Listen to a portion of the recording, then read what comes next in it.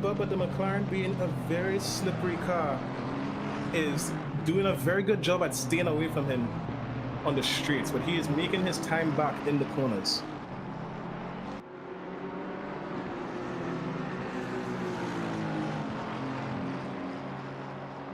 Just take a sip of water here.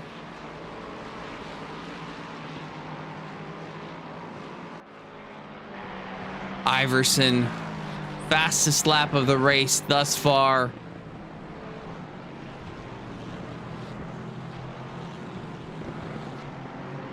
And Boothby chasing. So we're seeing that we are not looking at the leaders. The leader is Ramune in the number 777 Ferrari. You might be right. You might be right in that there are 3 classes here today. From the driver's briefing, we're looking at a platinum, we're looking at a gold. I see. So Ramune is the leader of the race overall, but he's also probably the leader in his class. Oh no! Goodness!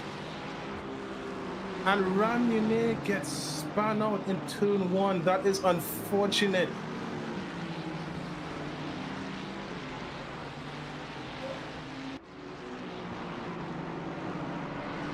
Dropping down quite a few places.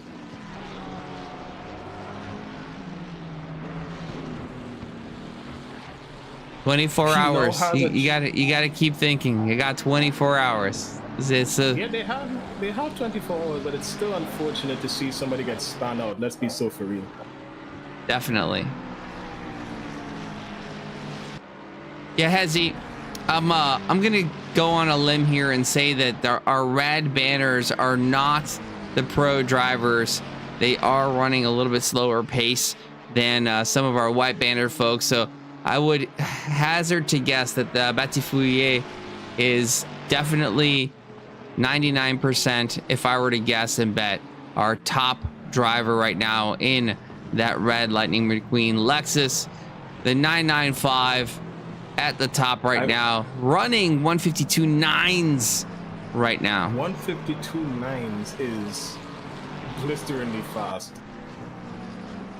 So I would have to agree with you. Batifuye might be the top driver as of right now, but as it is said, Iverson has the fastest lap. But that is subject to change through these 24 hours. And now we're looking at Gregory Bayati, trying to see if I can pronounce it in Spanish anyway, chasing down Boothby in the number 800 Lexus.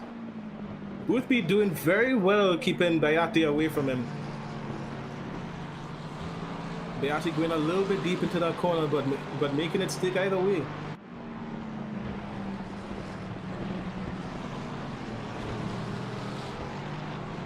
Yeah, and looking at our qualifying charts, Maxime Batifuye definitely had the second fastest lap of the qualifying session with a 151.347.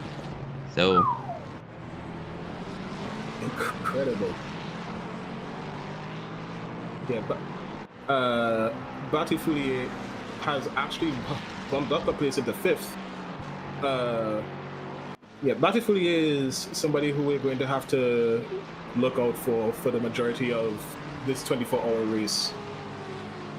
Because with those qualifying times, once he gets some clean air, he's going to be doing really well.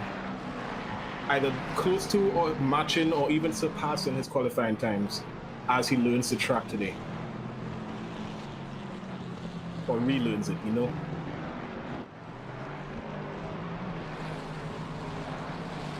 yeah, these folks up top are doing a fantastic job so far, but let's go down and see what else is happening here. We got Matteo Piccolo and Vince Cosa back to back. The McLaren, first McLaren we're looking at here, chasing down a Lexus. And trying his best to poke his nose on the inside to try and see if he can make the Lexus make a mistake, maybe drift him out wide a little bit. Anything to get that position up on him. But the Lexus is doing well to defend. Yeah, it looks like it's shaping up to be quite an interesting battle. We do know the McLaren to have decent speed, but none faster than the Lexus in the straight line. Now, fortunately for the McLaren, they've got some draft, some aero help on that long straight, so he's able to keep up. And Piccolo right there. And Hezzy, something I don't know if we've talked about so far, and I'm sure we'll have plenty of time to do so, is these folks are going to have to watch out for those track limits. You know, you get Agreed. 3, and then on number 4, get that drive-through penalty. Yeah, and that drive-through is going to be very dangerous for them because that is a drive-through 30, most likely. Sometimes you'll get a drive-through 20, but the drive-through 30 will take a lot of time out of your race from you. And 30 seconds in racing is a lot of time, enough to get you lapped. Well, on some courses, I think it's more so going into the pits, having some time to be stopped and then back out will get you that full lap situation. But for now, looks like we don't see any of those issues up ahead, any of the issues of penalties for any of these folks just so far. But again, we're only 35 minutes into the race and many more minutes left to go, and so many battles that are still brewing. Boothby looks like has caught up to the driver ahead, now charging at Iverson. And let's see how that one goes. That place away from Iverson. Boothby is charging up. Oh, and he's going to make a move to the inside of Iverson. He will have a bit of an advantage going into the corner, and he makes the pass on Iverson. George Boothby making the pass and moving himself up into 6. But now he's going to have a very slippery Ferrari chasing after him. And as we know, Ferraris are very good in corners.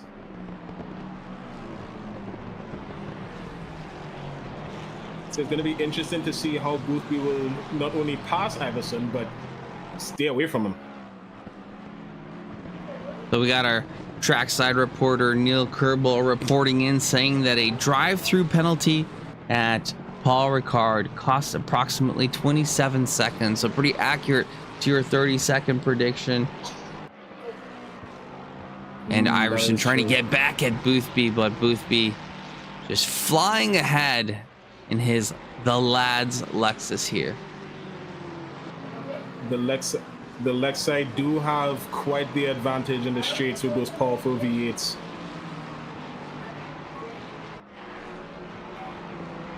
What I'm finding interesting is the lack of Mustangs in the race today.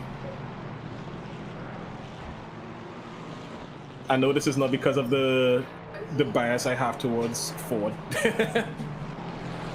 That is interesting. The Ford, at least at one point in time, had really decent top speed, but I suppose these sweaty tryhards very likely know the cars that are the cars to pick, and looks like the Lexus is a favorite, the Ferrari, the McLaren sneaking in with a couple of representations there. But if I were to guess, and it's an early time to be guessing things, as a very, very early time to be guessing things, that Aston, that V12 Aston, is probably going to be a fan favorite.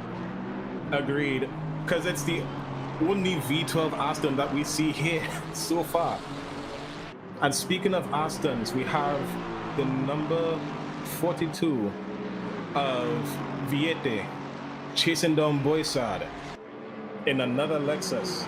Boissard doing a very good job at staying away from the Aston Martin, but that may be subject to change at the end of this straight, Eric.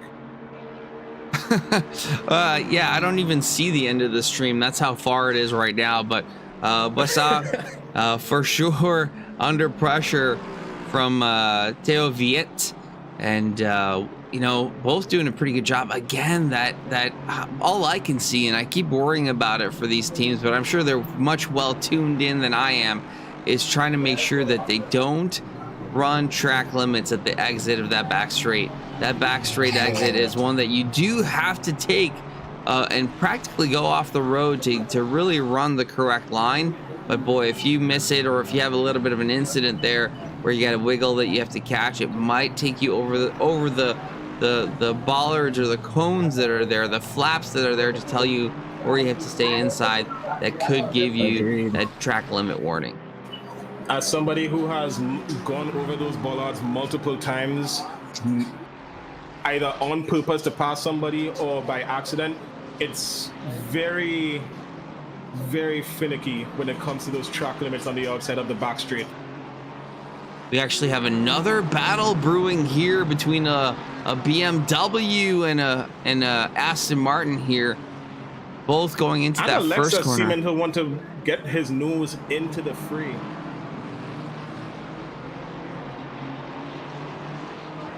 The Lexus is going to want to get his nose into the fray. And another Aston Crispy. Oh my word.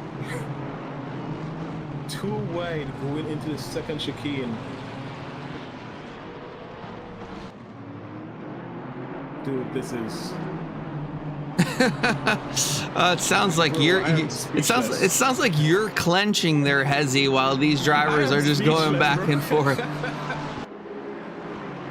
Like as somebody who's usually a victim of getting punterinoed from moves like that, it scares me to see when people are getting that close to each other into a corner. I'm getting flashbacks to like Monza Turn 1. And it seems to be leaning towards a 3 wide going into the back straight. You know what? This is what I think I'm gonna do here. I'm gonna go into the view of the Lexus and watch them battle up front. Yes. This is the view from a name that I can't pronounce. Your guess is as good as mine, my friend. Looking down to see Billet and Killian Wally fighting for 31st place right now. Looking at the heels of the BMW.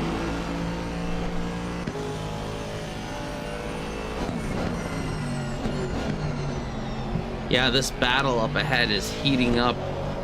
Quite a few cars involved as well. You're looking at effectively 1, 2, 3, 4 cars ahead in battle with the likes of Guiche. That's the best guess I've got. Guiche is we are looking at Guiche right now. Ahead of him is Ferrier, Pilet in 32nd, and Killian Wally in 31st. So it's a four-way battle between the Aston, the Ferrari, the Lexus, and the Beamer. And actually what's interesting is we're looking up ahead, but if you look into the rear view screen of Guiche, you got Arthur Clement right behind, also challenging for this gaggle of positions. Yeah, and that Porsche seems hungry to get a pass on Guiche coming into this right-hander. Backing off just to make sure things are safe, but I'm pretty sure that's not going to be the last that Guiche sees of that Porsche.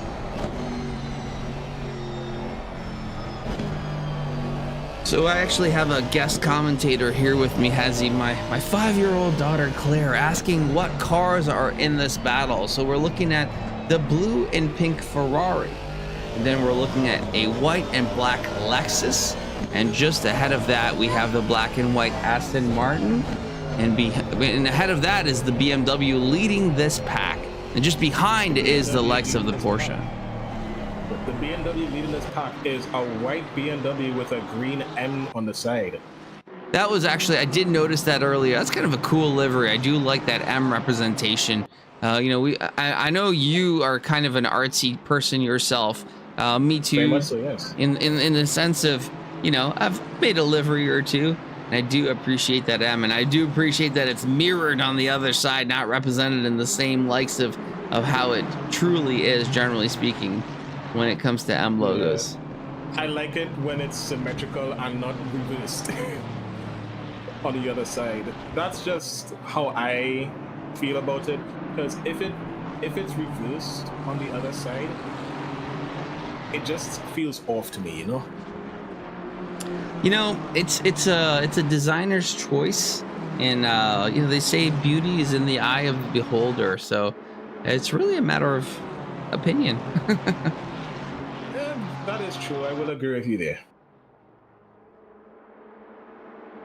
The BMW being chased down by Noel now. It seems like the Aston Martin has one of the Aston Martins has gotten past.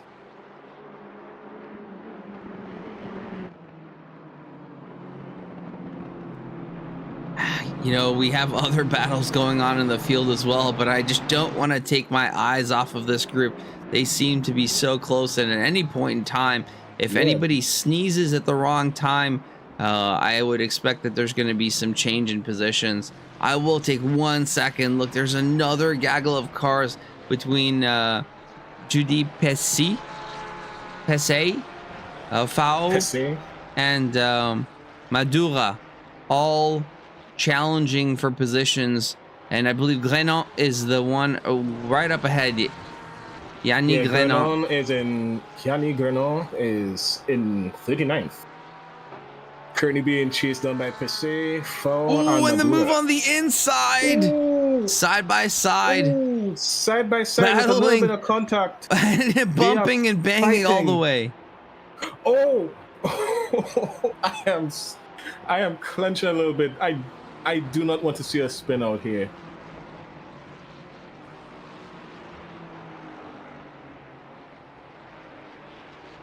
We are currently looking at Fu right ahead of Madura. It's the 4 Ferraris fighting for position. This is some incredible racing. Madura chasing after Fu. Madura taking a peek up the inside, and that will most likely be an off track for Madura. Trying to take a little bit of an ambitious approach on the inside, but unfortunately getting a bit of a cut on the corner. Oh, Clement gets a 5-second penalty. Hold on, we got some situations up ahead. Looks like the likes of Alex Ramounet going down the field for some reason was up ahead earlier, but we do have these red plates kind of getting farther and farther backwards, where we have the likes of Batifouye, Boothby now charging towards the front of the field. Yeah, Boothby is now in 4th. Iverson streaming along behind him in 5th. Bayati in 6th. Huertas in 7th, and Ramounet dropping down to 8th from being in the lead before. Batifouye has now found himself up into 3rd.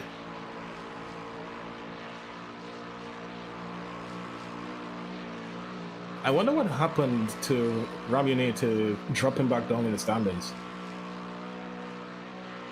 Yeah, I'm not sure. We have these changes happening, but again, Maxime Batifouye for sure leading the pack, and we've got George Boothby right there behind, as you would expect Boothby to be at the front of the field, charging and trying to find that advantage. Now, let's remember, again, a 24-hour race. It's definitely not going to be run. Well, you can't say definitely. We have seen folks run single-handed 24-hour races, and it's absolutely legendary. And you never know, they could. Oh, and Baruchello getting a drive-through. Let the games begin, folks. We are 47 minutes into the race here, and the drive-throughs have begun.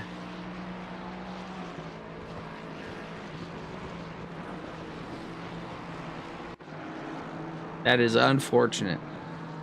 No, the question is, will he serve his drive-through at the end of this lap, or will he wait until his last lap before he gets a penalty for it?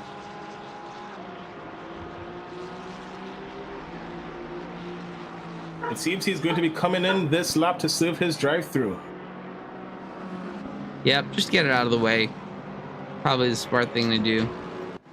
Yeah, it'll be good for him to get it out of the way instead of incurring a penalty. Bondour taking another 5-second penalty.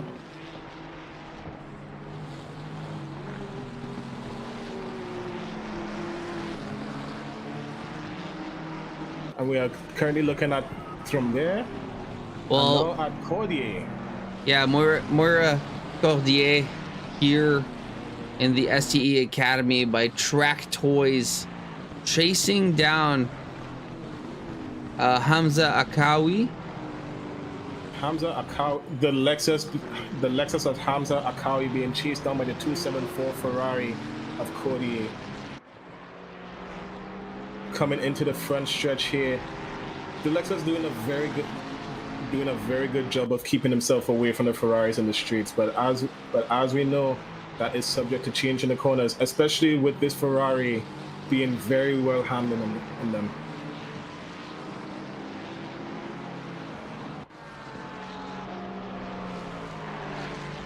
But the Lexus does seem to get a bit of a run on the Ferrari into the street and into these corners.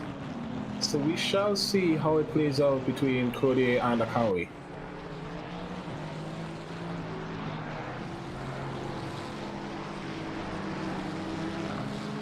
Yeah, Giannis Ganon here. Or, sorry, I should say, looking at another battle brewing between Giannis Ganon and Romain Fau. Giannis chasing down Ferrari on Ferrari action here. Giannis in the Iron Phoenix Racing, looking for an opportunity. Car ahead, going for a bit of a block, defending the position. All legitimate, of course, both right well inside the don't go across this path flaps. Oh, and the rear end of Greno giving out on him. Unfortunate for Greno, saving the spin, but unfortunately getting an off track due to it. That's going to result in a couple of positions and lost. Losing us place. That is unfortunate. Losing a place to what seems to be the number 30 of Burbo. Now another battle between the Ferrari of Herbert Calico and Mr. Barrichello, who has finally served his drive-through. Another battle brewing here. Two Astons and two Raris. It's funny how they've been kind of pairing up and packing up. The Belgian driver Naga here being chased down by the French. Oh, and Guich picking up a 5-second penalty from what seems to be an off track. No, that's probably just a stewarding action over there. Probably. Yeah, the off tracks don't just get you track limits. Naga and Ferrier fighting for position. Naga getting the pass on Ferrier on the outside of that long straight. With Guich now having to chase down Ferrier and try to poke his nose on the inside of that pink and blue Ferrari. Oh, Guich going in deep into that corner as well.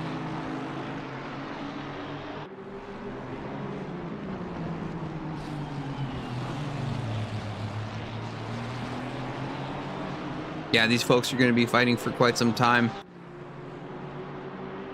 Here, Tom Ferrier, we pronounced it in the French way, is, well, actually Belgian, interestingly enough. Oh, they do speak French in Belgium as well, but...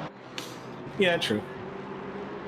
Now, having been overtaken... Flash to Naga, yeah. trying to be like, hey, I want to get a little pass on you, brother. Please and thank you. I don't think that's how it works, though, Hezzy. I don't think you... That's not how it works, but he's trying. May you please give me that position? No, I think not. You're gonna have to earn it. You're gonna have to fight me for this, brother. It's something I keep having to tell my kids. You gotta ask nicely. You gotta say please. Yeah, but you also gotta know when to accept no for an answer, because I don't think Naga's going to give him that place anytime soon. No, and now that Naga is ahead, looking for putting the pedal to the metal and building a gap.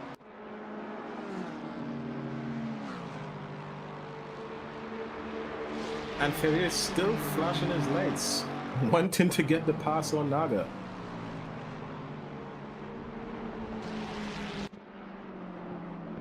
You know, I'm pretty sure I read in the driver's briefing that flashing your lights to let someone know that you're coming by is one thing. Spamming your lights is against the rules. Oh, well, let's hope Ferrer knows this, because if he flashes his lights a little bit too much, there might be some penalties included. Especially with the distance that Naga has on him, there's not really going to be a need for him to flash his lights for him to get by if he's too far to make the position stick.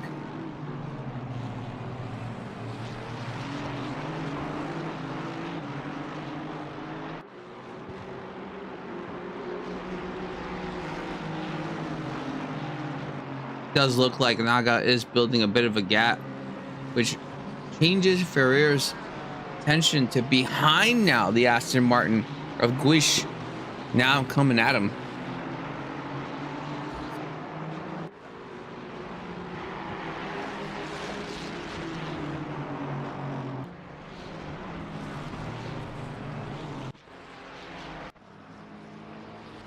More battles behind here. Grenell looking to try and see if he could poke his nose into the inside of Maduro, but not quite making it stick. But he is still nipping at the heels of his fellow Ferrari driver.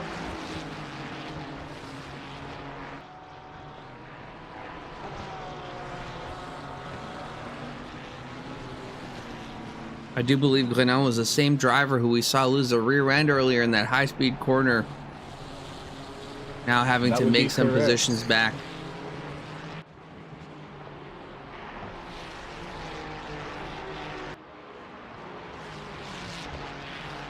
Now the question is Grenell close enough to get a toe off of Maduro's draft?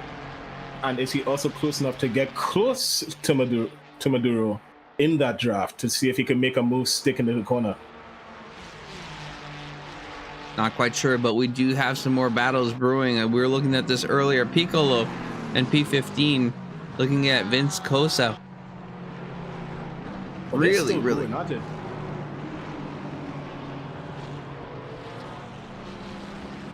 One of the big problems, Hezzy, is when you have that straight line speed of the Lexus, you can do all the work in the tight, curvy, turny parts, but it's not very hard to go fast on a straight.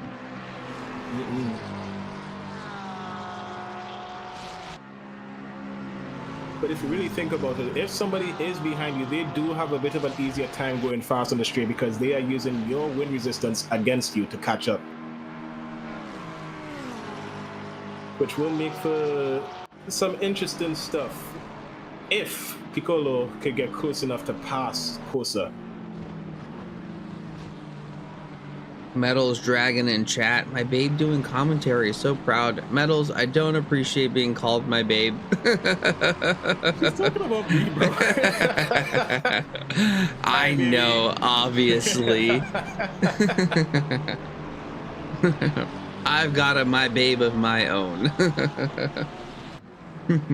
Thank you for being proud of me, baby girl. I appreciate it. But yeah, Cosa are doing a very good job of playing keep away from the McLaren of Piccolo. Oh goodness, we had a bit of an issue here. Let's go back and see if we can find what happens here in the replay. Oh, just miss it. Slow for some reason. Lots of drivers having to avoid. Huertas dropping down to 13th behind Araujo, and with a Porsche now looking to have to try and see if he could fight Huertas. Now we are back. So here, Iverson. here's an appropriate usage of the flashing of the lights. Boothby now coming across some blue flag black back markers while we have the likes of Iverson chasing Boothby down. So it is critical for Boothby to get through these cars as quickly as possible. Now they are being quite brave, absolutely sending it, but Iverson right there really challenging Boothby. 0.3 seconds between the two in this final sector here, and Boothby under a lot of pressure trying to get through the traffic here at Paul Ricard. Agreed, Derek. The number 3 Ferrari nipping at the heels of the number 800 Lexus, trying to see if he could make a move that could stick and get the pass on the lads 800 Lexus. Seen a lot of blue flags flying on the track, so there may be a lot of back markers coming up. And as you said, that is going to be the appropriate use of the flashing lights trying to get by.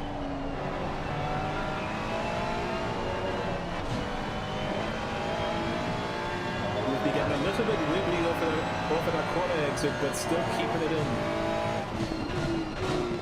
Oh, another back marker coming into play for both. Iverson and Boothby being brave as hell, passing that back marker at the speed that they're going. Fighting tooth and nail. One to get away from the Ferrari, the other one trying to get to and pass the Lexus. This is incredible driving to me, and we haven't even made... Well, we are 52 seconds away from making it to the top of the hour. Absolutely. The hour is almost up. 59 minutes have passed, and we have been seeing some incredible battles. Boothby and Iverson being the highlight at the lead of the race right now.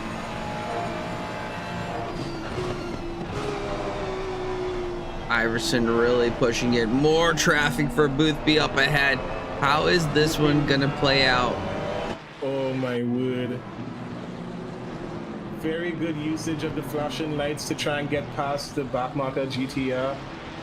The 112.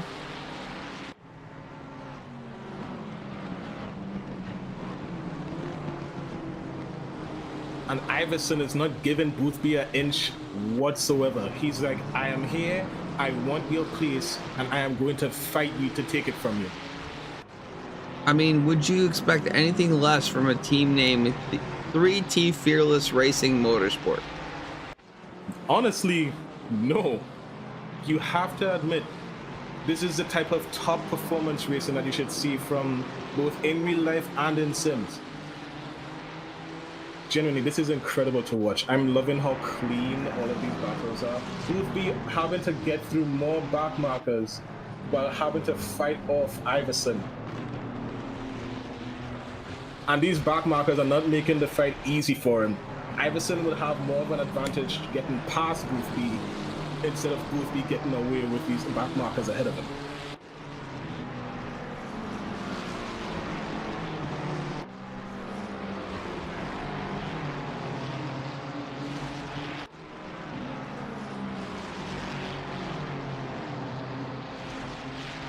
And we have now an hour has passed into the race, and Iverson doing anything he can to get past that back marker and get back into contention with Boothby.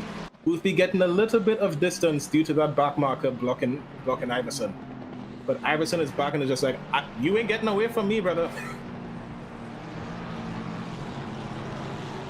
So I'm having a look to see who are in these teams. So in the Fearless Racing Motorsport, we got Iverson, we got Aeon, we got Palowitz, and we got Debon. All looking pretty spicy with a P5 qualification in that Ferrari. What a legendary qualification, really strong. However, you can see it here in the fight against Boothby as well. Right, and in the P10 qualification of the lads, now Boothby having done a great job getting up there into P2 now, you have Boothby, Walsingham, Honzink, Barrier, and Milanowski. The streamers galore there.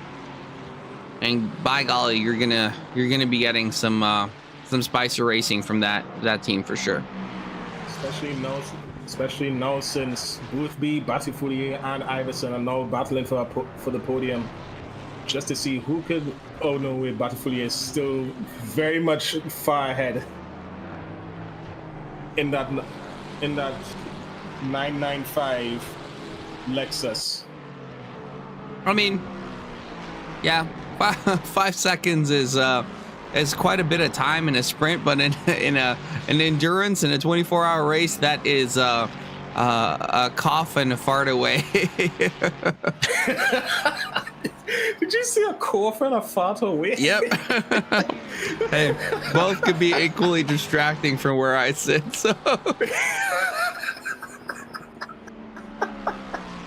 You know what? I can't even blame you. You are absolutely correct because, as you said, it's 5 seconds. 5 seconds in a 24-hour race is not that far. I mean, look, either one of those things at the right time or the wrong time, you know, could result in a pretty severe situation, especially if you're going through that high-speed right-hander at the end of the straight. That is quite a challenging corner if you are get interrupted by some bodily action that happens at the wrong time.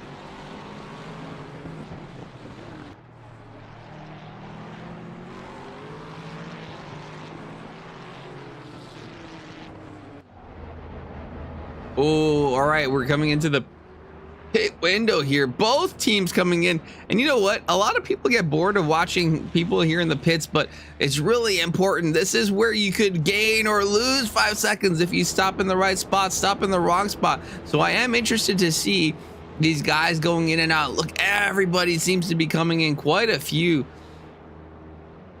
here. Pitch strategy is also very important when it comes to endurance racing, Eric, because one wrong move in the pit could be the difference between a podium and being outside of it. I'm curious to know. Looks like we got the 800 rolling again. Boothby staying in the car. Where is that number 3? Right behind him. Oh my goodness, but you've got another car ghosted in there. What is gonna happen here? This is going to be interesting. Someone's going to have to I think Iverson's going to have to back off. And they're out of the pits and back into the fray, fighting against each other yet again. Wow. They must have had absolutely perfect pit stops for them both to have come out in practically the same spots. And unfortunately for Iverson, Boothby comes out first. Yeah, back into the fray. Behind the Lexus yet again. I will say though, they gained 2 seconds on the likes of Maxime Batifouye. So that is where that 5 seconds really ends up being nothing. It's down to 3 now with both Boothby and looks like Iverson's out of the car with Palowitz in there now. So Palowitz is now in there. Now Hezzy. There's multiple things that could go into this little switch here. Is it that Kai Palowitz is going to be fresh, ready to go, kind of on it right from the get-go, and really challenge Boothby in this first stint of his through this 24-hour race? And that maybe, let's say maybe the likes of Iverson, maybe he was settling into some fatigue, some tiredness, or is the consistency and the repeat back-to-back stints going to be something that's going to be in Boothby's advantage now that he's warm, he knows what's going on, and he has kind of, it's not a new thing for him, right? He's got the fresh tires, he's going to be going hot and hard in the second stint for him. Yeah, he's double stinting as we could see here, and as you said, that will be a very interesting thing to see because Palowitz, he's fresh, he's new, he's just come out the gate, ready to go after Boothby, but Boothby is seasoned on the track as of the hour so far. So let's see if the consistent changes while Boothby gets himself more rubbed into the track will, be an advantage to him. He's already gotten a good distance away from Palowitz. Yeah, 1.3 seconds. Not only that, but he has now closed down the gap to Batifouye to 1.5 seconds in a blink of an eye. Just a second ago, we were talking about coughs and farts, and here we are only a second and a half away from Maxime in P1, and Boothby is on a charge. Yeah, Boothby is going to be making Lightning McQueen shaking his OZ rims at this point in time. As the number 800 Lexus has his sights set on the 995 Lexus of Battifulier. Only thing he has to do right now is get past this Aston.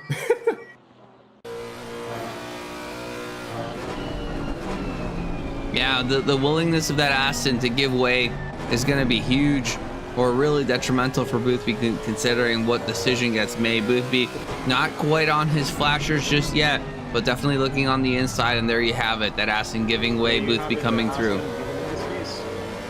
Boothby is now looking at that, at his fellow Lexus like, I'm coming for you, boy. The gap going from 5 seconds to 1.5 to less than a second now. Boothby is on a charge. 9/10 up, looking to see if he could make the pace to get up to catch up to Battifulier. You know, Battifulier has some very clean air up in front after making it past most of those back markers. Yeah, and while that's happening, let's go down and look at some more battles between the V12 and the Porsche here. My favorite car in the race so far, the 293 of Ghoukasian versus the Porsche. But I'm thinking the Porsche might be a back marker. It is not a back marker. That is for P14 and 15. Ah, okay.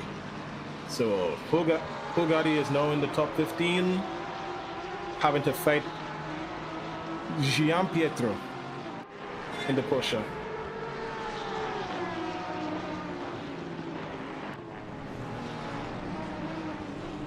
As I said before, this is probably going to be my favorite car in the event because all of these more modern GT3s, and we have a GT3 car from yesteryear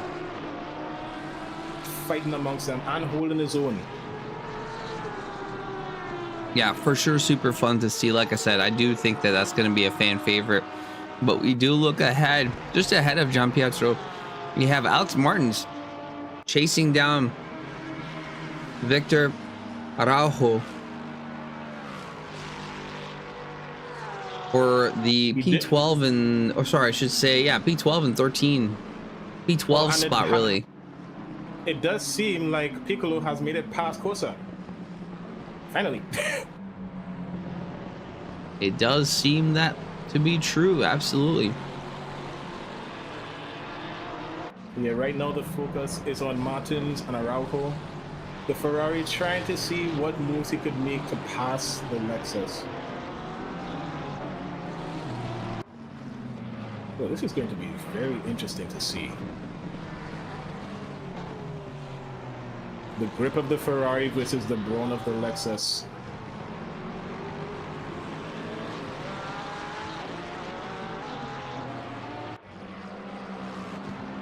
The Lexus getting out on the favorable end of the stick there as both of them have to pass the number 54. But Martins is still going to be on a charge to catch up to Araujo.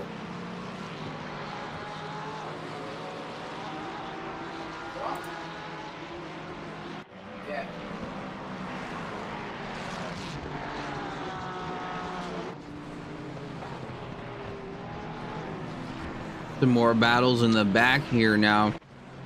Going down to the P28 spot, we got Boutelier facing down Huertas. Side by side now. Once having the outside, now on the inside for T1, Boutelier Lucas. Just making his way across Terrence. Boutelier having a very easy time passing Huertas. But we have to admit, Huertas may not want that pass to stick. He will probably try to make a pass back on Boutelier. I doubt that's going to happen, Hezzy, because there's already over a second gap built between the two. You never know, that second gap may be brought down. With what, Hezzy? What would ruin that a second gap?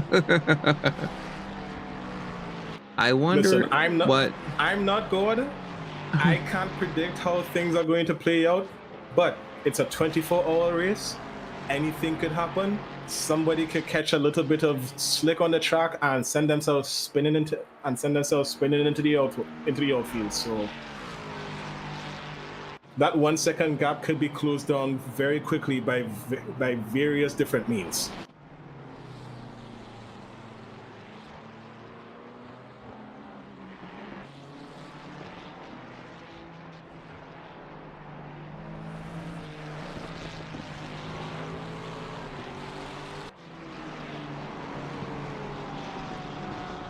And I have to agree with Nyoka in the Twitch chat, Eric.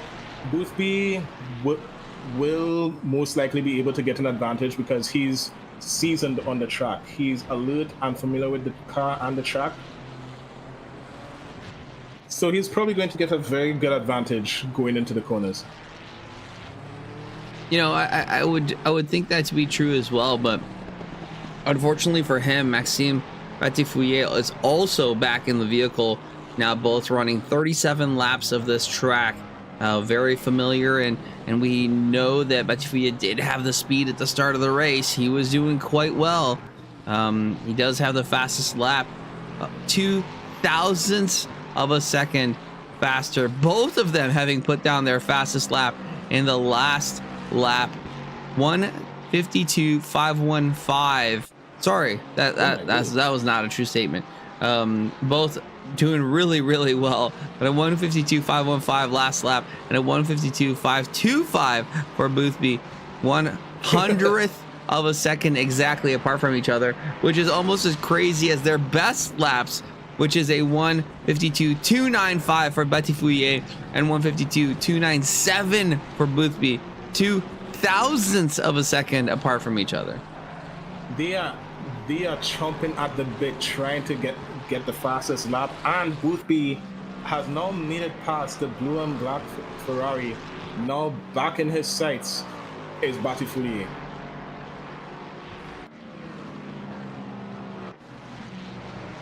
We do have some battles closer to the top though. Christers Podens. Number 6 of Podens going up against the 456 of Materus in the BMW. Yeah, Cyril Mateus in P8 here being chased down. Looks like he's got a decent go, but it does seem like Christers does have a faster last lap than the likes of Mateus. And now the draft coming into play. He is close to Mateus, so that draft, as you said, will come into play here, especially down this very long straight. The blue flags are out, so there may be a chance for Podens to pass Mateus, either at or before. Ooh, that was a very ambitious move to the outside, but unfortunately there wasn't enough room for him to make it stick.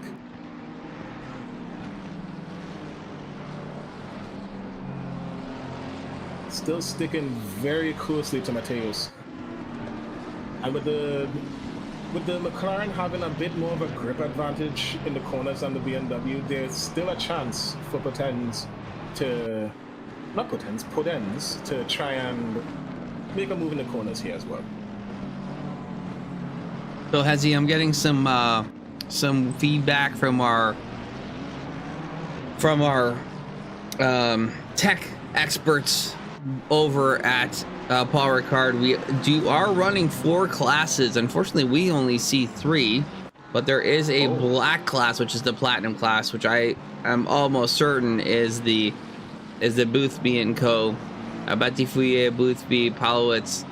I bet you those guys are in the platinum class, and then the gold classes are supposed to be in white. The silver class, in silver or gray as they call it, and then the red is the bronze class. Now, there happens to be a bug sometimes when you do, some of the different types of starts that places the lower classes up top, and that seems to be what has happened so far.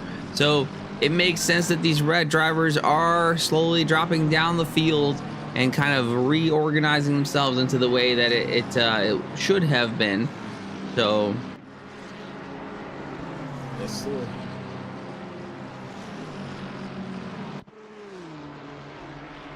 Puden's looking to see if he can make another move down this front straight. No, not front straight, what am I saying? The back straight. Oh no! He might get an off track for that one.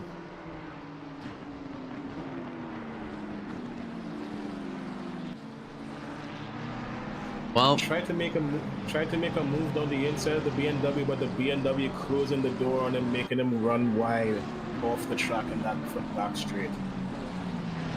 yeah, this battle continuing, and looks like they have some traffic coming up. Traffic, is that traffic up ahead? No, I don't think it is actually. I also don't think it is, but I can't be sure. I can be looking at the Delta. The red car is a lap car, but there is another car up ahead that is in the mix. Yeah, we have Kors and Bayati in 6th and 5th respectively. Yeah, and this the yellow black car of David Bachelet, probably.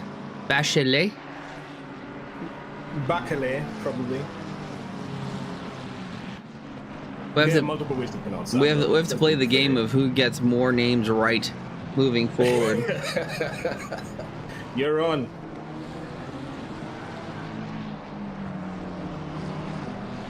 But yeah. But these three now coming back together. Cyril and Matthias in the middle, and the BMW sandwiched by the two McLarens. Not a very good position for him to be in, because you have a McLaren in the front giving him the tool, but a McLaren in the back taking the tool from him as well. And Bakshi moving to the side, and it's going to be a 3 wide situation down the back straight. With Matheus on the inside. Oh! The rear end of that BMW giving way a little bit, allowing for Matthias to get in front. Sorry, for Puddens to get in front. Puddens making that pass on Matthias in a very sketchy fashion. Whew. I was clenching my teeth for a little bit there. I'm gonna be so for real. Definitely was a thing. 3 wide going into the sweeping right-hander at the end of the back straight is a very risky and very rewarding move if you are able to come out on the favorable end of the stick of it. Matthias now being dropped down to 8th, and Podens looking to try and see if he can nip at the bit of Oars. Getting past a little bit of a lap car there.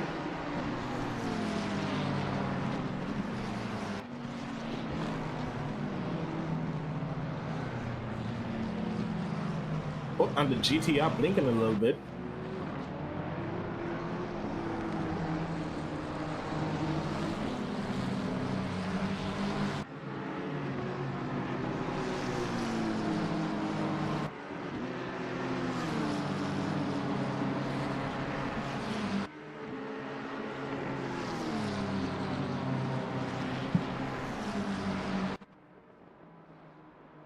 This has been incredible racing so far from everybody involved.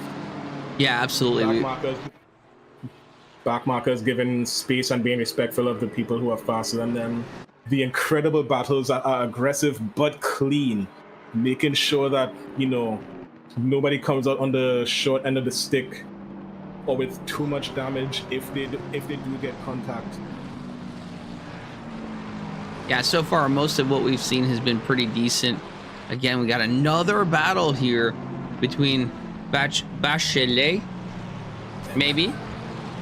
Probably either Bachelet, Bakshi. We don't know for sure. And Araujo. I mean, that was a pretty good Kuzya. guess. I think I would go for that. Victor Araujo in P12 here, chasing down David just up ahead. Flashing of the lights coming, letting them know that, hey, I miss you. I just want to be a little bit closer. I just want to be close to you.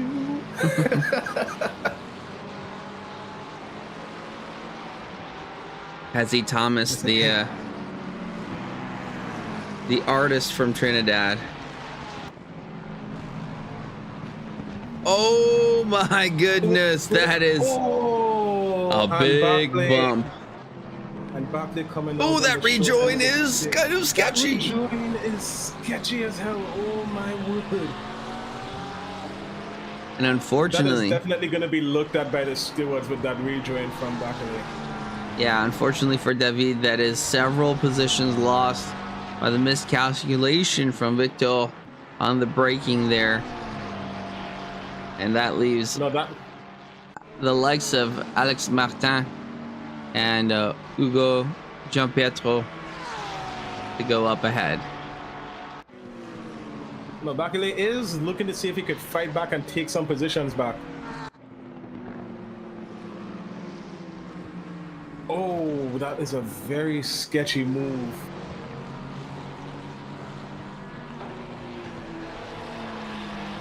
Yeah, I fear these guys are going at it pretty hard. Again, lots of racing left on the clock, and we just don't want them to get into a sheesh situation. Yep. And the sun is starting to set on Paul Ricard.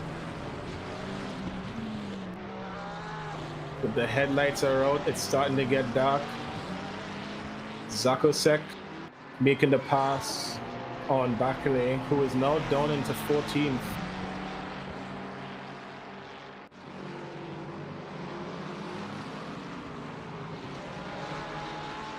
Ooh, a bit of contact between Zakosek and Bakshi. Zakosek taking the opportunity to go across the track. At a fairly high speed, I might add. Would that be a stewarding thing? Possibly. It depends on... Oh, we have a car turned around. It seems to be... Yep, it's Araujo who has been turned around on the inside of the second chicane. Let's go back and see what happened here, Hezzy.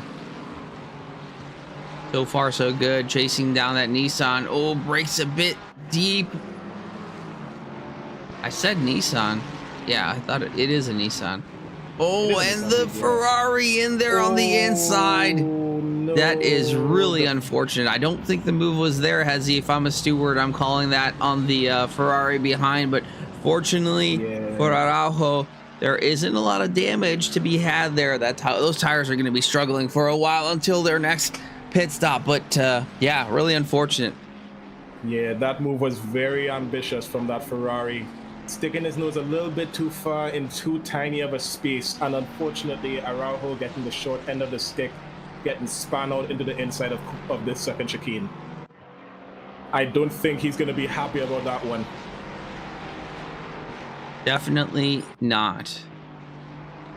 But we do have some more battles, which is awesome. We're an hour and a half in, and we just keep going. Ayub El Hanouni here chasing down the likes of Adam Mastrin. Okay, so I'm looking at what Neil says here. It's essentially French Beachley said Bechelet. French Beachley. That's hilarious. Speaking of which, Beachley is in the chat. What's good, Mr. Beach? Unfortunately, Mr. Beachley, there is not. There are no Trackalicious cars in this race, but maybe we could partake in the future. Maybe. Unfortunately for now, we are not in this one. Maybe next year, maybe the year after. Who knows? Oh, the Lexus in the back going wheel to wheel with the Ferrari there. They are going ham, fighting each other for that position. It's the Red Bull Ferrari of name that I can't pronounce, especially with my accent. I'm going to butcher it. Going up against Cordier, who is ahead of him. Unfortunately, the Lexus that is with him is a backmarker.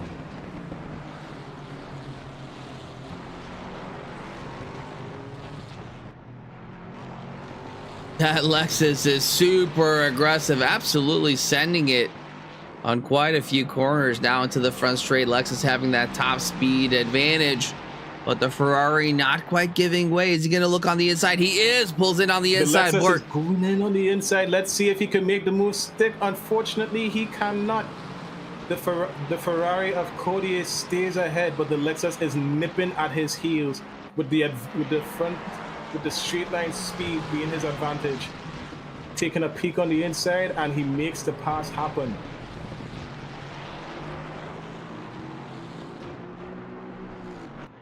Tom Boat. I'm sorry, I can't keep my face straight saying that name.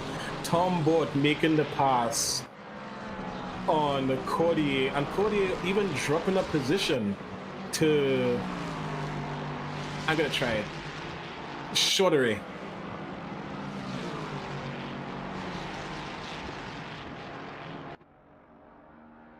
Thank you, Neil.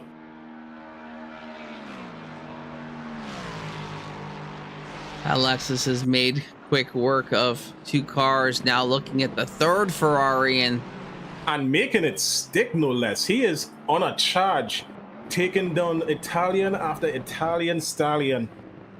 That is incredible work from Tom Boat with the 240 Lexus.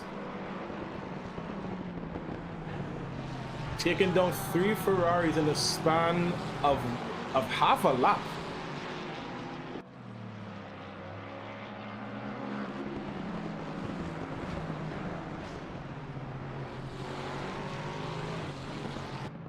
And Tyler saying he will see us in a bit. Now we got a crack team of commentators here for today's 24-hour race, and let's go back to Ayub El Hanouni. Ayub here chasing down the likes of Adam Mistrin. It's another Lexus chasing down another Ferrari. Ayub gonna have that straight line advantage as long as he keep it together in the corners. A little bit of sparks coming off of Ayub's car as he goes through the first half of the second chicane, gaining some ground on the Ferrari of Mistrin. Let's see if he'll be able to pull a toe off of Mistrin into this back straight. With the Lexus having the advantage of straight line speed, it's not going to be too hard.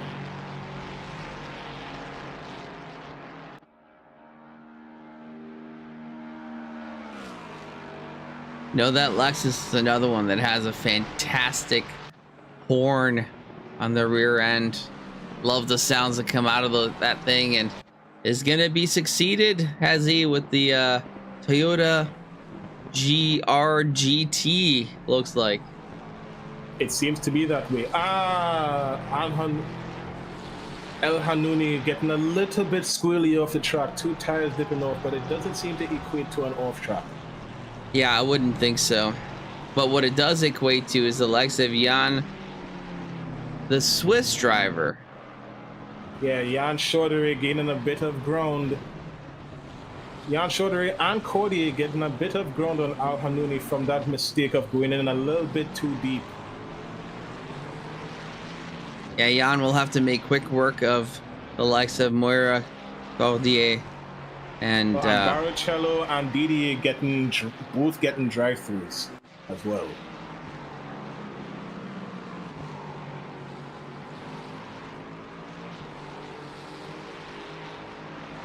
Yeah, Chaudhary screaming at the back of Cordier like, "Let me pass you! Come on, man!" And will he get the pass? He's making a peek down, but he doesn't get it. And Moira Cordier doing their best job of impersonating Gandalf with his "You shall not pass." And Chaudhary trying his best to be defiant to those words, being like, "I am going to pass you by hook or by crook." Well, let's just losing a bit of ground into the chicane, but may be able to gain it back into these coming corners. Well, let's hope that the Let's hope that the pass is done by hook and not by crook. I pray it be that way because I would hate to see some damage come from that. Mistrin getting passed up by El Hanouni, finally. Got some comments in sure. chat. Alex pointing out that a Red Bull livery in sim racing is an immediate red flag, but I think we can safely say that Jan and the RB racing team have been doing pretty well so far, pretty respectful. No persons, cars, or walls have been hit thus far by this lovely looking Red Bull car. And as someone who's usually a victim of getting the curse of the Red Bull, this is very good to see. It's good to see a Red Bull team that isn't trying to actively take out everybody ahead of them. Whoa! Oh, that is an interesting place to be in.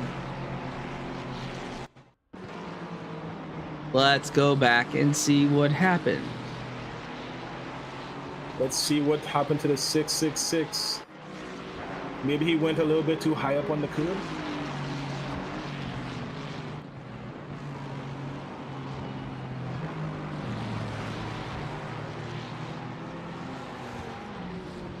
Oh, it was contact. And he was turned around by Ghoukasian. Yeah, that's really unfortunate for the likes of Dimitri Dad.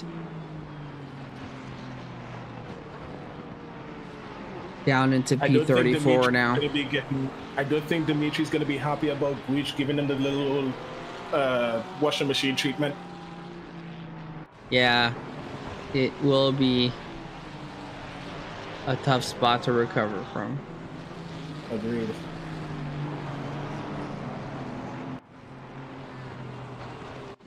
As the skies continually darken over Paul Ricard in France, we see Mateus and Piccolo still fighting hook and nail.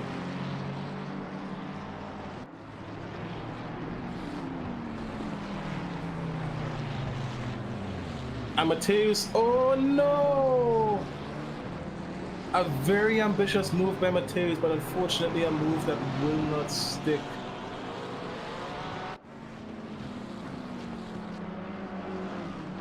He does end up losing a few pieces, and now he has Kosa biting at his ankles.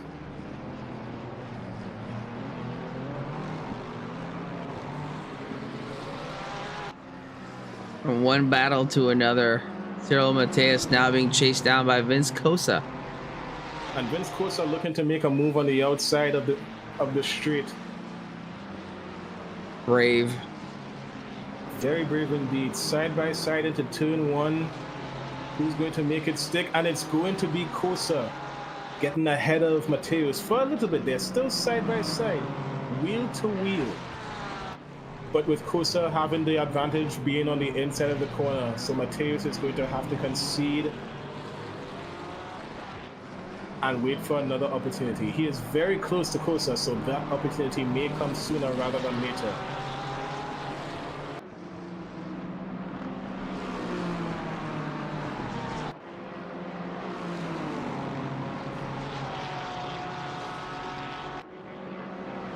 Cyril Mateus and the BMW still chasing down the likes of Vince Kosa.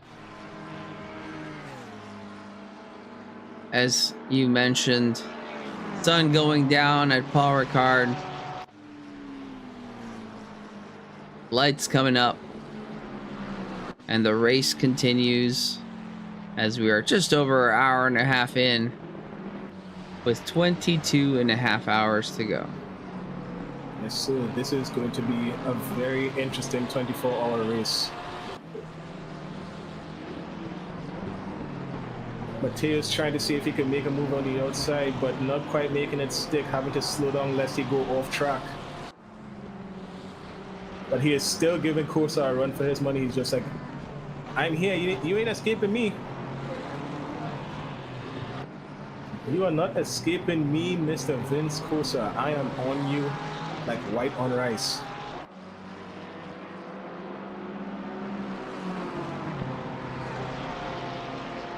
Problem for Mateus is That Lexus got some speed in the front straight and the back straight.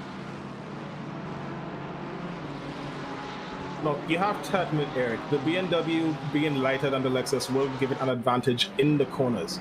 So that's where Matthias is going to have to use the weight of the BMW to his advantage, because he's not going to be able to catch Kuzya on the straights unless he is really close to catch that tool.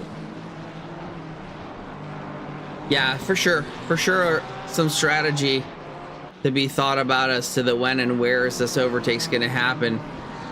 But Matthias has done a good job of keeping up with Kuzya and maybe tightening up the gap, and even at 0.3 seconds remaining, Matthias is going to starting to get pretty excited to make this happen. Yeah, Matthias is now close enough to try and see if he can make something happen into this corner.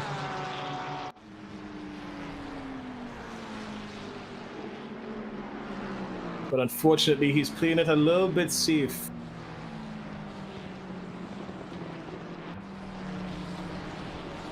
But using the lighter weight of the Beamer to his advantage, he may be able to get a move done on Kuzya, hopefully.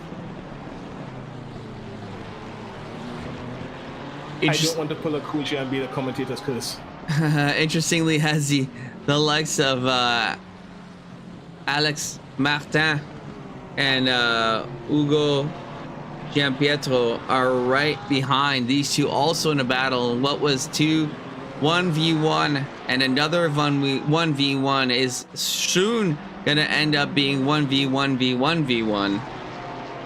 A fatal four-way of Lexus, Beamer, Ferrari, and Porsche. It's going to be interesting once Martins and Giampietro catch up. Definitely, and they have been over the past couple of laps. Only 1.3 between Alex Martin and Cyril Matthias. And that might end up being an even closer gap now that back marker has been involved in the fray. And it absolutely is.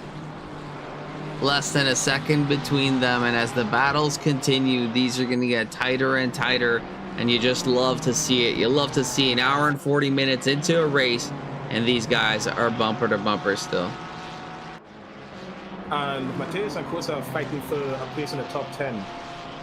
Well, they're already in the top 10, but a higher place in the top 10, if you know what I mean. Yeah, of course. Martins and Giampietro are going to be trying their hardest to not only pass each other, but also get themselves into the top 10 as well. Yeah, for sure. But as you mentioned earlier, it is a 24-hour race. Anything can happen.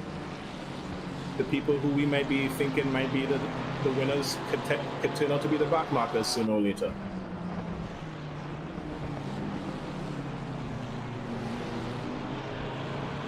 That's true. Doesn't take much, but this battle is looking absolutely phenomenal. On board with Ugo Giampietro. Ugo looking up ahead. A Ferrari, a BMW, a Lexus. Oh, Ferrari going wide. That is a back marker, though. It might be teammates. They look like they had the same livery. Possibly. Giampietro is now, we are in the eyes of Giampietro, looking at the battle between himself, Martins, Matthias, and Kuzya, as the gap between the both of them, all four of them, has closed in expeditiously. So that fatal four-way that I talked about might actually happen, especially as they come towards the back straight, where everybody's going to be in tow with each other.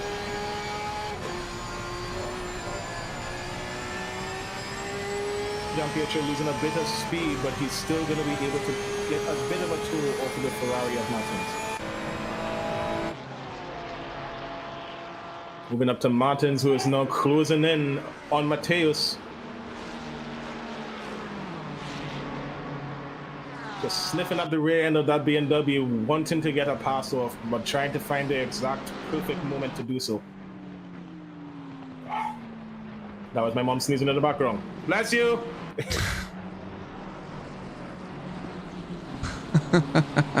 Hezzy. We have our friend Damien Philo in the Vroom car, also in a Lexus. One of the best. Might be teammates with Araujo. Potentially.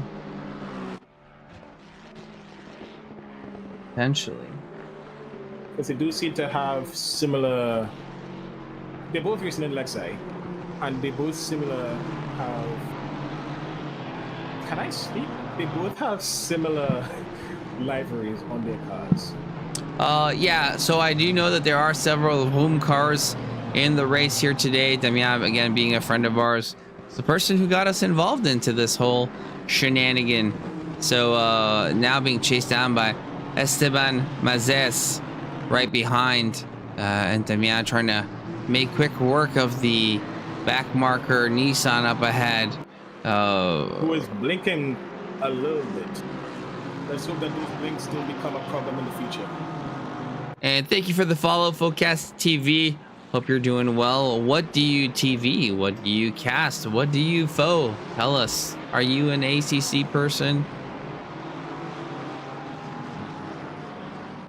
We are here, if you're just joining us, for a 24-hour race, the Telethon charity event that is being held in France, actually headquartered in Paul Ricard on the south side of France. And remember, everybody, this is a charity event.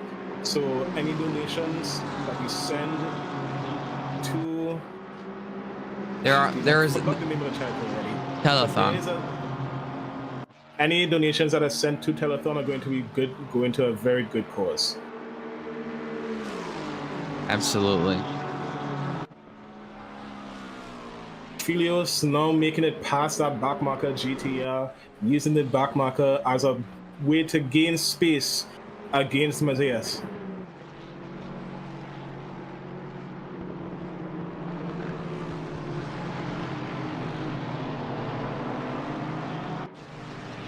Philo trying to run away, but we still have this battle between Martin and Matthias. Martin looking to try and take that position from the BMW. It has been for quite some time, but nothing coming of it. The BMW doing a very good job of defending. Now we are up looking at Bayati in the number 10 Ferrari. Making a pass on Hose in the number 7 Lexus.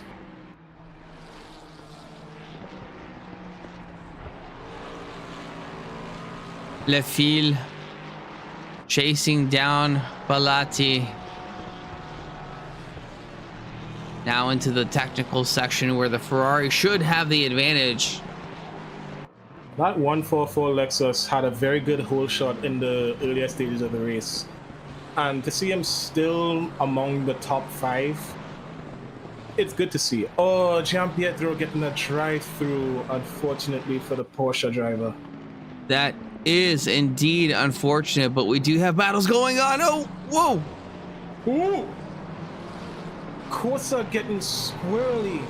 Let's go back and look at that. That did, I mean, it seemed like it was going to happen. These folks being really close to each other. Again, just not recognizing that there are 22 hours left in this race. They are going hard in the paint. 22 hours left, but they still want to fight and make up places. Oh, you know what?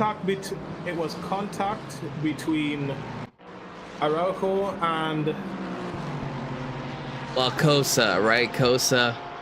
Kosa, and I'm trying to figure out what the number was of that Ferrari that he had contact with.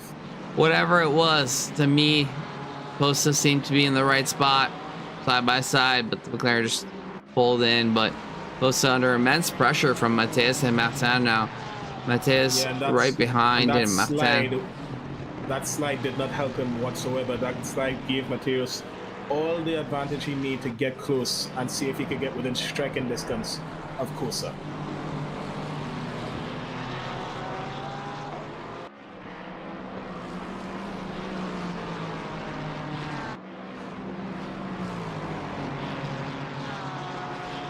So the many headlights are on and the street lights are on Paul Ricard as it gets even darker.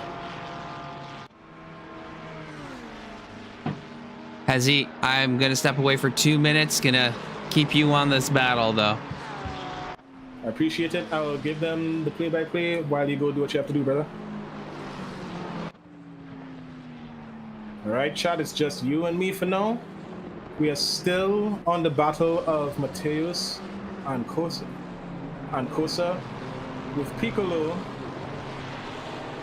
unfortunately seeming to drop back a little bit.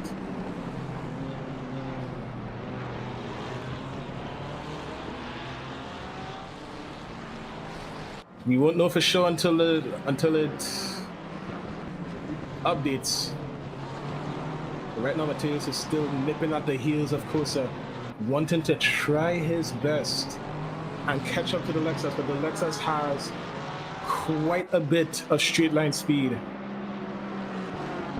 It was not Piccolo that dropped back. It was a different Ferrari that dropped back. It was Zakosek.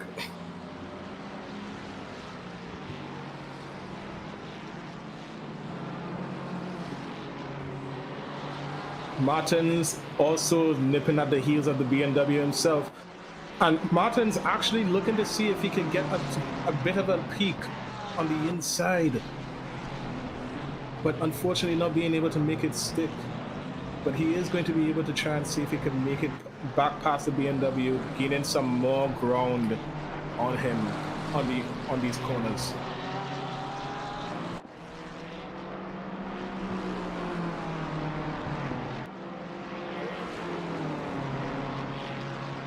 Coming down to the back stretch now. The BMW trying his damnedest to get a tour off of the Lexus of Kuzya. But the Lexus having the advantage of straight line speed, I don't think the BMW is going to be able to get him in the straights. However, the Ferrari is getting a good tour off of the BMW. The Ferrari getting within striking distance of Mateus.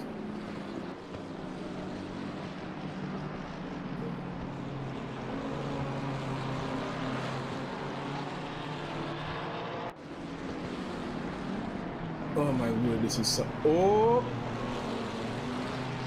Mateus getting dangerously close to the back end of Kuzya's Lexus. Trying to see if he could probably make a move up the inside. Very ambitious. Getting a bit squirrely on the inside. Will he make it? No, he will not. But will he get the over-under? No, he will not. But he is very close. Sniffing at the rear end of that Lexus. As Gianpietro goes into the pits to serve his drive-through.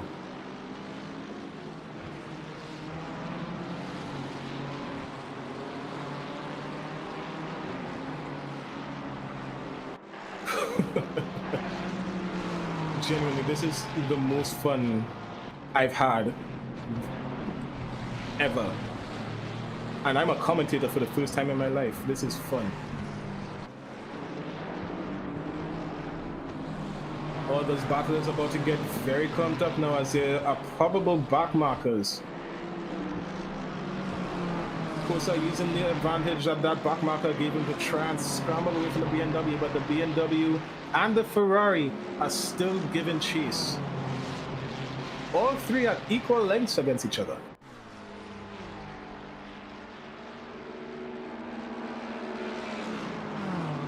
The Lexus flashing his headlights at the AMG ahead of him to try and get past, to try and see if he could use that AMG to put some distance between the BMW and the Ferrari behind him. The BMW gets to, and oh my word, side by side, as Mateus makes the pass on Kuzya. Kuzya unfortunately getting a little bit too squarely into that corner, but now it's Mateus's job to keep Kuzya away from him. The Lexus having the advantage in straight line speed, it will not be an easy job for Mateus. Mateus does end up getting a bit of distance, possibly about half a second away from Kuzya. But now Kuzya has to deal with the Ferrari of Martins pulling up to the side of him.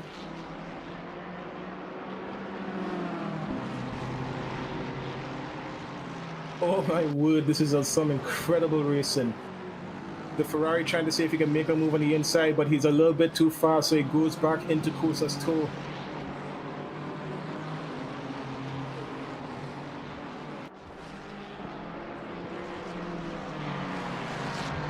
Thank you, Eric.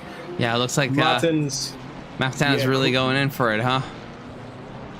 Yeah, Mateus has finally made it past Kuzya after some squiggliness coming into the last sector, and now Kuzya has Martins to deal with. And Martins is not going to make it easy for the Lexus.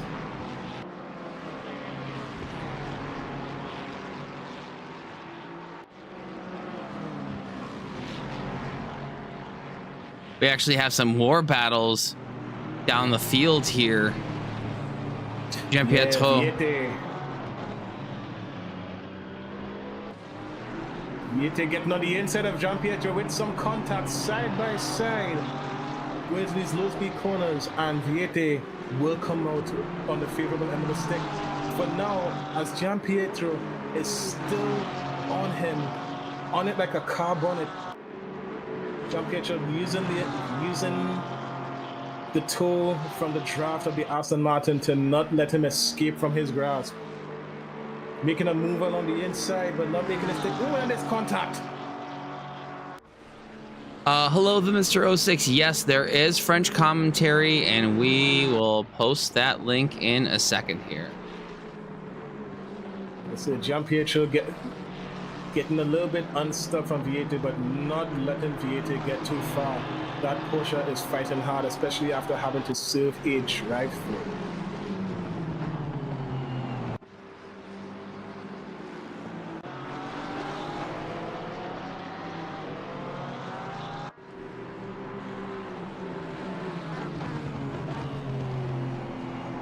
This is the most I've ever had to talk in my life. I'm enjoying it though. I got a 2-liter bottle of water just for this. That is awesome. I have multiple little liters of bottle of water, so. And Pietro is still in action though, chasing down Viete. Yeah, I should say. Pietro has been fighting a very hard battle. Unfortunately, having to pick up a drive-through, but at least he is not out of the top 20. There's another battle, a familiar one, Alex Martin and Kuzya. These two still back to back looking for some action. And the Lexus seems to be starting to catch up to the BMW of Mateus.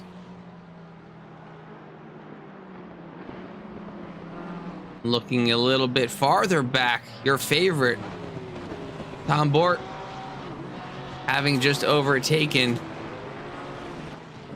Chiali. And Kali is going to have to deal with a drive-through.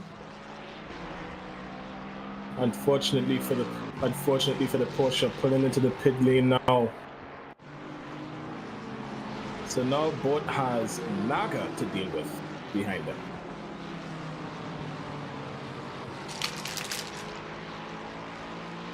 Yeah, this is continuing to look pretty spicy. You know, it's what's really cool is that we are now nearly 2 hours in when we still have so many battles going on.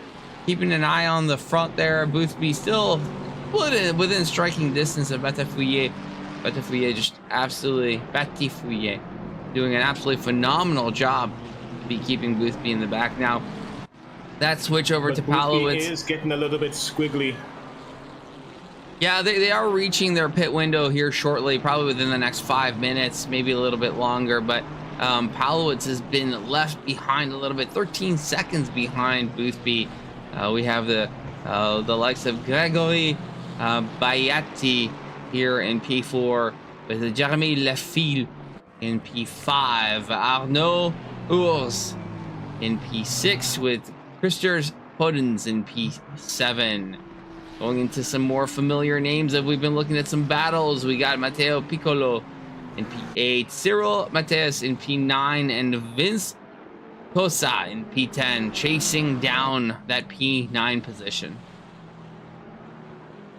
Yeah, Kosa is not going to be too happy about the fact that he has been dropped down a place. Because the higher up you are, the better it is for you.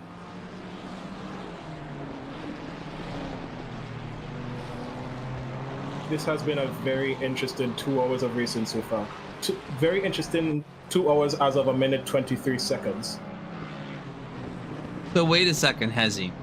Are you telling me in racing that you keep wanting to get higher and higher in the standings? Yes, that is something that every driver wishes to do. Yeah. One thing to say it, though, it's another thing to do it. And looks like Gianpietro is really trying to get back at it. He lost that position just a moment ago with a really aggressive move by Teo Viet, but just not letting go. Ugo really trying to get back into it. Another Vroom car, so a gaggle of Vroom cars here trying to make it work. Yeah, Ugo Gianpietro not giving Viete an inch. He wants that top 15. He wants it badly, and he is going to make sure that Viete knows, I am here, I am behind you, I am going to take this from you if you make a mistake.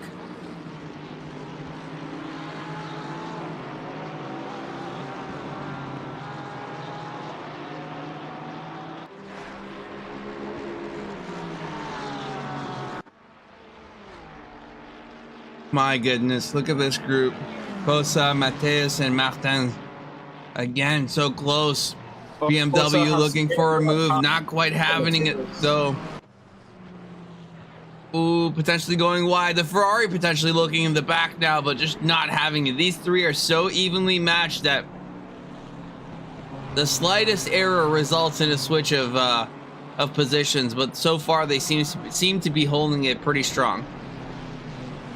Alex Martins looking to take a poke at the inside of the BMW whenever he gets a chance, letting the BMW know, I am here.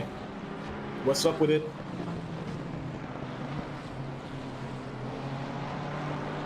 This corner is where Mateus passed. That corner is where Mateus passed Cosa. So I don't think Cosa wants to have that same mistake being repeated twice.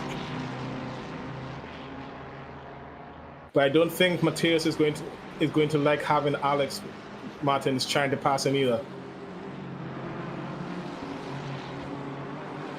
Now, what's really fun to see, Hezzy, is just looking at that track map. Track map is phenomenal. So many cars on track that you barely have a gap on the back straight, let alone anywhere else. And like you barely have a gap on the 2 front streets as well. But I don't think the second front straight should even be a straight. It's a little bit of a sweep and kink. You know what I'm saying? I mean, yes and no. That front straight is usually the longest straight in most tracks. It's just the back straight here at Paul Ricard is so much longer. Yeah, which is funny to think about. Usually, as you said, it's usually the front straight that allows you to pick up the most speed. Think of tracks like Circuit Catalunya, or even, Catalunya, Misano, Monza. The back straight and the front straight of Monza are the exact same length, too, which is funny to think about. That is pretty interesting. I didn't know that. Neil asking makes you wonder where all the ACC drivers are. Well, Neil, they're all in Europe. Most of them are. Yeah. As you can see, another track that has a longer back stretch than a front stretch is the Nordschleife. I mean, I guess it depends. And Martins going into the pits to serve their stints. Possibly get a new driver in there, and get some fresh tires. Yeah, let's go and try to look for some more battles here. I'm mad here. Another BMW, my beloved.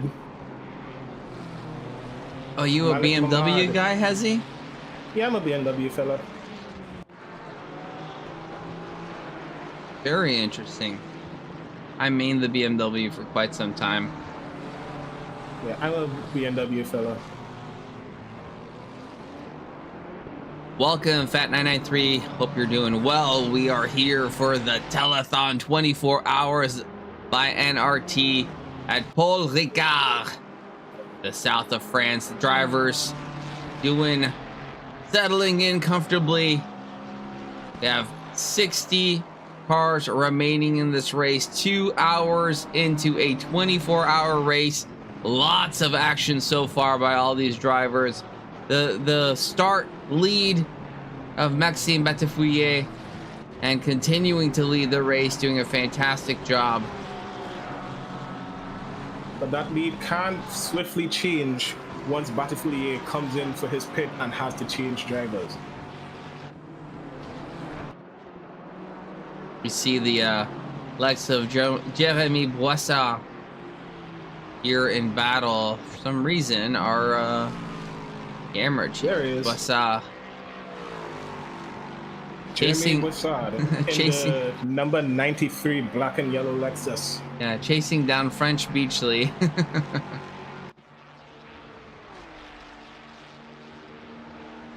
Unfortunately, our Beachley has a J at the front, not a D. Yeah. It depends on how you say it. It could be Justin. Justin The Beachley.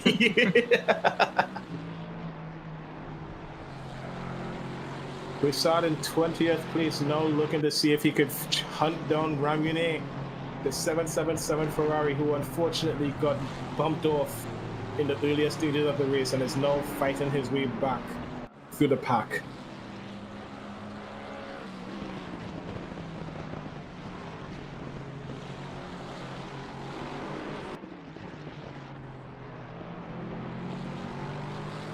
I will admit, I do like the liveries on a lot of these cars.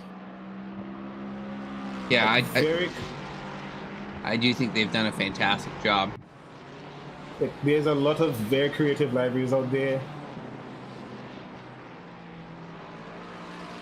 Like, I'm loving the black and green, the black and yellow. With the black and green of Jung and the black and yellow of Bussard. Those are some classic combinations for sure.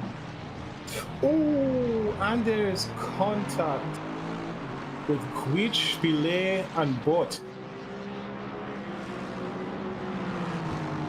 Gwich and Bot side by side down the front straight, looking to see who's going to be able to make it stick into the first corner, and Bot gets ahead of Gwich.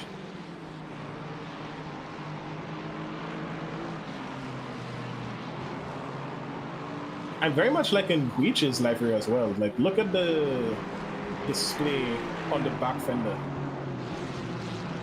Yeah, the comic book kind of like POW action you got going on in that back fender there. Yeah, that is very creative from Gwich's team. Gwich is a somewhat aggressive driver, but he is still keeping it within the means, not getting too jiggy with it, if you know what I'm saying. I do know what you're saying. And now night has fallen completely on southern France and Paul Ricard. The track is dark, the headlights are bright. It's going to make for some interesting racing at this time of night. Salut Malcolm. Bienvenue. And our French friends from Damien, Mr. Rubik's stream joining us. Bonjour. Well, Mateo's picking up a 5-second penalty.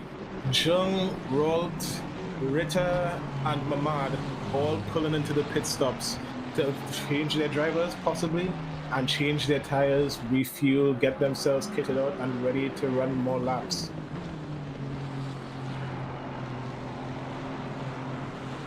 We've just been out for some time, so it's only a matter of time as to when he goes into the pits as well. Never mind. Guys, just charging into the pits. The uncomfortable pit entry, the uncomfortable pit exit, and we got our technical expert, Neil Kabuki, aka Neil Kerbal, in chat saying the 8-degree Celsius temperature could be a concern for graining. I have to agree with Nioka.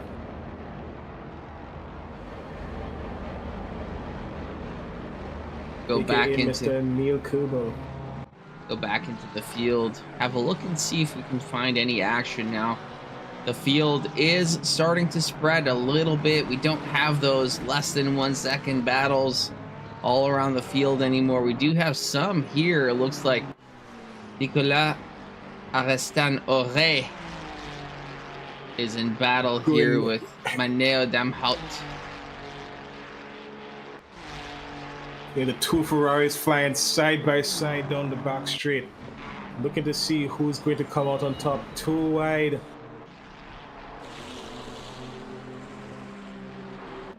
And it seems that Damhout has come out on the favorable end of the stick. But no, but they're back side by side. Oh! And that's Aristan Ore getting punted off the track by Damhout and losing his place. Oh, never mind. That's most likely a back marker, Aston Martin.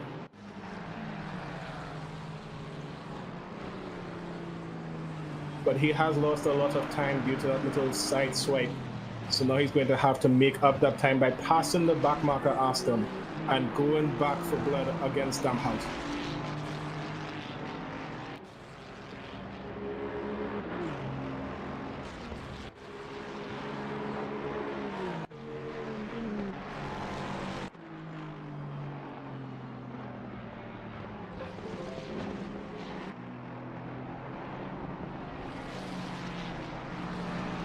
Gauthier Fagman Police in the number 29 Ferrari chasing after Pilet in the 96 Lexus. The Ferraris and the Lexus have been going at it neck and neck all evening.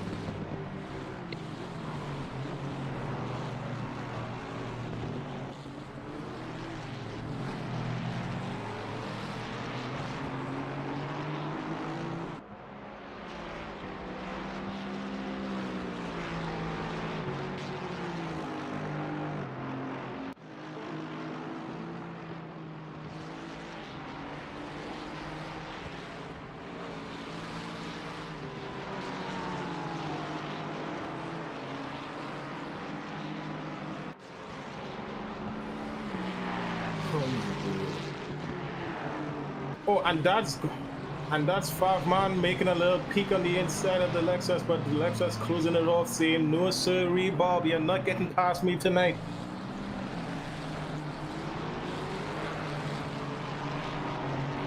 Lejard taking a drive-through penalty.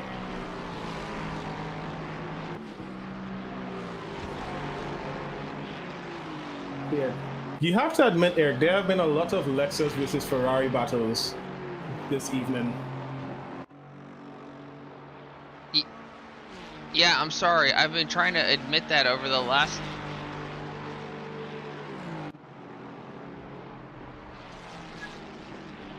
Yeah, sorry. I've been trying to admit that over the last couple of minutes, but my microphone just failed, and I'm trying to recover from that. So we're going to go to the alt mic here, and we're going to keep it going, but yeah, we shall adapt and overcome, Hezzy. Yes, sir. Fagman Police getting past Pilet in the number 96 Lexus, and now most likely going to get past Lejard because Lejard has to take a drive-through penalty. So now, if Lejard takes his drive-through penalty in this lap, he will now police will now have to go look after Shakme.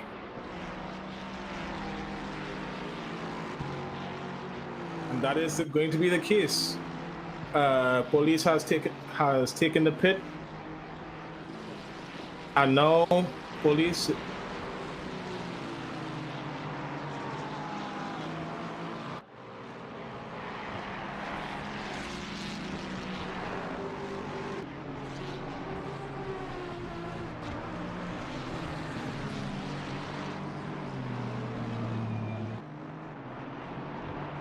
Yeah, and I don't think these two are fighting for position per se. Yeah, I believe they are, Chrono. 2:15 in, and we've seen probably 3-4 DTs so far.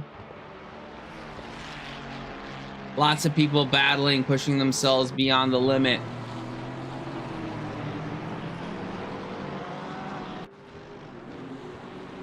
And here in the Lastic Racing team, we have Noé Lafrogne chasing down the likes of Axel Ramounet. Oh. So, dipping into the pits. But now chasing down Manuel Wright just ahead. We gotta swap the accents here. It's a German driver, but probably more like Manuel Reiter for that P20 spot.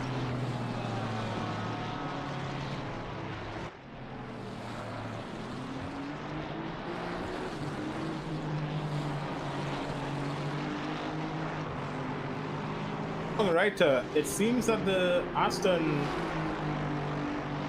is probably going to make a very, very cheeky move, either the outside or the inside. Which way is he going to swerve if he goes to take this move? He's going to take the move on the outside. Flashing his lights, let me get by, please. Unfortunately, the Ferrari closing the door on him. Now he'd have to take his chances on the inside. Let's see if he can make it stick.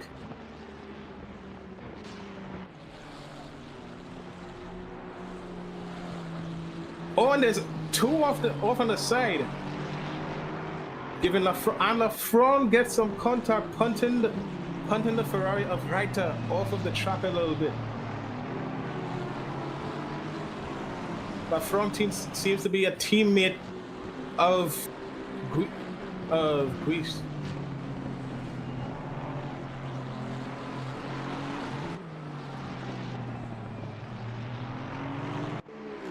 We have more battles up front here.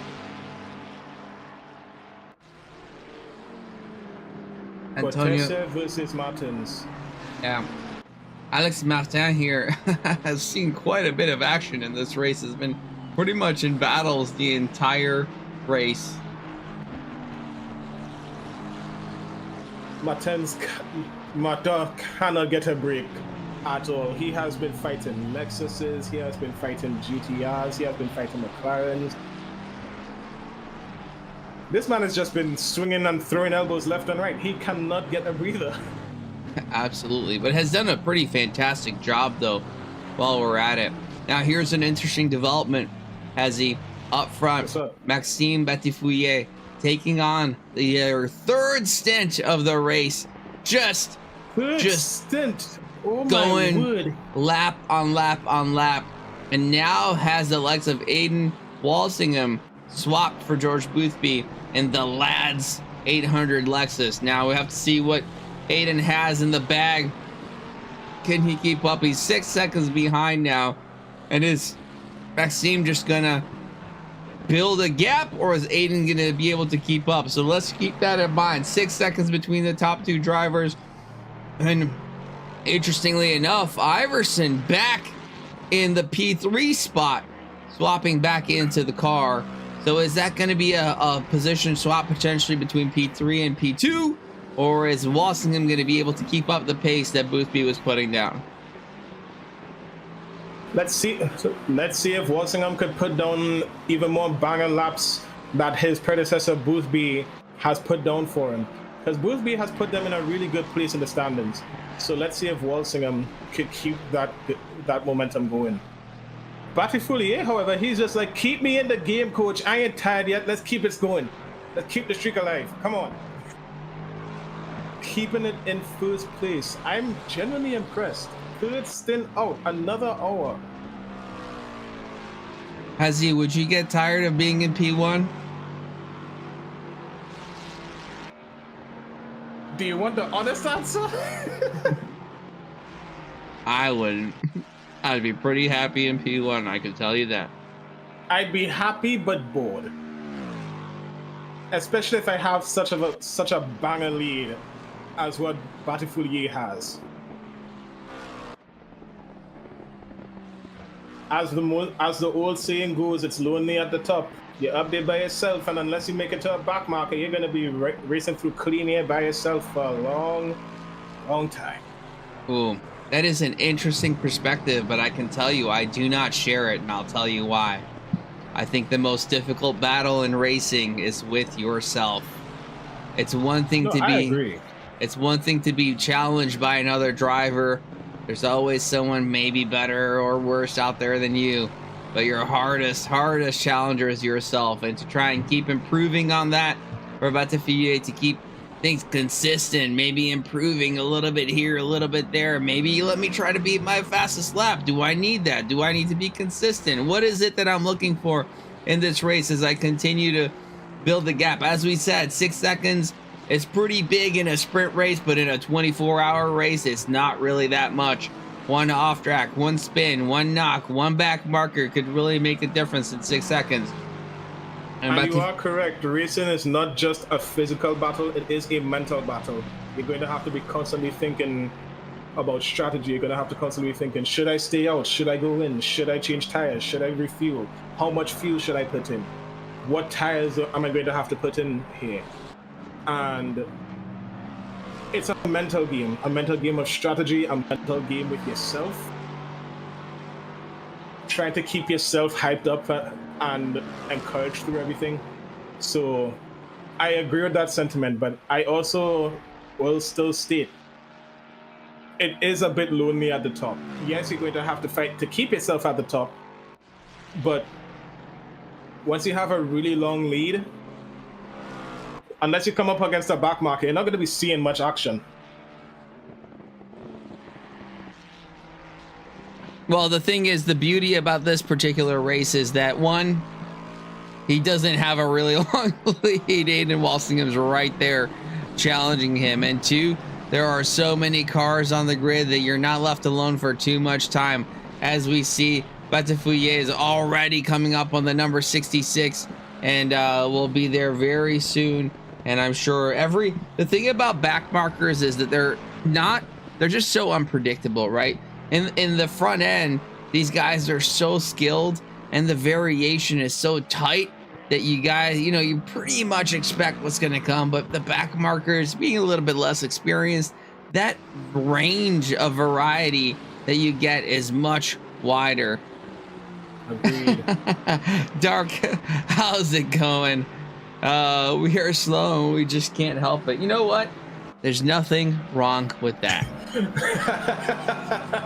Ain't nothing wrong with being slow, Doc. I mean, I'm one of the slower drivers in GT4 and I don't have a problem with it. We're all here to have fun. Exactly. And raise money for charity. Hell yeah, brother!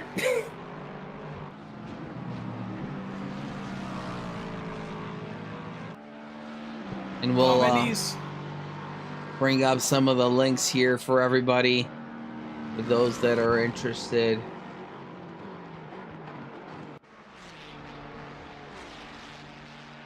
How are you doing, Dark? How's life treating you?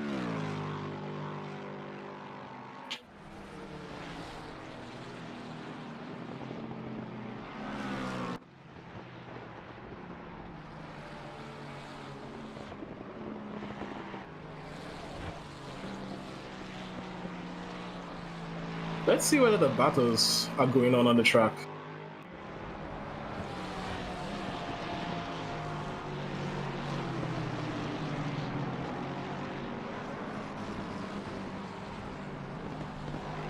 All right, folks.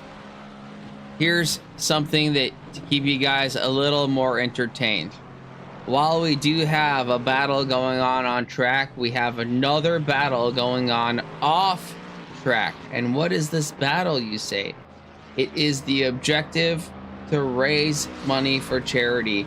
We've given an objective of 1,000 euros over the whole 24 hours. And we're trying to see if we could raise 1,000 euros for this telethon charity. Quite a few cars out there already have a bunch of donations. We are lagging behind.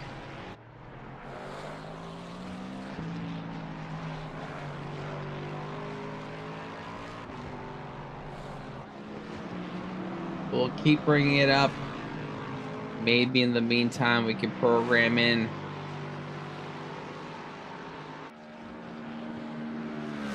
that is a great question, Mr. Kernotis.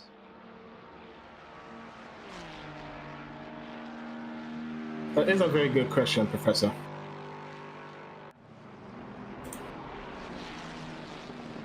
I'm gonna be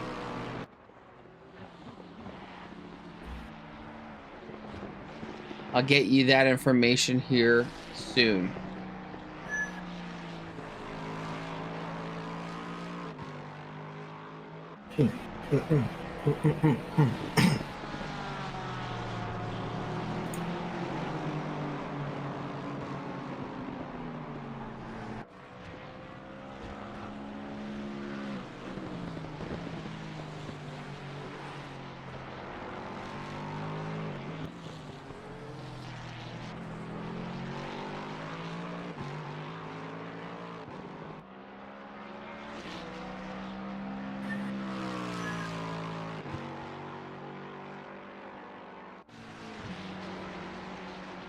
So interestingly enough,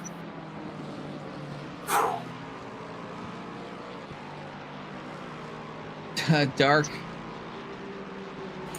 what? I was not informed about the race that you're having. Oh, what race are you guys having, Doc? Oh, you're talking about the Friday night fun with Beach. Oh, with the Le Mans Ultimate? They do a variety. They do some iRacing. They do some ACC. I don't know if they do much of ACC anymore, but used to. Some LMU in the mix as well, for sure.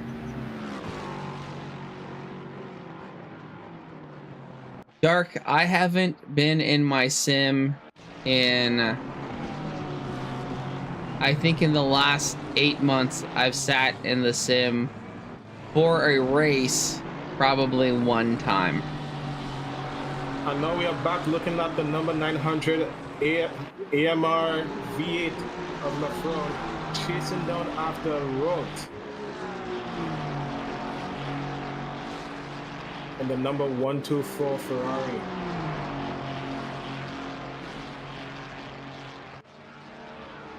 There seems to be a two-right situation going up against the AMG and a Porsche up in front.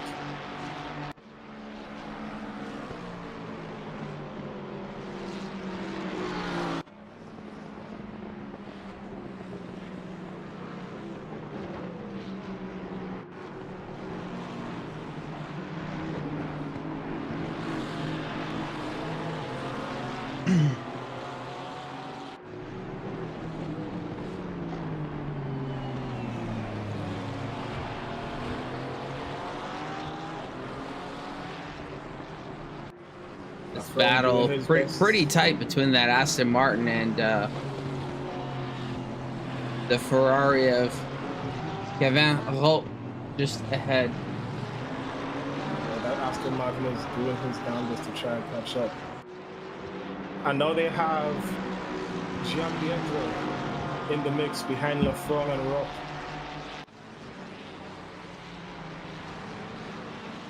So that could be interesting if Gianpietro decides he wants to go for a move if he catches up.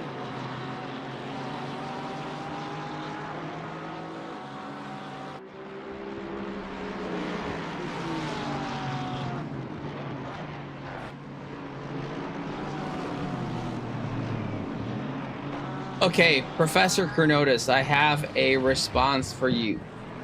Generally speaking, the funds go towards research and innovation for rare genetic diseases, especially neuromuscular ones, and driving new therapies, supporting patient care and rights, and improving quality of life. There is a particular focus on children, but it isn't necessarily focused on one particular avenue of research, more so funding that gets provided through several avenues of research and research fields, but focused on rare genetic diseases.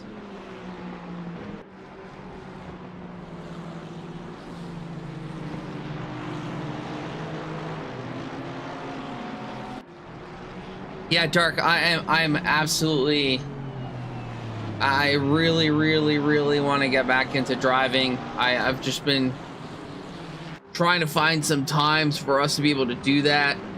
It's been very difficult for me. I don't have my sim set up right now. It's been traveling around as we see a lot of cars in this section over here. Everybody going for it. And we see a familiar name of Ugo Giampietro going for it right behind Noé Lafreniere. Swinging very far out to the left before diving back in to make sure he can make it into the first corner correctly. Trying to give him some attention, trying to give him some action, some distraction, and not quite working for it. Lafreniere going out to the inside of Road, but not quite making it stick. Giving a chance for Giampietro to get close and try to see if he can get within striking distance. That is a huge train of cars behind them. We have Lexus, Ferrari, Aston Martin, Porsche, and AMG. All in a long train.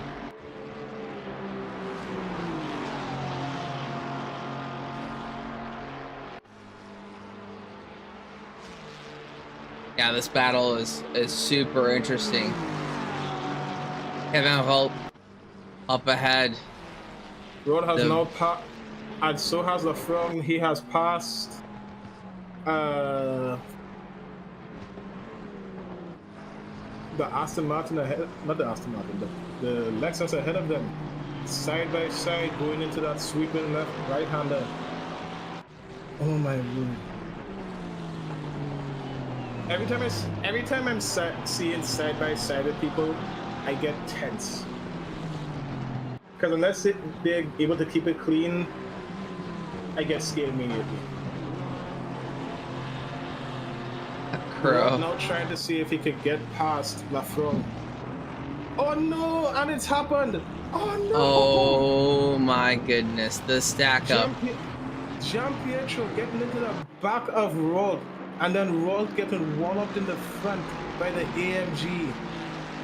That is not an ideal situation for the Ferrari to be in whatsoever. Works out quite well in Theo Viet's situation. Noé Lafreniere. Is it Lafreniere? I'm not quite sure. If the N and G, N comes first and the G second, I think it gets pronounced differently. But yeah, not only did it happen, but it kept happening. Absolutely, that's what you get when you have a stack of cars next to each other trying to race for the same spot, and you still have that Giampietro there, but Sylvain Amour getting through pretty quickly here, and that Porsche now in a bit of a threat from the BMW just behind.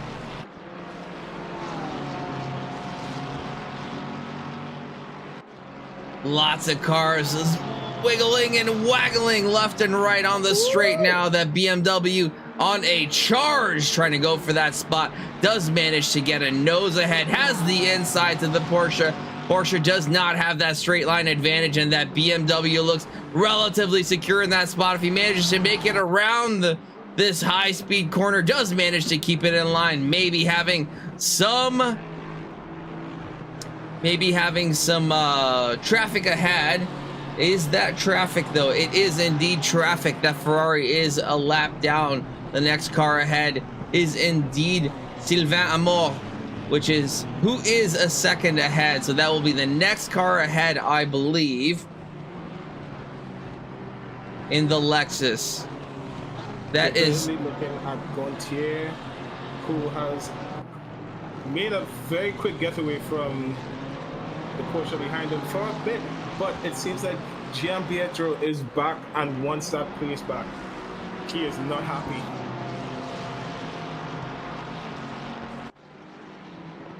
And Gianpietro being chased by Wright and Jung.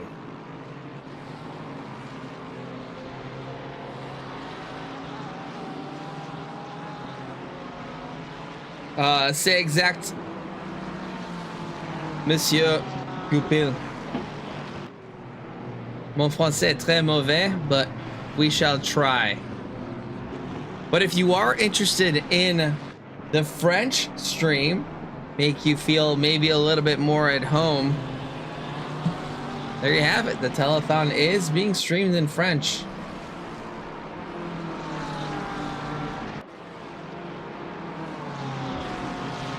And actually, we could share the stream from some of our friends where you could see the live action as they are indeed at Paul Ricard on the south side I of love how you're trying your hardest to pronounce Paul Ricard in French. It is how you pronounce Paul Ricard in French. Polricar. All one word. All right then, Mr. Eric. Yeah, you better believe that. Ugo. Gianpietro, not having much of a good race so far, dropping down from 15th to 21st. Now having to chase Gontier and being chased by Ritter and Jung. Which are nipping at the heels of 911 GT3.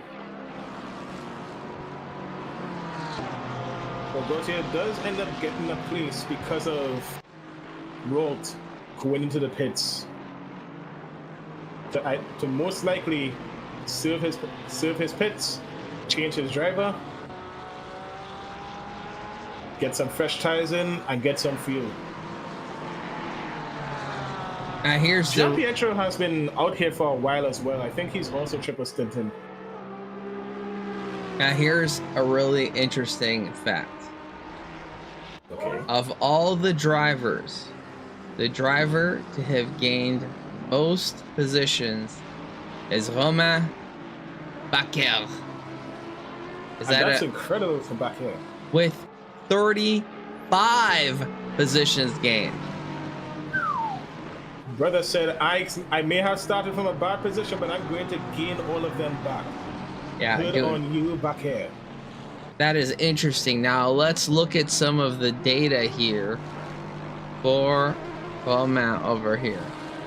So he is actually lapping faster, generally speaking, than the next 1, 2, 3, 4, 5, 6, 7, 8 cars, 9 cars ahead. Oh, he is making some serious pace, because unfortunately my favorite car, the V12 AMR is down in 26th place. Bakshi making some light work of all the people ahead of him, which includes that AMR.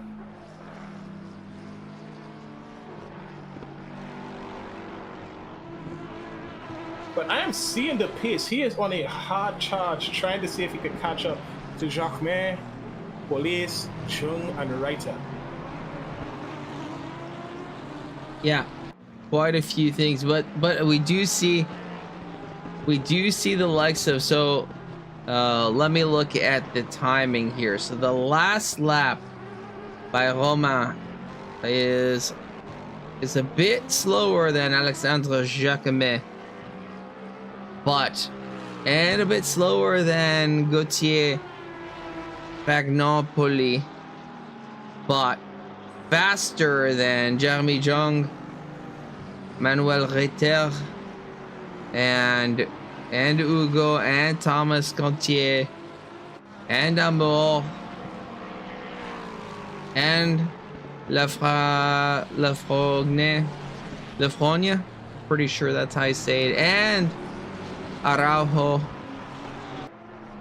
and Viet, all the way up into P15. He's faster than those folks. So Clement does have quite a few positions that he can gain. And I just noticed their team name, Wrecked Racing. So you can imagine that Wait, yeah. Wrecked Racing? Yeah.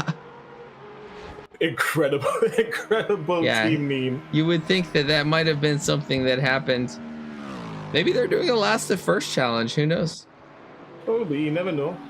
And if you really think about it, their livery low-key reminds me of wrecking equipment. You know, like the Caterpillar wrecking ball? Okay. Low-key. I mean, it's got gray on it. You could imagine the gold accents are just paint from cars that have been smeared onto the wrecking ball. Yep. All right, let's look for some battle. Antonio Cortes, P10, chasing down Cyril Matis.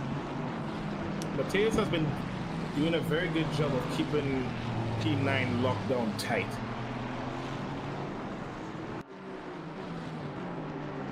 Dark, you silly boy. What did Doc say? Silly boy.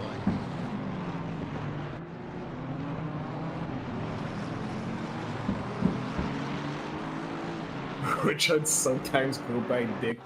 God damn it. Thank you, Hezzy. You didn't need to read it out loud. We have Thomas Gaultier here chasing down the likes of Sylvain Amour. Amour here riding free in the Lexus, being chased down by the silver class BMW. Which is funny to think about. He is getting charged on by that silver class BMW, so most likely as an experienced driver in that Beamer. Yeah, and that's something you're gonna get in these not only multi-class races, but long enduros where you have some drivers within the team maybe packing a little bit more punch than others. That is going to be the case for a lot of these.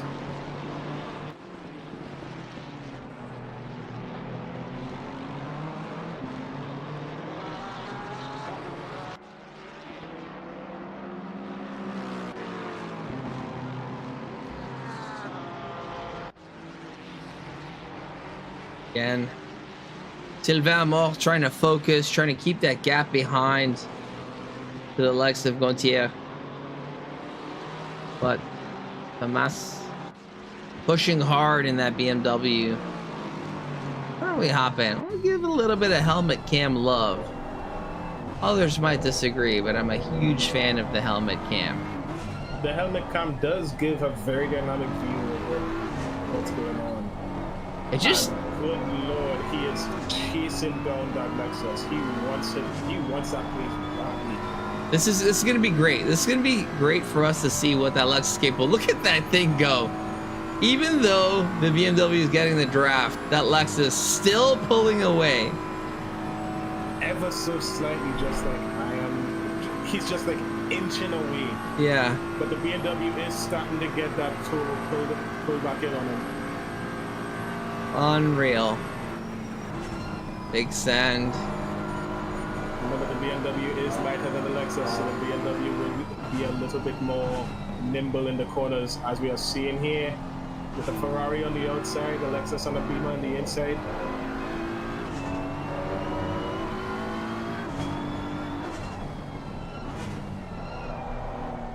Battle continuing. Let's see, can Gontier make a move into one of these corners? Lexus shutting him on areas where he thinks it's right, but I don't know how long he can hold him off.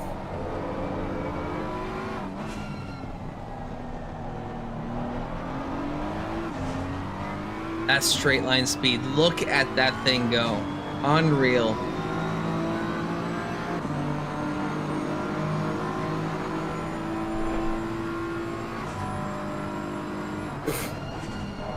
Okay, Commentators.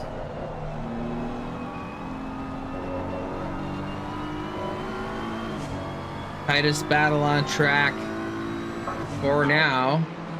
But we do have the likes of Kevin Holt. Another Vroom car chasing down Bruno Cagnaz.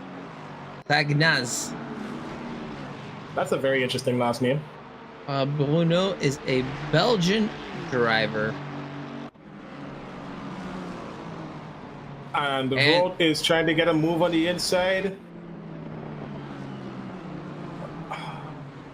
You would have thought the speed that Cagnaz was able to carry going all the way outside would have been better, but looks like Kevin. Unfortunately, he will be passed by both roads.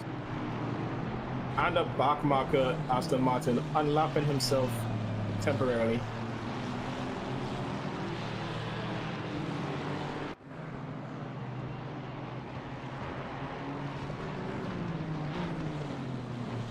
Oh, we got more Vroom battles actually. Oh, something. I think Malik Mamad just passed the other Vroom car. And I know Damian's not driving right now, but that is the car that is in. If you guys check out one of the other streams, they are out there driving. And actually, you know, we could do something fun here. And I'll make it work on stream. We'll stream snipe some of the other drivers, but yeah, lots of action still happening on track.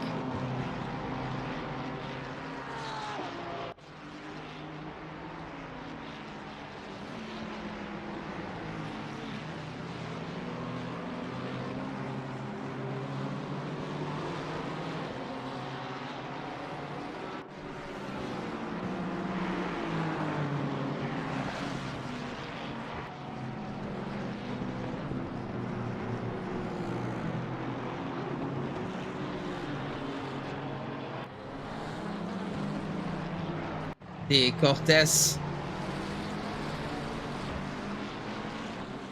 over here chasing down Kosa.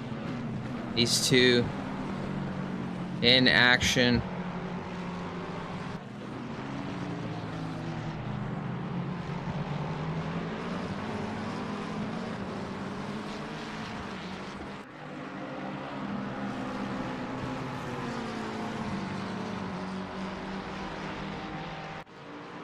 We'll do some fun stuff here in a minute.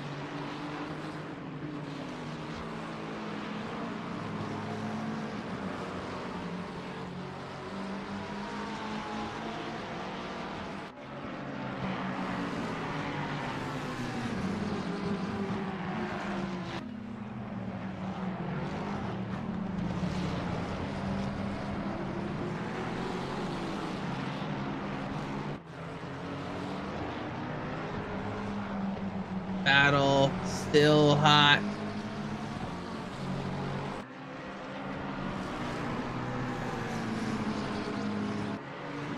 Let's look and see what else we have on the field here. Any other battles going on? Gauthier still chasing down the lights of Sylvain Amor for that P18 spot.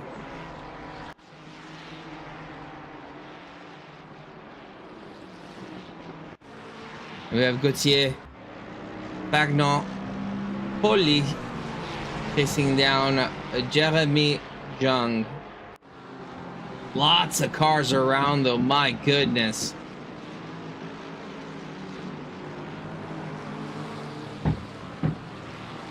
The Ferrari to a Lexus.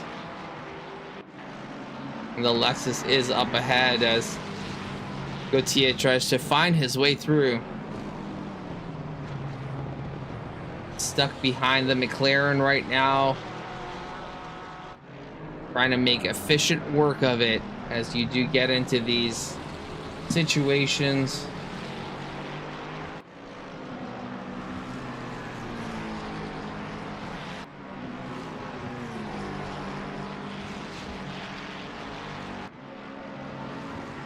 As I see in here, we are joined by our third commentator of the night, Tyler Morgan. Welcome, Tyler. How are you doing?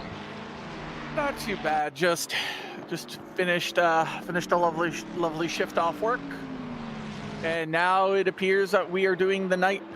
I'm doing at least part of the night stint. By I mean night there, not night here. Yeah, so we got 11 p.m. in the race, Tyler. We are nearly 3 hours into the race with 21 hours and 11 minutes exactly remaining in the race. And these folks have been going hard at it right from the top, even though there's tons of racing to go. We are right now on with Gauthier Bagnon Polis, who is chasing down P22. And quite a few battles on track still. Lots of drivers close. We have 60 cars, unfortunately, dropped down to 59 cars on track still. Maxime Batafouillet, 3 stints in a row, still maintaining a dominant P1 position, with Aiden Walsingham having dropped down 7 seconds from the 1.5 that George Boothby was holding in P2. I bet Kerbel's happy to see the Lexus Power P1 and P2. Nice to see an Aston somewhere in the top 10. You won't see that in F1 or pretty much anywhere else. Maybe in WEC, maybe IMSA, but definitely not here. We have another Aston Martin of Theo Betede in the number 42. He's sitting P15, battling amongst Filios and Arujo. Sorry, folks, you're gonna have to get used to me butchering the crap out of this. It's French names. I'm Canadian.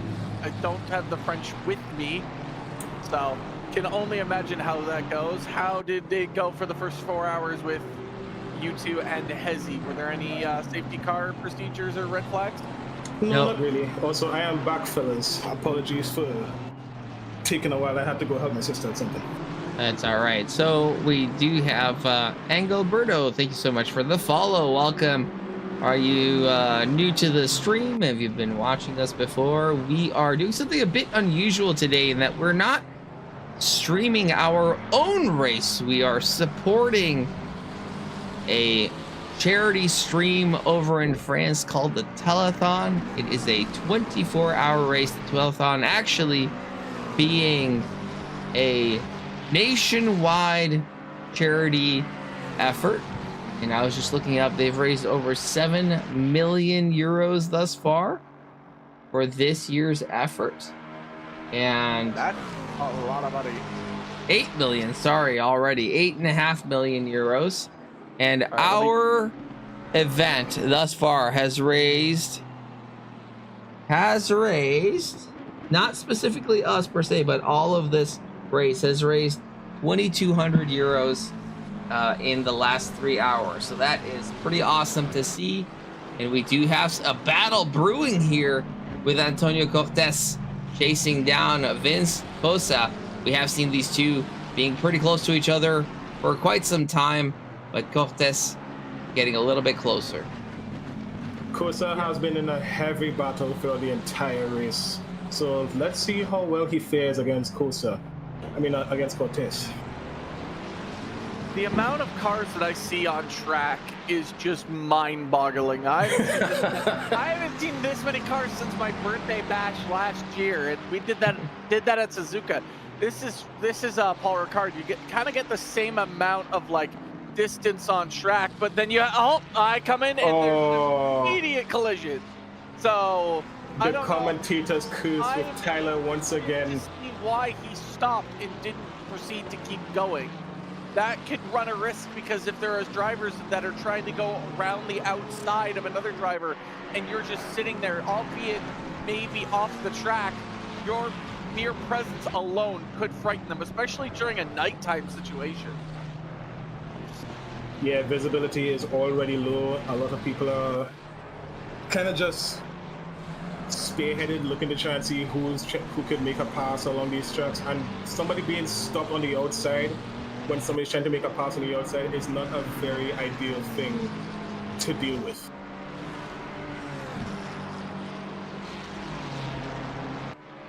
Eric, thoughts? Many. Which one do you want? I don't know. The spin into turn 1, then the forcing off track there at the end, going down the inside. There was a lot to take in my first not even 5 minutes in this stream, and I've already watched someone be hit into turn 1, forced off track in the next sector. Oh.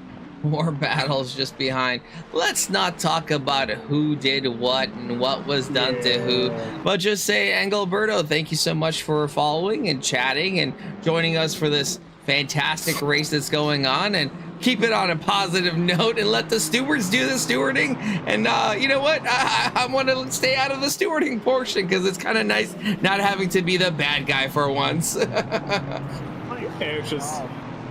Eric's just over here like, I'm going to leave the villainy for you guys. Yeah, for once. I get to be the villain quite often enough. Thank you very much.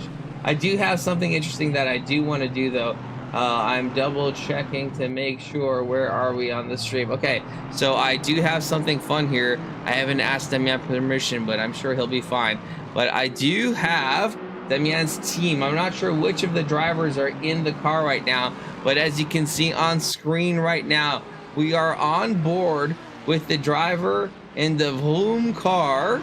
I'm stream sniping him a little bit and driving the car. And you know what? Let's go to a dash cam here, as you would see what they are seeing, chasing down the likes of Theo Viet.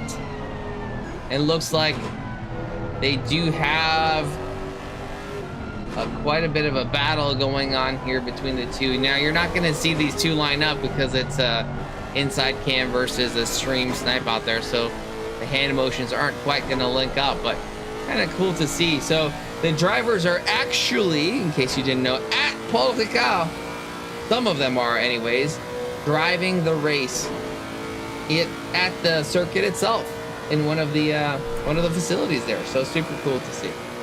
That's cool to think about and see. Imagine racing on Paul Ricard in sim while sitting in one of the facilities at the tracks. That's genuinely just like a dream for me personally. So I'm pretty sure a lot of these drivers are going to be I guess my question is like, so they're there at the facility at Paul Ricard doing this race virtually at Paul Ricard. So like they're just doing IRL driver swaps? Yeah.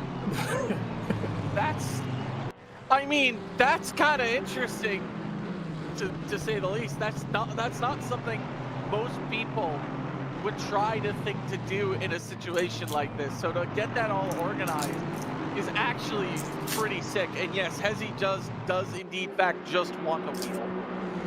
I'm already getting a wheel, Tyler. Well, no, that's what Kerbal's saying. Well, I'll add this. We just so happen here at TRACKILICIOUS, if I may use my my pompous voice, have hosted races with IRL swaps, I'll have you know. And they just so happen to be the Pro-Am swap, the spouse swap, as we call it. Which just is, I still think it's a super cool idea. We have some of the people out there that have joined us, and it's just an opportunity for us fellas and gals that do sim race to bring someone that we know who doesn't sim race to have some fun with us. So in the spouse swap or the IRL swap races, we invite literally anybody who you know that may or may not do some sim racing to hop in with you and do a 50-50 race. It has absolutely no points or no reason to try and win, but everybody does want to win. But it's just a super fun race. Anyone can crash, anything can happen. And we've had some awesome people hop into races. We've had moms, we've had grandmas, we've had dads, we've had kids. I've had my 4-year-old daughter hop in with me and do a race, and it is so much fun. Kind of the opposite of what's going on here, which is a bit more serious. Let's go win the race. And yeah, this is for charity as well, which is super important. I can only imagine the amount of stress like you're kind of in this situation. There's all the cars out on track that you're trying to factor driver swap, blue flags, where are you for position, pit stop, driver stint times. Like, there's so much that has to factor in. Plus, you know, all the other stuff on track, the yellow flags and stuff. So there's a lot to think about. One thing I have not noticed yet is, Eric, your favorite car. I have not seen one yet. What, the AMG? There is a few AMGs on the track. Oh, they're all below my Astons, apparently, so. Also, I want to just point out, my racing team leader is in the chat. Hi, Diesel. We do have a single lovely AMG. One AMG on track. The one and only, apparently. Damn. And then 57th. That is. Yeah.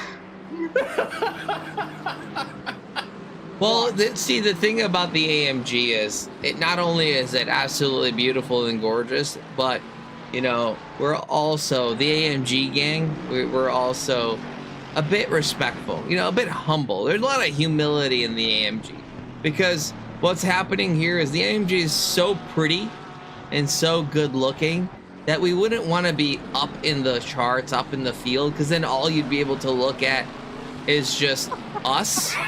So we said, all right, AMG team, let's just chill in the bottom, you know, maybe every once in a while, because we're so hot and beautiful and sexy, we'll just be chilling down there. They'll come check us out, you know, we do us, okay? And then we'll let the other guys, you know, the BMWs and the Ferraris and the Lexus hang out and get some more attention. But, you know, we know what we are. We know what we're my ass representing. looking at the BMWs like, BMW, my beloved. And then there's me seeing a Nissan GTR ahead of a Mercedes. That's just hilarious. DeSantiago thinks Commentators curse is incoming. What do you think I was brought on here for? I'm literally the embodiment of chaos. Brian, dog, he didn't even sit here for like 5 minutes and somebody got punted off the goddamn track. Absolutely. Yeah, You mean like to share the don't you sentiment mean of my the team leader. gosh darn track there, Hezzy? Oh, my bad. You'll learn Hezzy in due time. I've had to cover my own mouth a few times just because racing gets so ridiculous sometimes. Listen, I am trying my best to keep personality A for friend group A, because I just let you know right now, personality B is usually shared with my team leader. I saw that they were going 5 wide at one point, at least at the start. Yes. That is terrifying to me. 5 wide the on the max I've seen is 4 wide at Watkins. 5 wide on the front straight at Paul Ricard, and then damn near 6 wide on the back street is terrifying to think about, because they are so packed in there that whoever gets through is probably going to be the only one who survives that too. Oh, that poor Aston Martin in 29 has 4 seconds with the penalties. How does 40? How does one serve 40 seconds worth of time penalties? Jeez, I'm ages. Oh, there's a Red Bull. Is Max Verstappen racing? Unfortunately, no. No, it's just minimum Verstappen here today. So, Diesel says, are there any Mustangs? I have not seen a Ford yet. Diesel, I'm so sorry. I'm so sorry, big dog. There are no Mustangs. This is a 24-hour race. Me and Eric have been here for the past 3 Their hours. engine would explode. Yeah. Unfortunately, me and Eric have been here for the past 3 hours. No Stang. Nice inside pass into turn 1 there from the 85 onto the Red Bull. It's a very nice inside pass. It didn't look like it was very difficult though, however. I don't think the Red Bull was fighting it very much. No, he was not. I think that was. But I think. Actually, that was for position. That was, yeah. Was it? Yeah. Yes, it was. I think the Red Bull might be tire saving. I don't know. Like for me, endurance racing has always been interesting because like how strategy and all that stuff works out, especially with like tire saving and tire degradation and stuff like that. Like right now, you look at the track, it's fast, so no one's really producing optimum times, and it's 8 degrees. It is warmer on the track than it is in like outside my house right now. We are actually going to see a movement of cars in the pit lane because I think something tells me everyone's driver stint timers are starting to expire, considering how active the pit lane is right now. Yeah, there are a lot of drivers going in and coming out of the pit lane, so that means that there's a lot of people driver swapping. Not necessarily. They could just be stopping for. Where is that, sir? That is not the track layout. Homie, my guy, where are you going? Where are you going? Who's that? I do believe that is her position behind the number 96 of Palet. Is Lejard. Oh. Yeah, these two are indeed. So the car, the Lexus, and the car had the Ferrari are indeed fighting for position.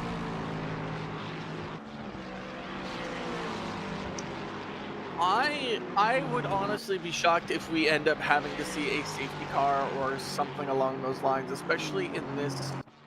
Oh, there's a yellow flag for a car stopped on the side of the road here. And they're not. They're That's the on the truck. 75. Oh. I think that's the 75. Trying to identify. Not quite sure what's going on, but It's a 273. Oh, was the 27? Are you sure? I thought it was someone else that was going a little bit slower. But either way, there was a yellow flag. There's a yellow flag out for the 54. I think they are also down the pit straight as well. They've gotten now moving as well. Oh no, they were stuck in the. Oh no, they spun at the pit lane and were blocking it. Ain't no way they Austin Powers did. You can do it in some of the pit lanes. Not that hard. Communication is like communication with your fellow drivers is key. The 160 now causes a yellow flag in the exit of the hairpin. I'm just pretty much looking for yellow and white, and that gives me an indication because they pop out bigger. I think the best course of action here is like, I've always been a fan of undercuts, but with endurances, undercuts and overcuts kind of go at the window with a driver's stint timer. Yeah, and I have to agree with Diesel. There is a whole sea of both Ferraris and Lexuses. There's a lot more Lexuses than Ferraris, but there is a sea of Ferraris and Lexuses on this track. What is a group of Lexuses? Is this a Lexi? Lexi. I think we're gonna go with Lexi. Okay. What's a group of Ferraris then? We're going with the garbage. Oh. I was drinking, Eric. I was just spit all over my monitor. I was taking a drink. I would agree with you in the only sentiment if it's being run by F1. Then indeed, yes, it is garbage. I almost just spit all over my monitor. I need a minute. Oh my goodness. I almost choked there for a minute. That was so unexpected. I actually wasn't ready for that. All right, folks, we are getting into the nighttime joking aspect of the stream already, and that is the number 96 with a drive-through. I'm assuming for track limits, but then again, it's not like we have the ability to find out what it is. Let's go back 10 seconds. Did they just get it? I don't know. I don't know if we'll be able to see that, but no, they didn't just get it. It was like as I watched. A cult of Ferrari. You know what? I'm not totally opposed to that. I mean, at this point, anybody who buys a Ferrari is just like a Ferrari cultist. So, you know what? It makes sense. Why else would you buy a Ferrari? Why else would you buy something that the company doesn't even want you to drive? All right. right, Naga, can you figure out a way to get pie per pie? That is... Now, mind you, per pie has 40 seconds worth of penalties, so the 825 has now caused a yellow flag in the hairpin does section. one get 40 seconds of penalties? By being a very naughty boy. I would very much assume. Probably, if I had to guess, unsafe rejoin. Unjoin resave? Yes, my English brain cannot fathom this right now. Now This you is have... This is a joke that me and the team have pulled up with half the time. So I think in reviewing the amount of cars and the drivers, there is one lone Canadian. I gotta find out who and what team he belongs to, but there is indeed one lone Canadian. Where'd you see that? That was in the message of all the drivers and the spotter guide. Okay. That we were sent. Let's see. Let's see if we can identify the Canadian. At least we got to find the team because the Canadian might not be driving. No, it is the 293. Fernand Police is taking a pass on Gian Pietro for 18th. I mean, he's in a Ferrari. I don't know. Everyone's in a Ferrari. This is as close to the Ferrari challenge as you're gonna get. Okay. I mean, would TRACKILICIOUS even want to host a Ferrari challenge where every man jack is in a Ferrari? And then how do we make it a true Ferrari challenge? You have to have like some sort of like pit stop rule where you're not allowed to change all 4 tires but only 3. Specifically the front left and the backs. The way to make it a true Ferrari challenge is to have your pit crew throw on wets and drive. Or what if you do a mandatory pit but only make the pit window like the first lap? Why no? That is foul. Hansen says, "Why no Boatley?"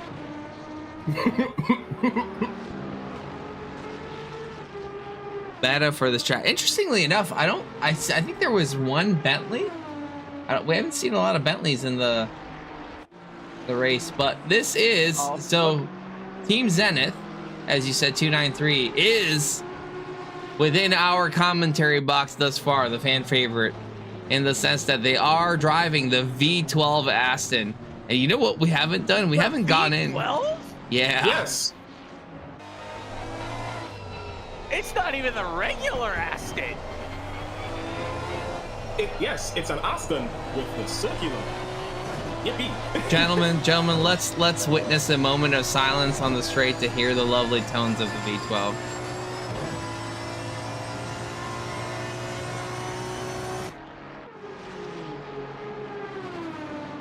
Oh yeah.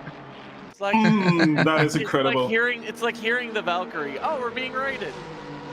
Scuderia Fantosi, welcome. Hope you're doing well. How was your stream? Thank you so much for the raid there. We are here. We are supporting the 24-hour telethon being ran in France. It is a charity event. It is a nationwide. It's not exclusive to sim racing. It's everybody in France. Everybody raising money. They have raised 8.5 million euros so far, and we are here supporting that effort in trying to raise some more money. There is a French stream and there is the English stream, and we're hosting the English stream, and the French stream is also live for those French speakers out there. Oh my goodness, Kerbal with the 60k flex redeem. Damn. Weird flex, but okay. Yeah, the honestly weird flex, but okay, I guess. You know what, Neil? You sound so disappointed. These two fools are downplaying it, but I'm all about it. That is awesome. Thank you so much for your continued viewership and obviously the extended support. Neil being basically the heart of what's happening at TRACKILICIOUS these days is the guy. Looking through the spotter guide and kind of just identifying the cars and the nations, there is not a single American in any of these drivers. Not a single one. There is no bald. There's no eagle in this race. But there is still somebody from North America, and they're from the old Canada. The nations that I found that I haven't seen a lot of, there's a Latvian. I think there's a UAE national in here. Is somebody from Dubai? Yup, in the number 6. There is someone from Latvia. There's someone from Denmark. There's someone from Korea. Like, as much as it is, there's an entire Moroccan team. I think that's the Moroccan flag. That would be the 09 Lexus team. I believe you are correct. Agreed. Yeah, as much as it is all of France, this is a worldwide, like, a quote, worldwide event. Are there any Ukrainians? I will take a look, but I did not see any. I will take one last look through this spotter guide, but I did not see any. But it's mostly French. There is a lot of French. I'm gonna be for real. If I wasn't doing an endurance event tomorrow, I would have joined in on this. I know you have Batted Foulier finally coming in after spending 3 hours out on track. Yeah. Switched out, or is he still going? Well, that's the real question. Even switch out. Oh, we'll switch out see. for those 3 hours. Yeah, it might have not switched out just yet, but once you get out of the pit lane, that's when you know what's happening. So we'll come back to that car in a second here, but another battle happening on the track with Manuel Wright chasing down that P21 of Gauthier Fagnon-Poli. Right there, really close. And I think Fagnon-Poli was behind Frettier the last time we saw them, and now they're ahead. So it's going to be a Ferrari versus Ferrari battle to see who could gain that place back.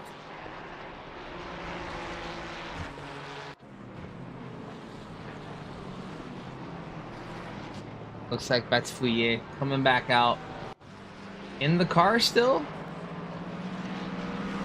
Very likely Batfouillet is going to be driving the entire 24 hours by themselves. Is he doing this by himself? No, I don't know that for a fact. I'm merely saying that we're on to hour 4 now with Batfouillet taking the seat. They are actually, you know what? They are only a 3-man team, so they are going to be driving lots and lots of hours. Maybe Batted Foulier might be taking 12 hours by himself. His teammate takes another 12. If I'm Team Kachau, I'm probably going to be doing 4 hours at a time, 4 to 6 hours at a time. That's just me. That would give people enough time to like take a nap, rest themselves, and be back up in it for the next stint, you know? There appear to be teams of 3 to 5, most teams bringing 4 to 5. There's a few 3-man teams, which I think is just insane to do only 3 of you. Which... for a 24-hour event, yeah. 3-man team is You're sitting, nuts. yeah, as Eric said, yeah, you're sitting in the car for at least 3 hours, at least 3 hours minimum. Do they change... Kuzya wants to know, do they change driver names if they do IRL swaps to keep track of time driven? No. No, I don't think they do. They might have some alternate resources to do that, but I was looking at the drivers over at Damien Filot's, or aka Rubik, in Twitch, and I don't think they have. Yeah, at least it's not. You can't driver swap in person. Because you have to swap your Steam account while the race is live. Well, if Batted Foulier and his team are actually at Paul Ricard and they're doing IRL driver swaps, and yeah, it'll constantly just be Battlefield EA. It might be somebody else in the stint. Yeah, that's a valid point. So yeah, we could see Battlefield EA do 24 hours solo, but it might be a different person. Yeah, you might be right. And a question, what madman doing the 24-hour solo? So actually, in the LFM Nord's 24-hour, Luke Whitehead did it by himself, and he came in third. There was another. Did someone win doing that? Yeah, it was a YouTuber named Yukog. Yeah, but he did it for charity, no? He did it for charity, but he did it for charity as well, and he was doing it. He was doing it to help his own daughter. Yes, He was really ready to help his daughter. So Yukog did the 24 hours of Nürburgring by himself to raise money for his daughter, who I don't exactly remember the condition that she has, but it was a good cause. You know Apparently, who? Kuzya says he's in this race too. You know who Wait, Yukog what? is, right, Hezzy? I know who Yukog is. I'm just trying to remember his actual name. We've only talked about him 50% of the stream so far. Yukog is George Boothby, who is now swapped in for shit. a Walsingham. Swing! We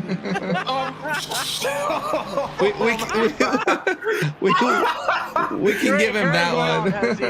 We can bleep that out. Oh shoot! I said shoot this time. Yeah. Boothby, incredible, number 800. Yeah. Literally talking about him for like 50% of the stream. Boothby this and Boothby that and 800 and the lads and blah blah blah. And he's like, yeah, you can. I forgot. You've I literally forgot that was his name.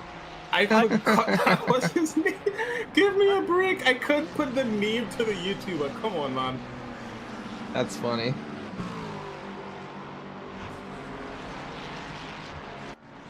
Yeah, I do apologize for the swear. That was genuine surprise. And you actually have. Do you know who Jardier is? Okay, no. Okay, well, he's the other like big ACC streamer in the past. He is also on that team. So. That's cool.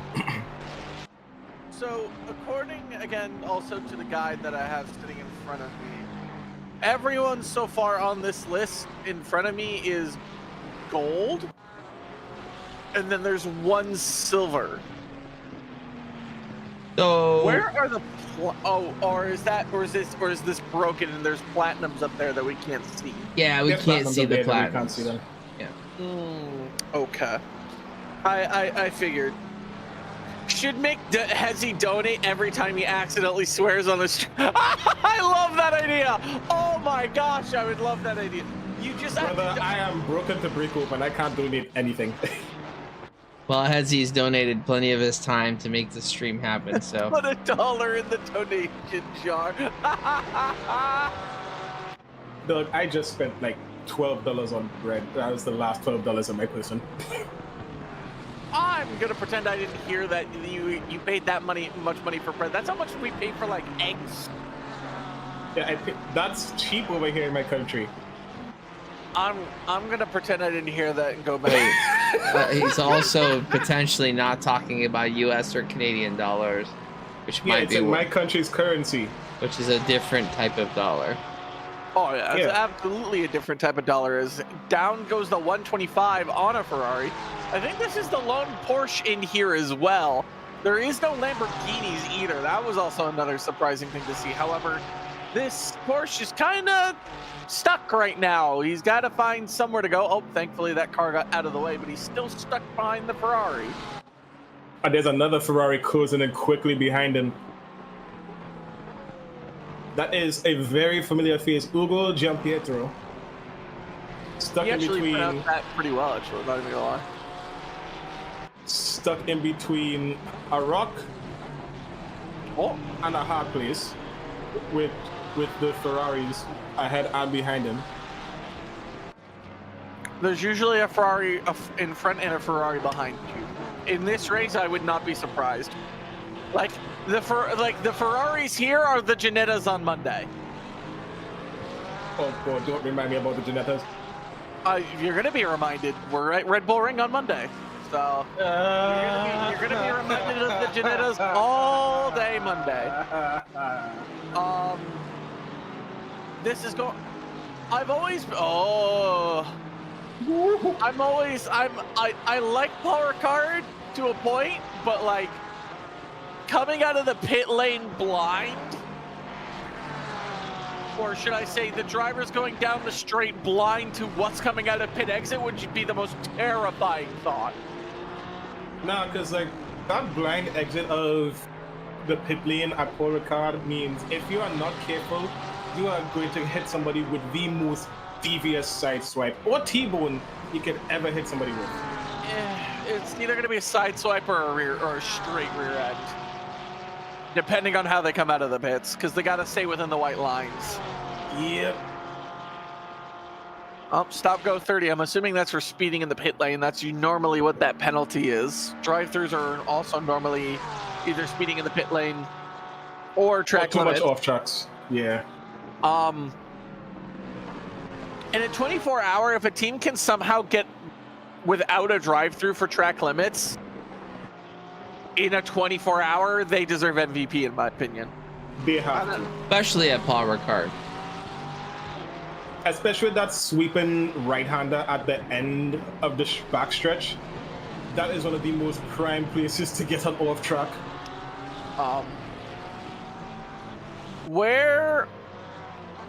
What track in ACC do you think has the most harsh track limits? Ooh, California. Nope, I got it. I'm not gonna say it, but yeah, Neil nailed it. Yeah, I figured as much. Oh, I think I've only ever driven that of track. the Americas. Burgers and Fries is like the easiest place to get track limits, and yes, that is what I call that. Because the Suzukas has their S's, Silverstone has Maggots and Beckett's, and then I call it Burgers and Fries. Oh, so you just call every S section. You just call that S section of Kota Burgers and Fries. Yes, it's not wrong. You're not wrong. I'm actually liking it. I'm gonna appeal to the FIA to change that. Actually, What's the name of it right now? nothing. I think. Put the name in there, coach. Put it in.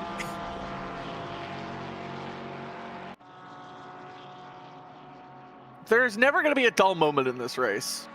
No, Mostly sir. either from the commentary team just absolutely having a blast, or the fact that there's 59 cars on track and the gaps are like nigh zero.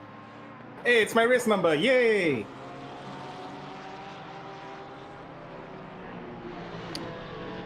No, this is going to be an interesting event. I think the team with the biggest gap around them is the 117 that's just going into turn 1 now. I think they're the team that's most isolated. Maybe the 89, I think that number is going down the back straight. Yeah, the 89. Yeah, the 89 is by themselves going down that back street. Eric, you've done more endurance races probably than me and Hezzy Thomas combined. Would you rather be in a group in an endurance, or would you rather be on your own? Ooh. Like in terms of being out on track. So both. Oh, on track? Ooh, I mean, I like both. They're different challenges. So here's what we talked about earlier. The one thing about being in a group is that it's nice to kind of have that competition. You're battling someone if they're your same pace, or if they're a little bit faster. You get pushed a little bit more to kind of fine tune and find a little bit of an edge to try and take over. If you're by yourself, that's, I think, the hard part, right? To try and battle your own mind, battle that you're just constantly trying to fight against your own best delta. right? Improve your own fastest lap. And there are times where I absolutely love the alone part as well, because you get into this flow state where nothing else matters. The world doesn't exist to you, and all you're doing is trying to perfect every single corner and trying to get into that flow state. And I absolutely love that as well. And I thought, to answer another question which you didn't really ask, is would you rather do an endurance by your own or with a team? I love driving with people, but I love driving, period. So if I were given the opportunity to do 24 hours by myself, I would absolutely do it. Look at the Twitch chat, and I think they answered it for you. Damn, Brandon and Kerbal just threw you to the wolves, man. Threw you to the wolves, man. All right. Just Wow. no respect. No respect.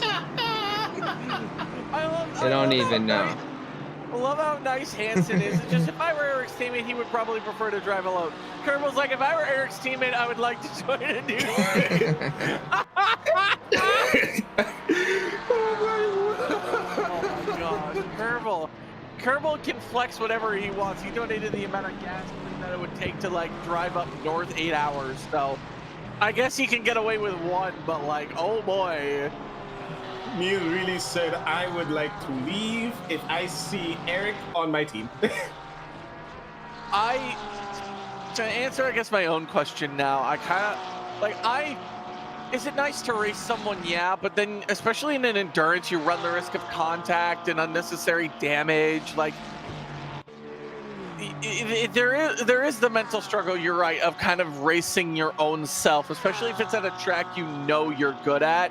You're kind of racing yourself, so, and also it might be a little bit easier with a track you know. With a track you don't know, in my case, like Paul Ricard, I think I would struggle just for the only purposeful fact of I'm not very good at this track. So I would just be in my head the entire time going, okay, what can I do? What can I do? What can I do? Kerbal did say... Because, as I said, I'm going to be doing a little mini enduro tomorrow. In one, a car that I don't know, which is the McLaren 720S. And two, a track that I don't know, which is Suzuka. So... Suzuka's not my favorite track in the world. It's not mine either. It's a technical track. I prefer like slam my head on the keyboard to I finished the race. Kerbal did say, Eric, I've been on a team with Eric. He's a wonderful in Grid Edition. I love how you said that. Now, Eric, what did you say to him? What did you say to him to get him to change his mind? Oh, I just banned him from Discord. Dog, what? I don't think he would actually ban him from the Discord, but like, there was definitely a word exchange like, hey. No. I exchanged no words. Nor did I click on any buttons. But I did hover over them. Holding the Discord ban button like a gun to Neil's head. You gotta change your word right now, boy. Neil does most of the work at TRACKILICIOUS. Why would I ban him? I banned myself before I banned him. Why don't we throw it on to the 2-9, funny enough, the 293, because I think they're in a close battle right now with the number 160. Because we've kept it on the 125 for a little bit now. Actually, the battle that is actually going on is here. Round your knee. Did they have an issue coming out of turn 1 there? They lost a lot of positions very quickly. Here, let's go back and have a look at what happened. Okay, so I mean, they could have been passed by. Oh, there was blue flags. Maybe that might be why. Yeah. They got passed by a lot of cars. Oh, that Aston's sending it. Oh, it is just a blue flag situation. Yeah, it's a blue flag situation. He kept it hugged to the outside. Xander says no words were exchanged. So bribes were exchanged then.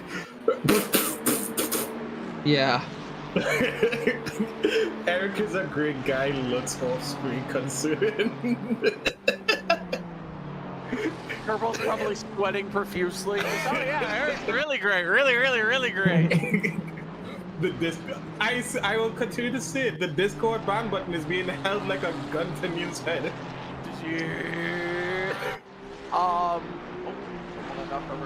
So I guess in my case, because I'm doing 4+ hours in a row, and I guess for Hezzy and Eric, what's been your drink of choice for the last 5 hours? Well, my wife brought me a delivery from the BK Lounge, so I've been enjoying that. Nice. A nice big, extra large American size Coke has got me buzzing a little bit. So I haven't eaten yet. Well, when you get relieved by the next commentary person that should be here in the next about 10 minutes or so, I think that's what you'll end off to go do. And that's when I do believe we lose the both of you, actually. And it just turns into me and my actual co-host. Or I'm the co-host, the actual host. Senor Kuzya. Yes, my Wednesday commentator, buddy. I cannot promise that this stream just won't go bananas by the time we're done in 3 hours. Brother, let's be so for real. You being here by yourself have the commentators curse into it's just waiting to jump out at somebody. Like this. I don't think it works that way. I don't think it works that way. You would actually be legitimately shocked how well it works. Like there have been times that like it's just so instant that it can't be funny anymore. Like if Eric switches cameras to a car, I might see the car spin right round or at least lose one position. So you just snap your fingers, boom, somebody loses a position or gets puncherinoed.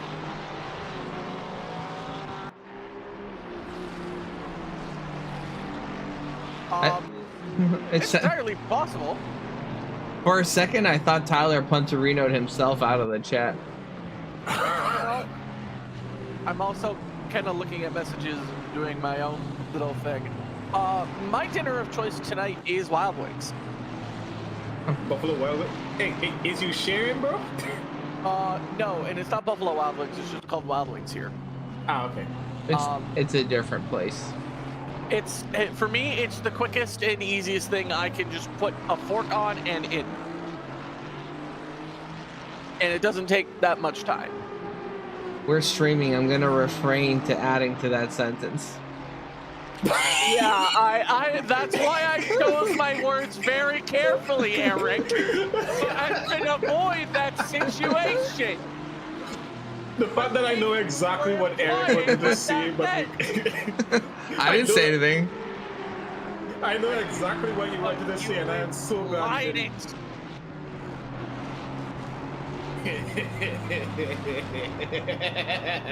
I also have a Mark's root beer as like a little bit of a sugar, but mostly I have a tea. So every few hours I'm gonna have to go boil a pot of water. I screw you not. All I've had as of right now is just a 2-liter bottle of water, a chocolate with a peanut on the inside of it, and some chocolate biscuits, and that's it. Okay, now, Hezzy, I have to ask, you have like chocolate bars down there, like name brand chocolate bars, like Reese's, Kit Kats, and stuff like that? Yes, we do.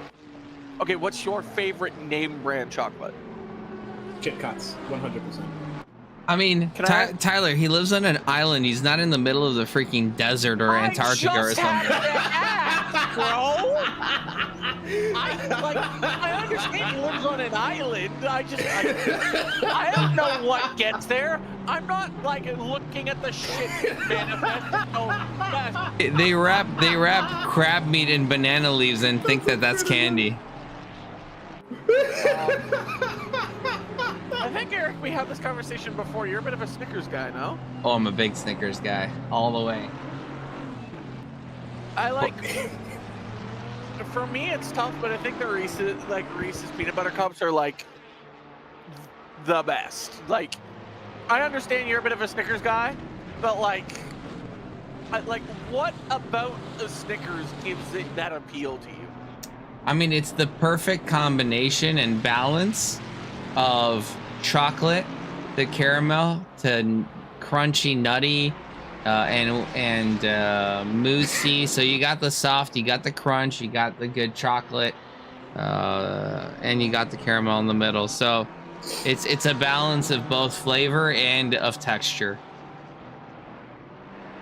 That was a little bit of a shot maybe from the 66 there, just as that. Yeah, the 66 did get a little bit blue into flags, buddy.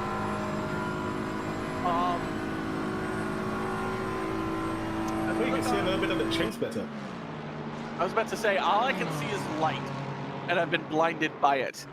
Chad, put your favorite chocolate bar below, and I will try not to judge you for your call. Emphasis on the word try. Now, I will say, Coffee Crisp does come in at a very, very, very close second. I love Coffee Crisp. Coffee Crisp are like the best. Oh, Tyler, I'm letting you know right now. So, my country has its own name brand chocolate called Charles Chocolates, right? Correct. And they have a mocha flavor. I feel like you would like it if you were here. Now, Kerbal, are you saying Snickers because of the bribe? Or do you actually like Snickers? It's probably because of the bribe, let's be real. Yeah, I would agree. I would agree with you there, to be honest. There's no other way Kerbal would just say he wants a Snickers. It's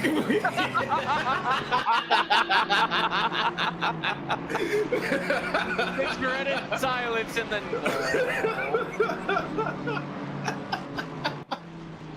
Give me a second, boys. I'll be back. All right, brother. Meal, blink twice if you need help.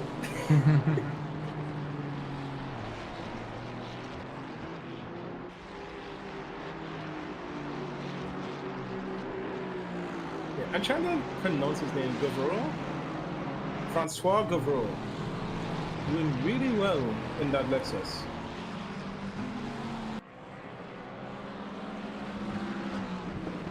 And we're back to the field.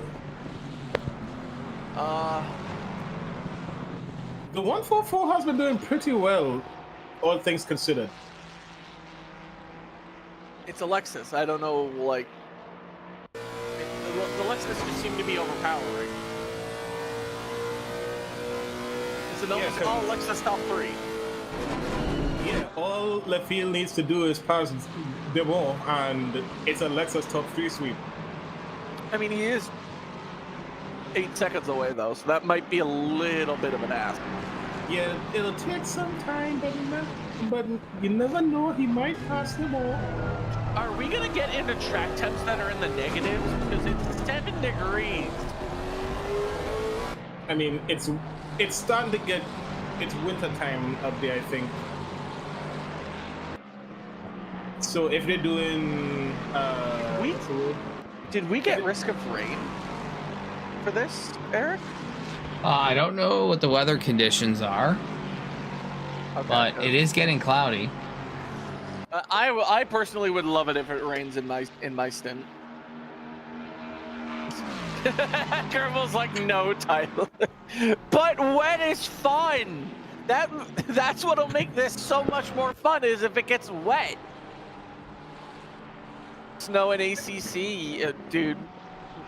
If we had snow in ACC, I would just sit down in the corner of my room and cry. It does snow in the north, though. I think it does at least a few times. In ACC? No, not in ACC, IRL. Well, yeah, it's in Europe. Yeah, there are certain places in Europe that get snow, and North would be one of them. North is a big truck.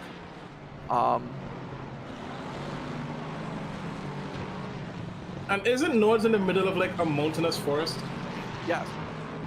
That's why I said so, yeah, there's gonna be snow on certain sectors of North. Where is this? The number 10 is up here. Where is the number 2 Ferrari? Because he's just got kind of nobody around. He's just got blue flag traffic around him.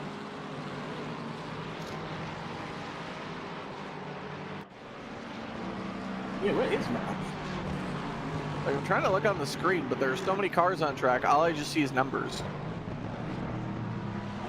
This is like a mathematician's worst nightmare. Trying to figure out where all the numbers are. The numbers, Mason, what do they mean? What do they mean, Mason? I miss playing Call of Duty Black Ops. I should play that when Kuzya takes me over.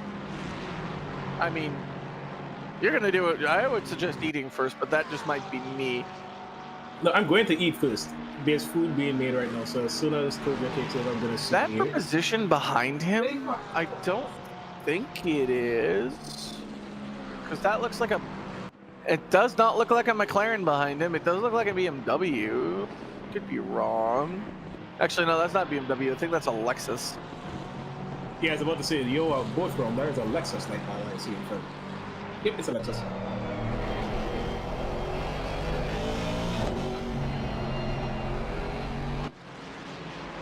Now we're going to ride on board with the number 13.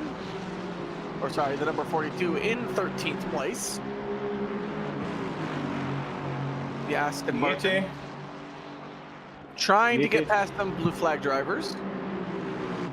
As the person he is battling is about 3.5 seconds up the road in that BMW. Flashing the lights, letting the driver know he's there and wishes to pass. And the Aston Martin being gracious and letting them do so.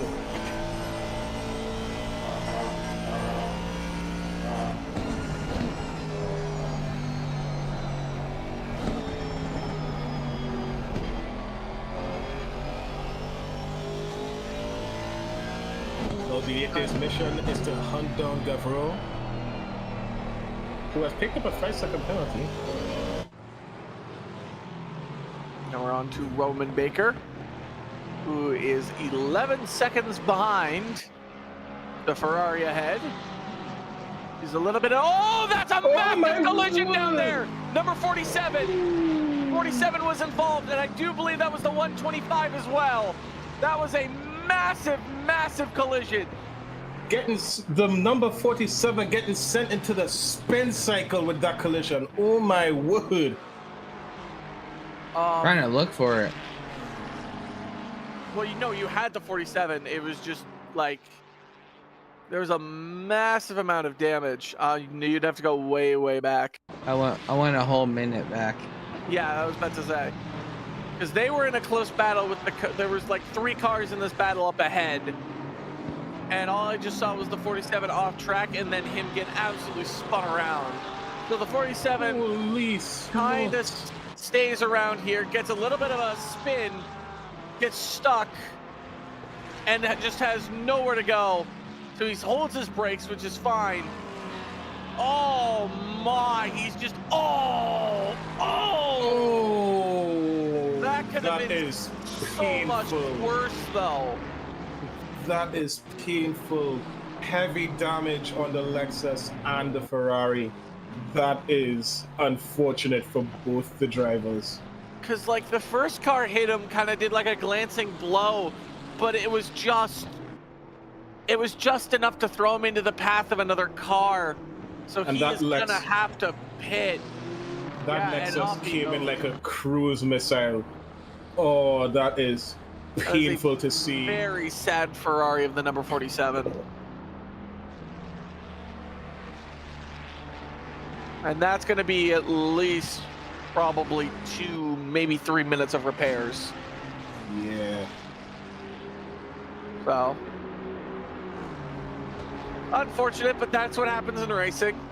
You'll have those moments where this rear end just snaps and you're kind of sitting in the middle of the track with absolutely no protection whatsoever. There are no road flares, there's no traffic cones. There is just your car, and you're hoping and you're praying that there's a window of opportunity where you can get that car out of the racing line. But there was just unfortunately no time for him to make safely back out onto the track, and he ultimately pays the price. Agreed. That is a very unfortunate situation for the 47. Getting punted into the direction of the Lexus probably wasn't on his bingo card for this race, and that is probably going to be about 3.5 minutes of repairs. So, kind of interesting development here. Aiden Walsingham has kind of, at the last pit, which was quite a bit ago, probably about a half hour ago, Aiden was about 7-8 seconds behind Maxime Batifouye and has clawed back the time as Aiden's found his, this would be his second stint, kind of found his groove, and now chipping away down to 3 seconds behind Maxime. So Aiden doing just as good a job, if not better, than Mr. Boothby, and looking pretty good. Aiden doing anything in his power to catch back up to Batifouye, or probably another driver that's in Batifouye's seat.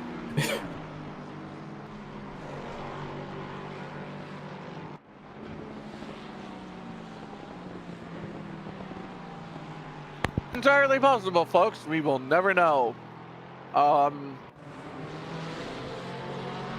What we do know here is, as Eric said, he has clawed back from 5.5 seconds to 2.5 seconds.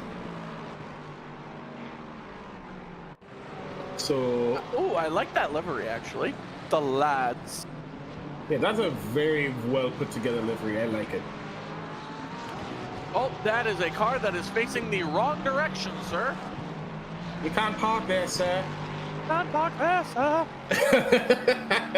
I can't imagine what that's like at night, too, where you're just like driving and all of a sudden you just see headlights in front of you. This is why I'm so glad that I don't drive a black car at night. My car is a bright white and blue, so that people can actually see me. Now you got ZP Perpai trying to chase down the hometown 293, the lone Canadian that's on the grid in this car, possibly driving it right now as we speak. We don't actually know. But he is holding on to that 30th position against an Aston. This is Aston v Aston, the same machinery, but the drivers are different. And the year of the Aston is different as well. Because we have an Aston Martin from yesteryear being chased down by an Aston. Oh no! Yep. I can tell just because he was white there for a minute. Ooh. Switch back. We had an Aston Martin from yesteryear being chased down by a modern Aston and couldn't hold its own against it. Unfortunate for Albert.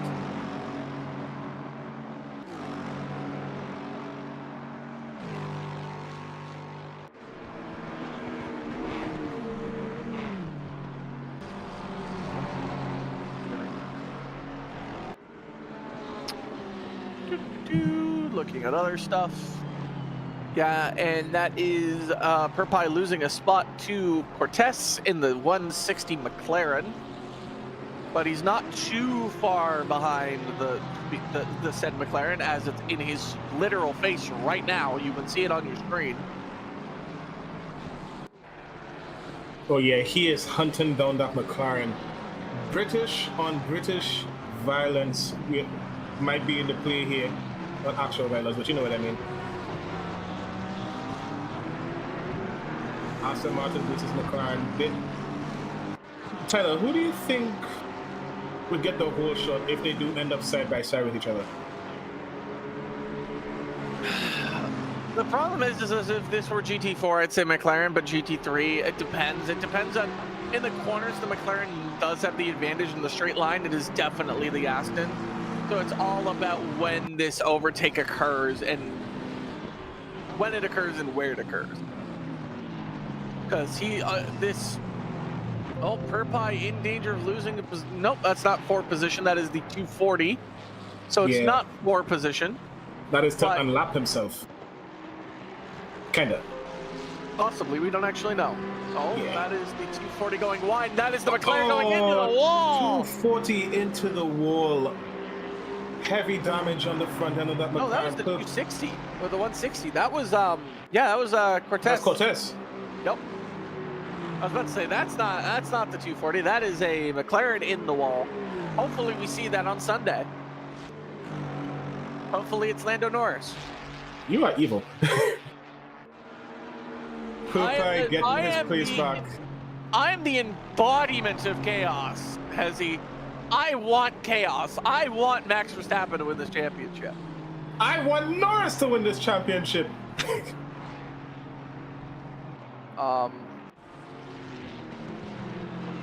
Currently, I do believe Eric is just working on the handoff right now with our good commentator. If the timings are to be believed, it is 6:06, so you both will soon depart. Yeah, it's 7:06 for me. Yeah, Hezzy, you're definitely free to go whenever you want to. We've got, at least between Tyler and I, we've got covered. Hey, genuinely, it was fun to be here. Thank you both for having me. This Commentary was fun. debut too. Yeah, hopefully I get to commentate on other events with you all. Specifically events that I'm not racing in. So thank you all for having me here. I don't know if I'll be able to come back later on when you know the race continues, but it was fun while I was here. Thanks, appreciate it, Hezzy. Of course, man. Thanks for having me on. It was fun. Yeah. Adios, amigos.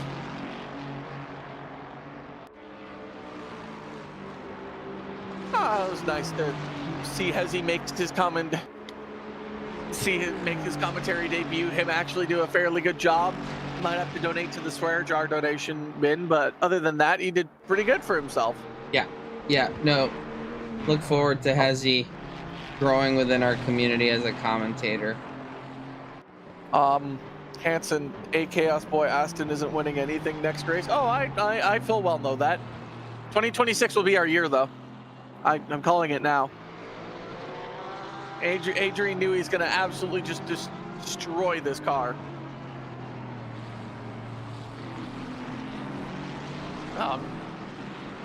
Well, Eric works on the transfer with my Wednesday co-host.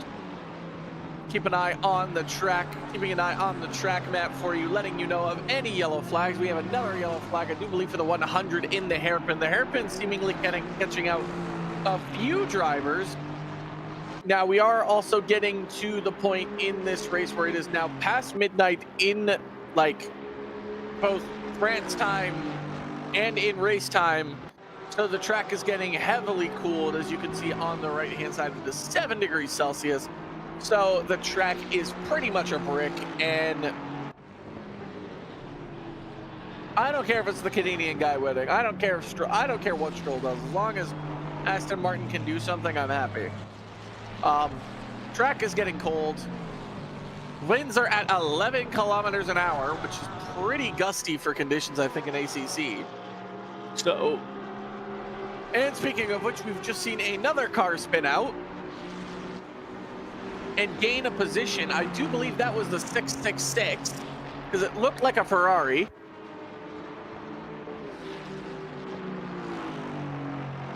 And also we've seen Kirpai move up, so I'm assuming it had to have been the Ferrari. No, it was the Ferrari of the 777 that is indeed spun.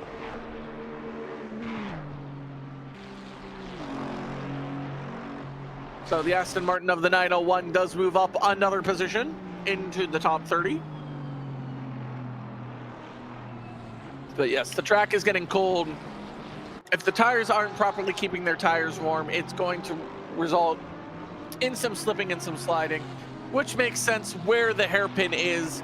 You are going to get a lot of slips and trips because after that long straight, your tires are a little bit cold and your brakes, so it's a little bit more difficult. to get your cars turned in. No, I think that's just a timer that's broken.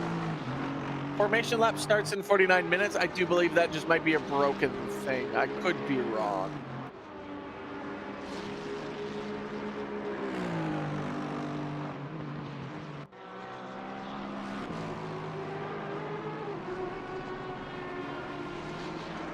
Yes, it's again still cool that there's a lot going on here.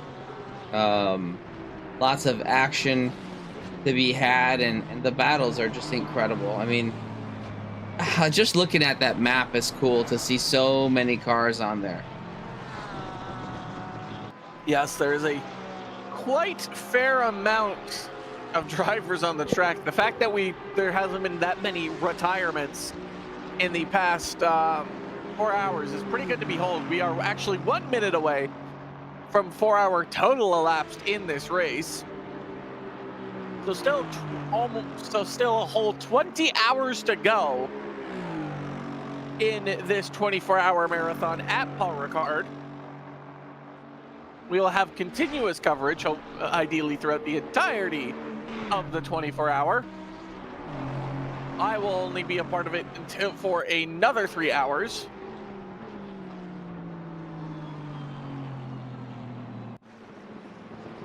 As much as I want to do more. But sadly, this is my weekend work. So I am unfortunately stuck doing that. Now we are on board with the 93 Lexus, chasing down, I do believe that is another Lexus. I do believe that is blue flagged. Just manages to squeeze in. 15 seconds behind the car in front. Now we go to the leader. And funny enough, the 800 Lexus right behind him. So the number 800 has done a masterful job of catching up to the race leader, traffic or not. It is an exciting thing to see. The number 995 Lexus flashing the lights. He's gonna go 3 wide here through this right-hander. Manages to put some distance, hopefully, between the 800 Lexus, but that doesn't look like that's happened. Just kind of hoping those blue flag cars would give him a little bit of a reprieve. That has not happened. So the 800 is on the charge. This is a Lexus on Lexus action.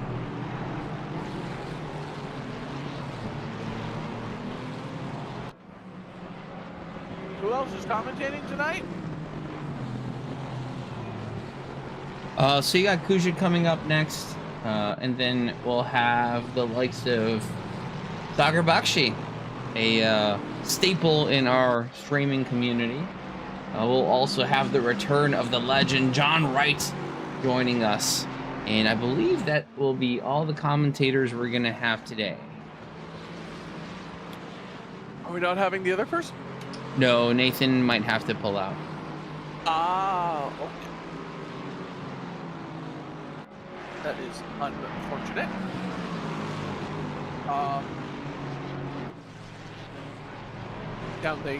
That is a car and 2 cars that are off the track a bit to the left. They will have to be careful of their rejoin. The leaders are nearby.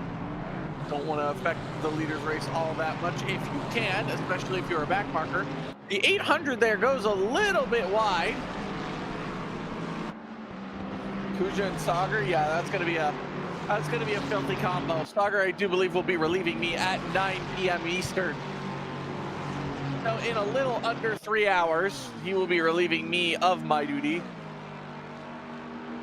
So you will get that power combo from TRACKILICIOUS on your viewing monitors on Twitch. So stick around for that. Ooh, cars are all jumbly there. I cannot imagine how this server has not, like,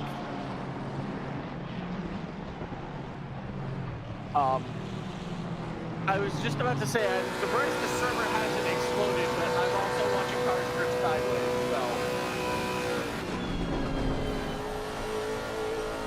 I could be just wrong. Oh. And I have brought it. Uh-oh.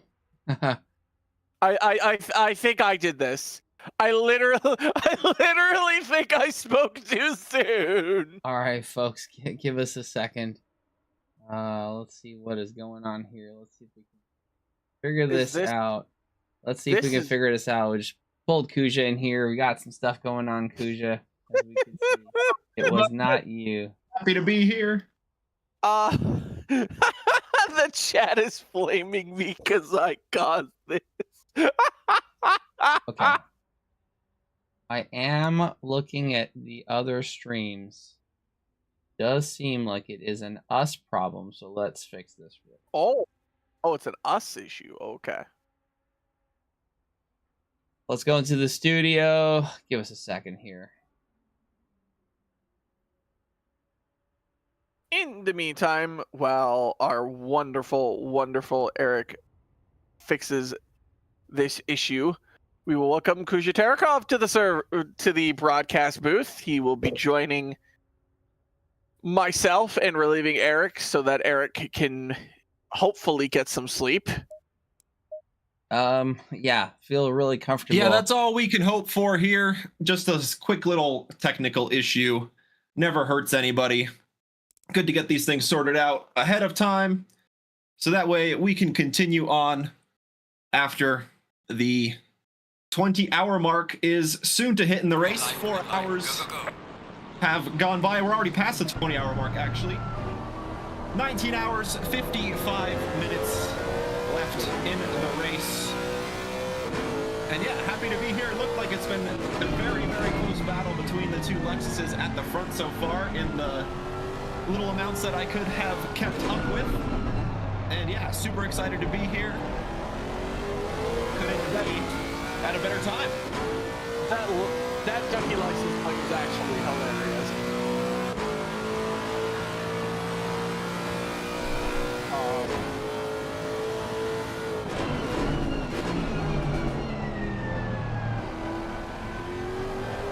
Alrighty, I believe we are back.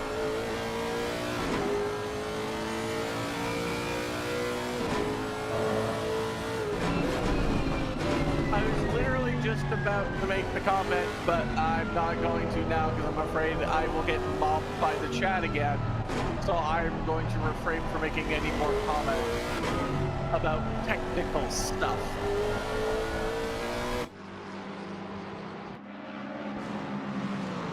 Well, that's your choice, not mine. As we watch the P2 Lexus trying to work their way through the BMW up ahead and catch up to the lead 995 Lexus with that Lightning McQueen livery. Good to see Mr. McQueen out on top. And currently having the fastest lap of the race. It'll be quite a challenge for this number 800 to chase them down, but they are getting pretty close, a lot closer than they've been in the previous hour, I'd say. So, Kuzya, what have you brought for drinks and food for your stint? No food yet, just had some food before coming on. Got myself some hot tea and some cold coffee. Good mix of caffeinated beverages so far to get us rolling here. That's interesting that you went with hot tea and cold coffee. I mean, it makes sense. Cold tea is just unforgivable. Well, that's just how it goes sometimes, you know. The hot tea, the coffee just was a cold brew, you know, so kind of difficult to make that sort of situation hot. And yeah, just my usual sort of tea that I like to drink when I have the commentator. Get some honey in there, soothe the throat a little bit for the large amounts of talking we've got going on today, supporting NRT in their 24-hour telethon event. I guess I know it always interests me to watch endurance races like this, and especially like changes for position, because it's like, how much of that is for position? How much is that just being on a separate strategy, a better driver? Like, there's so much in endurance that you need to be able to focus on to really understand why the changes are happening the way that they are. Yeah, 100% there. As once again, the lead Lexi just having to deal with some traffic cars having to go off the track onto that abrasive blue surface all around the side of Paul Ricard, but letting the lead cars go through.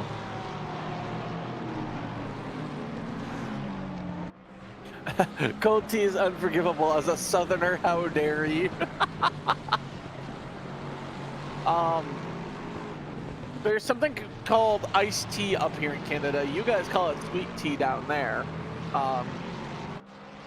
I can't imagine actual iced tea. That just sounds like that. Southerners have their thing. I'll give it to them, but that just also sounds mildly unforgivable.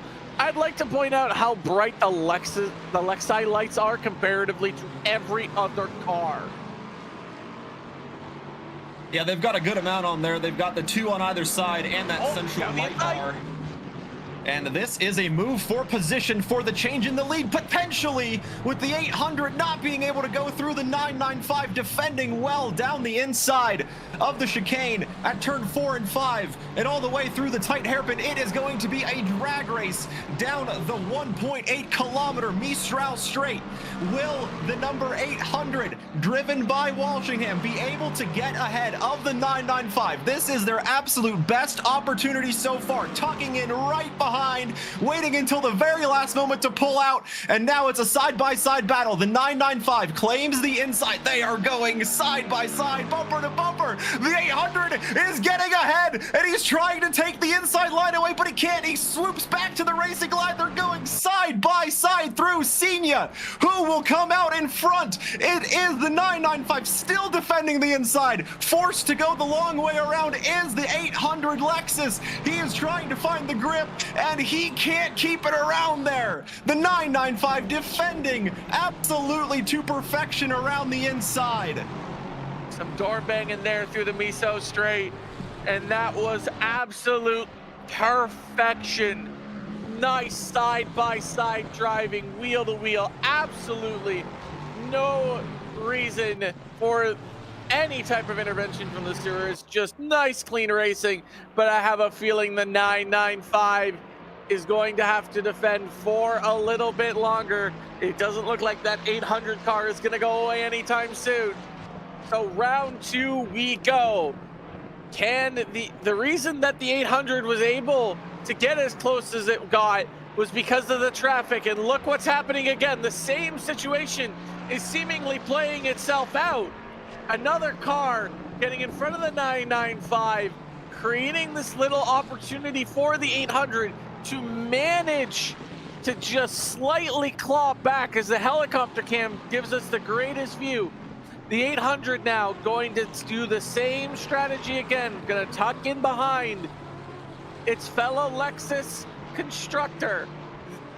Walshingham doing his absolute best to try and do this move precisely, carefully, and at the right time. It's what makes this unique. Look at the slipstream effect. The 800's gonna take the inside. The 995 sticking to the out. Who's going to be the last on the brakes? It's going to be the 800, and that is an overtake for the lead. But can it be defended? It looks like it's going to, as the 995 concedes for now P1, but it doesn't look like this battle's going to end anytime soon, Kuzya. No, it's certainly not. That was a great move by the Lad squad in the 800 Lexus. Aiden Walshingham with the brave move to get ahead and into the lead after 130 laps. The 800 Lexus gets through to the top of the charts. Still a long, long way to go, but that just shows you how epic the racing can be around Paul Ricard.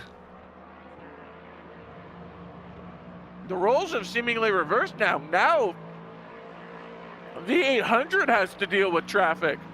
But I do believe this is the last little bit of traffic for a while. As you can see on the right-hand side of your screen, there is nothing now in front of these two for quite some time. Yeah, and this might even benefit the 800 to see if that little bit of clean air can really fortune their lap times. But the 995 is not giving up this position easy, and they know the effect of the slipstream. They now have that slipstream going down the Mistral straight after they exit turn 7. It is now a long race up to the fast right-hander at Senia in order for these two to continue their battle for the lead of the race. Here comes the 995 is inching closer. It's getting closer and closer, but it's not as close as the 800 was on the previous lap. He's slipping to the inside, throwing a little bit of a fake move to try to throw the 800 off, but he is not biting one bit, stays out in front.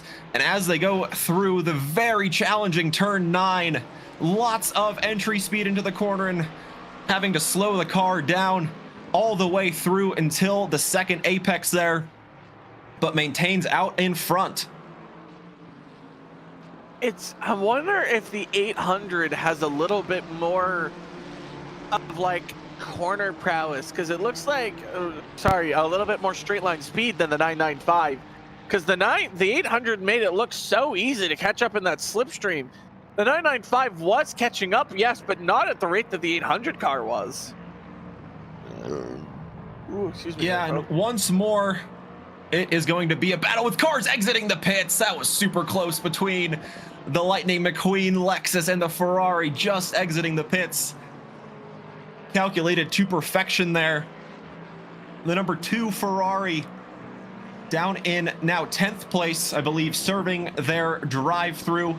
And the only other penalty on the board so far that we can see is a 5-second penalty given to the 640 BMW, now occupying 9th place, with the Ferrari of Papin moving back to 10th. Aiden Walshingham, though, once again, he's got the fast Lexus behind, has the fastest lap of the race, was in the lead, gave it up a few laps ago in this exact position here as they were leading going down the Mistral straight into Senia. It is now roles switched with the 995 trying to stay close, but like you mentioned, it just looks like that 800 is so much well suited in the setup for that straight line speed, and even in the corners here, it might just be down to the driver at this moment. I also got to be careful of the track. It is, like I said before in the beginning, hello, welcome cupcakes. Like I said in the beginning of my little spiel before we brought on Mr. Kuzya, the track is 7 degrees right now. It is 12:30 a.m. P4 is already 1 lap. I wouldn't say they're 1 lap down. It's more that they have, oh, actually, you're right. They might already be 1 lap down. The gaps in the times are a little bit finicky with this many cars out on track. But yeah, no, track temperature is 7 degrees. You can easily get a situation where your tires are too cold and you spin. Your brakes are going to be like bricks because it's just going to be so cold by the time you get to the straight with the degrees and the lack of braking down that very, very long, pretty much kilometer-long straight. So it's really all about setup, keeping those tires warm, keeping your brakes as hot, like as warm as they possibly can, so you have braking power. And getting all these little things right in a 24-hour endurance does be very, very crucial. Yeah, all that time really adds up. And yeah, it's a good time to close those ducts. But you never know what conditions are like in the daytime. And as we head into the early morning here, just 30 minutes after midnight, local time at Paul Ricard. But the battle certainly heating up between the two leaders out in front.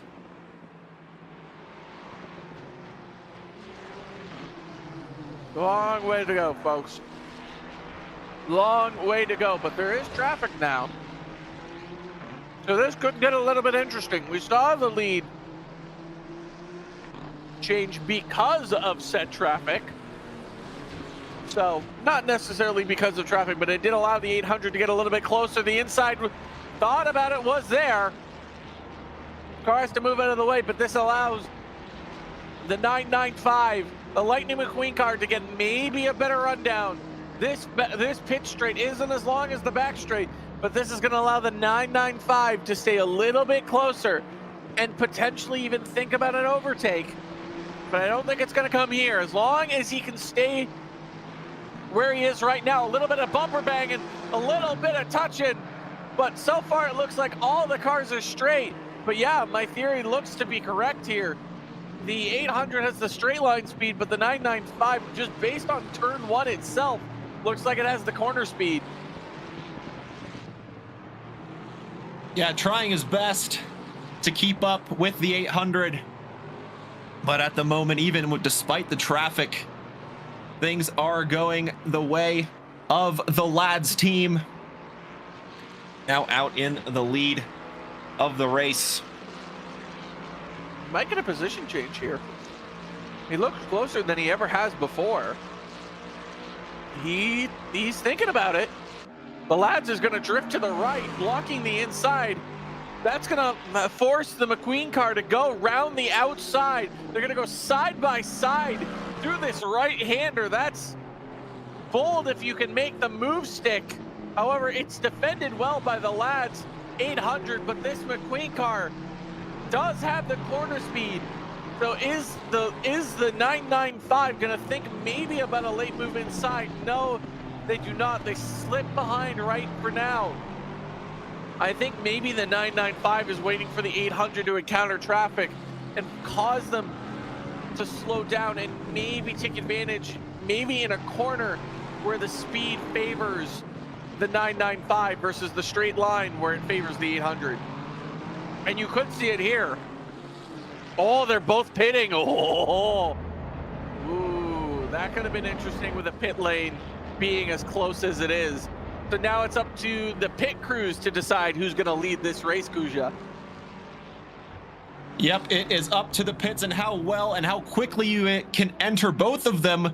Getting a little bit held up by that Nissan getting into the pit lane as well, but both getting held up equally.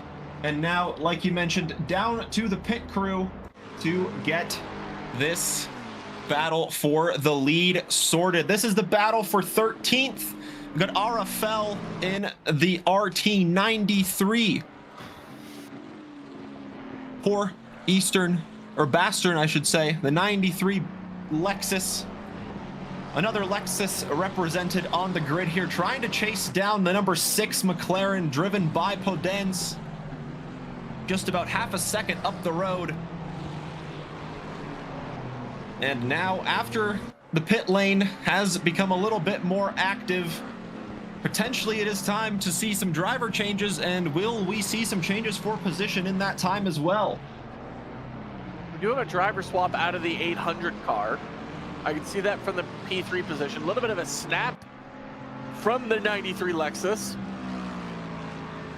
A little bit of snap of under or oversteer, depending on how you see things. The 995 has come out ahead. Again. So it's now going to be up to the barrier in the lad's car. I do believe it was a driver swap from the other person. I can't remember I think it was Welsh, yeah.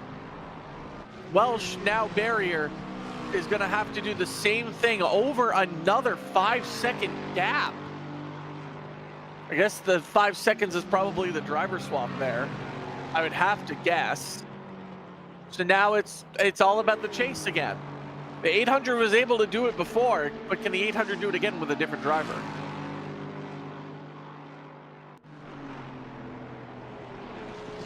Those are the questions that are going to be remained to be asked. So the gap is 5.5. We will bookmark that possibly for another time as we still stay on board. The gaps are kind of starting to close themselves out. Now, you look on the screen and you go, how is that possible? You literally have a battle in front of you. that's not necessarily for position, especially in an endurance event. You have drivers that are 3, 4, maybe 5 laps ahead of some other cars. So you get these like almost kind of like segmented battles where sometimes maybe even the closest battle to you is 5 seconds away. But that's what happens in endurances, is you'll have incidences where you spin, where you encounter damage that needs repairing, driver swaps, technical difficulties. And unfortunately, that's all part of sim racing. It's all part of racing. It's all part of the game. And you just have to do as best as you can to mitigate those mistakes, minimize those difficulties. And if you can do that, then you put yourself in a good position in the race to not fall behind. And as you can see from your timing screens to my left, P4 is a lap down, P6 is 2 laps down. So they're pretty widespread, and we're not even 5 hours in. Yeah, the gap's certainly opening up, and after the pit stops, they just might open up in places, close in other places, like we see here. The 995 able to get ahead by a pretty good amount as well. I could tell by the charts I have open here that the number 800, the Lads Lexus, had a slightly slower pit stop by about 3 seconds. So perhaps just not quite optimizing their stop in getting into the pit box and shutting the engine off completely for the mechanics to be allowed to get to work. And that just little bit of a performance lacking, I should say, just cost them that position once again, and they have to make up now 6.2 seconds to get back on the tail of the lead Lexus. I mean, it was a charge by the 800, regardless of where his position was now, and that was a very exciting battle. But it's a question of, can you keep doing it with the lineup that you have? Because that is a hard feat, especially when the same driver is doing stint after stint after stint like the 995 is doing. It's been the same driver since the start. So it's a question of, can the drivers that you have either have the same pace or maybe just a little bit under to mitigate the advancement and the advantage that the other driver has. I guess, for an example, with me and Kuzya, I know I'm slower than Kuzya, so it's a question of, do I want to start and put the car in a realistic situation, versus if Kuzya starts, I know that car is going to be up with people that I know are faster than me. So then it's up to me, okay, how much can I mitigate time loss and position loss so that when Kuzya gets back in the car, he can continue basically from where he left off. And that's very hard and a lot to think about strategy-wise, especially if you only have a team of 3. Yeah, certainly something to think about. Yeah, like you said, with the teams of 3, it is important to maximize the performance when you can. And it is looking like some close and tight battles right now. Further down in the top 10. And here, Valentin Barrier going around the track trying to catch up to the lead Lexus, but the gap has grown by about a second more since the last time we checked in with them.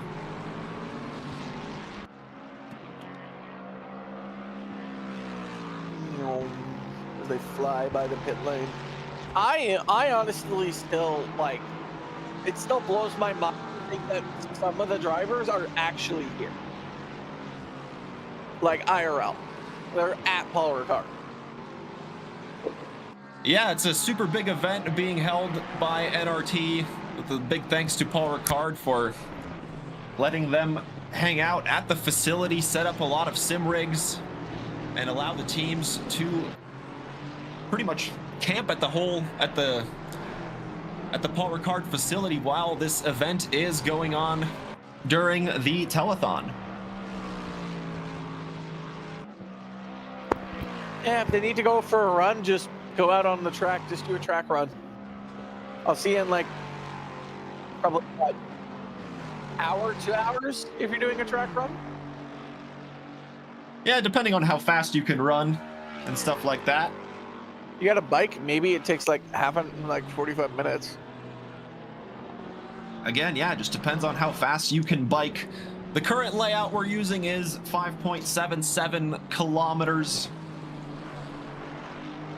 The longest layout available at Paul Ricard, 5.858 miles. That accounts for the, basically just adds a chicane in the middle of that long Mistral Straight in order to allow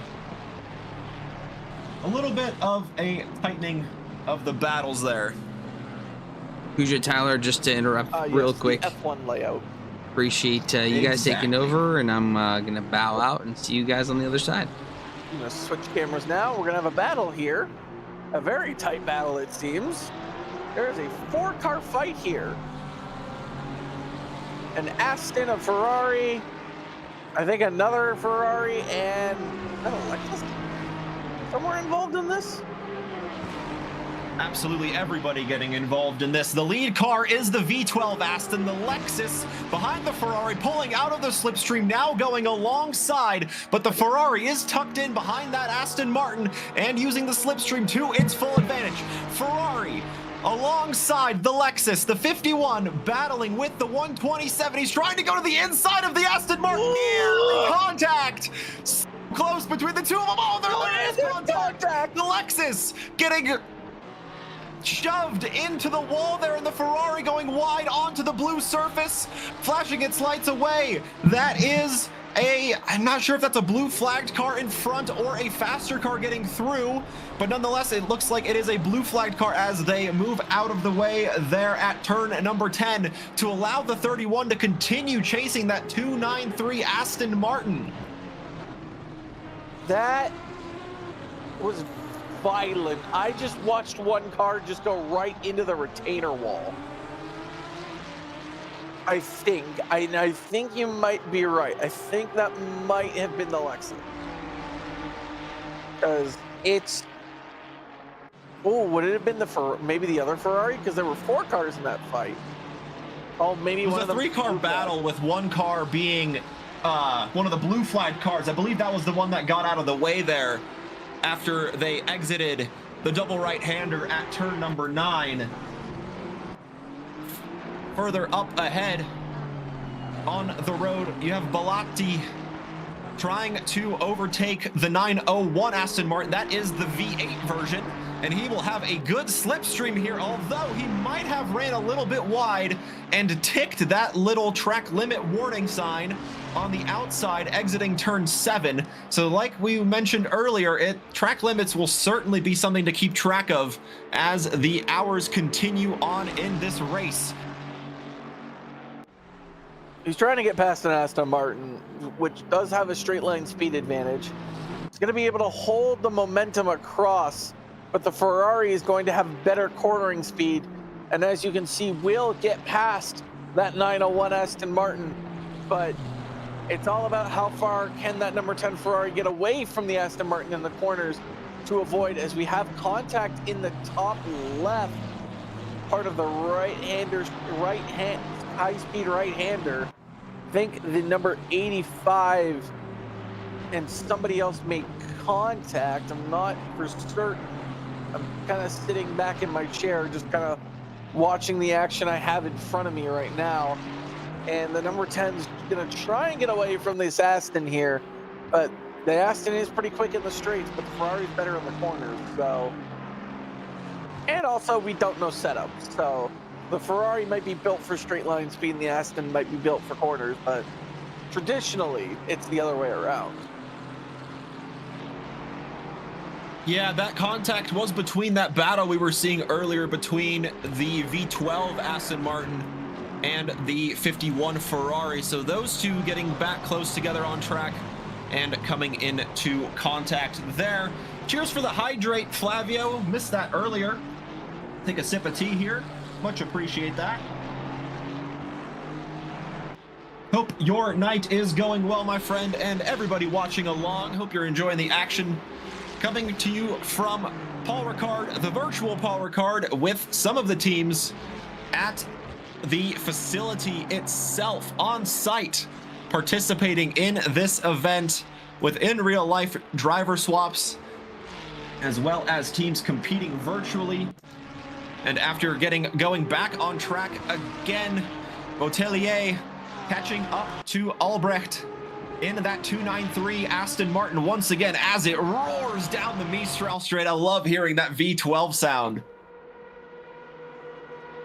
Oh, I love it so much. It's so nice.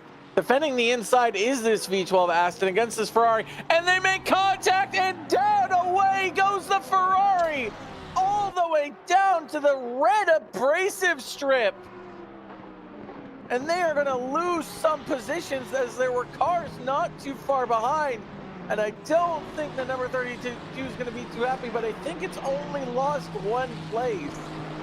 And that would be to the 127 Lexi. Yeah, that was a Lexus that they came into contact with exiting that corner, and now the 293 and the 51 coming into contact once again. They were the ones battling on track, and we saw the yellow flags come up earlier. But yes, here entering Senior corner, the 293 V12 of Thibaut Albrecht currently behind the wheel, just trying to defend his position. And just so many cars you can see in the background there down the start finish straight trying to work their way through. I think one of them is indeed the Ferrari that that he unfortunately came into contact with. I do not believe is going to be very happy when he gets back up to him. No, So, certainly not. That battle might just pick up. We've seen the yellow flags earlier. And so now there is that Lexus in between of Victor Arwayo in the Vroom 127 team, going down the Mistral straight, trying to chase down that V12 and pick up that battle from earlier on. you hear the V12, even though it's like 2 seconds up the road, you could still hear it.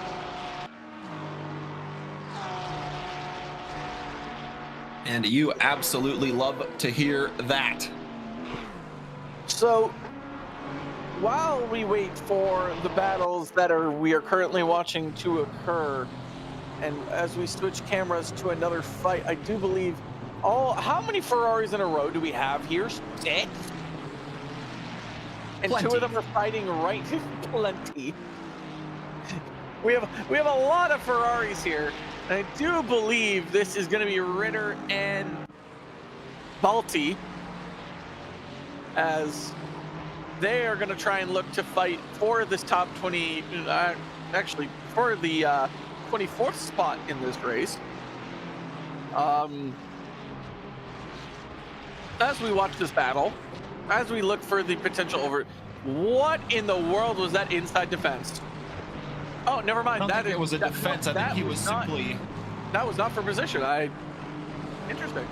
Yeah, I was going to say, I think that was a blue flagged car. Yeah, that was a blue flagged car. The Ferrari he's chasing down is the 47 just up ahead.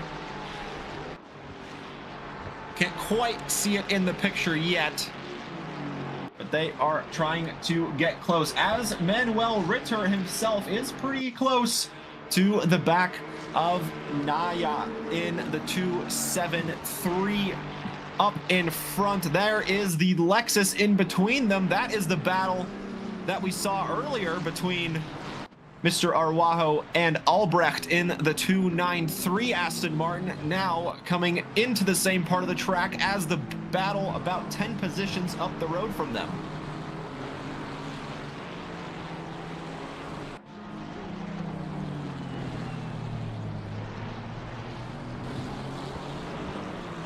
Sorry, folks, my mic was muted. It always interests me when you get battles in between battles, especially in an endurance race, where you're getting blue flagged. You want to be able to obey the blue flags, but then you get in a situation where if you obey the blue flags, you lose out of position to another car. The 10 and the 47 are fighting right now. You should probably focus on that, but I'm too busy regaling in the times of what happens when blue flags meets blue flags. The 47 and the 10 are going to fight out now into turn 1.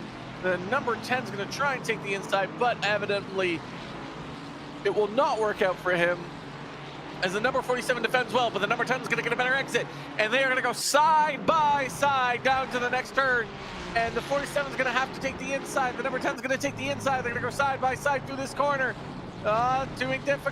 Doing their best to not make contact. Both drivers doing extremely well to do so, and that is the number 10 going to take the lead. However, the number 47 is trying the switchback, and they are going to battle. They're going to battle all the way down as we now head down this 1.7 kilometer straight, and that is almost track limits, and that is I'm going to make a comment about what I just saw, because that is a little bit of an uh-oh. Yeah, the 47 was just trying to get back on track to avoid the track limit penalty, but the number 10 was just there, out on track, and just couldn't really yield its position, and ultimately a tap to the rear quarter sees the 10 spinning and losing a position down behind now, but not too far, not losing too much time, just a blue flagged car separating these two before they can continue their battle once more. The 47 of Pillay does get through, though. That 96 Lexus moves up to P25 and is trying to catch up to the back of Leo Leclerc in the 901, up in 24th. I think the Ferrari behind actually got extremely lucky. Like, he spun around twice, but then he was able to keep going forward. He didn't get put into the wall or anything. So it is now up to the 901, the GT France Aston Martin, driven by a Leclerc. At least he's not driving a Ferrari, so there's hope. That Lexus is in a particularly difficult situation, being stuck in between two cars. The 973 of Naga up ahead in this battle for 24th. Pile in the Lexus. Then you have Manuel Ritter in the number 47 Ferrari, as all of these drivers move up a position, with the number 66 Ferrari being driven by Hubert Carrico serves their stop-go 30.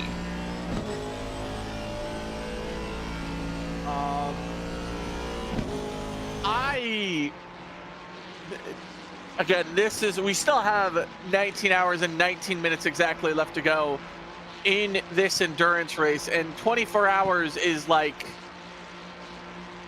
is literally a full day. It's a long time. But like, as someone, again, who hasn't done a lot of endurance races, and you, Kuzya, I know you've done a few, what is the strategy? What is the mentality like when you're doing a 24-hour event? It depends on the group you're with, you know. So there's some esports teams that like to go all out, try to win the event, and then there's people like me who aren't so fast and just like to have a good laugh with a good group of people, and we just kind of make sure we finish and try at least our best to get into as high of a position as we possibly can, and that's really all you can ask for from a bunch of people with friends, you know, or a bunch of your friends in the same kind of driving situation, you know, as long as you all kind of have that same mentality and just enjoy the company for a whole 24-hour event. Can really challenge a friendship too, you know, with some stressors getting in the way, with traffic as always a factor here, with a huge grid like we have this evening here around Paul Ricard. 58 cars rolling around the 5.77 kilometer track, with the Lexus getting a pretty decent run out of the chicane, but not quite close enough to send it down the inside into turn number 4. So they got pretty close down the end of the Mistral straight on the last go around. They are a lot closer to the 901 this time. Can they get the move done? Oh, EB up, peeled off to the inside. And there's two side-by-side battles going on with Pile going past the 901 and the two Ferraris. That's Ritter and Bellotti continuing their battle from earlier. The Lexus gets through, and Ritter still side-by-side with Bellotti for position. These two Ferraris, nobody is giving any bit of room on track. The 47, though, has to concede behind, but he's going to try the over-under attempt and try and get a better braking entry into turn number 10. But it looks like the number 10 Ferrari has that position, and he is now going to attempt to chase down the 901 and the 96 in front. Some nice racing there. No rear quarter panel spinning, at least from this time around. We'll see if the 47 has a chance to respond to the number 10 before he gets up to Pele and Leclerc. Kuzya is mostly going to talk about racing. For the next 2 hours, are going to be talking about the racing, but also trying to find some lightness and talk about other subjects, because it's going to be a long few hours, especially for Kuzya, who's going to be up next with Saagar in 2 hours. Do you pay attention to football? And by football, I mean European football, like soccer? Sometimes. Did you know they had the World Cup draw today for the groups? No, I haven't been able to check my phone for anything, so I haven't really seen it come up. Here the 293, though, trying to chase down now Wright out in front. This for a spot in the top 30. We saw the 293 battling earlier with the 51, now falling back behind the 124 as well as they continue their chase for a spot in the top 30. Meanwhile, also having to negotiate their way with being shown a blue flag as well.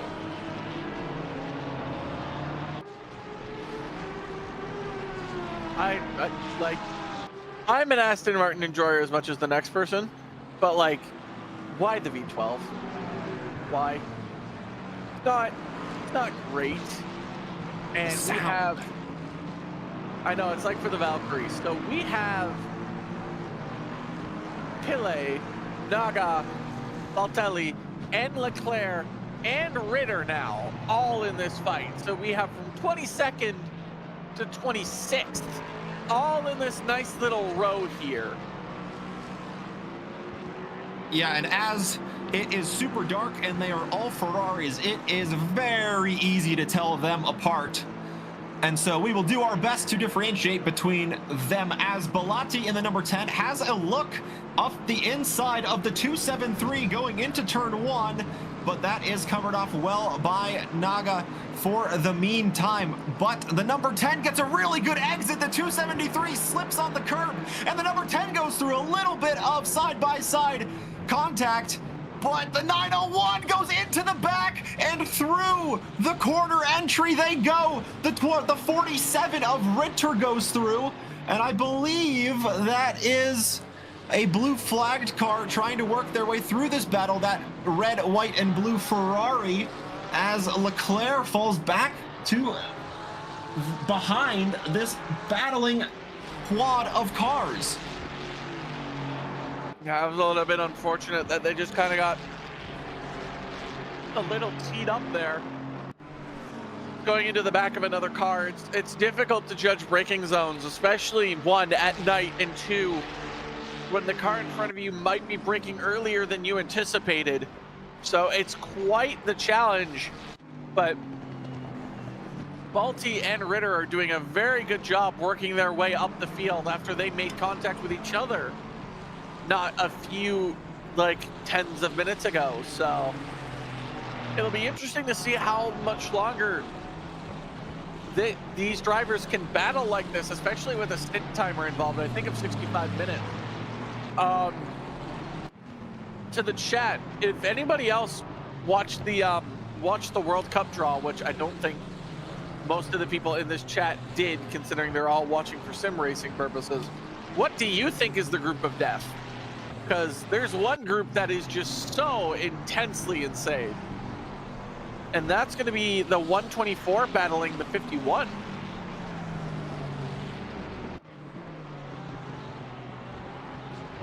What'll happen here? Let's see. Oh, that's...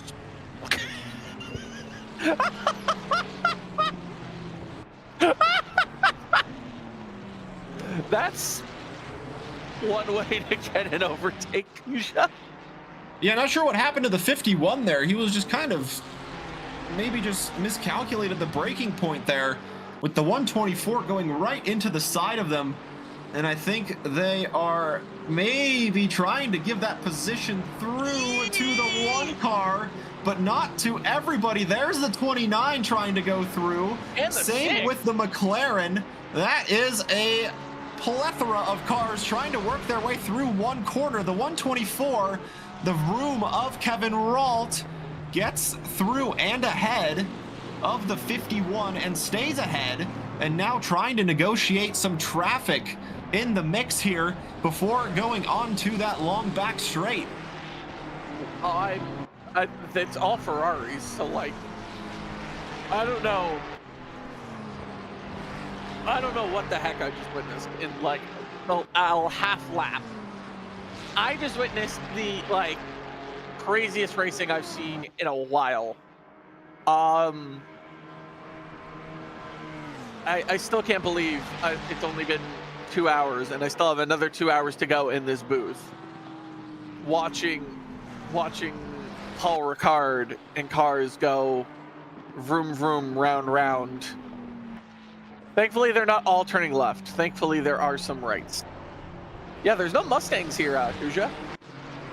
I wonder if I have a feeling the Mustang would just be way too quick down that main straight. And so maybe just an event choice not to run the Mustang, a collective choice. Leo Leclerc in 26 trying to get into the top 25 with the 273 of Naga out in front. Currently occupying that position in what has been a super tight battle between these four cars. Currently, the lead of those is the number 10, Balati, working his way all the way through 26th, or from 26th, I should say, now up to 22nd, ahead of the Lexus of Pile, Ritter in 24th, then Naga up ahead of Leclerc here in this tight 5-car battle for positions just outside the top 20.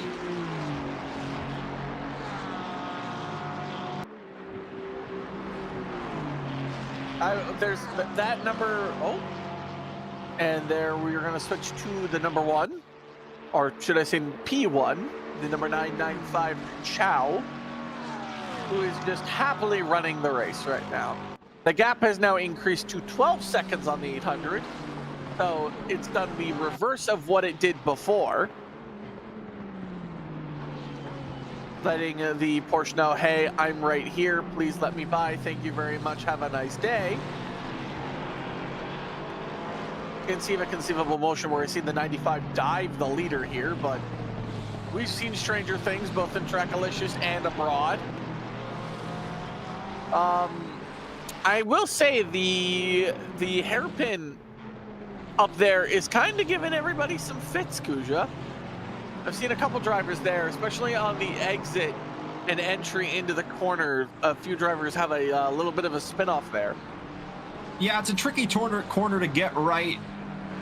The radius just closes and closes. You have to go slower and slower. Very tricky to go side by side through there as the cars continue to battle here. This is the car in second place, driven by Valentin Berrier, the number 800 of the lads, trying to catch back up to the 995 after losing it after their mandatory pit stop after the stint timers have concluded, working his way through some blue flag traffic.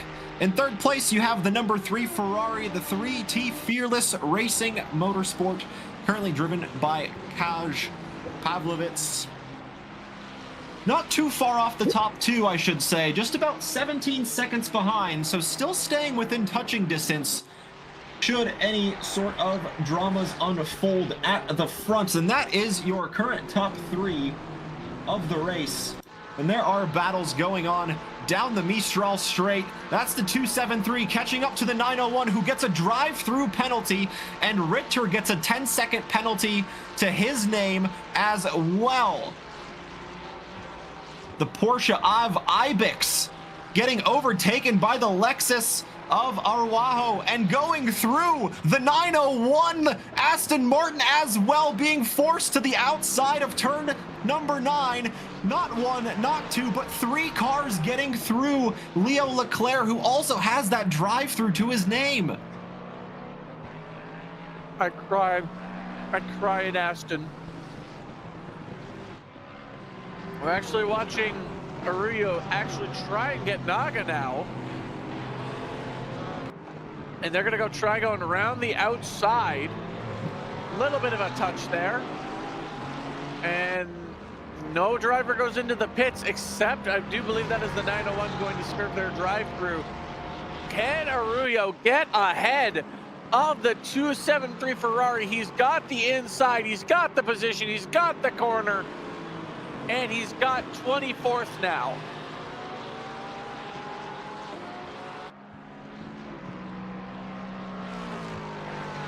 Now trying to use the speed of the Lexus to run away from this battling cars behind, as Francois Ibex trying to work his way through the number 47, or excuse me, the 273 Ferrari, the 47, coming into the pits, are under a yellow flag. I believe they're in the pit lane though.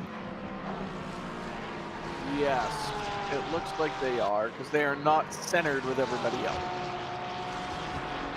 I'm going to believe they're in the pit lane, but I'm going to believe they're in the pit lane as well, because that 10-second penalty disappeared from their name.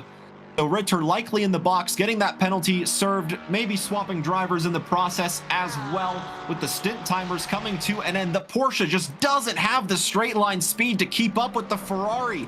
Even having the slipstream doesn't get anywhere close down the end of that Mistral straight.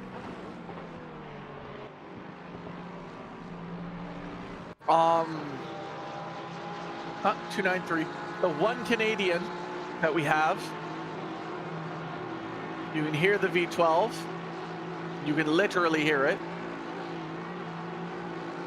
I think they're trying to go for an overtake here. They're gonna go inside. Well, goodbye, whatever car that was. And that was the 66th of Hubert Carico. And Leo Leclerc, after serving that drive-through, comes out behind this battling duo. So the V8 Aston behind the Ferrari here. The number 66 now behind the 293 V12 Aston. So in an Aston sandwich is Mr. Hubert Carico, but of 2 different varieties. Now, what is better, the V12 or the V8? Now, like, the V12 obviously sounds better, but like, would that quantify as V12 having a bigger bun than the V8?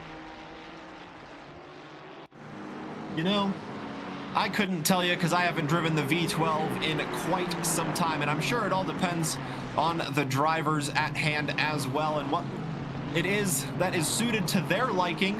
Here we have a battle in the top 5. Arnaud Aour in the number 7, trying to catch up to Lefil in the 144 Lexus to get up to 4th place.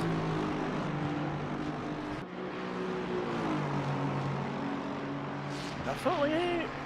It's an Aston on Lexus. The Aston does have the straight line speed.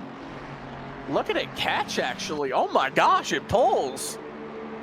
Holy, it's pulling. Look at how close it's getting with the slipstream. Take a good look on board here from the driver's side, to the passenger side, I should say, to get a good look of the conditions now and how dark it is and how tricky it is to see all the cars around.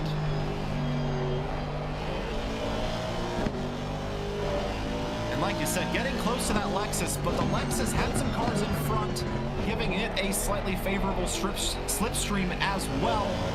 So perhaps just needing to clear this little bit of traffic before the number 7 can really challenge the Lexus out ahead for 4th. Gotta be careful, there's a Ferrari coming in.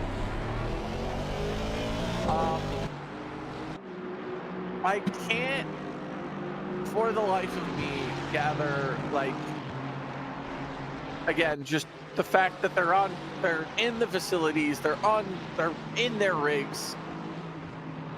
they're at the track. Like, I can't imagine what that experience is like to be sim racing at a track that you are driving on in the sim. Like, that just sounds like a brain teaser. Oh yeah, 100%. It would be super fun to witness, and yeah, they've put on a lot of on-site events as well for the drivers, the sim drivers, to do in the meantime, whether it is rides in the safety car around Paul Ricard. They have some karting events that they're holding as well, some pit stop practices of the F1 kind.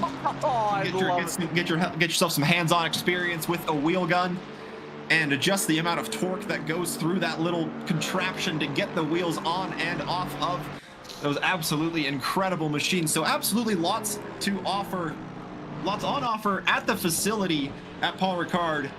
And a big thanks to the guys hosting it. That would be the NOCO racing team, putting on this great 24-hour event for the telethon. Now, I wonder if you and I combine, there's a drive-through for the 145, which I can just only assume for is track limits. I wonder if you and I can do better in a combined pit stop than the Kickstoppers did in that one beginning season, where they were doing like 45 seconds a pit stop. Yeah, you know, absolutely anything is possible. And yeah, or it could be like that Mercedes pit stop at Monaco, where it took them a few days before the car got back to the factory to where they could take the wheel off of the car. So that actually brings up a very good sim racing question. How would you, as we now cross the 5-hour mark, how would one do that? Like, do you just ship the rear end, like the rear axle of just the car, or do you have to ship the entire car? Yeah, you probably just disassemble it as much as you possibly can before getting it into whatever sort of rigs they use to move those cars around. I'm assuming they just tie them down to kind of big shipping container type things that are more specialized for that equipment. Put it on a plane. Say, what do you, it's just pilots? Oh, what do you cargo flying? Oh, just mount the rear bolt. Mount the rear bolt, that's the rear of the car. Because, you know, the bolt is like super glued on. It is very possible. The 293 once again getting involved in some action, being followed by the number 30 Ferrari, getting a 5-second penalty as well. The 888 Ferrari in 34th has a drive-through, and the car sitting in 38th, the number 13 Aston Martin, has a 5-second penalty as well. Albrecht dropping back to P31 here, outside the top 30 is the 293. Trying to be chased down by the 30 Ferrari, but he's got a Lexus in between his next battling car on track. Why are they punishing the Aston Martins? What did they do? I want to know. I demand justice. This is a travesty. This is a conspiracy as I watch all. That is the 240. That is a different car. However, you do have the number 30. Is that the number 10 behind, or is that the 30? It's a Ferrari, but I think that might be the number 10. Oh, no, it is indeed the number 30. Sorry, could not see the thing, but we just watched a car spin in the background, though. Yeah, this is the RB Racing team, currently driven by Roman Bobor in that number 30. He has gotten close to the 293 here, working their way through the little bit of traffic we saw now. But now a slightly cleaner track out in front with cars exiting the pits, very close between the BMW and the McLaren on pit exit there. But all cars still pointed in the correct direction, with Babor trying to chase down Albrecht in that position for 31st.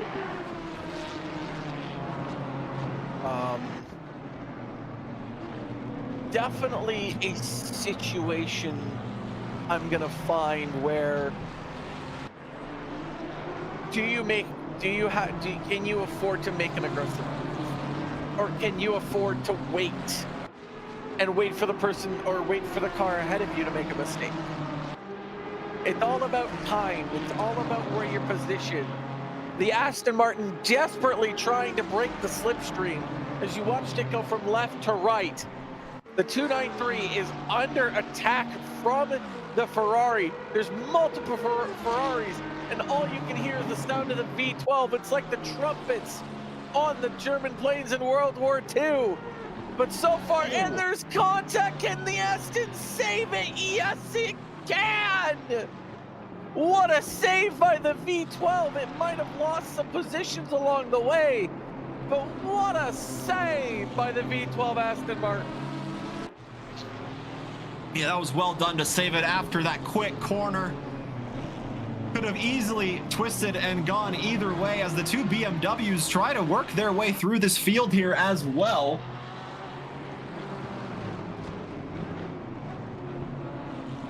With the number 30 now getting ahead of the Aston Martin, who also has that 5-second penalty to his name.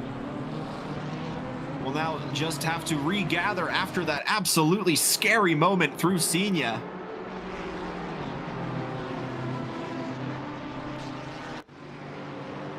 Definitely a scary moment indeed. I can only imagine what that's like, especially when you're only like, you're still less than 6 hours deep into the race.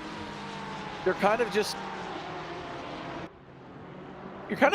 figuring out, like, all right, this is our run plan, this is what we're doing. Oh, hey, oh, shoot, I'm suddenly sideways in a corner. Let me just try and save the car here. Like, I can only imagine what it's like in the back of the pack where you're struggling to keep pace with your own, kind of set of class. But then you also have the people ahead in like the platinum class that are way faster and constantly lapping you. So you have to focus on that, and you have to focus on the battles that you have.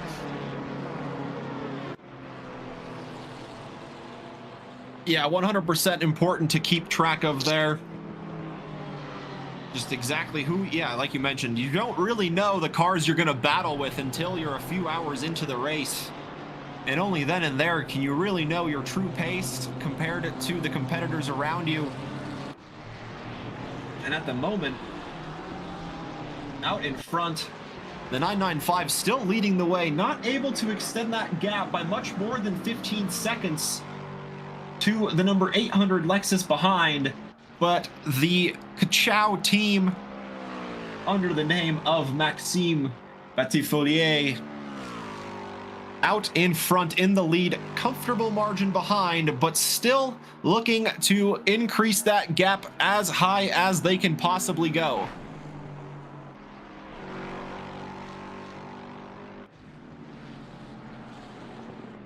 How far ahead is now this 995? Because last gap we checked, it was 12 seconds. Okay, it's now 15.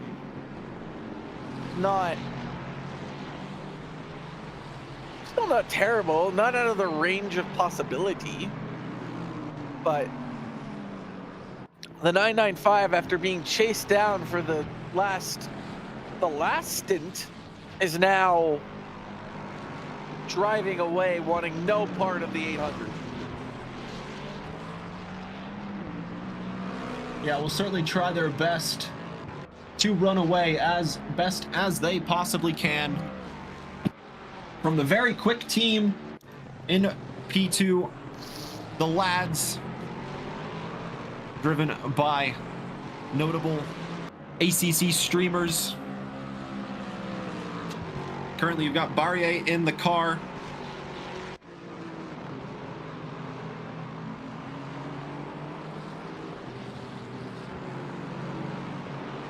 Coming up to the end of the stint timers here, from when we saw the two Lexuses stop for, or to reset the stint timer, I should say.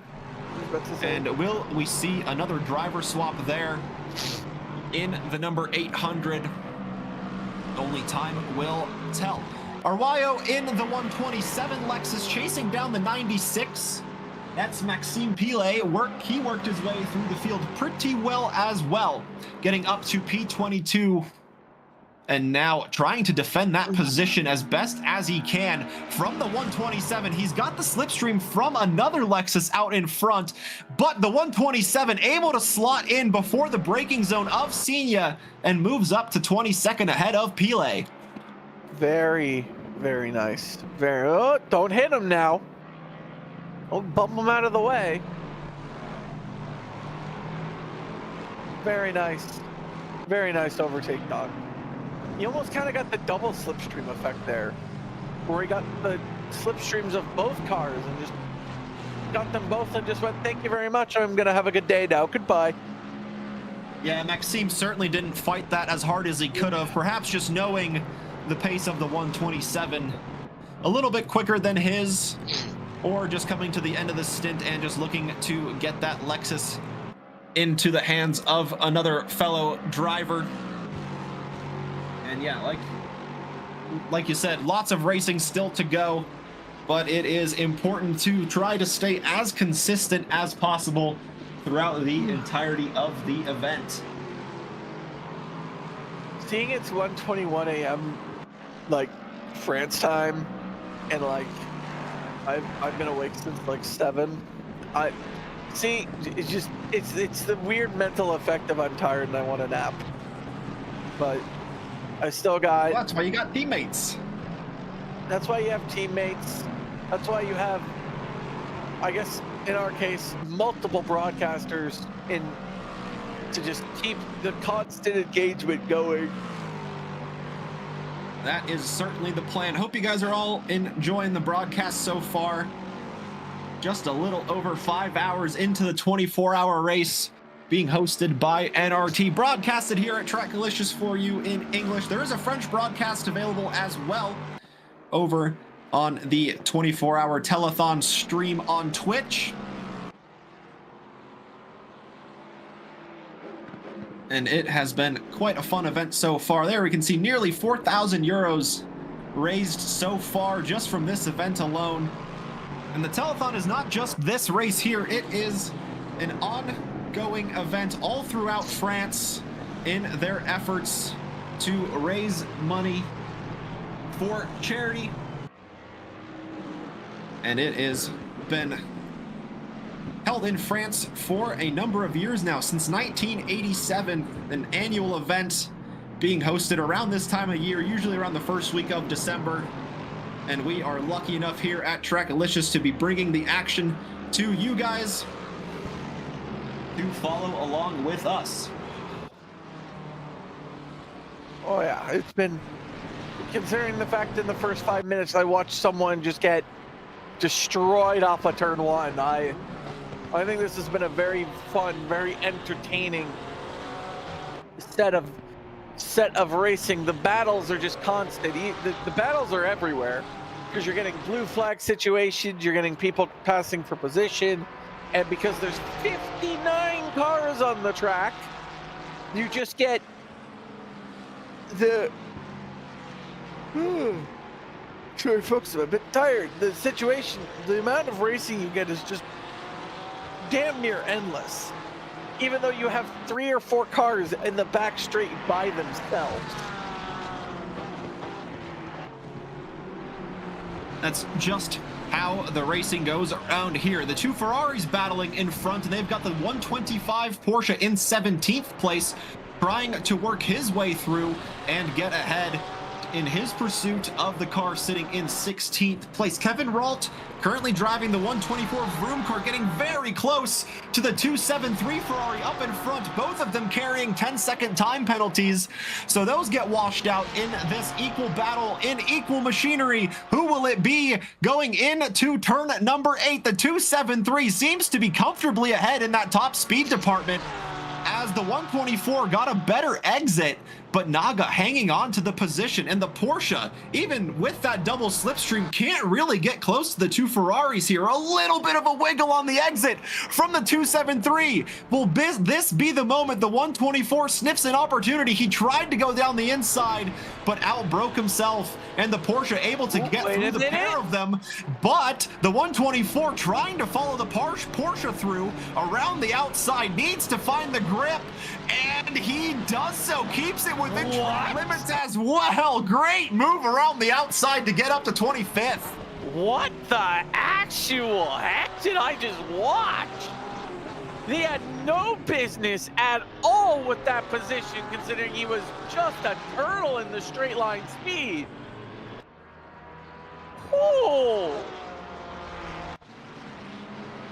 That Perhaps there we have seen it, straight line speed setup versus cornering setup, and Kevin Ralt getting through, and Christers Podens trying to get through the 128 Ferrari just up the road. So much traffic though in between these two cars, allowing the Ferrari to just escape that little bit from the McLaren.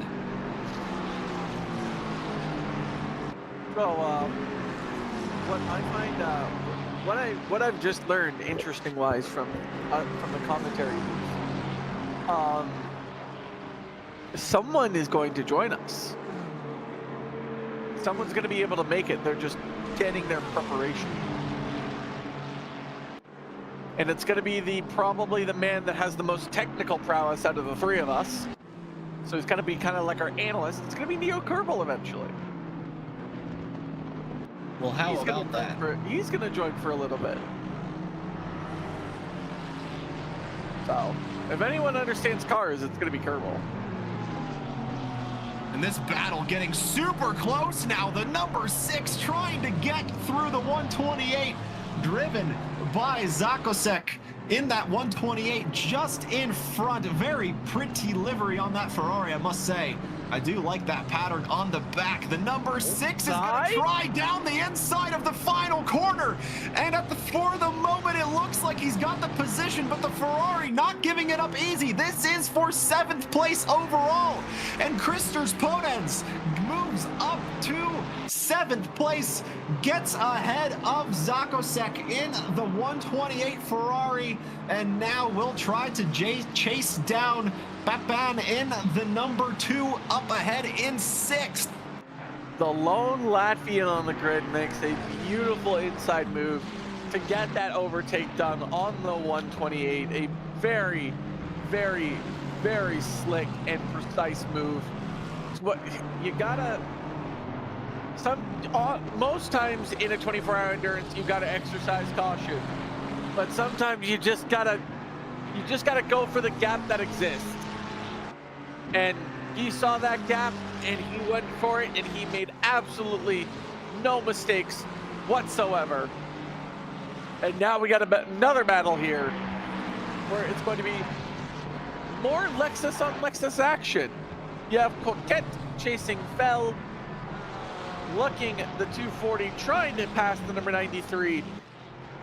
You got some traffic around, which is going to make things even more interestingly involved, because you'll get some slipstream aspects for the other cars, for yourself.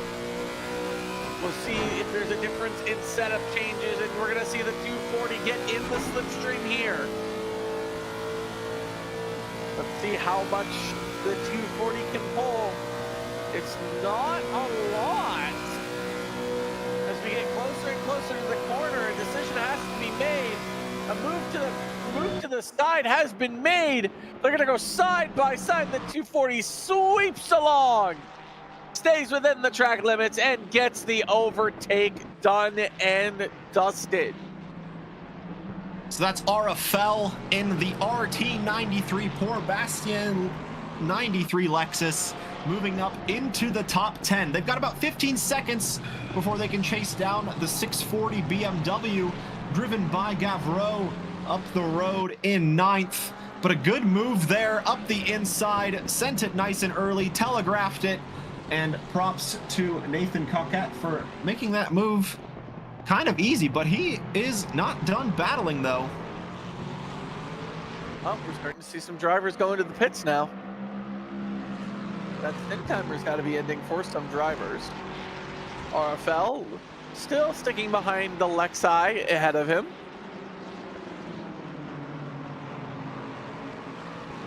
the cult of Lexuses are seemingly running the show inside the top 15, as you have 6 of them inside of the top 15. That is a lot of Lexuses. Yeah, might show you what car is a little bit dominant around here. Apparently, according to Hansen, it's the Bentley. Yeah, maybe that's why we're also not seeing it here, much like the Mustang.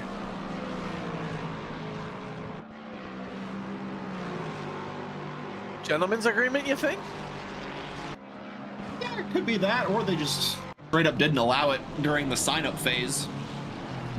As the Lay Sim Racers X team, the 128 still hanging on to the number 6 McLaren after losing the position on the previous lap, hanging within that half a second range of Podens. Well, as they continue their pursuit into the top 5 of the race, potentially. Still a long way to go. Very long way to go. Still 18 and 41 minutes left to go. There are no. Oh, hello. Hello? Did they just decide that the track was? Did they just decide to make the new racing line or something? There were 2 different cars off the track. I guess they've just decided that turn 1 no longer exists anymore. There was probably an incident where they had to take avoiding action, and that is the number 3. That is the car in 3rd place. That is hey, 3-4-3. What do you know? A little bit of a fun moment there. As the 128 just looks to try and catch up, maybe, but I don't know where the number 6 is now in relation. Oh, it's a little ways up the road, not too far.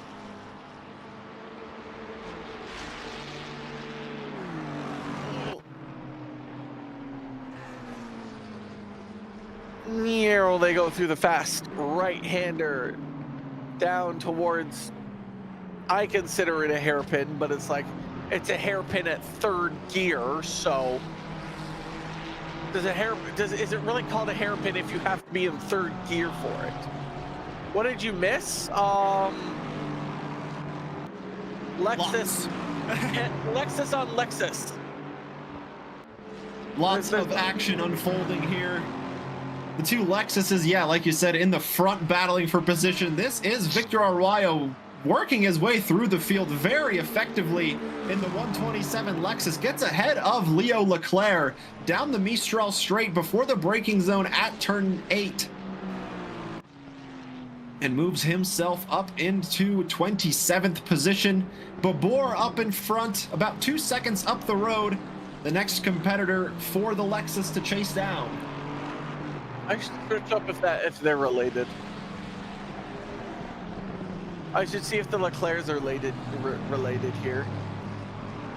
I don't think they are. I would highly doubt that. You know, you never know. And after getting the drive-through, I believe, earlier, Manuel Ritter finds himself outside the top 30, but he is back behind Naga in the 273 Ferrari with a 10-second penalty to their name, so that will certainly be the position once the 273 comes into the pits. But for the meantime, the number 47, driven by Ritter, kind of stuck behind the 273 here. Yeah, and the 273 is a 10-second time penalty, so kind of like a situation where if you know you're faster, pass him, but at the same time, if he's got a 10-second penalty, you're going to end up passing him in the pits anyway. So it becomes a question, are you going to lose time? Are you going to lose time trying to pass him? Or can you just afford, or like waiting, or can you just afford to wait? Yeah, we're just going to have to wait and see exactly what happens in that situation. And going down the Mistral straight once again, which Ferrari will lead going down into turn number 8.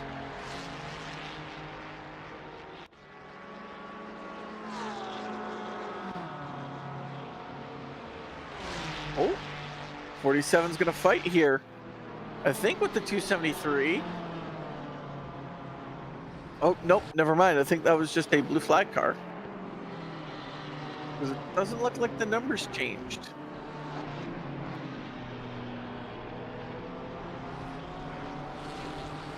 That was for position. He gets ahead of Naga, moves up into P28 now. And he's got Ramune in the 777 up the road now.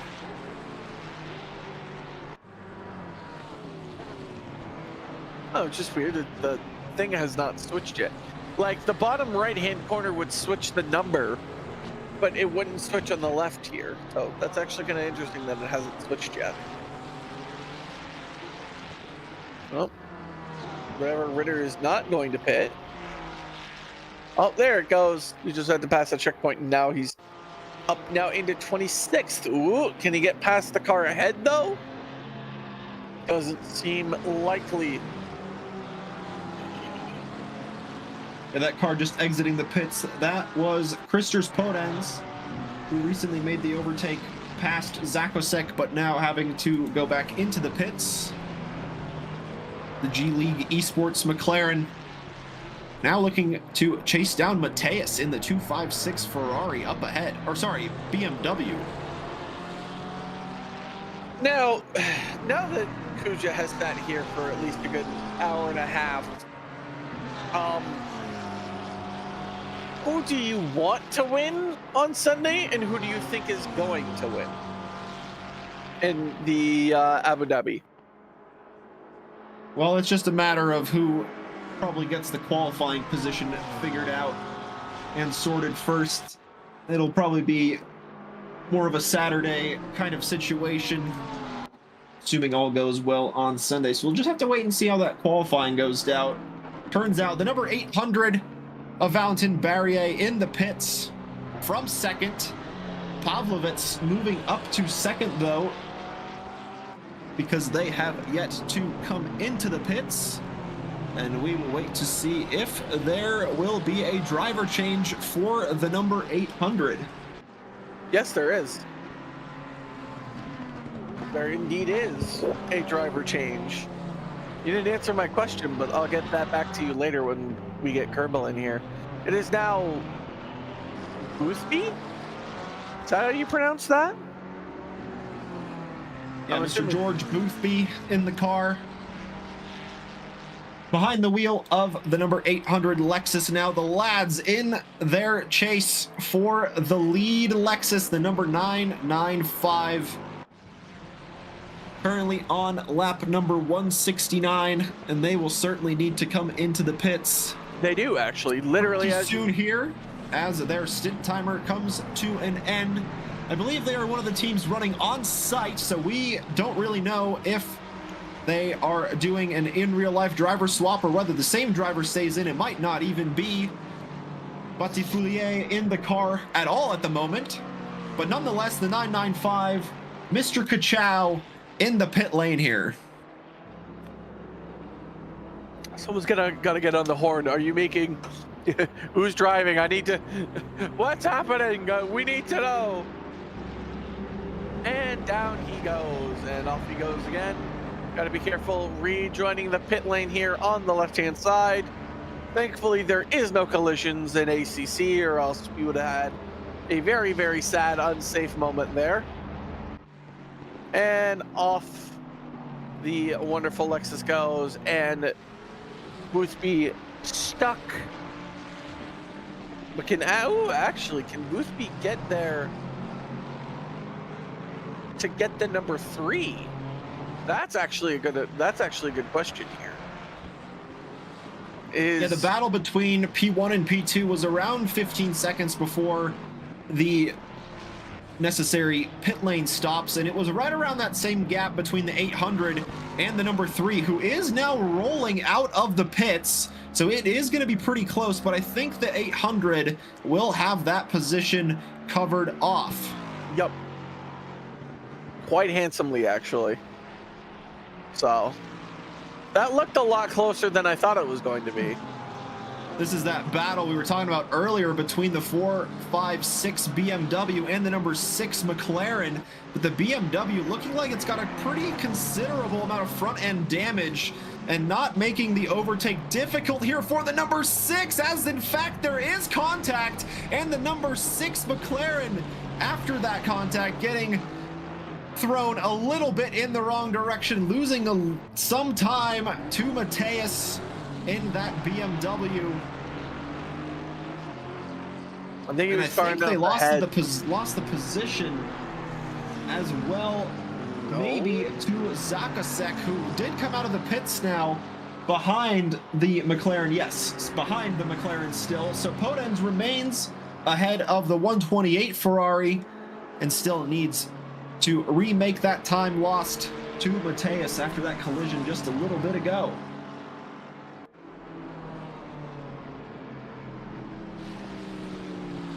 Yeah, that was definitely bit of an unfortunateness there for the lone Latvian driver. I think the front end damage of the BMW might have played a factor in that, and the inability to maybe hold the car straight. And now Podens has to get through all of this traffic just to get another sniff at the BMW, who I think is about 3 cars ahead. So the opportunity to get him is still there, but now he's got to fight through some back markers to even just get that opportunity again, which at this track might be a bit of a struggle. Yeah, it just depends on when you approach that traffic. If you get it down the Mistral straight, it is super easy to get by them, but once you get into those technical tightening corners, as you have at the beginning of the lap before the Mistral straight and right after, going into the fast right-hander at Senia, and then that double right-hander at turn 9 as well. If you get caught up there, you can certainly lose a significant amount of lap time.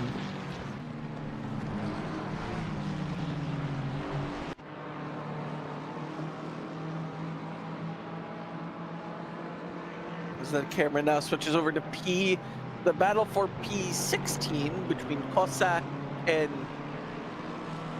you're gonna have to say that name, I'm gonna butcher it. Giampietro. Well, I think that might have just been easy right there. As Easy position gained, yeah, moving up to 16th. Kosa makes moved out things of the way. easy. Yeah, I mean, that's what you do in an endurance race if you know that the car ahead has the position, and it looks like those two have a very similar livery. Yes, in fact, both are Vroom representatives, so perhaps just in a group chat together, knowing that the 125 of Ugo Giampietro has the pace over Kosa in the 126, making that overtake easy for the Porsche. Team orders. Yeah, I think you're right, that just recognize that, hey, I don't have the pace. It's better for everyone involved if I just move out of the way, let you by, and we both continue on with our each individual race. So sometimes that's what you have to do. You just have to recognize that, hey, as much as my pride tells me I want to fight for this position, I'm going to lose time. You're going to lose time.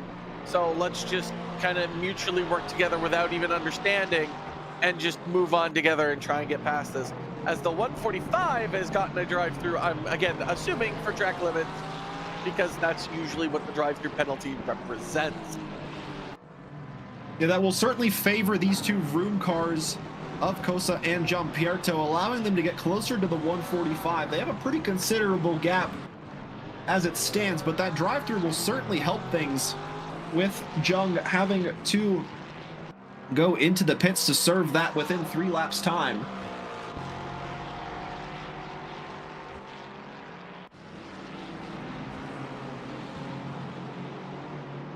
All right, so quick check on the clock. 7:45 Eastern, 1:44 in-game and France time. So we're getting through the bulk of the night stint now. Got a few drivers with some penalties on the left-hand side of your screen, but that's going to be fine. That's going to happen in endurance racing. Can't be expected otherwise.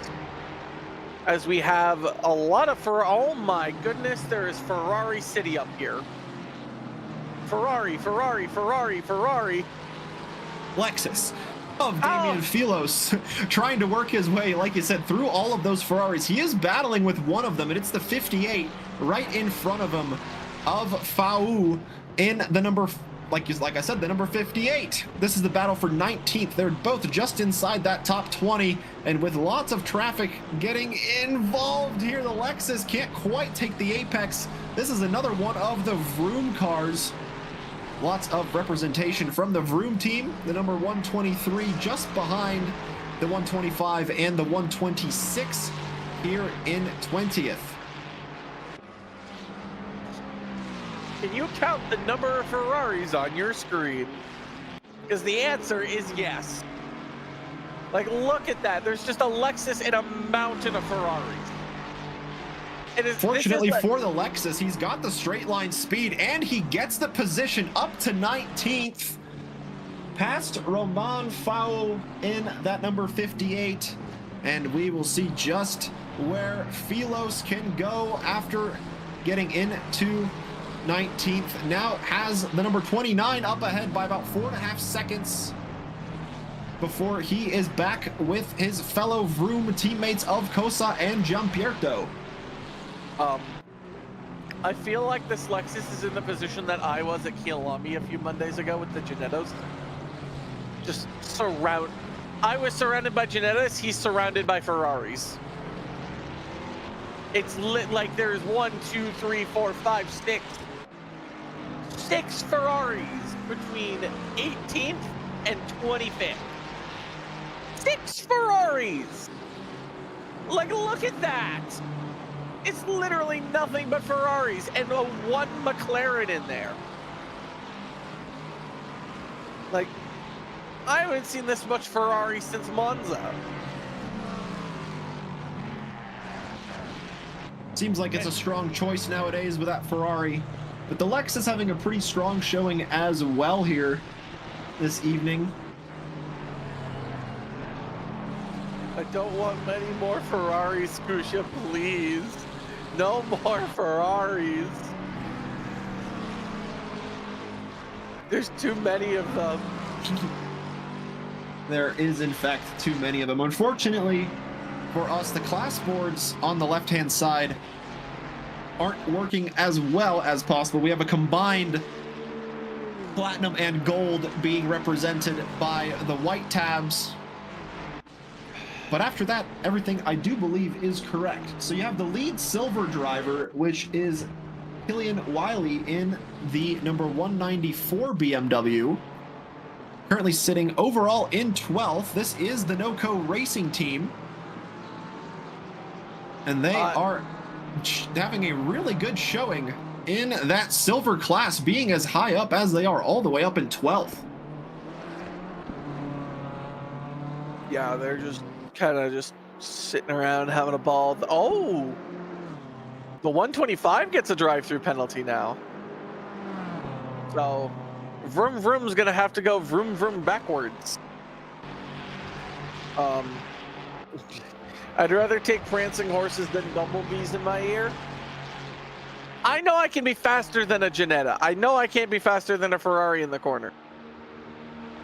As we are going to have a Ferrari on Ferrari action. The 666 and the 47 are going to do battle here as the sweeping right-hander comes in. I do believe that's going to be advantage for the 47, taking the racing line, blocking the 666, putting it further in closer hands to the Lexus behind.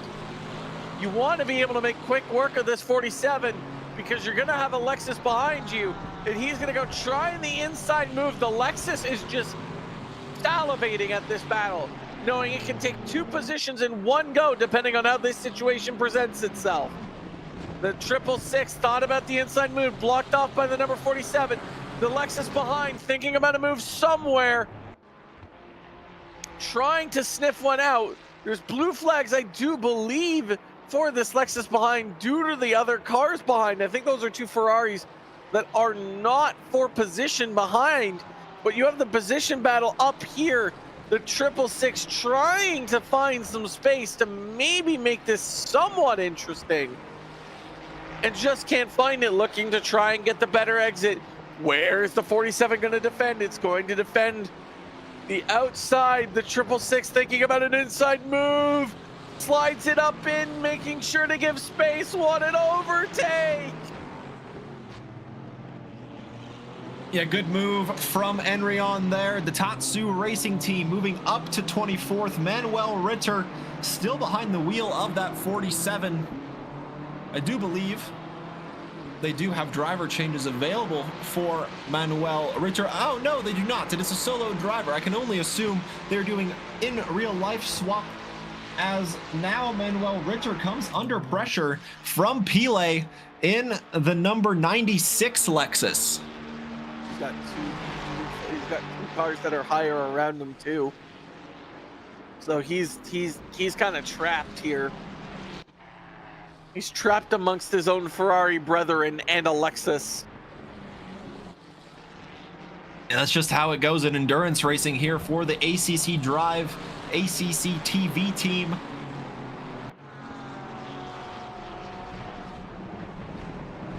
Number 47, Manuel Ritter. Behind now, Enrion in the 666. The Belgian driver just getting past on the previous lap. And can Maxime Pilet do the same in the number 96?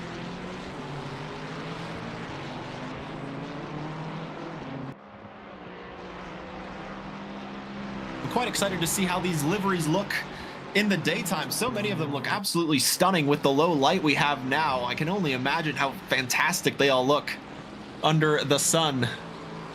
Well, I think you're gonna be here for sunrise now. I hope so.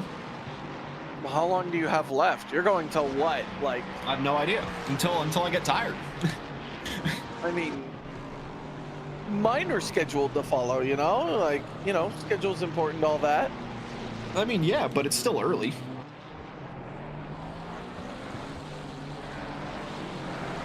I'm just trying to go look back through the... Because you're going to be here until... Yeah, you're going to be here until 5 a.m. GMT. Because right now I'm in not my final hour yet. Yeah, you'll be here, I think, for sunrise on the... That'll be your final hour, might be sunrise, from 6 to 7 in game time. So Eli trying to have a sniff down the inside. 424th can't quite get alongside enough to get the move done, and he's got the 825 Ferrari. The 47 drifts wide though at turn number 9, giving the position to Maxime Pilet in the Iron Phoenix Racing X-Sim engine Lexus, and they move through up to 24th. beautiful. Quite exceptional. Just an unfortunate thing for the 47. There's not much you can do and account for the lack of grip. But alas, they move on. And the 47 now has to sit and watch as we have Leo Leclerc now fighting with the 135 McLaren that's on the right-hand side that he easily gets past. But I say easily gets past, I mean go side by side with. Hold on, folks, this battle's not yet over. As the McLaren's definitely going to have the cornering advantage. The 901's going to try and get the exit. As the car slips and slides, he also has to fight the Ferrari behind. I don't think that Ferrari is for position, as it doesn't look like it's the 273 of Naga. So he's just got to try and get the 135 up ahead, which, again, isn't that far away, but you also have to make sure you obey blue flags as well. So I thought I'm sorry, folks, I thought the 901 had that done and dusted with how much speed it was carrying in relation to the 135. But I guess the 135 went, no, hold on, I want my position back, and just took it.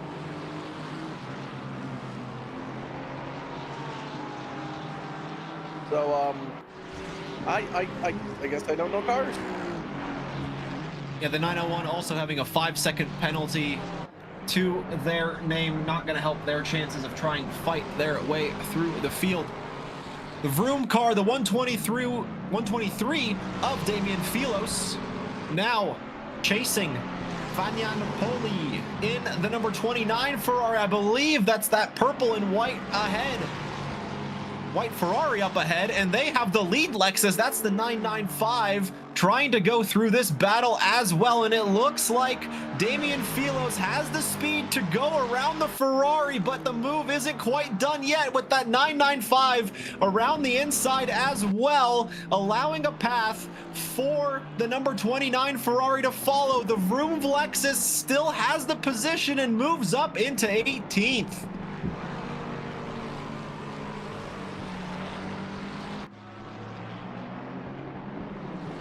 Nice, beautiful move. Nice, exquisite, nice and easy. Philos doing an incredible job getting the 123 Lexus to stay in the position. Didn't the 125 have a drive-through? They did. They served it already. They've come out behind the 126. And now a little bit of a gap between themselves and the 123 Lexus here. About 9 seconds. Yeah, because I saw he got a drive-through, but he didn't lose that many positions. He lost maybe one, if that. Like, that's why I said, that's why I had the reaction I had, because I'm like, they had a drive-through, no? Because, again, he barely moved. So, I guess it helps being at Paul Ricard in this situation where drive-throughs are painful, yes, because the track limits are atrocious, but I guess if you build a good enough gap throughout the 6 hours, which 15 minutes left to go before we get 6 hours in, I guess it's just kind of good because you just don't have to worry about anybody passing you. Track temperature 8 degrees with the air temperature also being 8 degrees. The winds have died down fair bit. The highest I saw was 11 kilometers an hour going to the west. They are now straight zero, so that's good. Despite there being 59 cars out on track, the track condition is still fast, so there is like barely any rubber being laid down, but that also might have to do with the fact that the track is 8 degrees and basically just too cold for that rubber to get laid down. Can't retain any freaking heat whatsoever. So, yeah, I don't expect optimum conditions until like late into this next group, like until like almost afternoon when the temperature. Yeah, the coldest I saw was 7 degrees. Like the optimum tire window is like 27 psi. So I can only imagine what the PSIs have to be at 8 degrees in order for you to get your tires into the working window. Yeah, certainly a challenge for the drivers. The 995, this is the view from the inside of the lead Lexus. At the moment, not too much traffic to deal with for them, just the one car out ahead that we can see outside the windshield there. Going through turn number 5 and 6 before entering that long back straight that characterizes this Paul Ricard track. Using all of the track to perfection there and showing us exactly why they are in the lead by about 28 seconds over the number 800, driven by the lads. The number 800 currently behind the wheel, George Boothby, trying to put in those consistently quick lap times in order to resume that hunt of the 995 Lexus in the lead.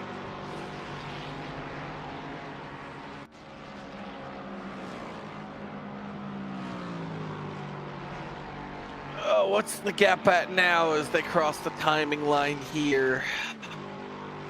And ding! 27 seconds? Basically has a full pit stop. Well, we got Pele fighting again with now the 666 Mercedes up ahead. The Lexus has proven its might so far here, and now down the back straight we go. This actually looks like it's going to be done before the corner. Look at this Lexus just go. As we approach closer and closer to the corner, the Lexus is going to have to make a decision. Is it going to go or is it going to wait? It is going to wait behind the Ferrari. Carry the speed, carry the momentum. Keep following him. Wait for the Ferrari to make a mistake like right now. Carry as much speed as it can and fly away. It's going to try and go around the outside. The Ferrari desperately trying to defend this position, but with the mightiness of the Lexus here, I think this position, Kuzya, is going to be all but taken. I'm thinking the next maybe half a lap.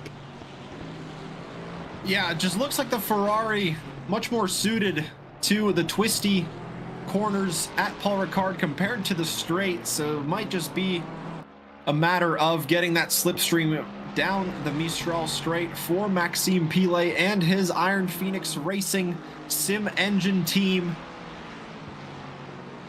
to get ahead of the 666. This is a battle for 23rd with just after 2 a.m.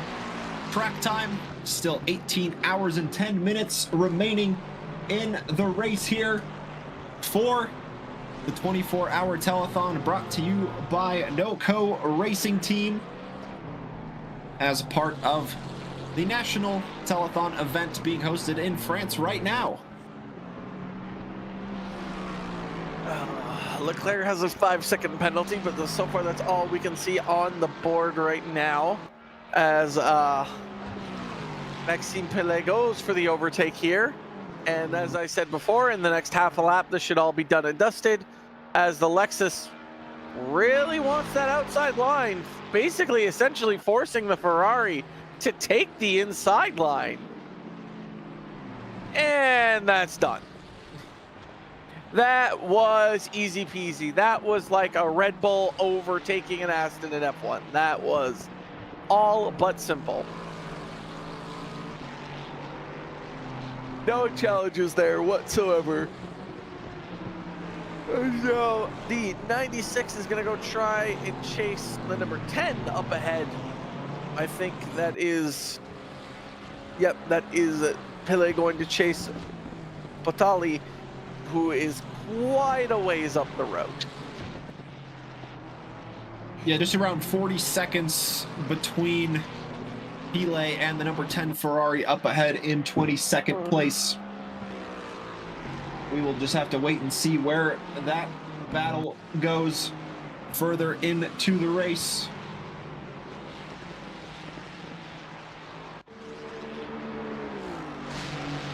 The battle between the two silver cars. Elliot Lemasson in the 888 Ferrari battling with the 296 of Titouan Simon. And the 296 stays ahead, but has that 5-second penalty to their name. And this battle between the silvers.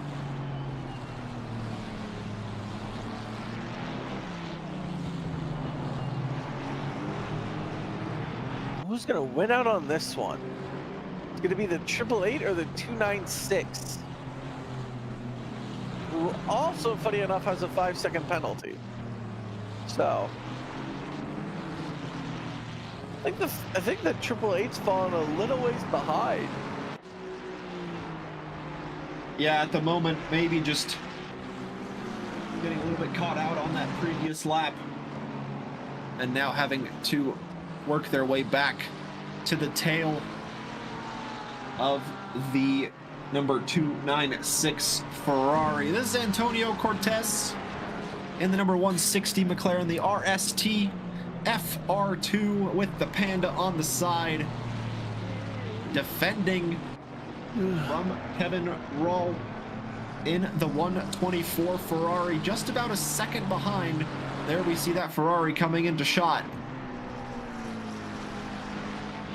Yeah, it's definitely going to be a very, very tight battle here. And these positions all being very important when it comes down to endurance time. Track position is always key. And Cortez is doing everything to break the toe here. And when I mean everything, I literally mean everything.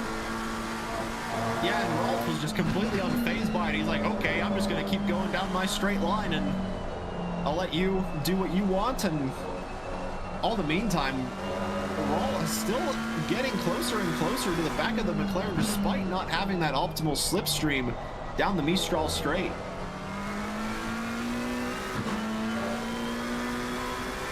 Yeah, it was kind of interesting to watch him gain a little bit of time even without the slipstream. That's the 88 having spun out on the exit. He's gonna have to wait for that gaggle of cars to get on by before he can rejoin safely.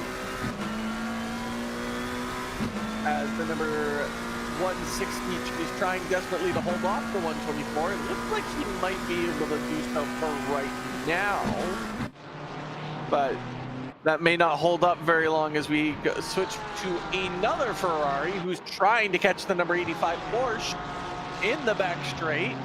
So we're going to have Ferrari versus Porsche here, and this move looks like it's going to get done again pretty early as off he goes, splits to the left. Where is he going to be? He is going to be already almost 2 car lengths ahead by the time they get to the turn in. Yeah, we've seen the Porsche suffer a little bit in that straight line speed department. And here, Axel Ramounet and the Ramocho community working their way through now up into the top 25. This is the lead bronze car as well in a really strong position up in the top half of the field. Actually, yeah, it's a very strong car. It's in the top 25, despite being a bronze car. So that's quite the position to hold, if I do say so myself. They are doing very well indeed. This is the Ferrari in second place in that silver class. You've got the gravel trap racing with Roman Faux currently behind the wheel as the 58 Ferrari goes through the final quarter to begin yet another go around of Paul Ricard. And ladies and gentlemen, we're going to have a third commentator now joining us. I'd like to introduce you all, the man you hear sometimes on Mondays, Neil Kerbel. Thank you so much for joining. Yeah, sometimes on Mondays, rarely on Wednesdays. Thanks for letting me hop in for a little bit on this 24-hour stream. I'll do my like 2% of the streaming commentary. Maybe 0.5 if you're lucky. Maybe 0.5 if I'm lucky. How's the race going? Oh, can't complain so far. There's been action here and there in the top 5, outside the top 5, in the top 10, bottom 10. Everybody fighting for positions. Here, Titouan Simon doing his best to stay close to this gaggle of cars around him. And yeah, lots of Ferraris on track, Podens as well. It is very interesting to see with so many cars on grid, just the margins in between these cars that have lasted for the past 4 hours now. It's very incredible to see how close these cars are remaining to one another through these long stints. Yeah, and that's the thing with these long races too, and with 4 different classes out on track at the same time. We've got the platinum and the gold classes both being represented by those white tabs, or the white numbers I should say. Then you have the silver class represented by the silver numbers, the likes of Leo Leclerc there in the 901, and here with Titouan Simon. And then the red number plates represent the bronze class of driver.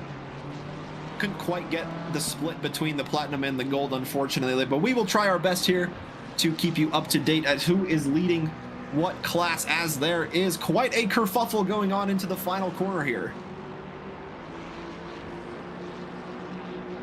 Yeah, a little bit of a kerfuffle here. Yeah, you're right.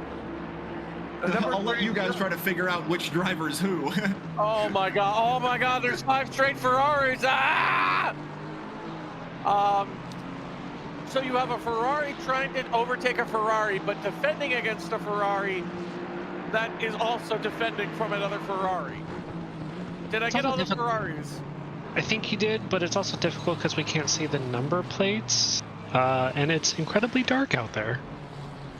And that's just how it goes out here in the commentary world. Are you saying that's how night and day works? No, it's just the matter of the nighttime. You can't really adjust the settings all that much to get a clear view. And Paul Ricard, not the most lit track all the way through. And here, Titouan Simon still all over the back of Harry Vaux. 436 and potentially fighting for a spot in the top 3 of this silver class. You can tell or how you say that? Titouan Simon? Oh, he's trying down the inside, yeah. Experienced 296 driver, as he is rocking the 296 number plate. Number 41 actually has a train light on, funny enough. Oh, the 296 goes deep.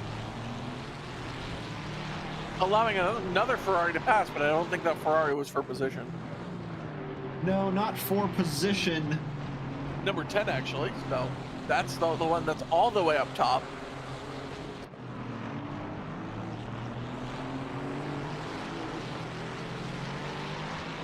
And yeah, that battle was, in fact, this battle for 31st between the 273 Ferrari of Naga and Manuel Ritter of the ACC Drive ACC TV team.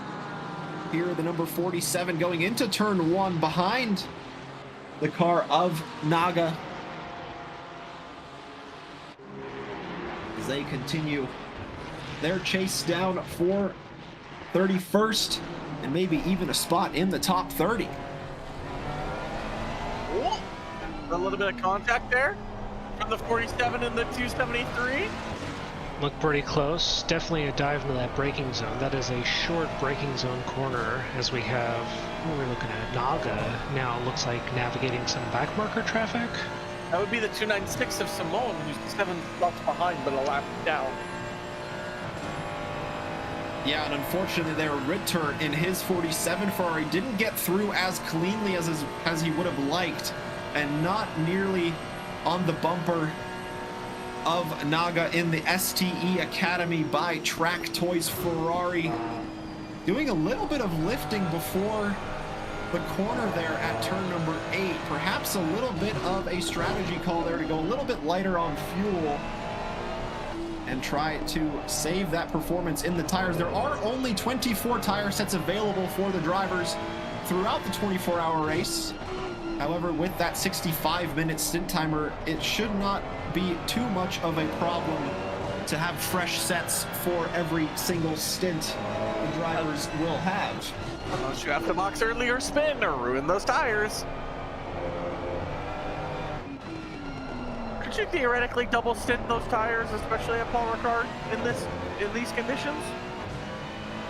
I don't know if that's recommended. I asked that to Kerbal because he's more of the tire car person. I mean, I haven't driven a lot of Paul Ricard, but it does have a decently long straight, so really your tire degradation comes from Sector 1 and Sector 3, and I don't think it's significant enough to where you have enough degradation. You could potentially double stint, but I don't know what the time drop-off is and whether or not you actually gain a benefit. Do we know if there's a fixed pit time for refueling? No, there isn't, but I would assume during the pit stop it's just best to fill up to the top and get fresh tires on the car. Should you do the driver swap as well, that should take right around that 30-second mark,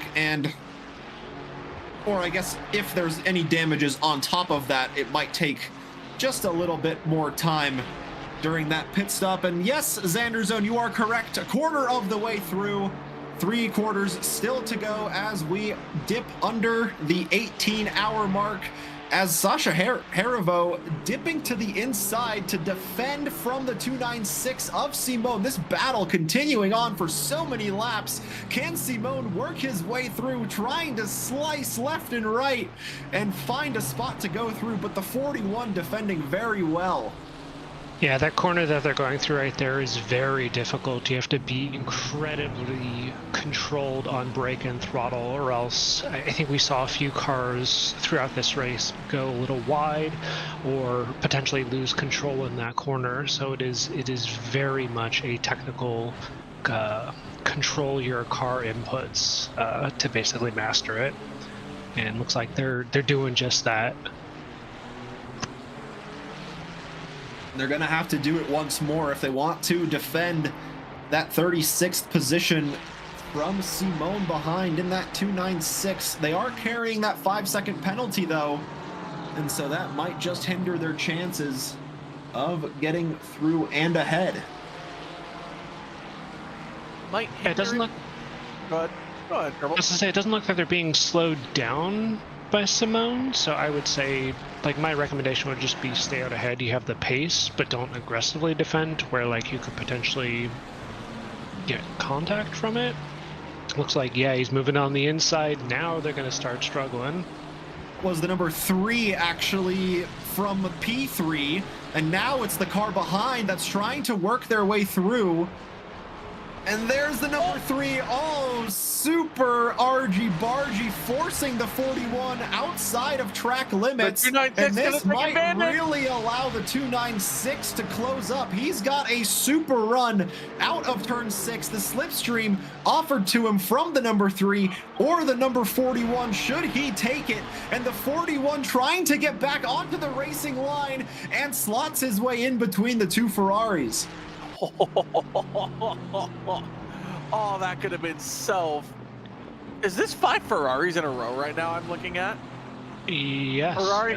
McLaren, there's a McLaren in the mix. Oh, there's a McLaren? Oh, yeah, there it is. And I think the McLaren's the 4th car. I'm looking at the timing tower. It's 41 through 274 are all Ferraris, though. Yeah, I was about to say, there's all Ferraris there, but the number 6 McLaren is definitely not where it belongs. Yeah, that number 6, I do believe, is a car in the top 10. Yes, that's Christers Podens, currently in 7th in the number 6, working their way through these cars in 36th and 37th, continuing their battle for yet another lap. Actually, as this battle continues, since you guys have watched... Wait a minute. Is this for position? 41? Yes, that is. And... That I do believe is the 296. Yes, So that was switch for back? position. So the 41 regained position from 296 then? Yeah, the 296 tried to sweep it around the outside of turn 1, but just couldn't keep the speed exiting turn 2, and the 41 had it down the straight to maintain their position out ahead of Simone. And this is the closest that Simone has gotten so far, so it might be now or never for the 296 to try and get through. He's just looking for any avenue, and the 41's not giving it to him. So yeah, 41's going to defend the inside hard against 296. And... they're in the similar machines, so he's not really getting much of a tow, if any at all. Yeah, now 296 is going to go on the wide. 41 defends the inside as they approach this fast right double corner. Down the inside. Nice move. A bit of a wiggle. Oh my God, there's going to be no room on the edge. Oh, is he going to go shove it up the inside? Yes, he is. Oh my gosh. What insanity are we watching? And now there's a Ferrari behind just watching this. I don't even think that Ferrari's for position. See, Tyler, this is what happens when you have 2 corners that are left and right. You actually get some really nice racing. Yeah, that was super tight between the two Ferraris. It looked like it could have gone either way. Simone had the move through the inside of the first part of turn 9, but the 296 able to get the late braking move into turn 10 and maintain position out in front. Wow. Exceptional racing and car control from both of these Ferrari drivers. Sorry, I cut you off, Tyler. No, it's okay. I'm just watching this in amazement that neither of these drivers have ended up sideways. Do we know how long have these drivers been behind the wheel? Is this like their first stint out, We or would they've be been? able to have that information because some teams are there at Paul Ricard IRL doing IRL drivers walk. Yeah, I was looking at the teams in SimGrid, and I know some of them are only comprised of one driver. And I'm like, that can't be. Oh. That's too much. Yeah, so they're comprised of one driver because they're running on one PC, but they're just swapping in real life in the sim rig app itself at the Paul Ricard facility. Is he gonna try and do the same move again here where he dips through the inside? No, he's not. However, they are getting back marker traffic. So this That is is gonna the prove. beautiful AMG that Eric was talking about.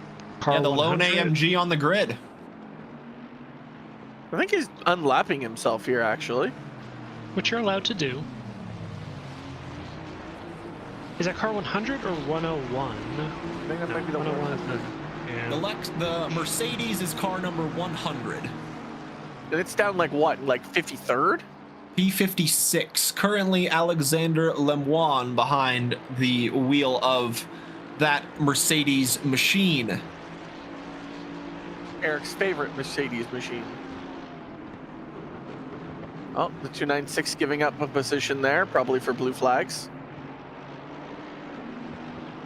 Yeah, without much the 296 and the 41 are battling, that is bringing Elliot Lemasson into play in the 888 Ferrari. That gap to the Ferrari was around 5 or so seconds a few laps ago, now down to 3. So if the 888 can maintain their pace, and Titois Simon here in the 296 is getting a little bit held up, then we may just see some changes for position there, as we might be seeing here with the 273 Ferrari, the STE Academy by Track Toys going to the inside of Ralt in the 124 up into P28 for Jed Nada. And it might not be done yet for Ralt, as he has the Ferrari of Manuel Ritter behind for company now. And he goes to the inside.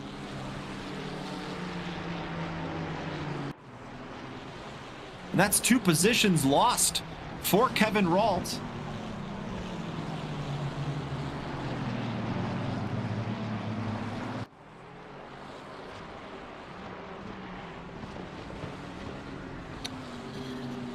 Still not over though, I think. Ritter's not gonna let this go without a fight. He's definitely been one of the more feisty ones on the grid.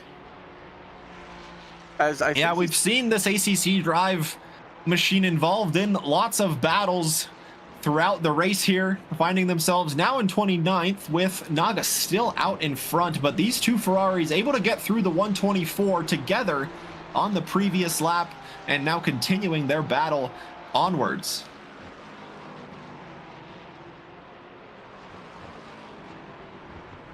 Now, Hansen made a few comments earlier about nice overtake indeed.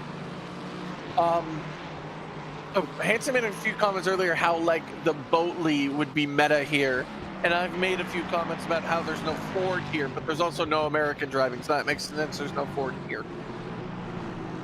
How would, as Kerbal, this question's for you because you know more cars than I do. How would the Boatley work so well here comparatively to the other car? I mean, just like the Lexus, Boatley has incredible top speed. I don't know if it would handle the corners as well. I haven't driven the Boatley around Paul Ricard, so I don't know exactly what the car feels like, especially in sectors 1 and 3, which are quite twisty and turny. But I can imagine it would be very good at this part, the back straight. Yeah, it's got a super long way to go there. 1.8 kilometers of stretch for the engines to stretch their legs all the way out to their top speed, reaching right around 285 kilometers an hour before having to go on the brakes here. This is the ERE Lexus of Jeremy Lefil trying his best to defend from the Ferrari of Papin behind. That number 2 is getting close, and with a lot of traffic in the mix, they're going to have their work cut out for them if they want to maintain a top 5 position. Lots of flashing lights.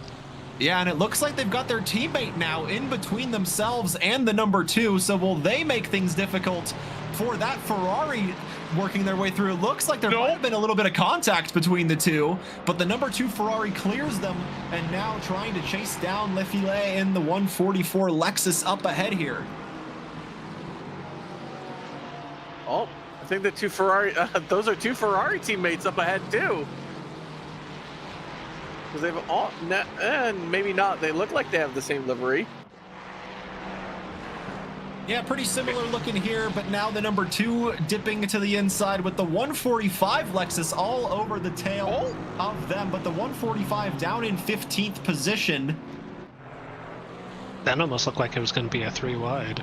Yeah, almost, and that's a tight corner to go 3 wide. Yeah, incredibly.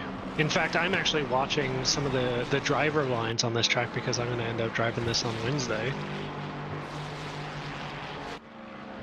So very much focused on what the Lexi are doing. And yeah, I agree with the chat here. It's looking like a Sunday drive for some of these drivers, but of course, with how late it is in the night, especially for those in the European time zone and at the facility itself, trying to stay up at 2:30 in the morning is not an easy feat. So at this time of the day, it is kind of nice to get those chill stints in where you kind of cruise, maybe turn on some music and just find a good little bit of flow state and hope to get the car cleanly all the way through the 65-minute stint. Yeah, it's like a nice midnight jog where you put headphones on and you just run and you sort of space out. In fact, it's actually dropped 2 degrees Celsius now. So we're getting closer to that 0 Celsius, Tyler. Bro, like, the track might as well be a damn skating rink at this point. Like, I guarantee you they're more hot in the sim than they are in the out on the actual track right now.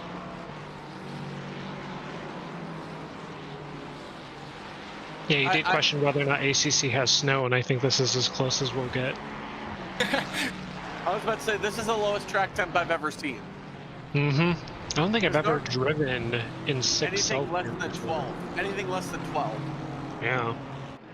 Yeah, the single digits certainly make it a little bit hectic there. And that does present some challenges when configuring the car, because brake ducts are the thing that you have to adjust for this. And you can only adjust your tire pressures so much. So a lot of these drivers must be dealing with tires that have to feel like bricks by now.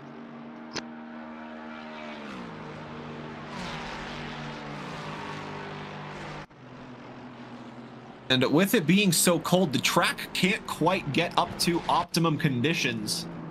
And perhaps just not seeing as quick of lap times as we might see. Maybe just the cars getting themselves set up for slightly warmer temperatures. The gap between the 2 leaders maintaining right around that 25-second mark. It was closer to 30, now closer to 25. So George Boothby behind the wheel of that 800 Lexus, getting closer just little by little to the 995 Kachow Lexus. But that little bit at a time can go a long way, especially with how much time is left in this race. So Rocco Gaming V says, so there's 23-ish driver swaps. I think you said the driver stint timer was 55 minutes, so a 24-hour... 65. 65, okay. So yeah, about 23. Yeah, you could potentially cut it down if you run all the way to the end of the stint timer, right to maybe 22 or 21 stints even. It just kind of depends, and it's not necessarily driver swaps, it's just pit stops. So you can come into the pits and change tires and refuel, and the same driver can stay in the car. They just have to reset that 65-minute stint timer, which automatically resets as soon as you cross the pit entry line, and it will start as soon as you exit the pit exit line. Can you imagine if you had to factor the stint timer from when you got into your pit box, not even when you crossed the line?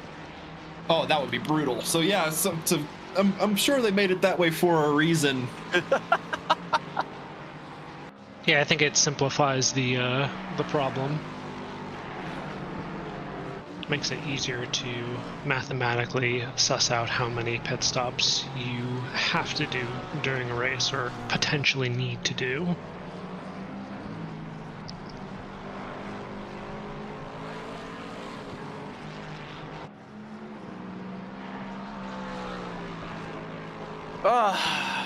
Just a little bit. Go ahead. I was gonna say, so in these late hours, have you come across any favorite drivers or interesting driver names, like ones that you want to call out and give some screen time to? There's a V12 Aston.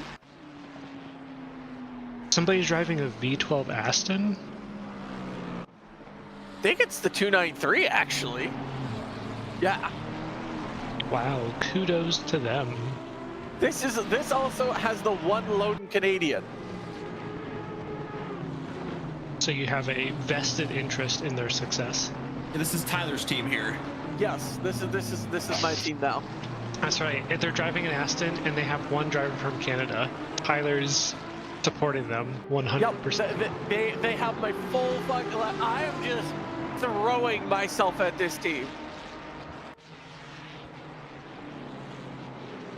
Why do they flash when they come out of the pits like that? Say that again? Why do their lights flash like that when they're in the pits? It's just to signal that their pit limiter's on. Dude, I've never paid attention to that. Do you think that's a manual thing they're doing? No, it's some cars just have it automated with their pit limiter, so some will have the hazards that flash, some will flash their whole headlights. So it just varies based on the manufacturer and how they want to do that. I think it's just necessary from an outside perspective for people standing in the pit lane to see that that car is indeed traveling at pit lane speed versus when they are traveling out on racing speeds coming into the pits, for example, or right on pit exit. Imagine you're looking at the car in pit lane, you're like, why isn't its lights flashing? And it suddenly catches you at like 100K. You're like, ah! That's when somebody disables the pit limiter in the pits. Ritter is in another fight. I will say it's the same fight. It's not a different one. Regardless, Kuzya, he's still fighting. And guess what? It's all frickin' Ferrari still. That's not going to change anytime soon, Tyler. Okay, hold on. Join the cult, Tyler. Join the cult. Look at the left of the timing screen. 3 Ferraris, 3 Ferraris, 3 Ferraris, 5 Ferrari. There is 14 Ferraris on the left-hand side of my screen right now. Hold on. Hold on. Let me consult my documentation here. Ferrari makes good cars.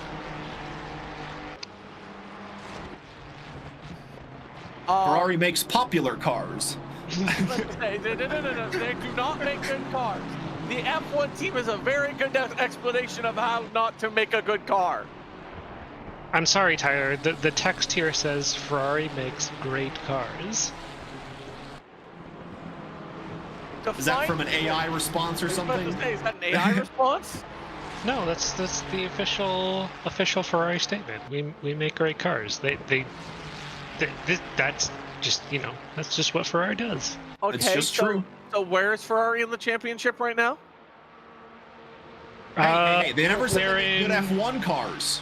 24, 28, 29, 30, 34, 35, 36, 37, 41, 43. I'm sure if we look up, there's some Ferraris above that. Oh, what a defense. Holy crap by the 41. Now, this is that same battle here, but finally Simone able to go through the inside of the 41. And will we see that same defense from the 41 going into the braking zone here? I don't think Ferrari manufactures their F1 engines because they are not good at carring, says Rocco Gaming. Like, this is worse than the Ginettas. The only reason this is worse is because I can't do anything about the amount of Ferraris that are on the track. I can do something about the amount of Ginettas on the track. And now everyone is pitting. Oh, hello, as one car just speeds past pit lane there on the left-hand side. Yeah, so the battle between Harivo and Simone will continue into the pits, but the 296, this Driver Bros car does have a 5-second penalty, so more than likely they are going to lose that position out unless there is some sort of pit stop drama for the number 41. I love pit stop drama. That pit stop drama is fun. Yeah, I think most of these drivers are skilled enough to practice their pit stops, so I don't foresee any drama, but I understand the desire to see some. Well, you never know what sort of damage might have been picked up during the stint as well that the drivers might want to just touch up before handing the car off to a fresh driver. So that might contribute to a slightly longer pit stop as well. That is a good point, Kuzya. Even small amounts of aero damage will significantly affect your lap times on this track. Oh, hello, down the inside we go. Yeah, and it's always nice to, whenever you get the car for a stint, it's always nice to get a fresh car without any sort of damage on it, so that way you can kind of come in and beat it up yourself, if you will. Now, in terms of realistic speaking at Paul Ricard, also, what an inside move that almost worked. How, at Paul Ricard in a 24-hour race, in a realistic, not ideally, realistically, how many drive-thrus would you be okay with, like, in a 24-hour span from track limits? Zero. I expect 0. Realistically, you expect 0. Yeah, 0 drive-thrus for a whole 24-hour race. But are you asking each of us how much? Ooh, very close to the bumper. Yep. You're asking what we're comfortable with? Like, realistically, if I was running a team identically of my pace, like of me, if I had like 4 identical me's, I'd say the ideal amount of track limit violations that result in drive-thrus in 24 hours would be like 4. Oh, I was gonna say for you, maybe 12.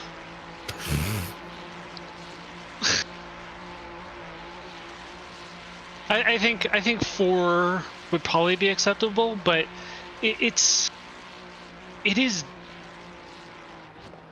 like right here, this corner, this fast-paced right-hander is probably the easiest place to get track limit violations, but it's also very easy to lift and get back into track limits before those Ooh.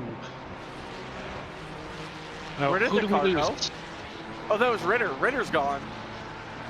Yeah, that was in fact Ritter. He is getting back onto the racing surface here after going off. And the number 47 doesn't look like it lost a position there to Walt in the 124. Right behind it, though? They were pretty close. That gap, as we see on the charts before, around 14 seconds. And I think they lost around 10 seconds. So Kevin Ralt within 5 seconds behind Manuel Ritter here in the ACC Drive team. Are we able to switch to 124 and see where they are on track? Looks like I switched to 11 seconds. They're about 4 seconds. They just crossed the line up there. Okay. So yeah. Another one of the Vroom representatives here, the 124 Ferrari, currently in 29th. And there is lots of those Vroom cars up ahead. The Vroom Lexus in 17th with the 125 vroom. Porsche just now getting through up to 16th. They had to serve a drive-through penalty, and they are back ahead of the Lexus. We saw them get past with a bit of team orders there. Kuzya or Kerbal, one of you can answer this. Rocco Gaming redeemed a fun fact. I mean, as Rocco. Well, Rocco. Do I have some news for you? I've got 2 pages of notes here, so we've got fun facts for days to cover. Oh no. We've got it for days. We've gotten facts about Paul Ricard. We've got facts about Telethon. We've got facts about every little thing in between. I don't even know where to start, honestly. What fact do you want, actually, is the better question. Yeah, what sort of fun fact are you looking for? Do you want to know more about Paul Ricard, the track? Do you want to know more about what Telethon is? More about what the 24 hours of Telethon is in general also? Let me know, Rocco. I'm about to spend all 20K of my channel points just on fun facts and make your job hell. Why? I've got so many. I'm ready today. I am absolutely ready today. Jet drives to tell us about 6-7. Jet, come on. Jet, if you redeem request a fun fact, you would have to. Oh no, oh god. Oh Rocco, no. We're gonna see a huge expenditure of fuel from Rocco Gaming V. Oh no, dude. Have at it, Kuzya. You brought this I'm trying my upon best. us. Well, there's a track action, gentlemen. Kosa is up into P15. He's getting around Villet in the number 4 Aston Martin. You guys are way too busy focusing about fun facts than anything else. But they're requesting a fun fact and they haven't stopped requesting a fun fact. All right, fun fact number 1. Oh my god, how many did he redeem? Let me count. 14. Yeah, please count them and we'll go through one by one. 14 fun facts. 14? All right, we can deal with 15. that. We'll leave you with the 16. battle from the Helicam on track from the number 17. Oh, Jinx. And the number 16 for position. And that is, in fact, Jeremy Jung getting through and up into 16th ahead of Villet. Oh my god, he's still going. Oh my god. He's still going. Rocco's a fan of TRACKILICIOUS. He's got so much fuel to redeem. I love it. Okay, fun fact number 1. The location of Paul Ricard is in Le Castellet, in a region called Var in France. Number 1. Number 2. The facility first broke ground in 1969, and fun fact number 3, it didn't get finished up until April 19th, 1970, almost a full year it took for them to get construction. Is that in America? No, unfortunately not. But maybe one day we'll have our own. As the 2 Lexuses now continuing to get closer and closer. Jung on the back of Kosa in the 126. Oh my god, he's pulling him even without the slipstream. Yeah, showing the absolute straight line speed there in the blue squad by a race esports Lexus, trying to advance into 14th ahead of Kosa. Fun fact, plural of Lexus is Lexus. It's true. We actually call it guy here. I actually like calling it a Lexus. Actually, what an overtake! The 145 goes through on the inside of turn 10. We've seen that move done before, and this time it was completed by Jeremy Jung to move up to 14th. Now he is going to try to chase down the 194 BMW driven by Blondell. All right, how many total did he put down, Kerbal? 22? I stopped counting at 16, but I think we're well beyond like 20. Yeah, I think we're just cool. in 20. Cool. And I think you've done 3 facts so far. I've got 4. That was 4. Oh, you had 4? Oh, yeah, all right. So now you're at 5. I think. Nope, never mind. Maybe it is at 4. I've lost count. Rocco, you're in charge of keeping track of how many I've redeemed for you. Rocco, you keep Kuzya valid. You got to keep me honest here. You're gonna be talking about these fun facts like well into the point when I like get off. Yeah, that's kind of the point. That would happen indeed. We've got another round of pit stops here. The 995 serving their pit stop on the 202nd lap of this event.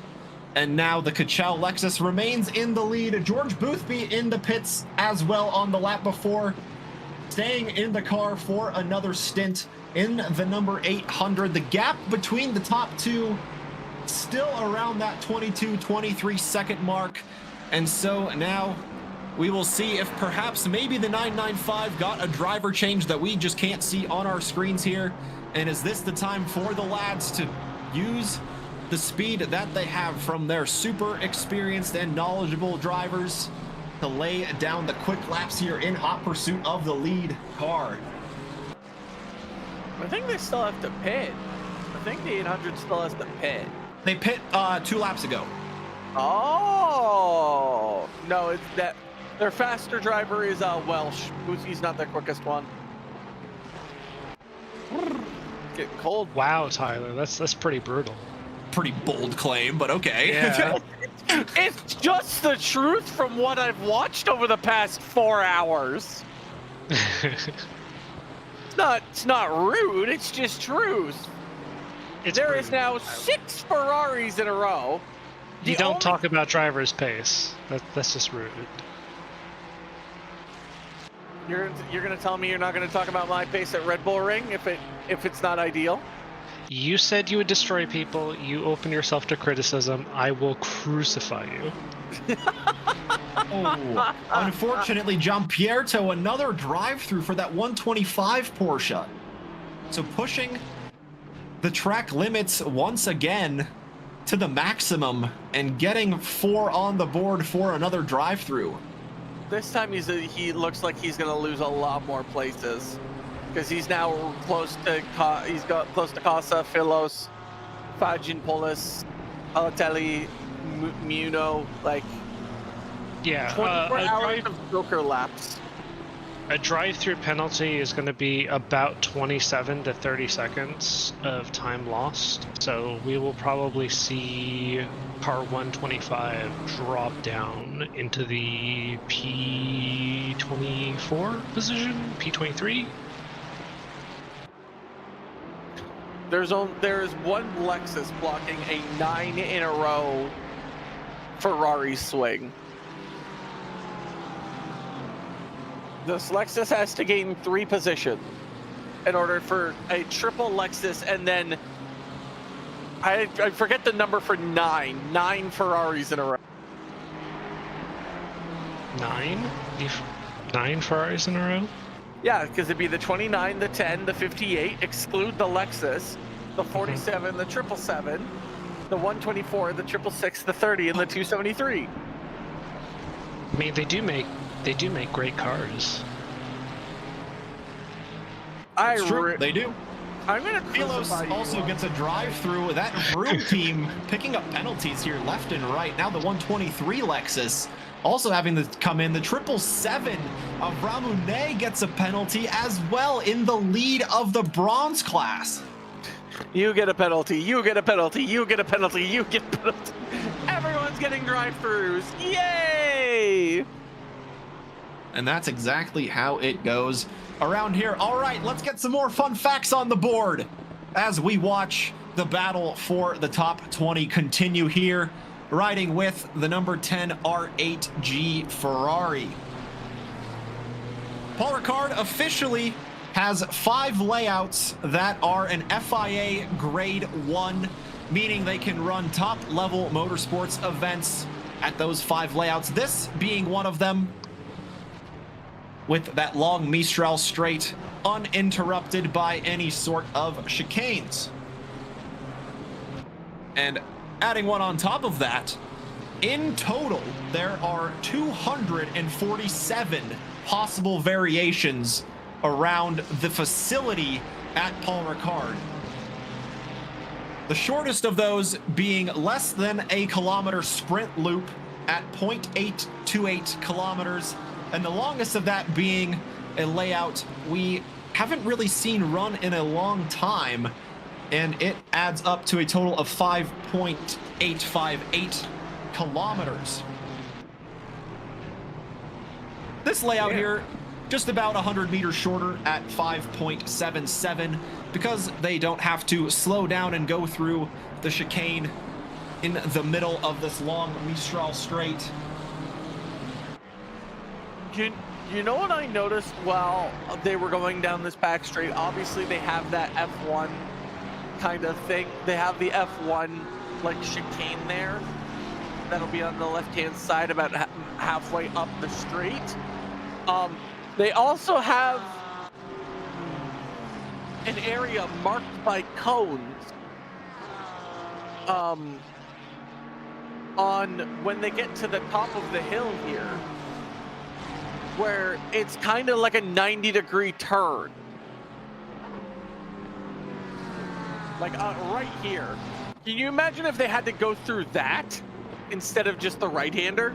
Yeah, I think that's part of some sort of Joker lap series when if a certain series runs that. I think that is the point of the track where they put it to where the car has to run through that dotted line section in order for it to count. As we ride with Kevin Florenti in the number 2 Ferrari, the Live 4 race team up in 6th, just about a second behind the top 5 Aston Martin. Not too far up the road, and there is quite a bit of traffic in between them, though. I think that yellow Aston Martin we see at the front of the picture is the car that the Live 4 race Ferrari is trying to chase down. Yeah, they're less than a second behind car number 7, so it looks like 1 or 2 cars between them, but they have been navigating these back markers pretty well up until this point. So depending on what their pit strategies look like, gotta imagine that Ferrari is going to close the distance, as they are doing just that. Oh, this is a battle for position here. The number 2 gets dove up the gets the dive up the inside. Nice move. Yeah, and in this gaggle of cars, which headlights are whose? But here comes Kevin Florenti ahead of the Aston Martin now with a good slipstream with the traffic in front. This might be a good opportunity for him to run away from that number 7 after getting himself into a good top 5 position here. Is that the Lexus of 144 car P4 ahead of Florenti on the back straight? Not. It is not. Florenti is about a minute up the road. Yeah, he's just getting... Sorry, Lefil, I mean. Lefil in the 144 Lexus is about a minute up the road from the number 2 Ferrari here. He's in the other hairpin across the track. Okay. It's really hard to tell with so many cars on track. It's very difficult to see which numbers are which. Well, I'm looking at the track map to figure out where some of these cars are. Out of the 274 variations, Kuzya, my favorite one is when they cover Paul Ricard in dirt and they turn it into a rally track. So maybe that's what that little Joker lap there is for. Maybe that's for the rallycross events that they host here. It's a very expensive alteration, but oh, I'm sure Coda's done the same in the past when they've hosted some rallycross events, kind of in that little stadium section. They put some dirt down, and that's the place they do the rallycross racing around Coda. Oh, I was not aware of that. I was kind of making that up. I was going to say, like, they drop, over 200 tons of dirt on Paul Ricard and then remove it. Oh, no, that's a thing that they do. It's a thing you can do. I don't know about Paul Ricard. I know they've done that at Coda before. And Monza has hosted some WRC events as well. on their grounds, they just kind of set up a little bit of a course for them through their grounds and around the old banked sections at Monza. So I wouldn't be surprised if you could do something similar here at Paul Ricard in that sense. Yeah, usually they include like a runoff where you can do part road and then part dirt rally. Like there's a part that allows you to exit the paved track to do some dirt rally stuff. Wonder if that's what Monza does. With that being said, I think that's the end of the time for me. It gives me 5 minutes to go to the bathroom before I do my next engagement. So I'd like to thank everyone for letting me be here. Thank you for Kuzya for co-hosting with me. Thank you for Kerbal for coming in. And always thank Eric for continuing this wonderful telethon. Up next will be Saagar in hopefully the next 5 minutes or so. Yeah, He's everyone. going to be your next commentator. Everyone thank and say goodnight to Tyler, and we'll probably see him again tomorrow. Come on, chat, be nice. No, you will not. I am at work. We will see you tomorrow. How will you see me tomorrow, Kerbal? I don't know. I'm being hopeful. Maybe. Is being hopeful indeed. Thank you, Tyler, for all of the commentary work this evening. Florenti has to do the work again as the number 7 gets back through into that top 5 position. All right, Kuzya, you did 4 fun facts. You got 16 plus. I did 5. I did a couple of different layout facts. I'm going to count those as 2 separate ones. All right, Rocco, is that acceptable? I guess, yeah, Rocco's the one keeping track, so. Yeah, Rocco. Oh, yeah, I just saw the comment by Jet saying more variations than he's got for toast, and I agree. Yeah, toast is a very versatile food, but Paul Ricard proving a lot more versatile in the number of variations available. Florenti and Bourget moving through the traffic here in their battle for that last top 5 position. It's got to be a very tricky section. Lots of cars that are back markers on the grid that they have to navigate through and not lose significant time, since they're trying to catch up to the file ahead, but also not lose time to the car behind them. It looks like, yeah, with that traffic, like you said, yeah, super tricky to. You just really have to pick your moments and really know when to go for it, and kind of trust the drivers in front to see that you're making that move and hopefully make it a little bit easier for you. But with the different cars, different drivers out on track, it's always tricky to predict that. Yeah, it's very tricky, especially when you're doing these endurance races when you're not overly familiar with the drivers on grid.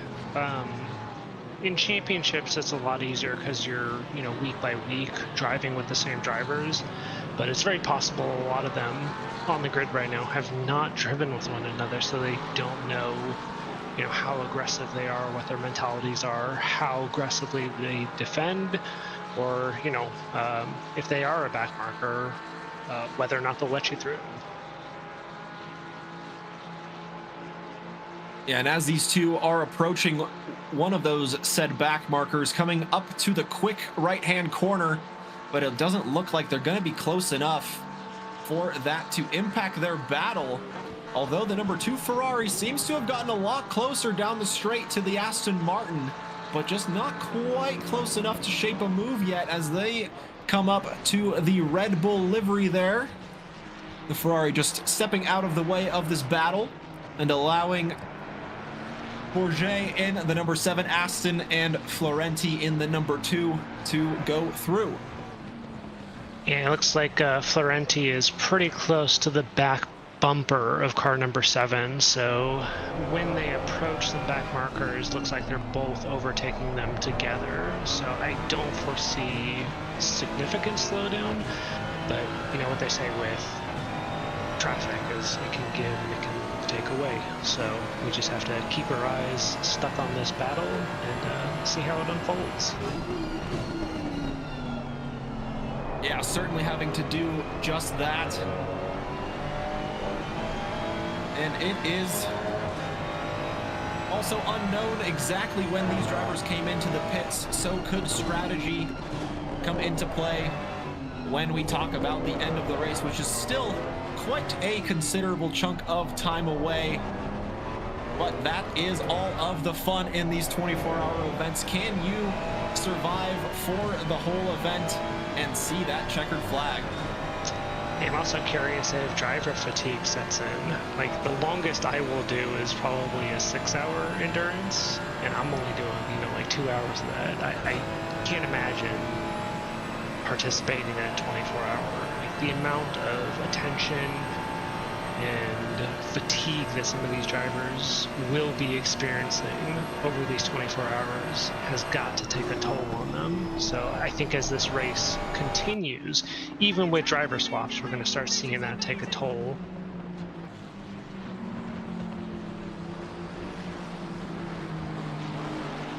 Yeah, we'll certainly have to wait and see exactly when all of that comes into play. One bigly amazing donation. Thank you very much for the donation here to TRACKILICIOUS. But of course, we do hope you donate to the charity of choice here. Just scan that QR code and that will raise that total donation board on the top. Currently, this 24-hour charity event has raised 4,160 euros so far. Nearly 7 hours into the event. Still a long way to go, and we are trying to match the number raised last year. And here, I'm going to redeem this as a fun fact. The 2024 24-hour telethon race by NRT raised 18,500 euros of donations for the cause here tonight, and we are hoping to try and get close to that number here. So if you can donate just a little bit or as much as you possibly can, any little bit goes a long way in their fantastic efforts. Can I use... Yeah, go right ahead. Can I use one of those fun facts and actually ask like what the funds are going to? You sure can, yeah. The association they partner with is the French Muscular Dystrophy Association, and they have been their organizers since the inception of the telethon in 1987. So it has been going on for quite some time with that.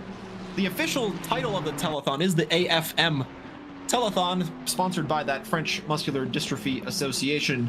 And there are other dedicated laboratories doing the research. You've got a US-based lab doing the muscular dystrophy research with the Muscular Dystrophy Association. Then you have Telethon, which is a gene therapy research lab that was founded by this organization, that French Muscular Dystrophy AFM Telethon.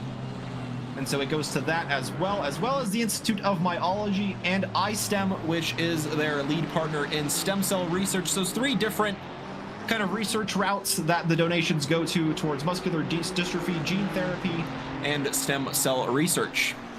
Oh, thank you for that, Kuzya. Those are actually incredibly supportive sounding organizations. Like, I like that. I like that concept and what they're actually striving to help alleviate. Yeah, and certainly not one of those diseases that's curable, but a lot of help, or a little bit of help, can go a long way with those affected by it. And yeah, any sort of funds, there's always some bright stories to hear. I believe from the funds they raised last year, they were able to help some children in need, and were fortunate enough that they were actually able to regain some motor function, were able to walk on their own. And so super positive news always coming from the donations coming in here to those charitable organizations. You love to hear it. And let us know, Rocco, if that counts as 3 fun facts. Yeah, how many are we up to now? We've got Some saying 7, some saying 6. 6:45 from Tony. So we've got 6 3/4 facts dealt with here.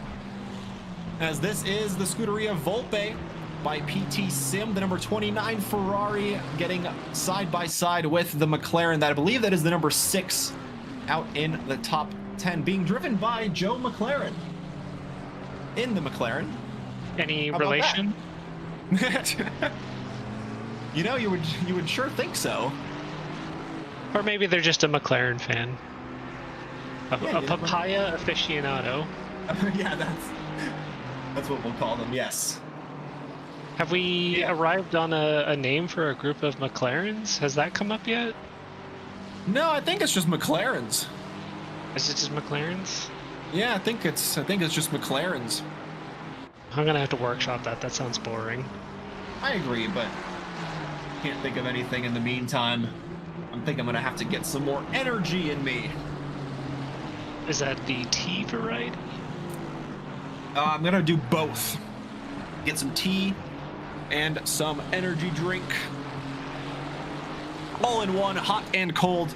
So Neil, I'm gonna leave you for a quick minute with this battle here in the top 5 between Florenti and Bourget in the Aston and the Ferrari. Hey, the Florenti heads down the back straight. Building up, well, the gap has expanded slightly, giving Bourget some breathing room to extend their legs and hopefully not look in their rearview mirrors as much as they have been doing in previous laps. But hopefully we'll see Florenti close that gap down again as the Aston Martin car number 7 approaches some of the backmark traffic through these twisting left-hand low-grip corners. 2 Ferraris side by side, the 29 and 2. Looks like backmarker traffic. 2 gets by safely as 29 allows them breathing room to do so. Final left-hand corner, hard on throttle, back down the front line straight, across the finish line, approaching turn number 1.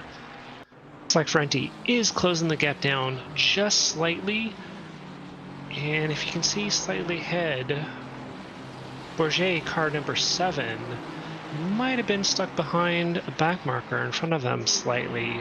Should allow car number 2 to close that gap even further.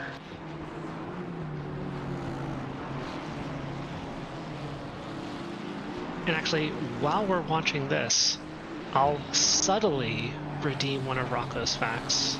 I found out that Paul Ricard, in its history, has doubled as a liquor company test facility. When it was first built, the owner, back in 1969, used it as a distribution test site. The massive, perfectly straight line runway called the Mistral Strait was originally, or intentionally long enough so Ricardo delivery trucks and vehicles could be tested at high speed. So, Rocco, there's another fun fact. Go ahead and mark it down and consider yourself informed, even more so, about the history of Paul Ricard.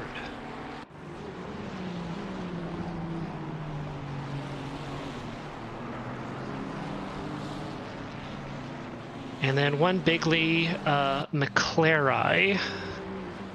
Not sure how I feel about that McLaren. Like, it's definitely in the right direction, but it's... Keep thinking about it.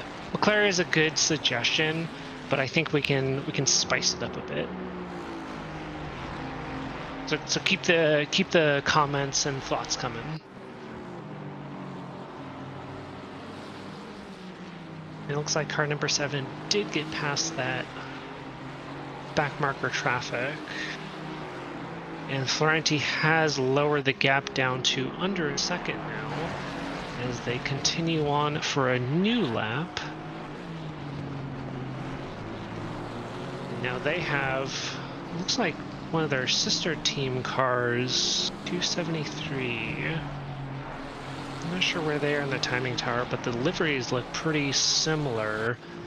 So I can imagine if this is team orders, they'll let them through, and they may have been holding up Borgelis just slightly to allow them to close the gap without slowing them down too much. Give them a nice tow down that back straight. Let's see if they pop out of the way. No. Alright, so we got Aston Martin, Ferrari on that long back straight and tight right-handed fast corner. 273 does maintain their position, still punching through the air, allowing Florenti to close that gap down. Wondering when team orders will come into play here.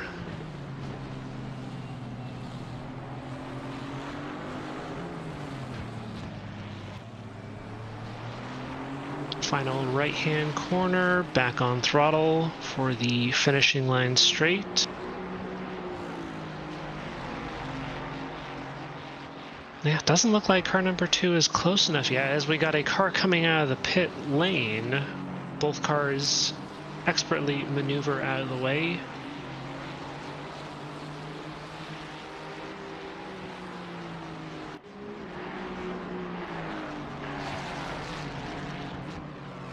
Yeah, just wondering when team orders will come into play and that 237 will move out of the way. But it doesn't look like they're inhibiting car number 2 just yet, although they are very close to the bumper of that car. And whether or not actually team orders even come into play, I don't know if 237 is on the same team. But we should see car number... Tell. Sorry to interrupt. Yeah, it's always hard to tell when they're the same livery. You never know whether they might not even be in the same voice chat for all we know. So team orders might really not come into play. The Aston Martin also getting a slipstream in front, so this is not really helping the Live 4 race Ferrari here in their chances of chasing down that final top 5 position. And it looks like just there, car number 2 gets ahead of 237, so they're able to continue chasing down Florenti. I was commentating on this, Kuzya. It looked like both these cars were, same liveries, maybe slightly different color. It's hard to tell, but I was wondering if team orders would come into play and 237 would give a tow to car number 2, allowing them to close the gap, or maybe they were slowing down car number 7 to allow car 2 to get closer and closer. Yeah, so this is that car behind and different team names, so maybe no team orders in fact coming into play there. That's the 273 of Naga, that Belgian representative, being in charge of this team, although they are a one-driver team, so I can only presume they have got some other drivers in the lineup helping out Jihad Naja in that number 273 Ferrari.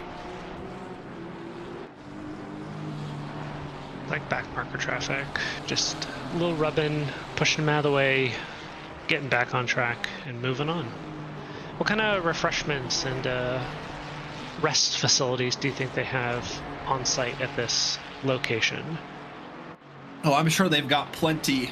From the pictures I've seen, they were set up top down, left and right in the main kind of pit facility at Paul Ricard. So many simulators from Next Level Racing, all of the wheels and pedals provided by Moza. And those two are the new partners this year of this 24-hour telethon by NRT, so big thanks to them for providing the necessary hardware and cockpits for the drivers and teams to be able to do this race in real life at Paul Ricard. Yeah, incredibly generous of them to do that. I would like to I don't like. It's really hard on the West Coast out here to find like places you can test sim racing equipment. There's not like an expansive sim racing community out here on the West Coast. So I have like I've been interested in Moza equipment, but I think at some point, like when my steering wheel dies, I might just end up having to like buy one and try it out. But I've heard a lot of good things about them. Yeah, I can't recommend it enough. I've had some pretty good success with mine, getting it secondhand off of Marketplace. And yeah, I've been enjoying it a lot so far. Super versatile in what it can do. You can, set it to rally driving, set it to road driving, set it to GT, F1 driving, whatever little parameter you think you might want to adjust. And you might not even think you can adjust it, but you can. It's all possible with that good software that they have available to them. So it's got like different profiles that you can load on the fly?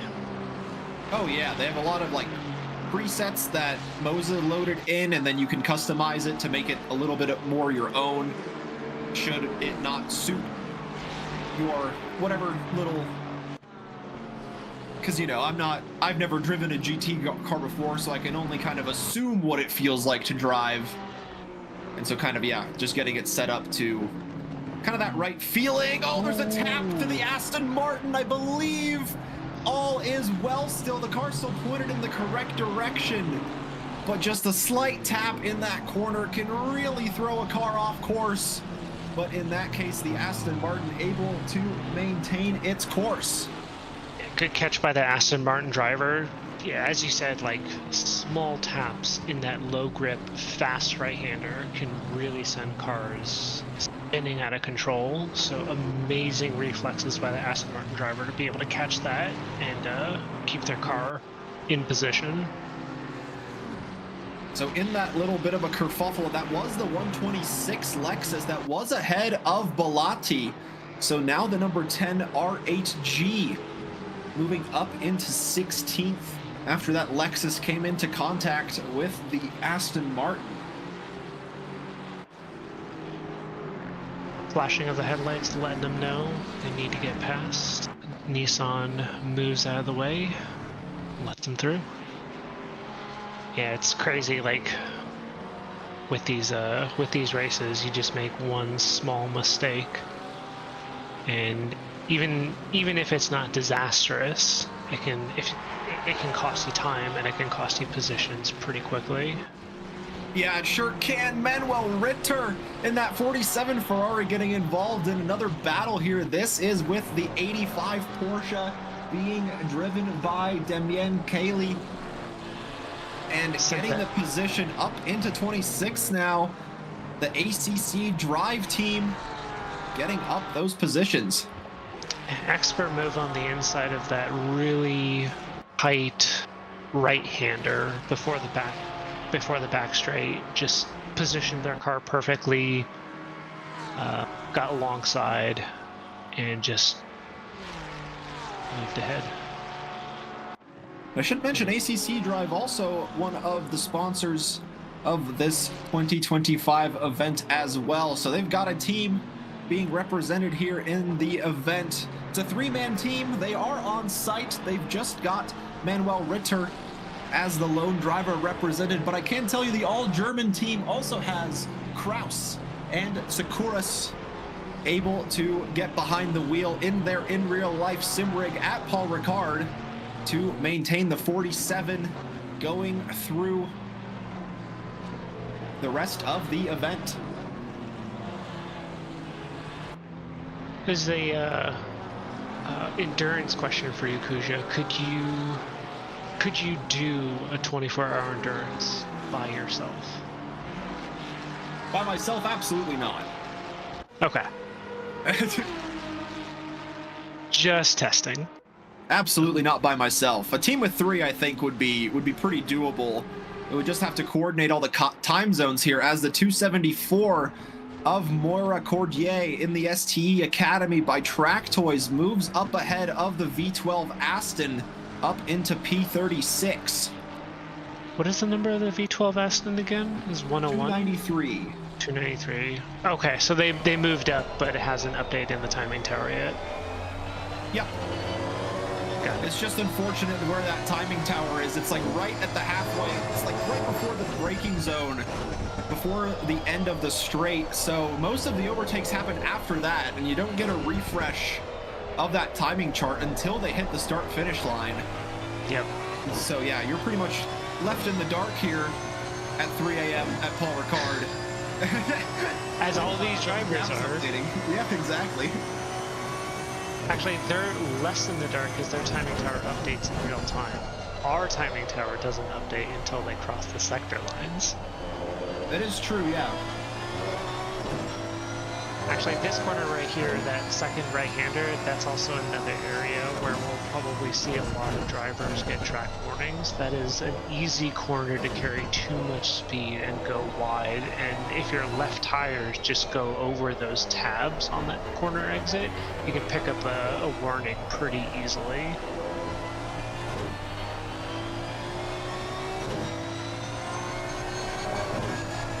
I think this might be a good time, Kuzya, if you had another fun fact to redeem for Rocco.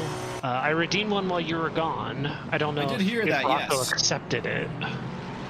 Yeah, I can continue on that Paul Ricard train, and kind of the main reason he wanted to get that alcohol kind of, how do you testing facility? Distribution testing facility running was because he was one of the founders of a pretty well-known, I don't even know what to call it, like a cocktail mixer. Yeah, cocktail mixers. Called the pastis. Do you know what? So he Actually, was I'm going the to look inventor up of what that contains. Yeah, so he was the inventor, quote-unquote, of that, was able to manufacture it and kind of distribute it among France, and then with that money, used it to buy up the land and build this facility here. Is an anise flavored spirit. Spirit, that's the word I was looking for. Yeah, it's usually added to other alcohols to enhance flavor. Yeah, kind of similar to wow, now I'm blanking on the thing I was about to compare it to. I'm gonna go with agave syrup, but I know that's not right. No, it's the red kind of spirit, Campari. I don't know if you've heard of that. One of the three components of a Negroni drink, popular in Italy. Okay. So, Yeah. a bit of a comparison there between, yes, that anise flavor. That's what it was. Yeah. I was doing a lot of research last night, trying to get all these fun facts written in. As the leader here in the Kachow 995, continuing to lead the way. That gap between them and the number 800 Lexus hovering right around that 22-second mark. So the three-man team, the all-French lineup of Batifulier, Roman, and Jimenez, trying to maintain their pace at the front. Unknown which driver currently behind the wheel, as they are also one of those teams in doing it in real life at Paul Ricard. Yeah, so we don't know who was behind the wheel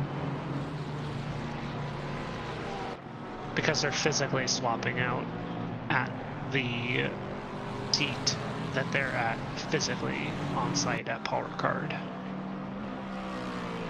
Yeah, and if you check out the French broadcast, you can see all of that action when they cut to their broadcasting couch in the background. You can see all the sim rigs at work with the teams getting their drivers situated and ready to tackle the whole 24-hour race. It was awesome to see all the pictures they were sending over to us, getting everything up and rolling. Saw earlier today when Eric was streaming, he was able to put on screen one of the driver cams, which was kind of cool. Forget who it's for, but you could actually see the driver at the wheel, not like in real time, like turning and reacting to stuff. There was a little delay, but you can see them physically sitting there and struggling behind the wheel to get their car to move around this twisty, turny, technical track.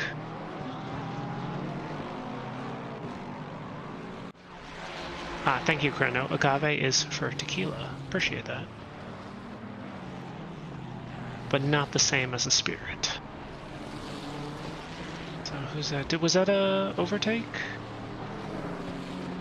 You know, I'm not too sure. It might be just some lap traffic getting in the mix here with the leader of the bronze category, the 777. Currently driven by Axel Ramune. I lied. I can't tell you who's currently behind the wheel because that is one of our teams at Paul Ricard. I think the telltale sign is if you look in SimGrid, the team only has one driver. Exactly. All the trackers are just showing one driver wherever you may look. So I'll pull that up in case you want verification for any of them. Oh no, you're good. I have the live timing up, and they have the driver lineup listed there. Oh, perfect. It is all good. I am just trying my best to find the team in the spotter's guide to be able to at least list what drivers might potentially be behind the wheel of these cars. Do you want to pick one from the list and just put them on screen for a little bit? I was trying to look at this 777 here, and the driver listed is Ramune. It could also be Von Teese, Belich, or De Buisson behind the wheel in the 777 Ferrari here, currently leading their category and in a good position in the top half of the field as well.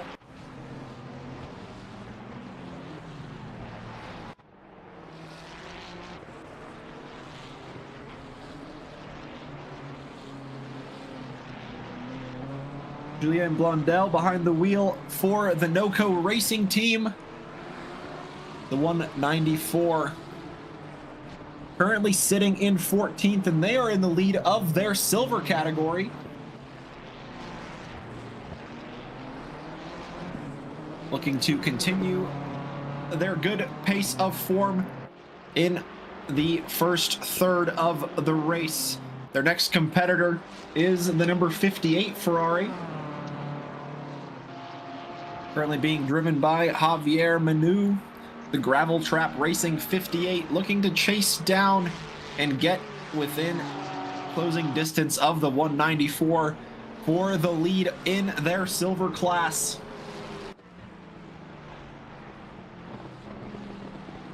Do we have any other close battles on track that we can take a look at? It's kind of ebbing and flowing depending on where the traffic is going at the time being. The closest battle in the top 10 remains Kevin Florenti and Florian Bourget in that battle for the top 5. The Aston remains ahead of the Ferrari, but the Ferrari in the Live 4 race not giving him any breathing room at all. Yeah, just looking at the timing tower before, it almost looked like they cut 1.6 seconds out of the gap from what it was previously. But yeah, as you point out, like a lot of these gaps are ebbing and flowing as they progress through the track. It looks like once these two get ahead of the McLaren here, that's the number 6. Is that for position, actually? That might be for position with Joe McLaren. Is it 6? It is, yeah. Bourget gets ahead, and McLaren looks like he got through Florenti, unless he's a lap behind and just trying to unlap himself from 7th place. Yeah, I don't know, the 2 laps behind does seem to suggest that. So it looks like McLaren may be unlapping themselves, and Florenti, even though they're behind them, is still ahead on track. Yeah, and that seems like the case here. The McLaren having a lot of straight line speed as well.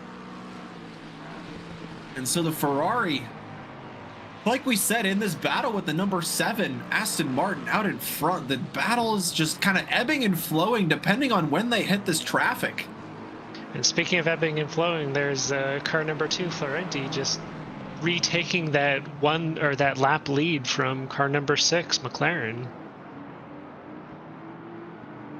So they're back to the status quo.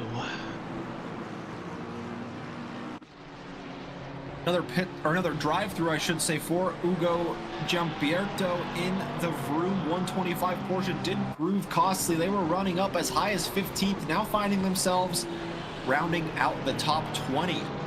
But they are closing on the number 29 Ferrari in front. And there is a good amount of cars still within their lap. So if they can find a little bit of pace here, they could potentially see themselves climbing back into the position they found themselves before the pit stop. Or drive-through, I mean. This was after the drive-through. They've already served it. Yeah, and I projected they would come out around P23, so either they gained positions or that drive-through wasn't as significant as I thought it would be. But we find them in P20 now, about 5/10 behind car number 29. That was 159. Is that for position? That's the move down the inside of turn 3. Easy done from the 125 to move up to 19th. And there is the lead Lexus working his way through this battle as well.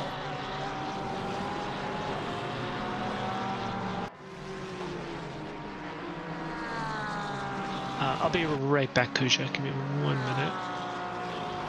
Sounds good. No rush at all.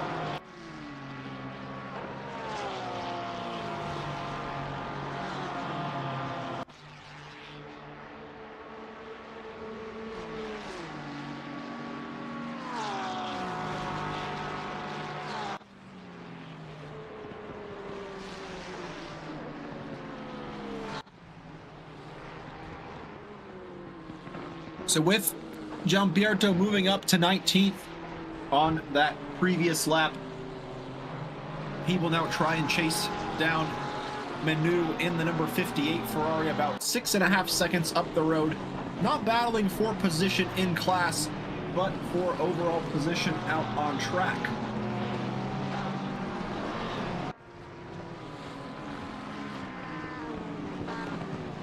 Rocco, how are we looking at those fun facts? How many more are we looking at?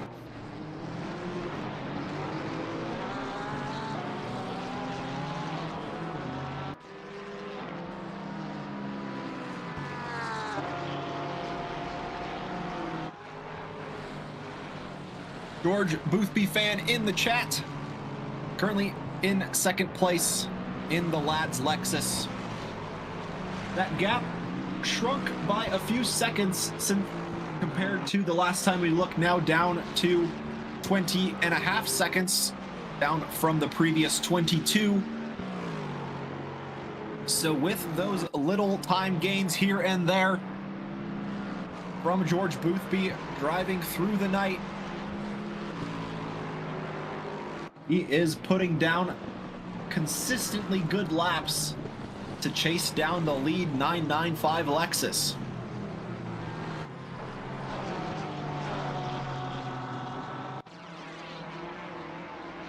Blondell under pressure, the NOCO Racing Team. This is for the lead of the silver class. The 58 Ferrari goes through before Senia and the BMW almost getting hit in the rear quarter panel there from the chasing Ferrari. And now the 58 takes the lead of the silver class, gets past the 195 down the straight, and takes the lead of the silver class up to 17th. There's a drive-through for Villette in the number 42 Aston Martin from 14th. He is in the pits to serve that now.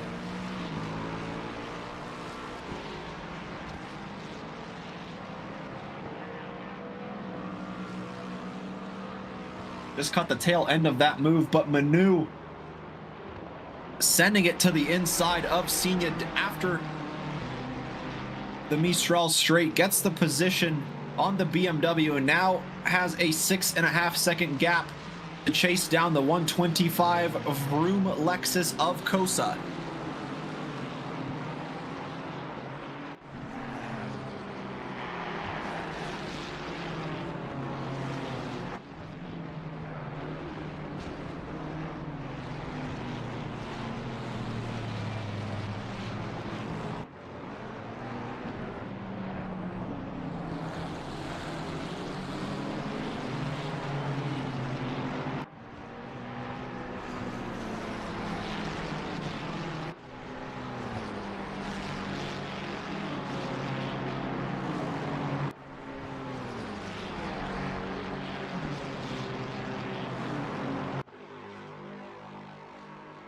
After the drive-through, Villette comes out behind these two battling silver cars of Manu and Blondell. And in fact, I think Villette was able to get through Blondell just there. Nope, not quite. Different Ferrari. Because Villette is in an Aston Martin. And here he is near the lead 995 Lexus. Rose in the 640 BMW from 8th, getting a drive-through penalty. And Philos gets a 5-second time penalty added to their next pit stop. Is this the move that Theo Villet is looking for? The number 42 NOCO Racing team trying to get through.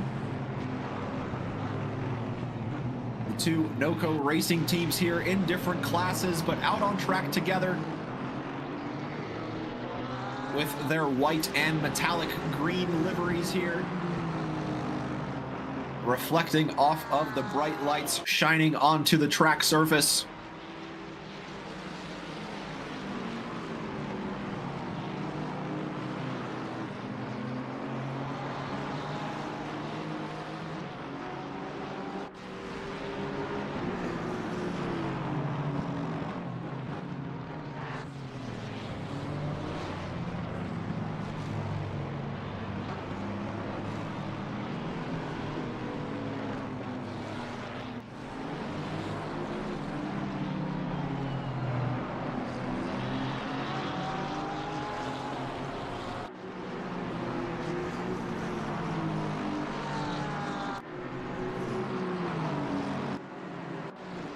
So after that, serving that drive-through, Jordan Rose of Project Reborn comes out under pressure from Zakosek in the 128 blue and white Ferrari here as they go through turn number 5. Exiting turn 6. Oh, go ahead, Neil. So as we are watching this battle, I'd like to just call out and say that we are joined now by one of our very own commentators, Saagar Bakshi. Hey Saagar, how are you doing? I'm doing great, Neil. How about yourself? Hi, Kuzya. What's up, Saagar? Haven't seen you in a while. Hope you're doing well.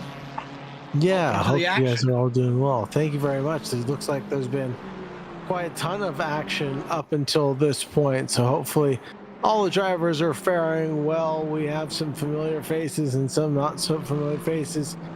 I'll tell a quick little anecdote about my morning before I get too far into this day, and I'll probably tell it a few more times, but I wake up, grab my cup of coffee, sit down, start up the PC, and none other than UCOG is streaming.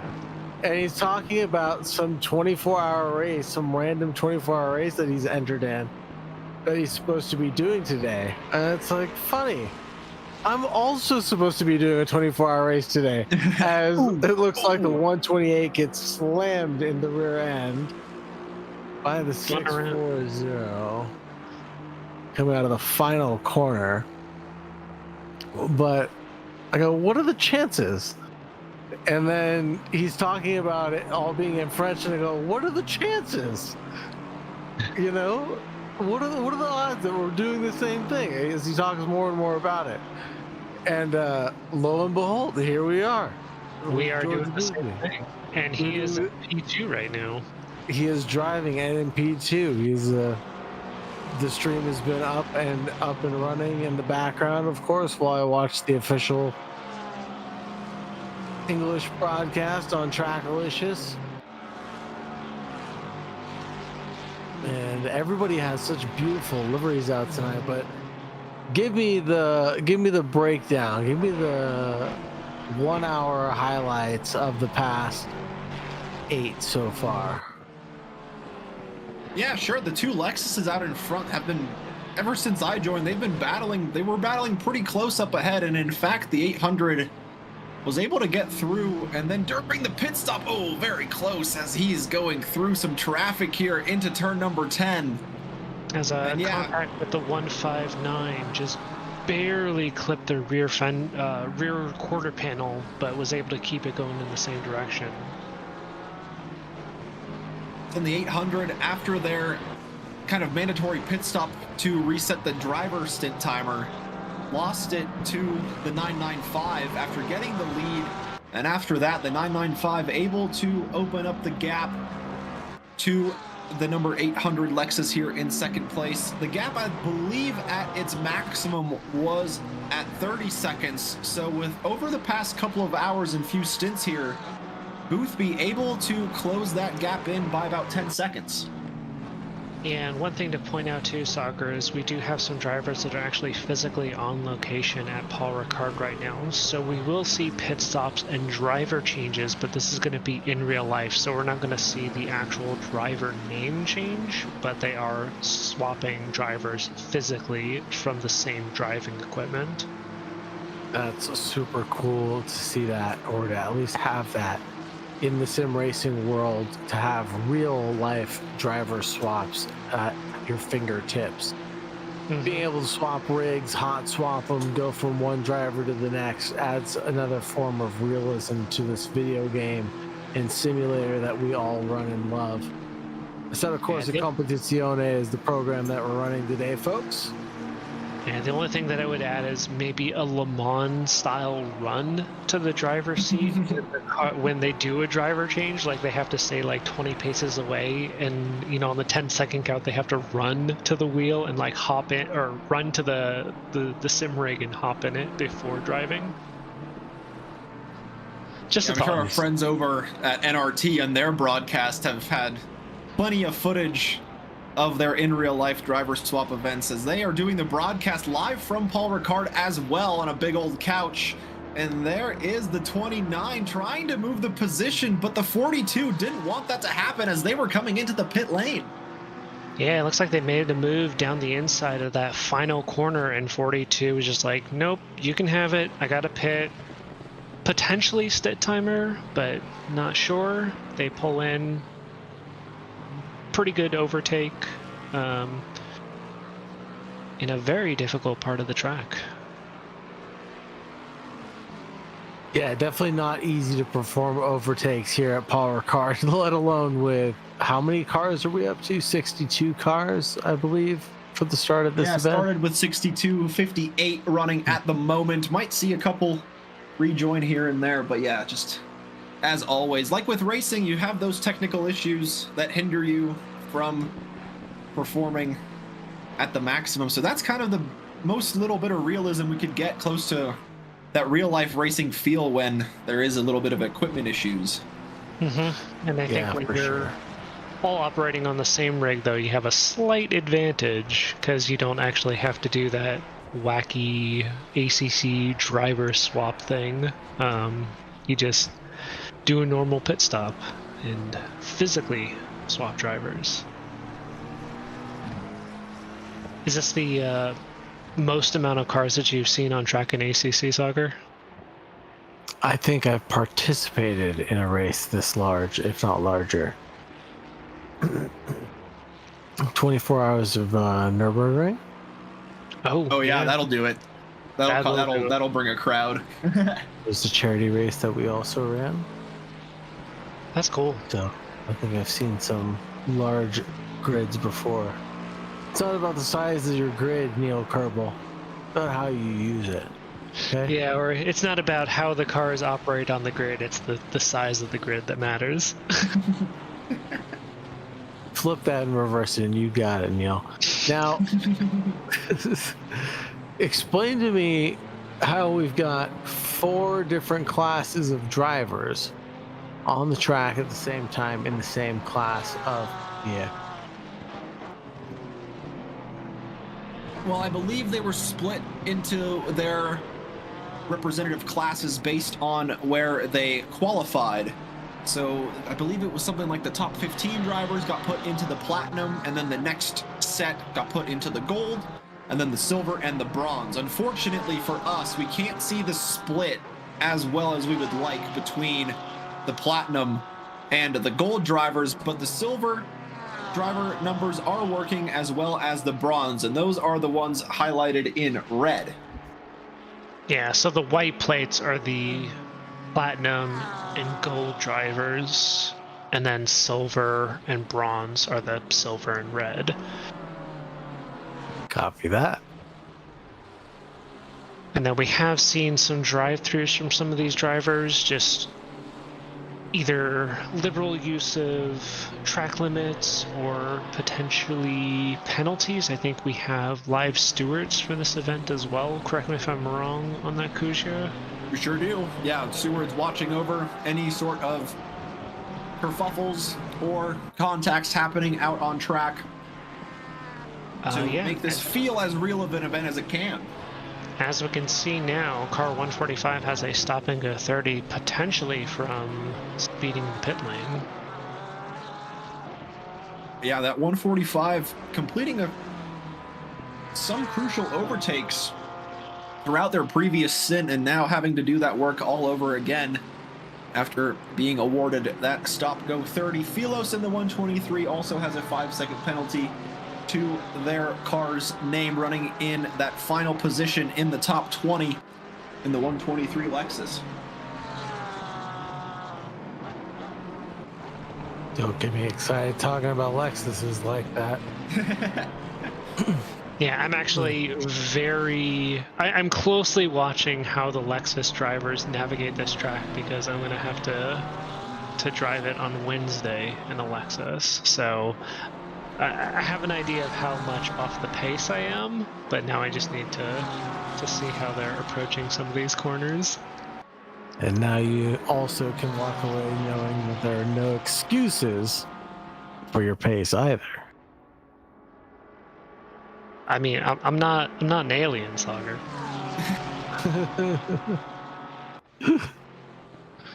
Well, given.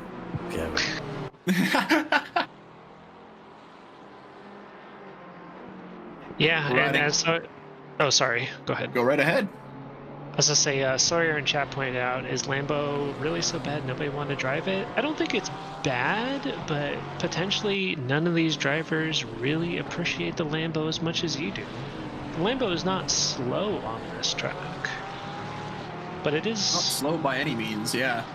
There's Gianpierto drifting through turn number 9 in his efforts to chase down the 194. He was right behind him, going at the tail end of that Mistral straight, but through turn 9, just losing the rear end of that Porsche. Very characteristic of that car, and into the pits for a pit stop. And potentially a tire change, because they looked really squirrely on those two right-handers, turn 9 and turn 10. Boothby in the pits, as well as the number 800 Lexus comes into the pits to fulfill that need to swap over the driver's stint timer, as here we have a battle for the final top 10 position. Zakasek versus Jordan Rose in the 640 BMW in hot pursuit. When Bigley asked, does Lexus have BOP for this track? I'm going to assume they're running LFM BOP, and if that's the case, the Lexus has negative 11 kilograms of ballast. And let me know, Rocco, if that can count as one of your fun facts. Yeah, we've got a lot of fun facts to redeem, Saagar. Rocco redeemed about 20 of the darn things, and I think we're up to about 9 or 10. But I put him in track of keeping charge of how many we're up to, so hopefully he is counting. As Jordan Rose gets that overtake nicely done into the braking zone at Senia and up into a top 10 position for the BMW. And it doesn't look like 128 is really willing to give that position up so easily. They're sticking to the back of 640 and keeping them honest, keeping them looking in their rearview mirrors, making sure that they don't lose the position back.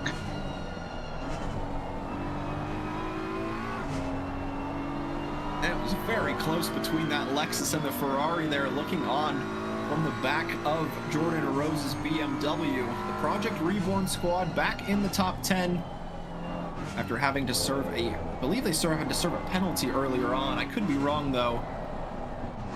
But nonetheless, the 640 still in a good top 10 position here. And like you said, that 128 not giving that position up easily.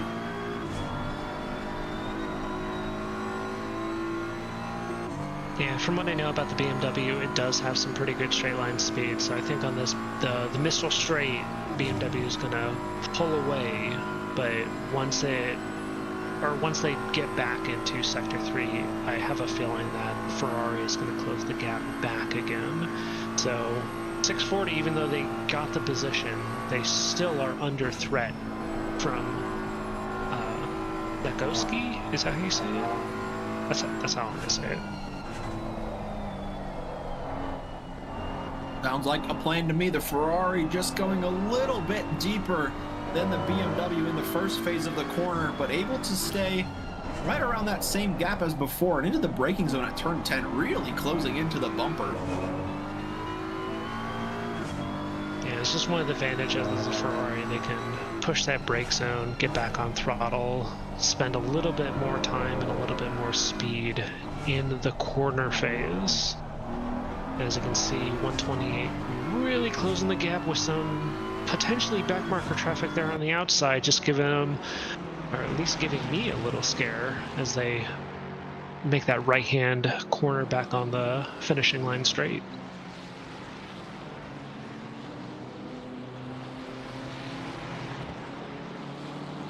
The lead Lexus came into the pits, as did the number 3 Ferrari, running in third place. Both of those teams remain in the position that they were in the pits. And I saw earlier that there was a request to run down through the top 3 of each class, so we can do just that here. The Kachau 995 Lexus in the lead overall, and in the Platinum category as well. This team started on the front row in second and got the lead. Challenged a little bit by the number 800. Team driven by the lads, popular YouTuber and streamer team George Boothby and Yaroslav Hanzik among those on the team, joined by Walshingham, Barre, and Malinovsky as well. They are running in second place, about 20 seconds behind the lead Lexus. And in third, you have the number 3 Ferrari, the 3T Feathers Racing Motorsports, currently in the hands of Timothy Eon, as they are also around 40 seconds behind second place Lexus number 800.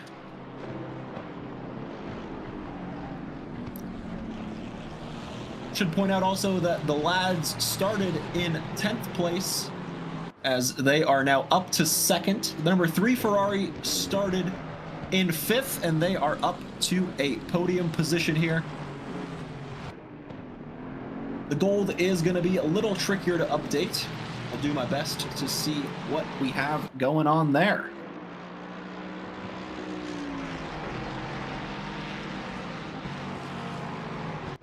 So after watching this for a few minutes, any thoughts, Saagar? My mind is buzzing like a bee right now. I've got so many thoughts coming through my head. Faster than all the cars coming down the Maestro straight right now, headed into Curbe de Signes. You got my French tied up. I know some Quebecois, but that's about it. That's as far as my French goes. I think But you know more anyways, than me. I'm gonna do fromage and Something about cheese. yes. Omelette with cheese, por favor. Now that's a little blending of languages right there. Yes, yes. See, I'm a master of disguise. We're a multinational commentary squad here tonight. You know, we gotta try to mix in all we can. I don't mean to derail the topics at all from tonight, but have you gentlemen ever heard of this band called The Burnt Peanut? I've not. no. Oh my goodness. In your spare time, look up this gentleman called The Burnt Peanut and realize that this is where we need to go with our commentary skills. Noted. This is what we used for inspiration. Looks like 126 went a little wide in corner 1. He gets back on track, allowing car 58 for position to move ahead. So that is Ferrari car 58 moving up into P16 on a nice move right after the finishing line straight. Overtaking we'll have to wait Alexis. a little bit to get that gold timing thing updated, but I can tell you here, this Javier Manu, the Gravel Trap Racing Team, in second place in that silver class, not too far behind Julien Blondel in the 194 BMW in 13th of NOCO Racing Team. This is the lead silver car, and they are doing well to sit as high as they are there in 13th, excuse me. Yeah, and if I'm reading the timing tower right, they have a 5-lap advantage on P14, which is either a gold or platinum driver behind them. No, that's 11 seconds is the gap Okay. there to Jung. It's just a matter of that lap is relative to the leader. So if you look ahead, you can see Mateus is on +4 laps. And anywhere that says +4 laps to +5 laps, that means that those cars are all within 1 lap of each other. Got it. Okay. So yeah, if you see +5 or plus number laps, that means it's laps From the leader. behind the leader. Got Yeah. it. Thank you.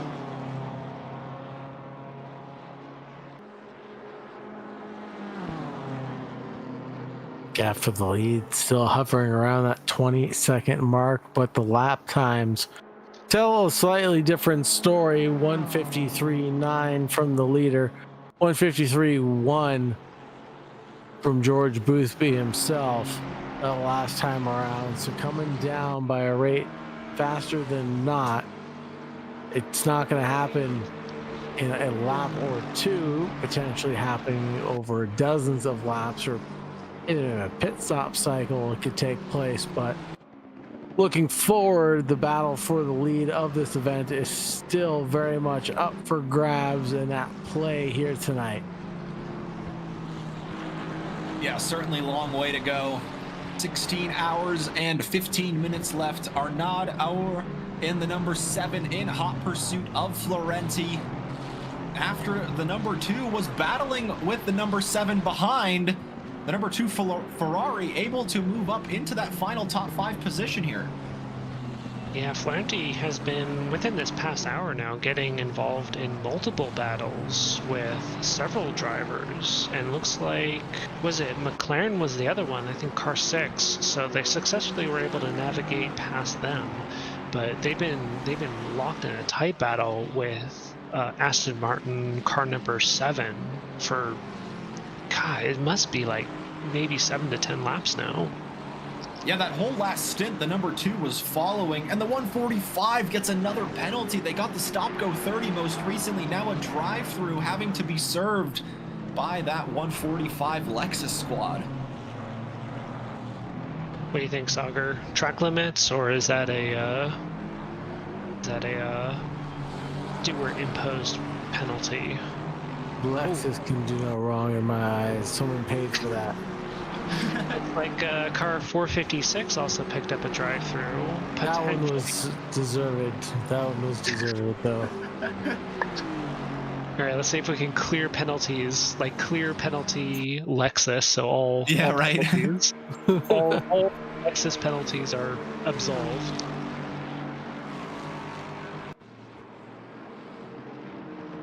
I like that, Saagar. I support this. Thank you. Thinking outside the box. Look at these beautiful liveries. I'm just amazed by how much work went into making all of these liveries for this 24-hour event.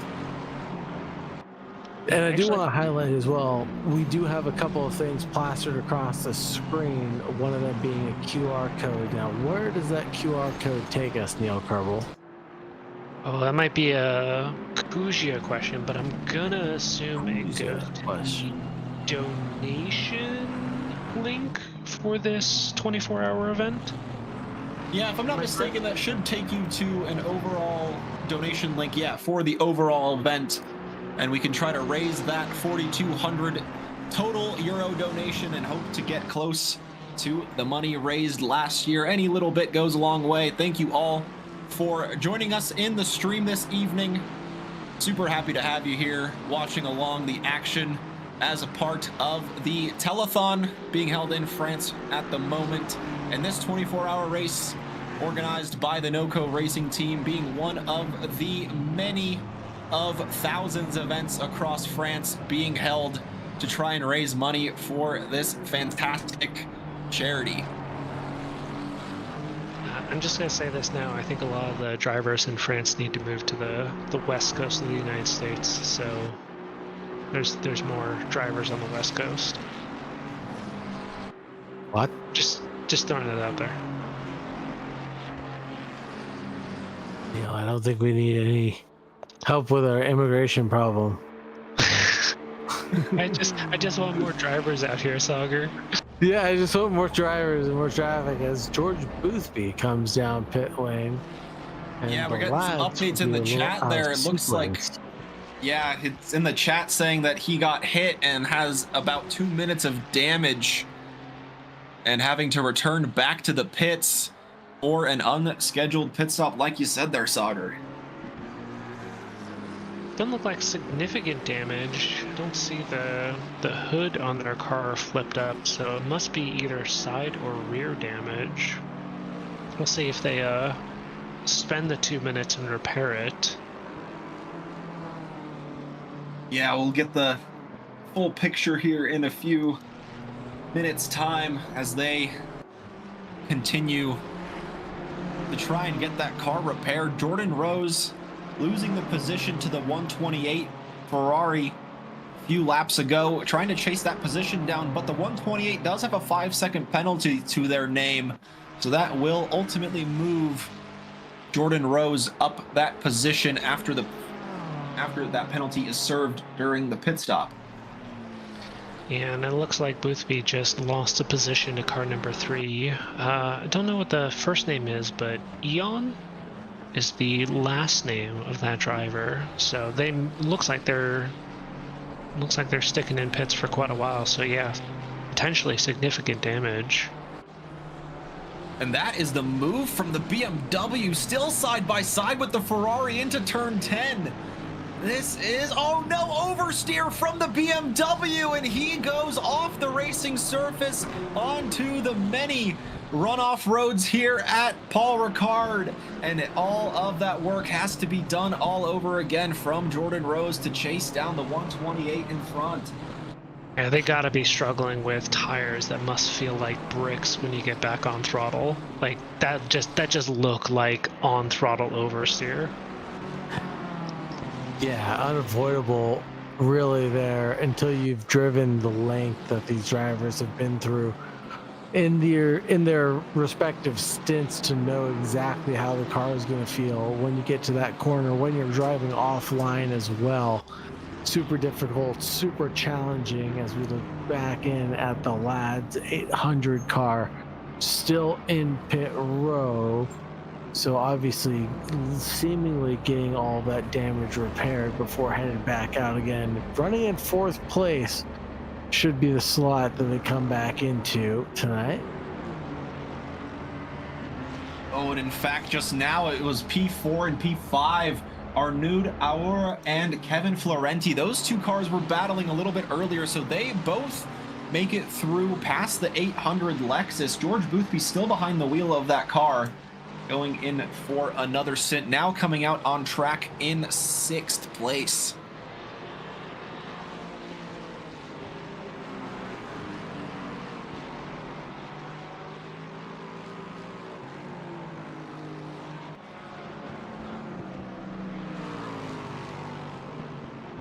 Now, gentlemen, you've heard my opinion of this event so far. How have your guys' thoughts or views been? You know, I didn't first going into it, I thought this was just kind of a 24-hour race, but realizing kind of the significance and the impact of the whole telethon itself in France, it's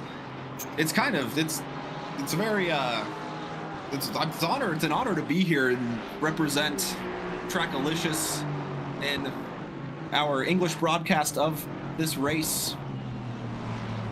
And so yeah, it's just been super cool to read about what Telethon has done from its inception back in the late 1980s, and just all the help that they've contributed to research of muscular dystrophy and other gene therapy and stem cell research, I should say. So yeah, it's I guess humbling in that sense, just kind of looking back or looking outside of this race as a whole, and just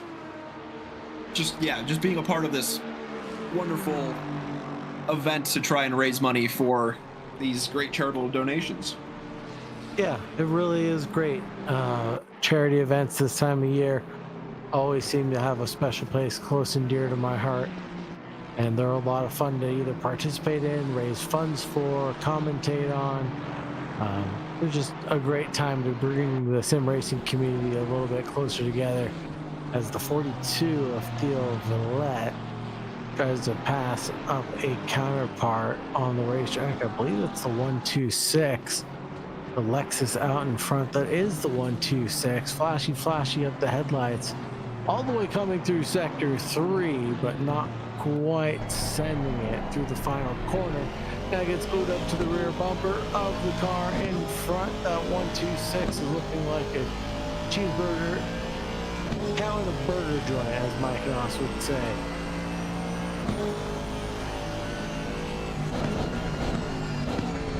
Just going over that little bit of a dip in the braking zone at turn 1, very tricky, and flirting with track limits on the entry into turn 2 is Villette of Noco Racing Team, part of the organizer team here, one of the many being run in real life at Paul Ricard with simulators. And oh my goodness me, that was a slow car on the exit of turn number 5, and so many cars having to take evasive action.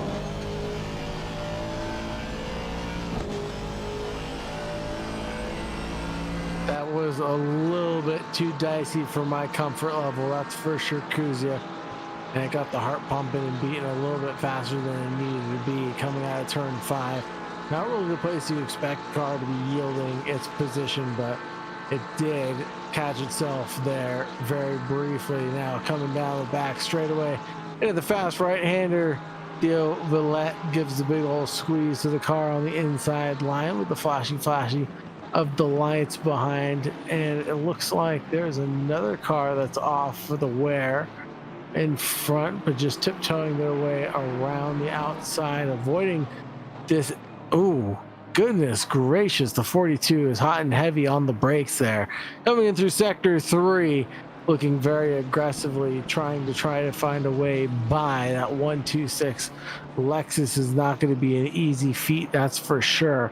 Won't get the run out of it to the last corner this time of asking, and a little bit of a bump and run there, and the remorse being shown, position being let back through, but the damage to the vehicle has already been done.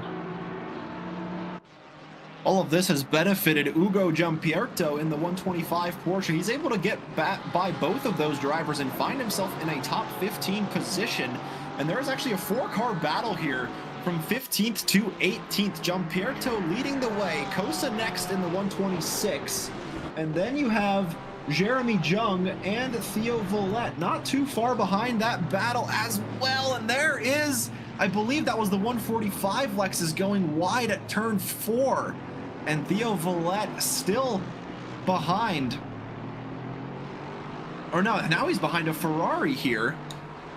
And so the two Lexuses, the Lexis of Kosa and Jung here getting shuffled out of position from Theo Villette. I believe the correct term would be Lexi. Lexi, that's right. A flock of Lexuses would be a Lexi. I'm not sure if that's true or not. Always ask ChatGPT before going out and using terms coined here at Tracklicious.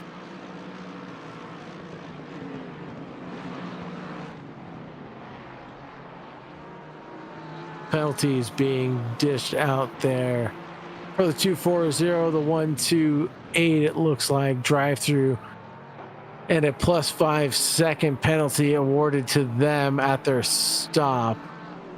It's like those are new penalties being trickled in, as again that 42 chopping its way through the field, trying to catch back up to that 126 battle and do it right all over again.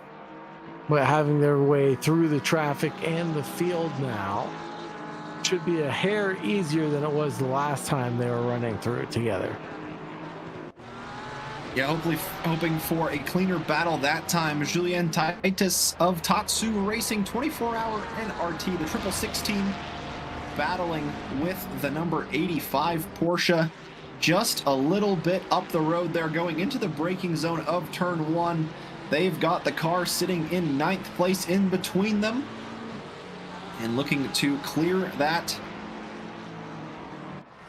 traffic out in front, or hope that traffic in front can get by the Porsche quickly so that way they can resume their battle for 26th position.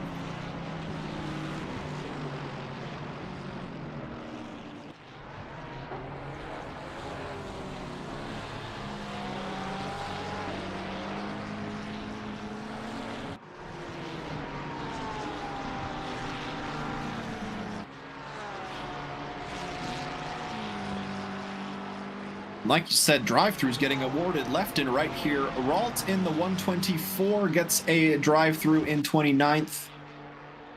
And the number 9 Lexus in 31st getting a drive-through as well. 5-second penalty to the 29 Ferrari running outside the top 20 in 21st.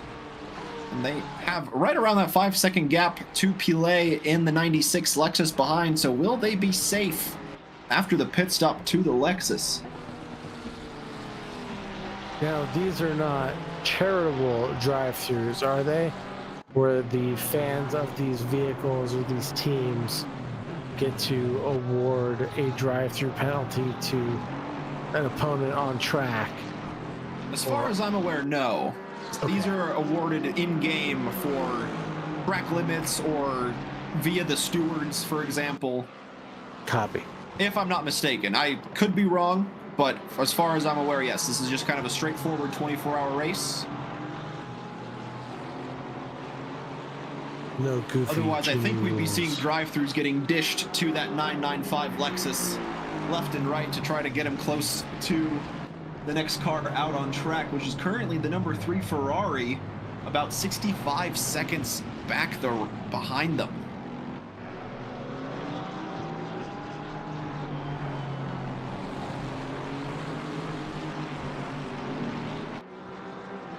Yeah, that is a big gap, and same number of stops as well from the Lexus to the Ferrari.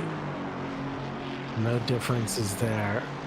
Just on pace alone, 65 seconds is nothing to shake a stick at. And a gap like that will only get bigger as the night brings in cooler and chiller air and the sun comes up and brings back the brake markers.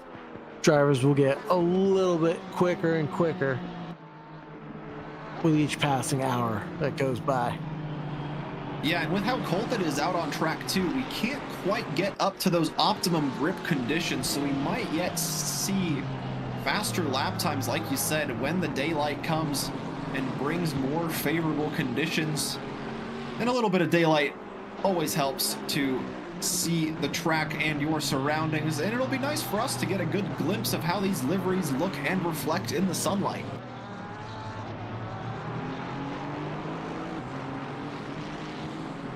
Because yeah, like you mentioned, Saagar, a lot of work goes into making a livery in ACC, and It is always awesome to see the creativity of the grid. This is the number 42 Aston. They are one of the lead runners in the gold class. Still kind of working my way through the timing charts here, trying to see if there is anybody higher than them. But I think this is the leader of the gold category, currently in 17th position. And they are chasing down the 126 in front.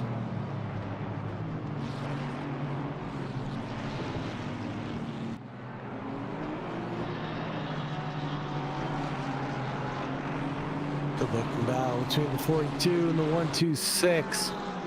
Back to where we were a couple of laps ago. Hopefully this time executed a little bit more tactfully. Without all the traffic being there, it should be a lot more easily executed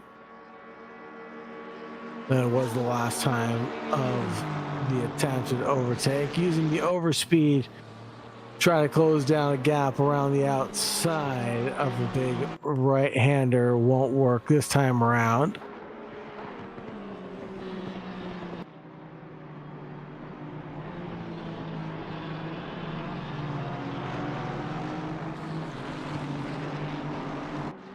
Lovely Lexus stretching its legs, showing its counterparts what it's made out of, but the Aston Martin Vantage staying very close in respect. The 42 chasing him down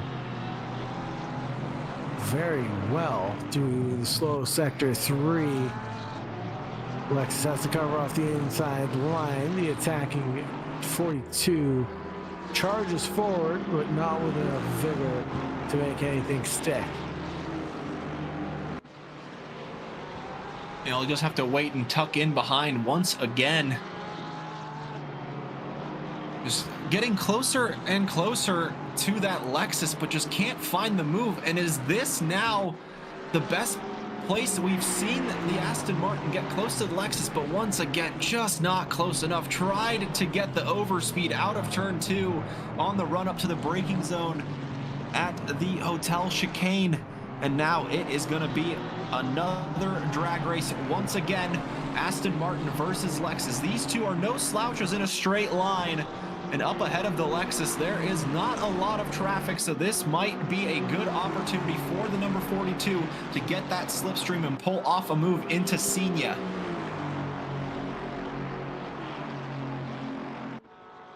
Patiently waiting before diving out of the slipstream, because it'll be like hitting a brick wall once you pull out of the drag from the car in front of you. And decides to stay single file for the order of operations for now. A little bit of an early lift off, and the 42 goes deep and wide with an early application of the brake pedal whilst turning in, and that'll cause him to lose a heap of time and now fall back into the grips of, I believe that would be the 145. No, that's the 47 behind.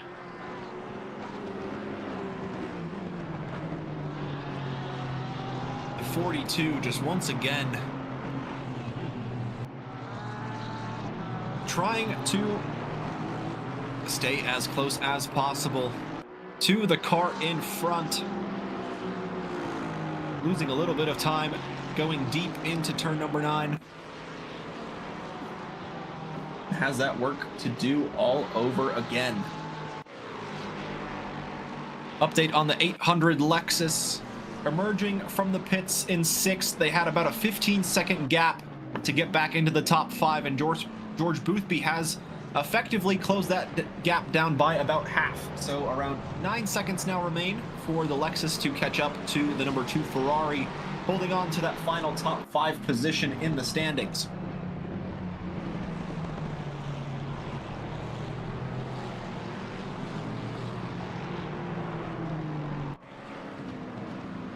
Great to see that the lads, or the majority of the field, hasn't given up despite being involved in some sort of incident or getting a penalty here or there.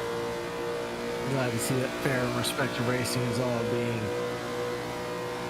rewarded with a good, clean, fair race for everybody to participate and enjoy. So we started with 62. We're still running with about 58 drivers. Absolutely incredible stuff.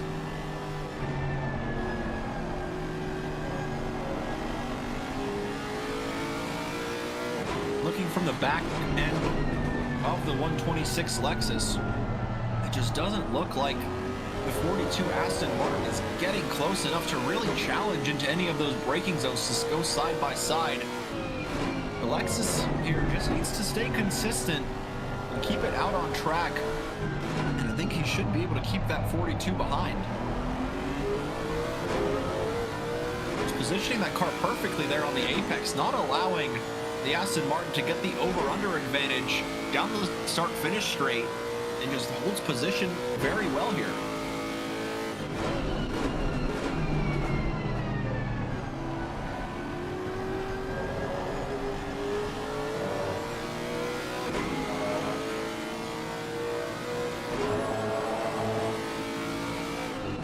One thing about the Lexus, it is big and it is groovy, especially in a straight line. But the 42 looks like it wants to attack, going the long way around the outside. It's not going to work again. Try to look for the over-under. The daylight didn't exist on that attack. 42 has to back out on the 126 for now. We've got other combatants entering the battlefield, as it were. So the move has got to get made sooner rather than later. Otherwise, have to be the consequences of dealing with lap traffic.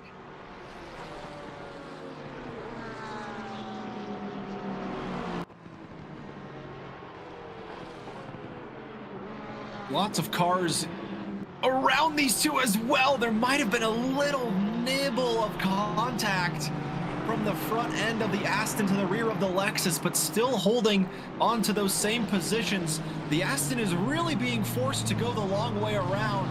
As he's trying to get that over-under move done, the Lexus just covering off the apex perfectly. Here, though, the Aston has a little bit of an advantage. He's been closer than he has before, coming up into turn 12 and into the final corner. This is where we saw the contact earlier on, and the 126 really defending the inside and just parking it on the apex, not allowing Teo Villet any room to go through.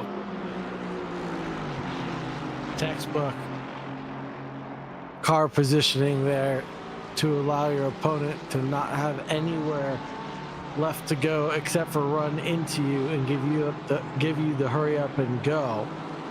Really just give you a bit of a boost and get your tires spinning up in the right direction.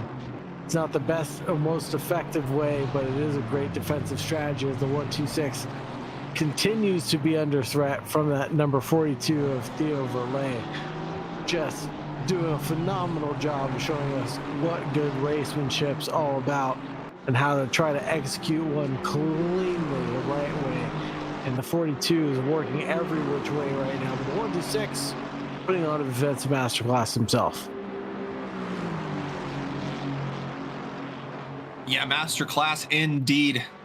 Just not giving any room one way or the other to the Aston. And like the chat mentioned, the Aston, not a lot of top end speed. The Lexus having a lot more, and we can really see it here. Even without having any sort of slipstream advantage, there was contact there. The Aston going sideways. Oh my goodness, in the background they're big off for the Ferrari. Not sure what number that was, but getting bumped. The number 47, yellow flags for them as they got absolutely bumped out. That was, yes, that's number 47 of Ritter. They have been involved in quite some racing here tonight in that number 47 Ferrari, and here falling the victim to a tap on the back, and it is side by side through turn 12. Is this the opportunity Villet was looking for? Can't keep the speed around the outside and has to tuck back in once more. Really great stuff coming into the final hairpin. Had this itching feeling like Theo Villet was not going to get the over speed coming into the final corner, having the inside line potentially not running it as deep as the 126 could, but Now just driving with his heart on his sleeve right now. You can tell he is trying to make aggressive maneuvers happen, and he wants to get unstuck from behind the grip of the 126 sooner rather than later, and impatience will be his downfall, unfortunately, if he keeps it up like this. Yeah, and certainly with that Aston applying a little bit of pressure in the mirrors to Vallette in his Aston Martin, will this be the time he might need to allow that car to go through? Not sure if that's a faster car behind or not. Not sure if there is an Aston actually running inside the top 5, if I'm not mistaken. That's the number 7 of Arnaud Aour. But that is not the car behind this battling pair, continuing to fight it out to the outside of turn 9. The Lexus giving the space, and the 42 desperately trying to find the grip to sweep around and just can't get through.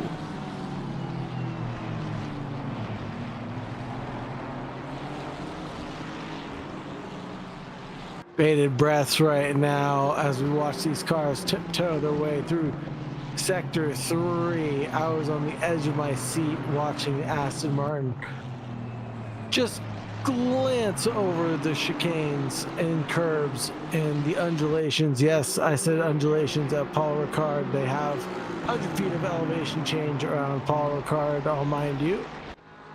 Most of that being down the straightaway, but we'll ignore that. But there is 100 feet of elevation change around Paul Ricard, more than most tracks.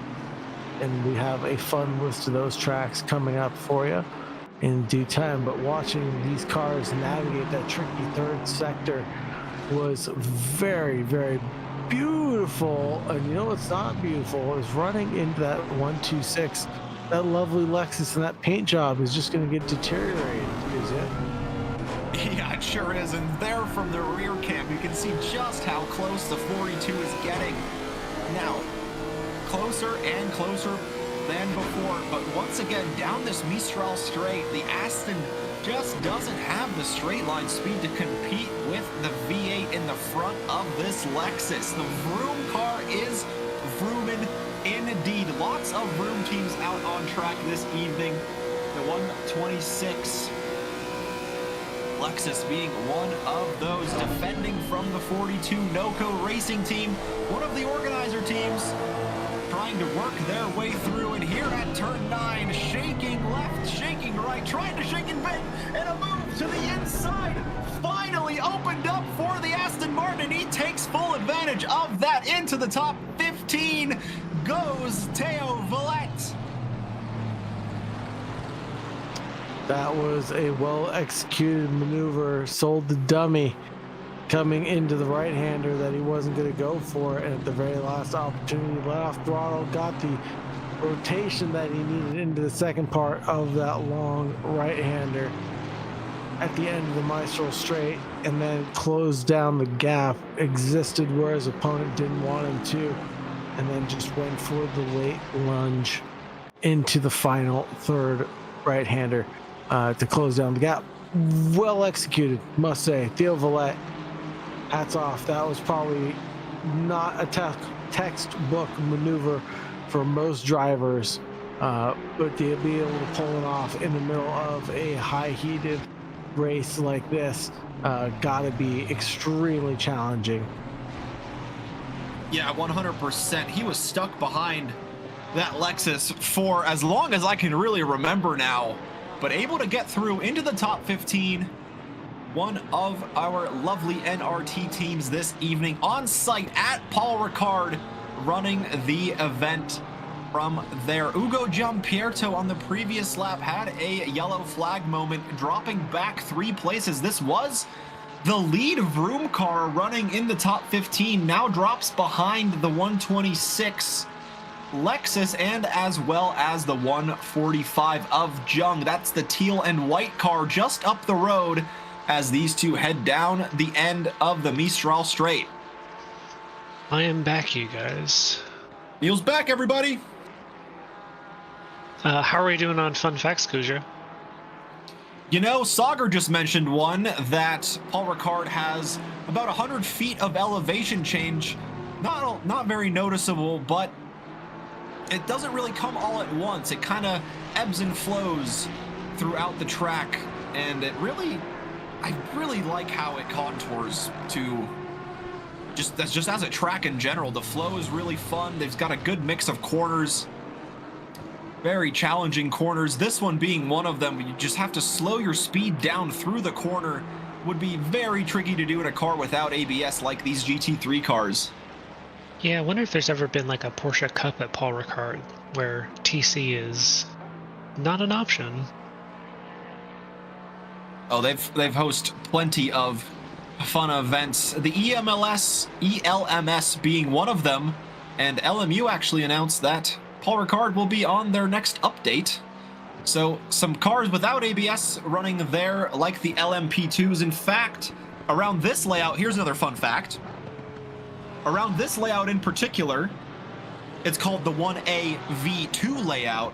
An LMP2 car actually holds the fastest lap record, and it is held by an ex-Formula 1 driver, Nick De Vries. A 140.139 was the time achieved by him in his LMP2 car. The fastest in real lifetime for a GT3 car was set by Jake Dennis in a V8 Aston Martin, a 153.750. We've seen a couple of quicker lap times than that this evening from our lead runners. The fastest lap so far being a 153.292. Did we just miss an overtake on the Mistral Straight from car 125 on 58? And it looks like they may have just lost it. They went wide on the exit, and the 125 gained it back. I think that's what happened. Sure. It's really hard to tell with these delayed timing towers and extremely dark conditions. Yeah, certainly not easy. But I think that was just a blue flagged BMW getting out of the way, because the 58 is about 5 seconds behind this battle for 16th and 17th between Jung and Gianpierto. The 126 visiting the pits, and they go back now to 19th place. You know, that's why you're the prime commentator here at Kuzya, is because you look at these fine details. And speaking of looking at some details, George Boothby getting into the top 5, gets past Kevin Florenti in the Live 4 race Ferrari, and the Lads 800 Lexus recovering back into the top 5. Actually, George Boothby is on an absolutely flying stint. His best lap of 52.88, so dipping below that 53 mark, nearly a full second faster than the in real life GT3 lap record. Yeah, it looks like repairing the damage was a good call then. Yeah, certainly needed to do that. If you've got 2+ minutes of damage, you gotta come into the pits to fix that. That's super hard to leave it out on track with that much damage. Yeah, agreed.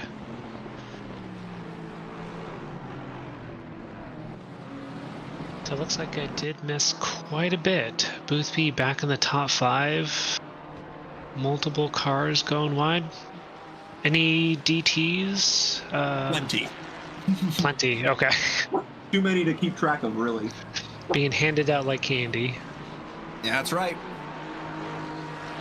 Yeah, I predict as this race goes on, driver stints continue, fatigue sets in, these drive-through penalties are only going to get more and more. Although maybe lighter conditions may help, you know, seeing the track may be a benefit. Looks like it's 4:33 a.m. right now in game. And the race has been going on now for 8 hours and 22 minutes? No, 42 minutes. 8 hours and 42 minutes. No, 8 hours and 22 minutes. I'll get time right. I'll get time. At some point, I'll be right. Yes. Yeah, we still got 15 hours to figure it all out. Hopefully hopefully you're enjoying the broadcast so far. The English broadcast brought to you by TRACKILICIOUS of the 24-hour telethon hosted by NoCo Racing Team at the circuit. Paul Ricard, they are on site with their broadcast with a number of sim rigs for these teams to compete in real life as well as online. Participation from the likes of George Boothby, Jardier as well in that number 800 car. So lots of international support for the telethon, currently being hosted in France through the first weekend in December here. And this just many of the thousands of local events being hosted by communities all around France, NRT being one of them. And last year in 2024, there were over 23,000 organized events with 4 million participants across the board. There's the Ferrari stranded at the exit of turn 10, just reversing off the track, getting out of the way of anybody on the track. So yes, in 2024, super huge turnout for the telethon all around France, and this being just one of the many thousands of events being hosted to try and raise money for the French Muscular Dystrophy Association. And to tag along with that fun fact, Kuzya, I have one about Paul Ricard. How about that, Rocco? I don't even know what we're down to now. It's gotta be in the single digits. Yeah, so my fun fact is Paul Ricard was actually one of the first tracks to use colored runoff areas to differentiate grip levels. Instead of gravel traps, this track used abrasive blue and ultra abrasive red strips that are made out of a tungsten-rich asphalt. So how about that? Did you know that? I did know that, and also at the time that it was built, it was considered one of the safest motorsports facilities in the world. And just to show you that safety has really come a long way from gravel traps and grass runoff areas. And yeah, like you said, right around the track, you've got that blue surface, which provides a little bit more grip for the cars to try and get back onto the racing surface. But should they find themselves on that red surface, that is an absolute tire eater. It is meant to stop cars dead in their tracks before hitting the Tech Pro barriers at the end of the road. And yeah, super modern facility here. The lines flow kind of nicely throughout the track. Yeah, a lot of sweeping fast corners. I was gonna say, you know, not having walls really close to the racing surface is also another good safety feature that I fully support. You know, if this, yeah, this certainly is no in stark contrast to something like the Nürburgring, where there's about I don't know, an inch of grass before the wall after the curb. Yeah, not much room for error at the Nürburgring. Or the Nordschleife, sorry.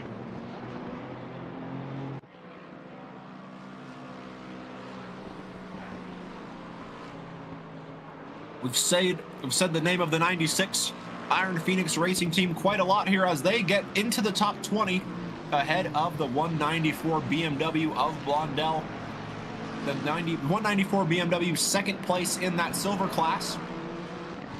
And the 96 Lexus here, I believe, running in the top 3 of the gold class, looking to chase down the leader, number 42, currently sitting in 14th place. We have another close battle between P30 and P29, Cordier and Renault.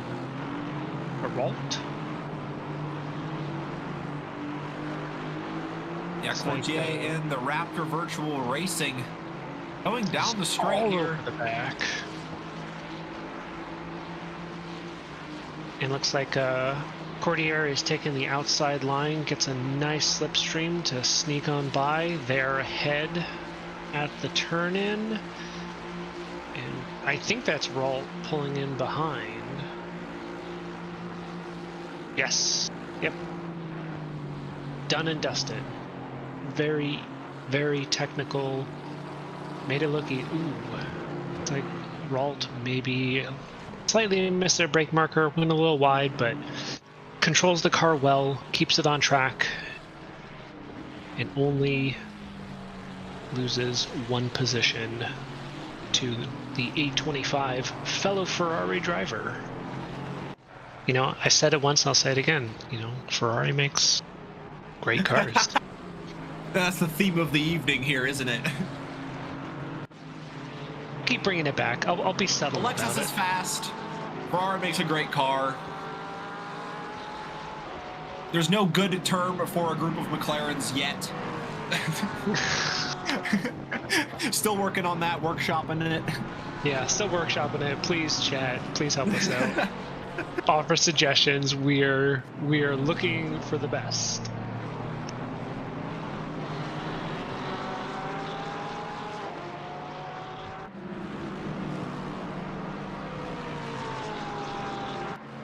But yeah, I think Lexus makes fast, good-looking cars.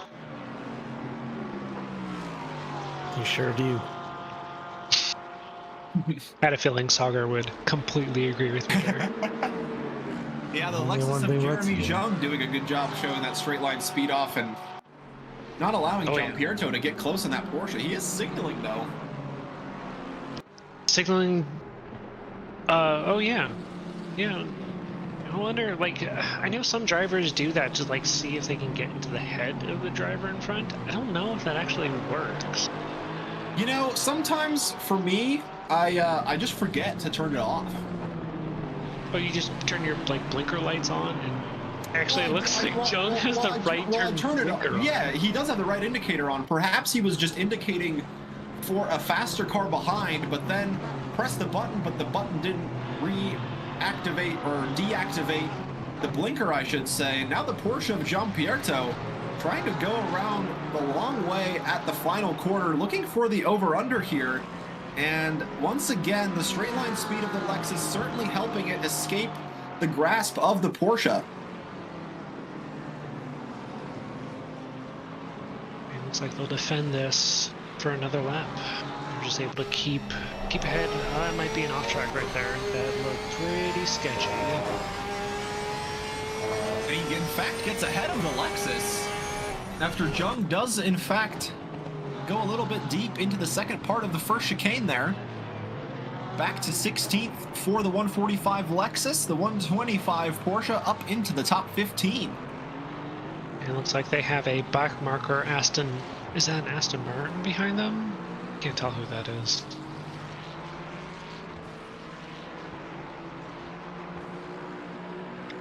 So yeah, I am Pietro. I don't know if I'm writing that. Made the move after Jung maybe cooked it took a little too much speed into turn one and went slightly off track. So unfortunate, but good overtake by Pietro, the Porsche car number 125.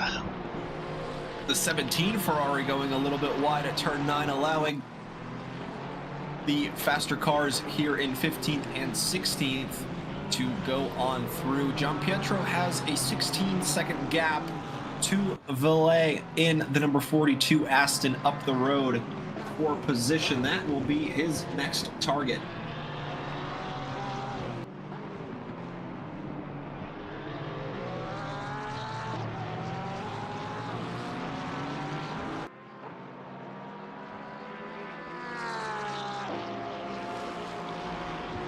I'm wondering if that's our closest battle on track. Looks like Jung was about 4/10 behind, but that gap has now expanded to 1.7 seconds.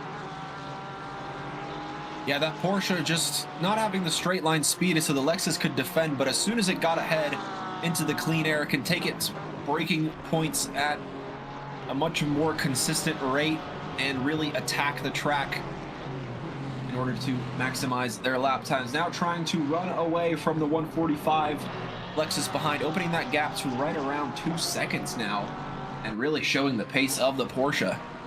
Yeah, as you put it, stretching their legs and really extending that gap, so they're running away with it.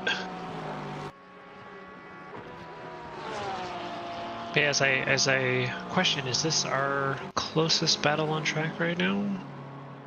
I believe it is, Neil. At the moment it looks like just kind of in the middle of some pit stop cycles. I saw that the number 2 Ferrari came into the pits from 6th. Excuse me, so not losing any positions there is the number 2, but they do have a new driver behind the wheel. It's Persicchini now behind the wheel of that number 2 Ferrari. And looks like car number 6, previously driven by McLaren, is now being driven by Podens. So 2 of those cars have gone in and swapped out drivers. Or I should say both of those cars. Yeah, and that number 6 McLaren has a 10-second penalty to its name. Must have been awarded after their pit stop. And Zakosek in the 128 Ferrari. That team also has 5 seconds to their name, as does the number 29 Ferrari running in 19th. They now have a drive-through.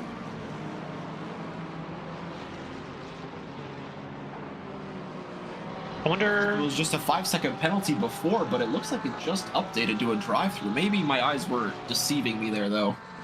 I know penalties. I know penalties can be upgraded. Like, for example, if the stewards applied a 5-second penalty and then they picked up an on-track penalty that should override it, I don't think it'll like compound unless you have a drive-through already, and then you pick up another drive-through that turns into a stop and go 30. So my guess is they had a 5-second, picked up an on-track drive-through, and that just overrode it, if that's the case.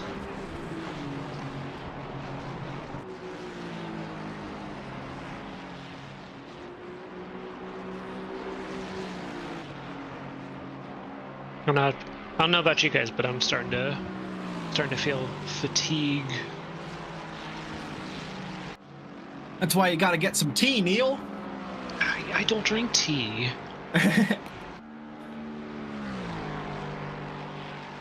I don't drink coffee or tea. So in terms of caffeine, I am very limited in my options. Yeah, that's fair. That's fair. I'm sure you could drink a Red Bull. Is that your drink of choice, Saagar? No coffee or tea? No, definitely not. I'm a coffee guy. Okay. So I got one coffee guy, one tea guy, and one no guy. One all inclusive Red Bull package, please, for Neil Kerbal. I will not touch the stuff. Sorry. You've got a suggestion to drink alcohol instead. Oh, okay. I can work on that. I don't know if that'll keep me awake, though. What's this? Did I miss something? Pork chop, you didn't miss anything. The action's just picking right up. We're not even halfway into this 24-hour race.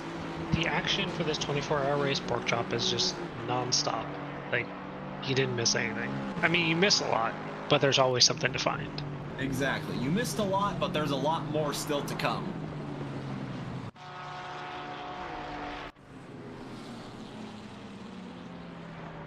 Just working our way through the grid here. The 995 Lexus in the lead.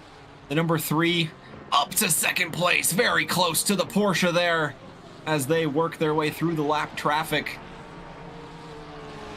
Inheriting second place after the 800 Lexus suffering a bit of damage. Then you've got the 144 Lexus. They were the team that started from pole position. And recovering well here, up back into the top 3, the ERE Lexus Telethon 2025 team back to a podium position. They are being trailed by the number 7 Aston Martin of Arnaud Ohr behind the wheel at the moment of the number 7 G League Esports team. And George Boothby in hot pursuit, back in the top 5 in the lads Lexus, looking to get on the tail of the 7 Aston. sooner rather than later and potentially see themselves back in a podium position before the end of the race. And 5 a.m. creeping up here in game, the light from the sun starting to appear on the horizon. Yeah, I think sunset for Paul Ricard, not sunset, sunrise at Paul Ricard is around 5:32 a.m. I need to double check that, but we should start getting more light on track as well as some more heat onto the track, as we are still at 8 Celsius. I think the lowest we went down to was 7. I think 6 it was at one point. Yeah, it's cold.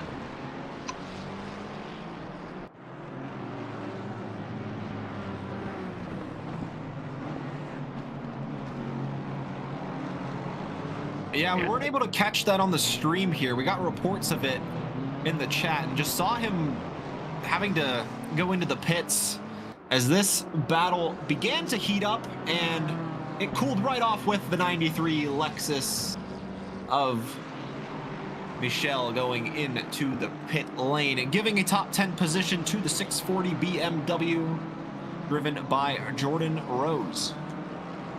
Or is it Rosé? Could be Rosé. Could be Jordan. Instead of Jordan. Yeah.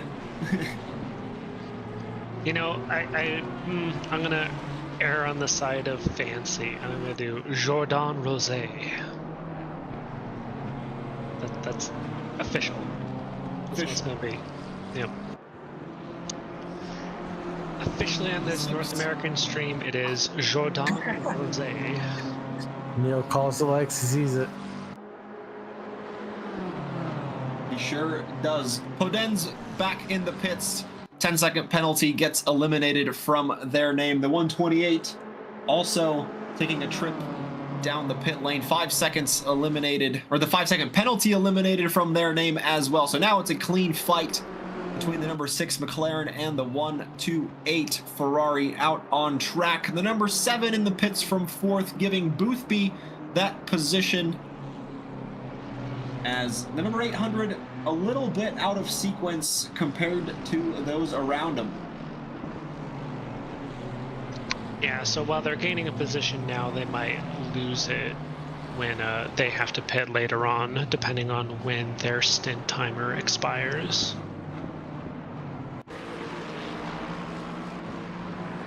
Here we have a battle developing between the 101 PRL Esports Aston Martin getting close to the Ferrari, the 117 around the outside, in fact, and now has the inside for the tight turn at number 5 and gets that move done absolutely by the textbook there. Outside turns into inside, and now the Aston will try to run away. They do have a 15-second penalty to their name, so need to extend that gap as much as possible and perhaps chase down the cars in front as well. Yeah, use that advantage as much as possible to extend that gap, although it looks like the car behind that Ferrari is getting a pretty nice toe on them. You can see them inching slowly forward as the Mistral Straight runs to its end. But yeah, good move by Julien Carpenter-Rolance. Good move indeed. And battles all the way through the field. This is for a position in the top 40. And yes, I believe 58 cars still running in the field. Confirmed 58 out on track at the moment. This is Lemasson in the AGK Racing team looking to get close to the 51 of Leger. But it looks like the gold or platinum driver has that advantage over the 888 Ferrari silver team here.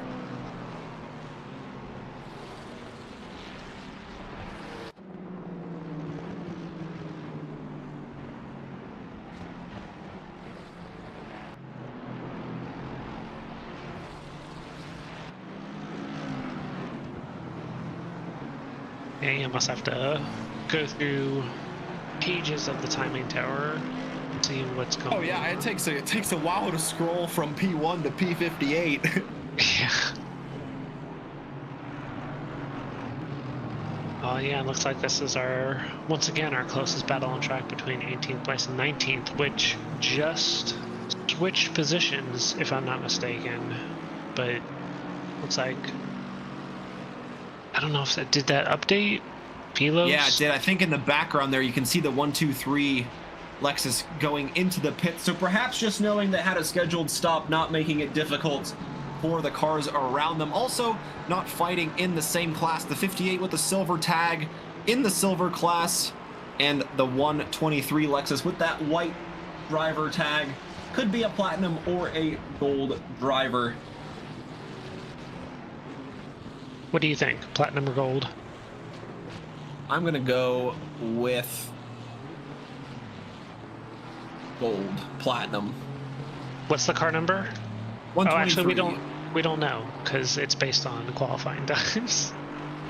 The 123, but yes, I have the spotter guide here. The 123 qualified in 19th, and they were considered part of that platinum class. So the top 21 in qualifying got the platinum badge, then the next 17 in the rankings got the gold, and then another 20 beyond that got the silver, and there are about 9 bronze drivers competing in this event.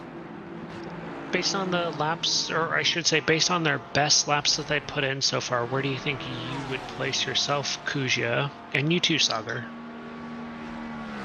You know, I did a few laps yesterday in preparation for the event, just getting to grips with the track, and I believe the fastest lap I posted with a full tank of fuel was a 55.5.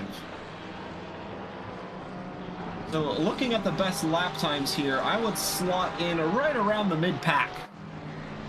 Okay, CB silver? Probably somewhere on the cusp there. Low gold, high silver. Okay. But that was just based on the 10 laps I did in the Aston Martin with just a pretty standard aggressive setup loaded in, full tank of fuel, and just kind of getting to grips with the layout here. Yeah. Low grip areas. What about you, Saagar? Yeah, I'm gonna ask that too. You know those 4 people that are no longer with us racing? Me and them would have our feet kicked up somewhere. Saagar would just be parked in pit lane with his fancy Lexus, feet kicked up, drinking a Red Bull. Yeah. Enjoying the sights and sounds of Paul Ricard. Yeah, it's a good place to be, right? Very relaxing. I've fallen asleep at racetracks before. It's I can easy. see that. It's easy. Fast enough to catch me. Yeah, Kuzya, I don't think we've raced each other. Maybe a while back, before I started doing the commentating on the Wednesday series.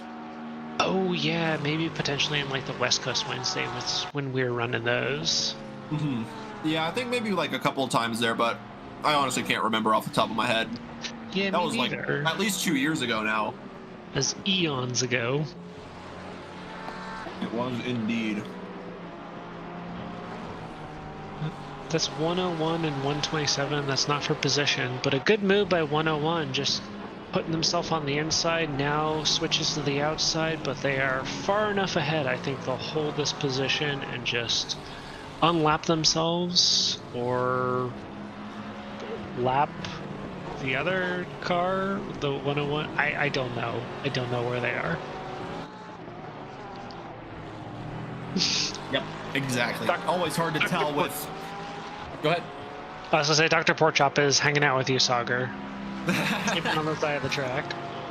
Nice. Thanks, Dr. Porkchop, for joining me. He and his Alpine. He'll be in a GT4 just hanging out in pit lane. Yeah, right.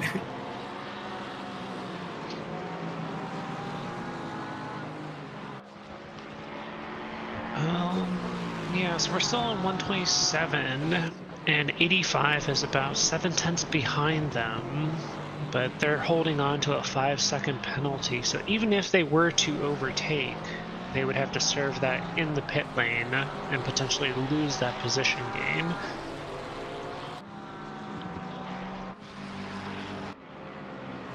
Once again, we're seeing the 47, the ACC drive team getting involved in battles. I think once again with the 273 of Naga behind.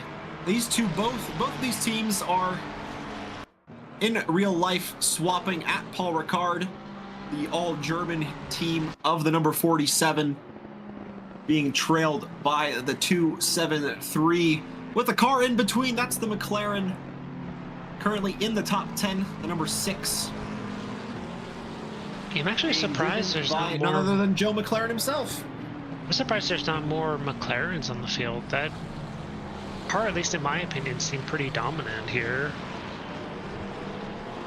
Yeah, it sure does. And the over-under attempt is on from the 273, trying to take the inside position into turn 12, and he has it. Sticks the nose up the apex, gets the grip, and before the final corner, gets the position, and up to 24th goes the 273 Ferrari.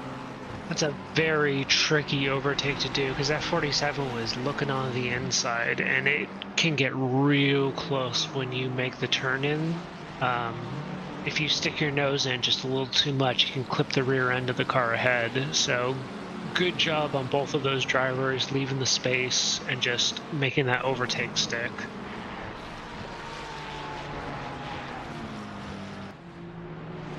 Now the 47 has the work to do to catch back up and get ahead. Yellow flags out on track. There was a car in the pits with the yellow flag. That should just be normally scheduled pit stop there, but the 100 stranded on the exit of Senia. Is that Senia? Yeah, I think so. At the end of the long straight. It almost looked like the end of the Mistral Straight, but on the inside of the corner. Looks like they may have RTG'd. Yeah, may have just had an oversteer moment going through there and finding themselves on the inside barrier. And this is the gravel trap racing Ferrari. Not going to find any gravel traps here at Paul Ricard. As we point out, they're colored tungsten carbide tire strips that slow your car down. So red will slow it down more than blue.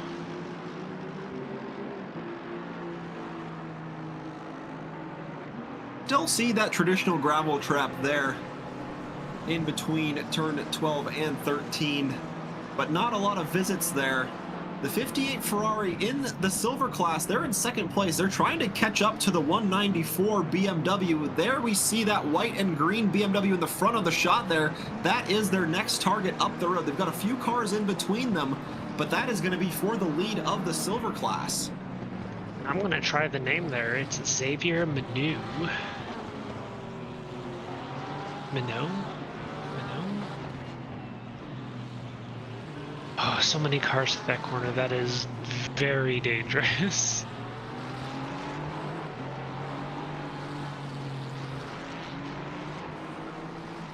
McLaren has very high tire wear and lacks top speed. Yeah, I've driven this track in the McLaren, and my fastest lap time was a 1:53.5, but I feel like to actually get that, you really need a draft down the Mistral Straight, because, yeah, it does struggle a little bit, and you end up having to run a high wing to manage sectors 1 and 3. Great move from Manu to get ahead of the BMW to take the lead of the silver class. Gets it done around the outside of Senia and holds on to it through turn 9 and turn 10. And now looking ahead to Villette in the number 42. I believe that is the lead gold car out on track at the moment. Now this is when you have to ask yourself, do you hold position and maintain your lead of the silver class, or do you try and overtake 42, a gold driver, not for class position, but just track position? Get another car between you and the car behind.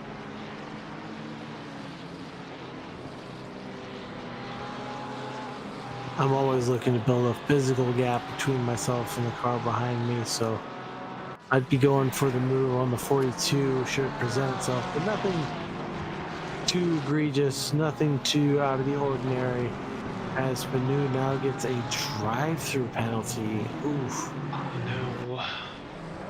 Yeah, getting that position on the lap before, now getting a drive-through, as does Mateus in the 456 BMW. I believe I saw that car in the pit, so they might have gotten a speeding in the pits penalty to get their drive-through. So drive-throughs in pit lane are usually if you're like 1 to 2 kilometers above the pit lane limit line. If you're any more than that, it's usually a stop and go 30. But yeah, that's so just a little bit of speeding, but still a costly penalty nonetheless there. Still a costly penalty. But yeah, with that drive-through on 58, 194 is going to inherit the lead of the silver class.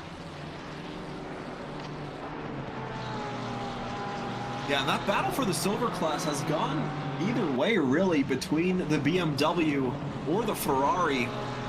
And here Gianpierto in the 125 Porsche, now behind Blondell, not for position in class, but for position overall.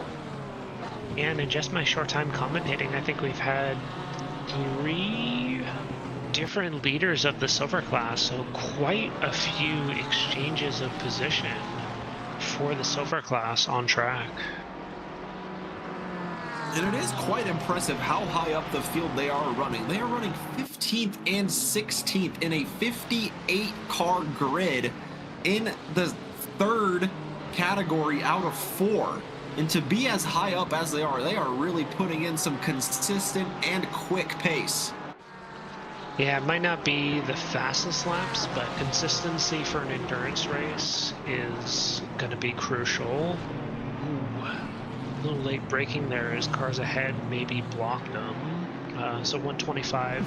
Ooh, please rejoin safely. And Mateus in the pits serving that drive-through after getting it on the previous lap. From the pit lane, done and dusted, served.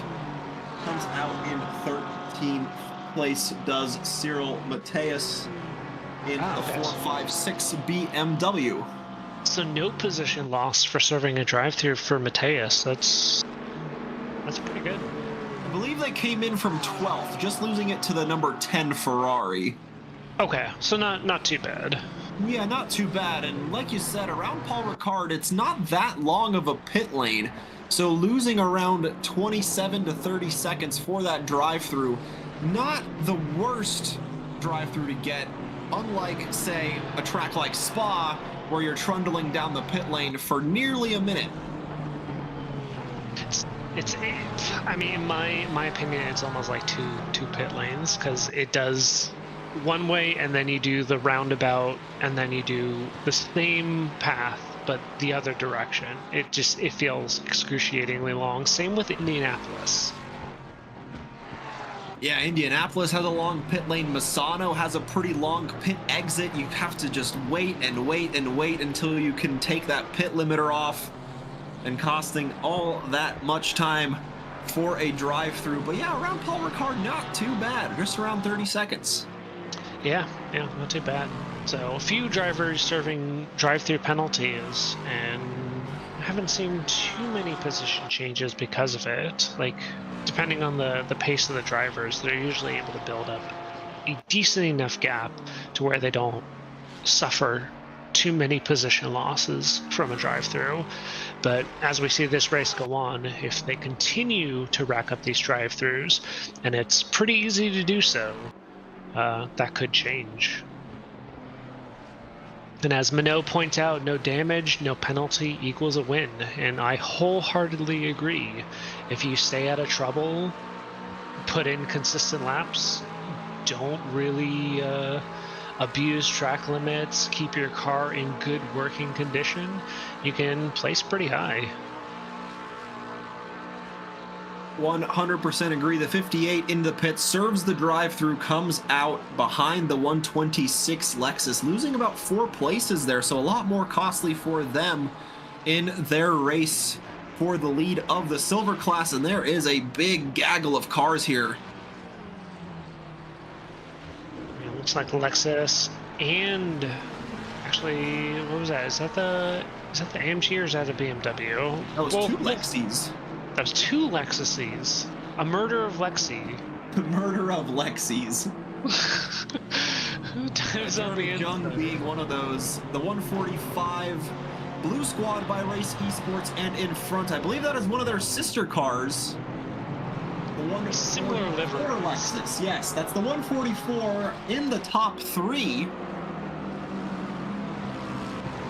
in their pursuit of Iverson in the number 3 Ferrari, currently sitting in 2nd place. Yeah, this is where having similar liveries does help. As a commentator, you can really pick out who is on a team with who. Yeah, very helpful here. And now the 145 gonna get a slipstream from the 144. As they try to get past some lapped cars, it's very difficult for them to do so. That's the 194, also for position here for the 145. They're gonna try and send it down the inside of the BMW, but now side by side going through turn 7, they're gonna slow each other down on to the entrance of the Mistral Straight. This might really help the Porsche, but once again, that Porsche not really known for its straight line speed, and the BMW Lexus go side by side for 1.8 kilometers. And I really think that Lexus is going to pull hard, like with a slipstream at the start of that, just able to get the speed advantage, pull in front of that BMW, get on the brakes light, downshift, get the car rotated, and get back. Although the BMW is making a move on the inside for these 2 right-handers, staying side by side through the corner. This low grip area, got to be very cautious on throttle, and the Lexus holds position, stays ahead, blocks off any aggression through the careful right-hander, and textbook holds that position, keeps the BMW behind him, and moves up. Well done.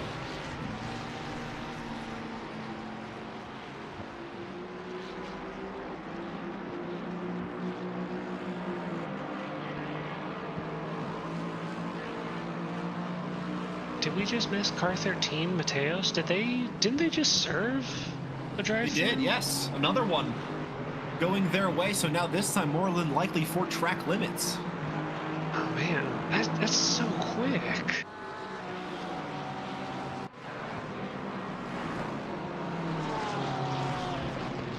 Yeah, another visit to the pit lane going the way of the 456 BMW. The number 6 McLaren getting a 10-second penalty as well. Currently riding in 7th place, but they have a good gap to the 128 behind, and they are pretty far behind as well from the car in front of them in 6th. So not too costly of a penalty in terms of losing position for that number 6 McLaren.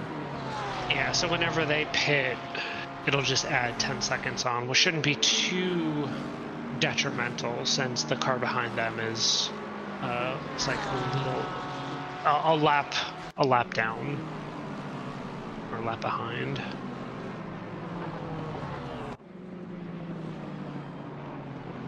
Ooh, Ferrari spun out at the end of the Mistral Straight. Could you tell who that was? No.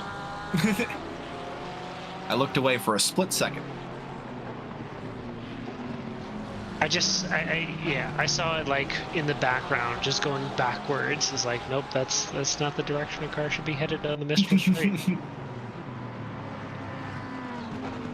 You know, sometimes you gotta go against the grain to do something magical. I was just thinking, one of these cars is not like the other. So a change behind the wheel of the number 800 Maciej Malinovski, now behind the wheel for the lads in the number 800 Lexus. The gap to the number 7 was around 8 seconds before their pit stops, now down to 6.5. Looking to close that gap even more during this stint here as Maciej continues on. And on lap 278 for the number 800. How many laps will we get to before the checkered flag? Is this a open-ended question, or do you know? I don't know. I mean, it's really hard to tell. You never really know what the pace is going to be like for the leaders, too. And so, yeah, that's never really easy to tell there. And you never know with what sort of weather might come their way. If rain comes, the lap times will get a little bit slower. Yeah, So we'll just have it's to hard wait to and see. tell. I thought it was going to be around 940 laps. Based on, at hour 4, I think they were at like 220 something. Yeah, is there a betting line open for this? I don't think we Anywhere? have one, but feel free to drop your predictions in chat for the number of laps these driver teams will be doing over these 24 hours. And whoever is closer gets bragging rights.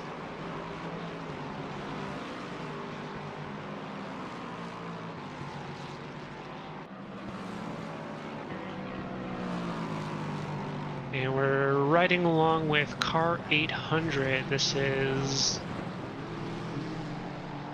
How you say that? Maciej. Maciej? Yep. Maciej Malinovski. Didn't you also say like Jardier is on their team as well? Yeah, this is a five-person team here. George Boothby being one of those notable streamers on live right now on Twitch as well. Aiden Walsingham joining them, as well as Yaroslav Hanzik, Mr. Jardier himself. Valentin Barrier in the car before Maciej Malinovski getting in. And we have seen, I'm not sure if we've seen Jardier in the car yet. I know for sure we've seen Boothby, Barrier, Walsingham, and now Malinovski behind the wheel of the number 800 Lexus. That 5-man squad, not in real life at Paul Ricard, one of the many virtual teams joining this evening.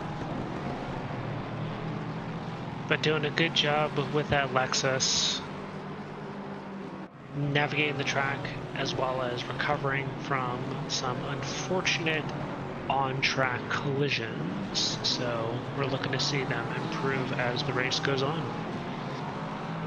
Same with the wrecked racing team, the 240 trying to catch up to the 640 BMW, about a second up the road in their battle inside the top 10. This is for 9th place. There's the BMW going down the inside of some lapped Ferrari traffic, working their way through the field in order to escape the grasp of the Lexus down that long Mistral straight. Flashing the headlights, letting them know I'm here, I want to pass, let me pass. And they just move aside, let the Lexus through on the inside of the corner, and they get on by safely. I do like the look of that livery though. Like a lot of these liveries on track look amazing, but I think this one for me takes the cake. I really like the gray and gold.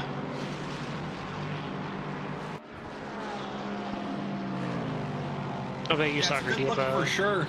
I was going to say it. Lexus?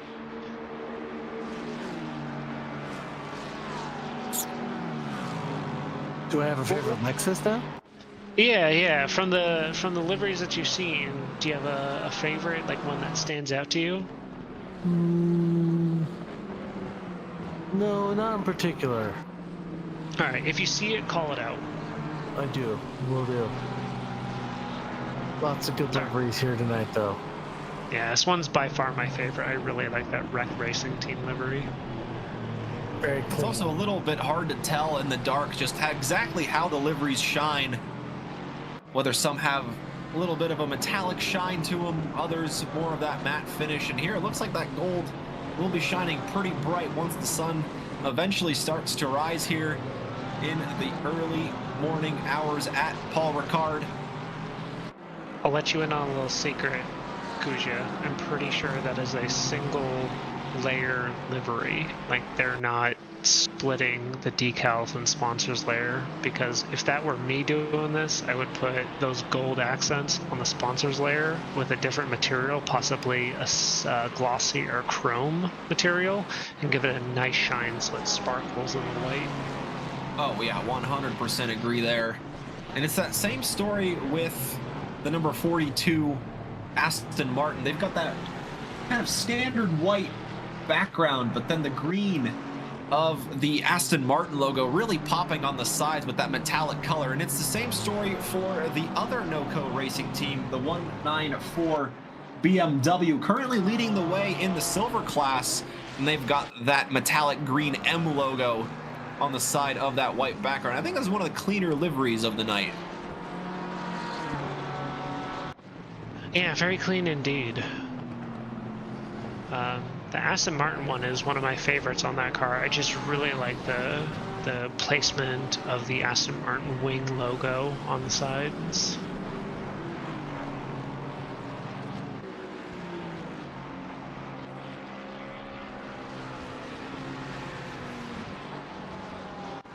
After the previous lap change for position, Roman Baker getting ahead of the 640 BMW for 9th.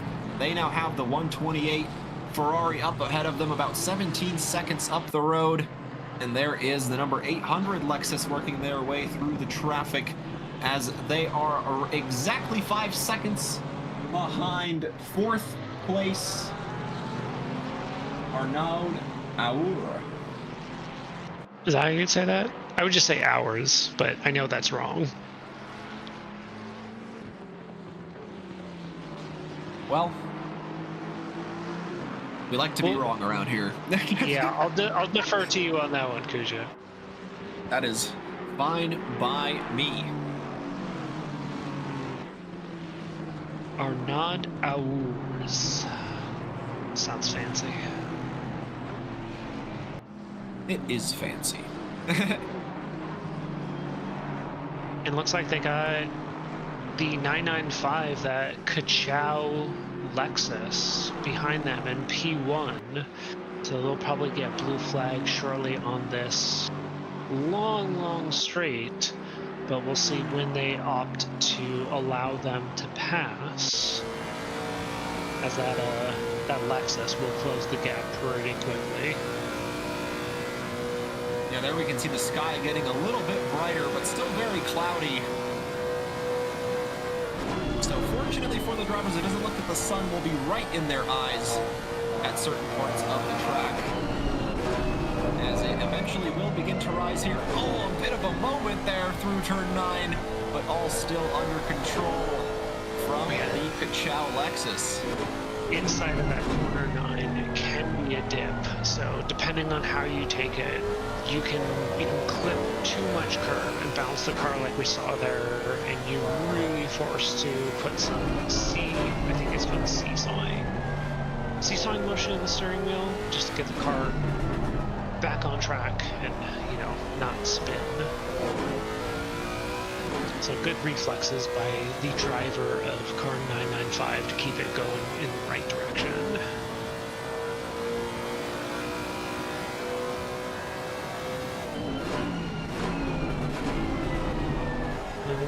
Eric is calling me out in chat. I don't know why.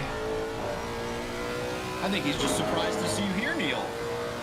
Well, yeah, I removed myself from the commentary sheet because I didn't think I was going to be commentating, but I'm here for a little bit. I'm helping you out. To have you here. No, we're happy to have you here, man. That's not a complaint at all. So I think Eric was more like surprised that you're here rather than mad. Oh yeah, okay. Well, we'll take it as surprise. I know you guys had that rivalry earlier on at the beginning of the broadcast, but hopefully you bribed him well. Oh no, he bribed me. Yes, he bribed you well. Yes, that's right. I mean, I have no further comment. I mean, yeah, great guy. No comment. Yeah, no comment. No comment. Great guy.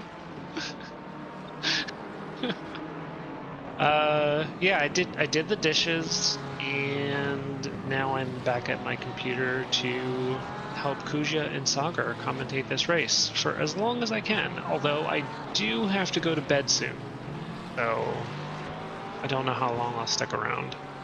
Bed, schmed. I gotta sleep. I got like a 3-hour drive. I'm in the same situation. I've got a running a 5K tomorrow morning, so I got to get up a little bit early as well for that. Oh yeah. But now all the focus is on this event here, the 24-hour telethon by NRT, being brought to you here in English at TRACKILICIOUS for the entirety of the race. Was that a 126 overtaking 125 in the Mistral Straight? You know, I want to say no, but it could very well be possible because it seems like they're a little bit far back behind to get that overtake. I mean, it is it's hard to tell. Hold on, wait for the timing tower to update. Now, I want to say it's this Lexus. I was wrong.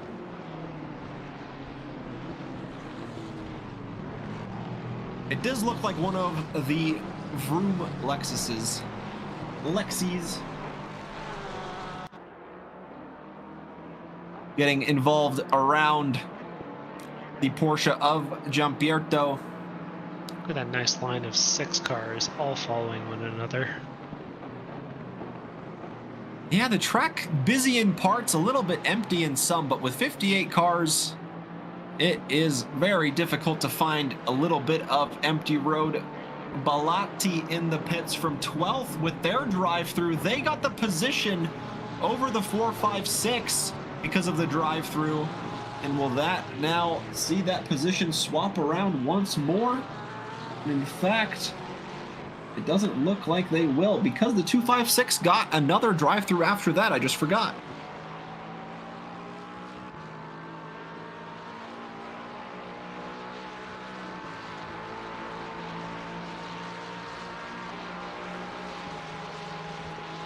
Sorry, I didn't hear you. You said another car picked up a drive-through? Yeah, the number 10, they already served it. Oh, They were in 12th. I think they were in 12th and they came out 12th because their nearest competitor was that 256 BMW and they got 2 drive-throughs awarded. So they should be pretty safe in their gap, at least to that BMW behind. But unfortunately for them, have to make up the ground in front if they want to get back into a top 10 position. And previously battling silver plates 194 and car 58, that was a change in position due to a drive-through penalty. So Blondell, the BMW in 194, inherited P1 in class of the silver drivers. The 293 V12 going into the pits. They were about to begin a battle with Huertas in the number 15 Lexus, but having to go to the pit lane instead. And unfortunately, they're going to be serving a 20-second additional time penalty when they park their car in the pit box. Here's what the back of the BMW sees with that Porsche of Giampietro getting closer and closer to potentially see them slide past the BMW into 16th place. This is one of the NOCO racing teams, the organization that hosts this race at Paul Ricard, entering a few of their drivers in the event here. And the number 16, or excuse me, the 194, doing the silver class proud, all the way in the lead, up in 16th place. And you see them battling with either a gold or platinum driver. The 125 of Giampietro holding them back. So Blondell really has some good pace in this BMW around this track.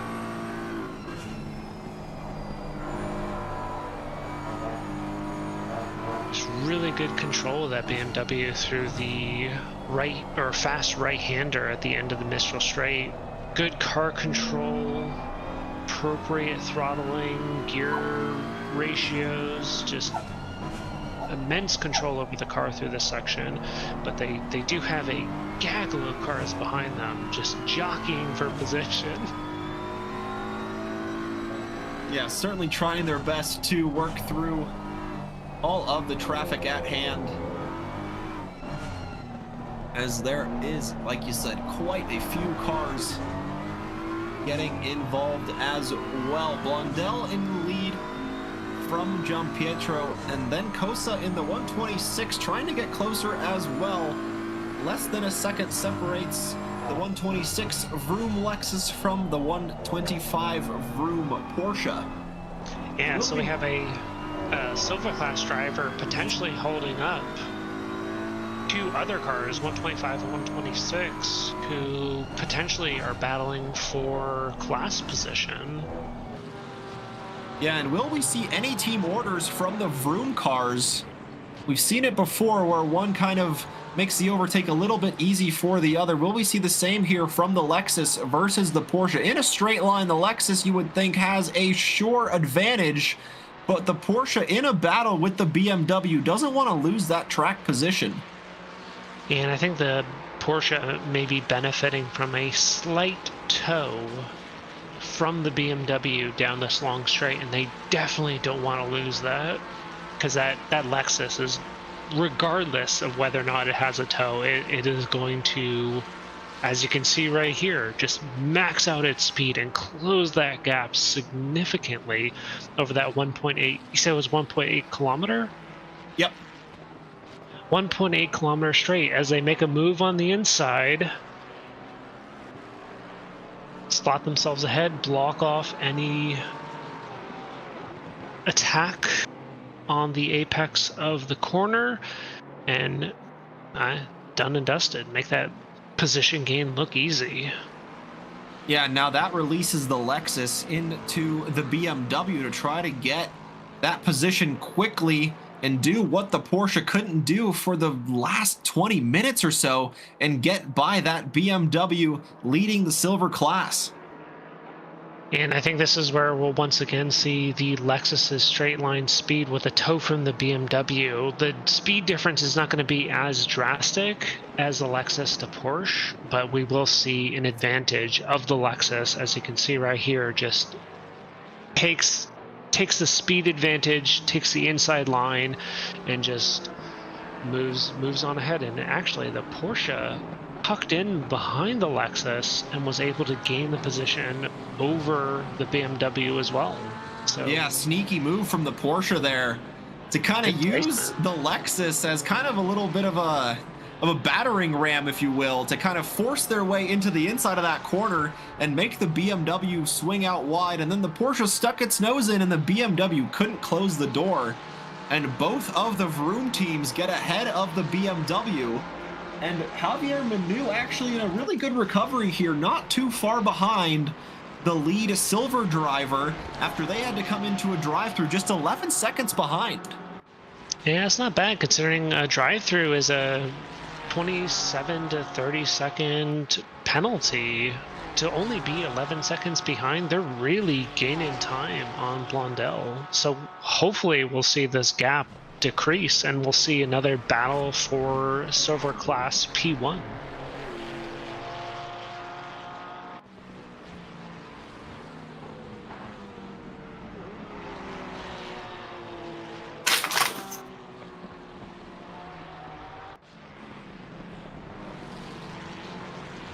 As the light appears brighter and brighter, it looks, this livery is actually quite unique. It looks like a lot of like comic based.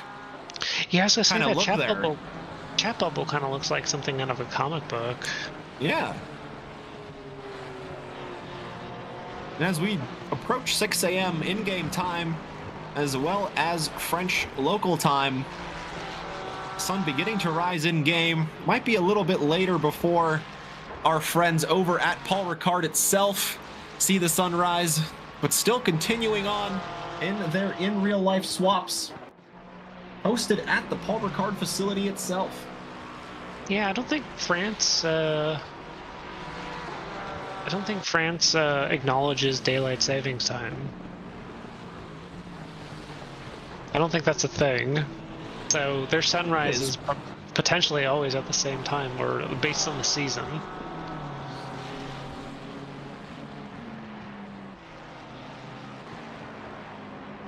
I don't know. Somebody in chat. Let us know.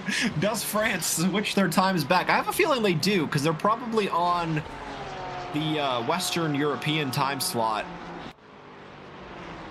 Or I guess they're in the GMT zone, as with Britain, if I'm not mistaken, unless they are in Central European time, in which case their times will have swapped over pretty similar to the times that we did here in the US. Which is just wild. Yeah, I can't remember what time zone France is in. I think they're in the same one as the likes of Germany and Italy, but I could be mistaken. They might be more on that Western time as Spain and Portugal are, as well as the United Kingdom. All right, hold on. I'm looking up where Paul Ricard is and what the current time at Paul Ricard is right now. Current time in Paul Ricard is 5:35 a.m. So pretty much in-game time matches. Yeah, it matches with in-game time. So yeah, that's pretty remarkable. It's like Maria Volpe, Ferrari. Yeah, it's almost like they organized it that way. All right, and as the sun rises, Saagar, you have to keep an eye on these liveries. Let us know which one you like.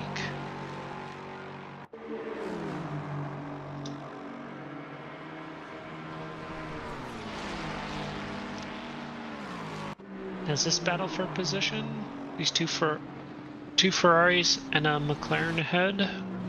The two Ferraris are, yes, the 29 of Gauthier Fagnan-Poli here of Scuderia Volpe, trying to get ahead of the 273, the in real life team of Naga. Not sure which of their drivers in the car at the moment, but the 273 has been involved in quite a bit of action here this evening and looking to defend now from the 29 Ferrari.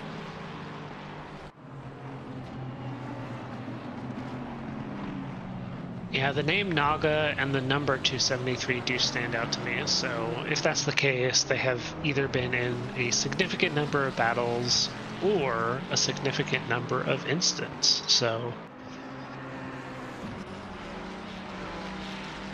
they stand out.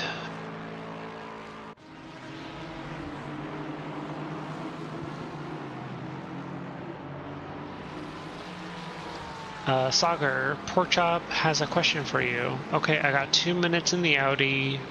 Hey Saagar, how are the trackside cocktails?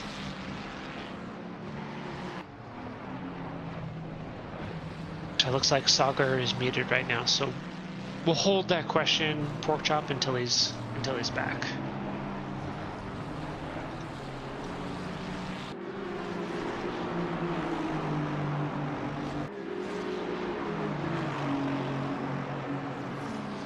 This is not that's the V8 Aston Martin, not the V12.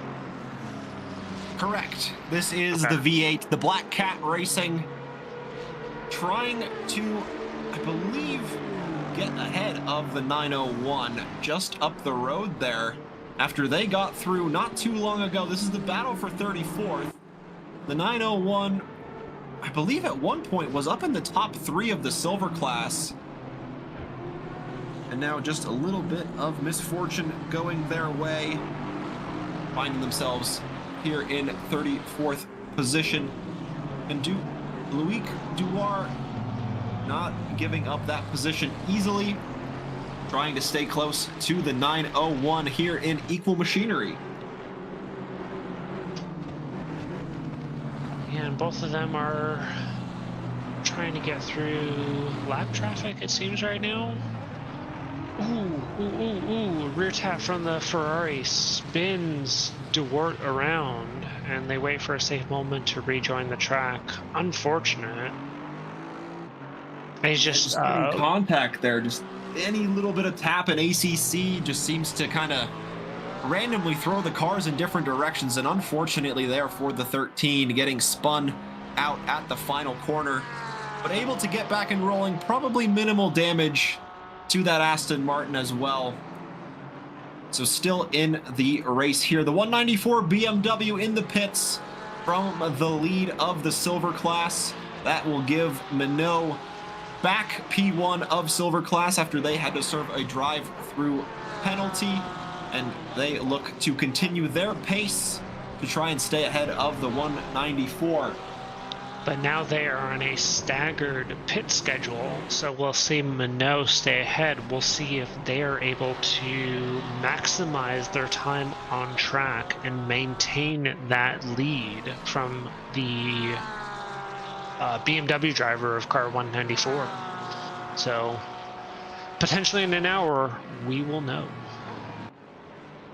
Potentially we will know. Update on the top 5 real quick. The 995 Kachal remains in front with the in real life team at Paul Ricard leading the way from the number 3 Ferrari. Currently behind the wheel, you have the Dane, Laurids, Lynn Iverson in the 3T Fearless Racing Motorsports in second place in that number 3 Ferrari. Next, you've got the 144 Lexus, another in real life team at Paul Ricard, the team that started on pole position, finding themselves on that final step of the podium in third place.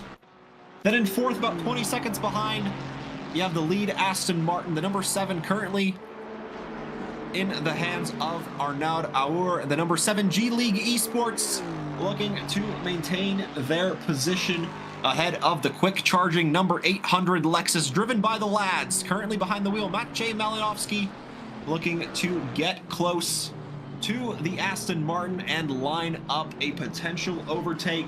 And maybe, just maybe, the 800 can claw back a podium position after getting a significant amount of damage earlier on in the contest.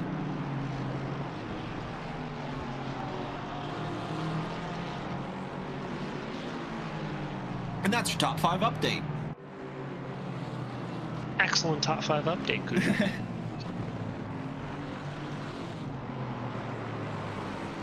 And that is how it goes around here, you know. Gotta keep people updated. Gotta do it. People want to know what's happening. Yeah, I want to know if there's any close battles on track. Looks like the gaps are spacing out slightly. I mean, there's always somebody near you on track, but whether or not that's for position. Yeah, it looks like car 37 is less than a second behind car P36, car 274. So they're coming down the Mistral Straight now. Potentially getting a tow. Looks like it's within 0.5. But we'll see if that changes over time. Yeah, we'll just have to wait and see exactly if that is the case.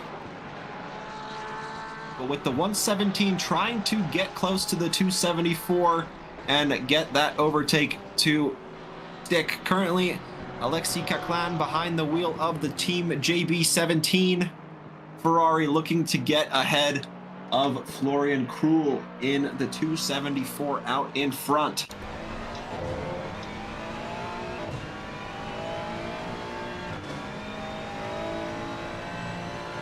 Another Track Toys team, the STE Academy here. Belgian driver behind the wheel. And there is a good amount of cars going down that start-finish straight. For position, not for position, blue flags being waved left and right. And that is the sort of chaos we love to see at a long 24-hour race like this one. Yeah, those trackside stirrups are getting real good arm workouts with the amount of blue flags they're waving, yellow flags, white flags, green flags, just flags in general. They're waving them. Oh, looks like P40 Enzo, the car 101. I think that's the V12 Aston Martin. They picked up a drive-through and are surfing it in the pits. Yeah, certainly are. And that Lexus versus the Ferrari top speed advantage is absolutely evident here as we head to the end of the 1.8 kilometer straight. The Ferrari just lifting off, giving the position quite easily to the 127 Lexus, working their way through the field. You know, you saw me doing testing last night with the Lexus, and I got up to 286 kilometers an hour on the Mistral Straight. I have not tested it with a tow, though, so I gotta imagine that Lexus maybe got up to 290. Yeah, it's certainly possible. Because, yeah, the Aston Martin in my testing, I believe the top, it maxed out at like 283.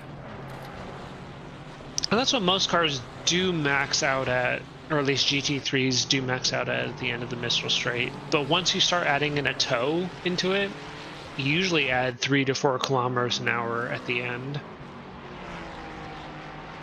And so after that battle began to heat up, Cruel into the pits for a refuel, potentially driver change of tires, to get that car serviced and back and rolling into the race.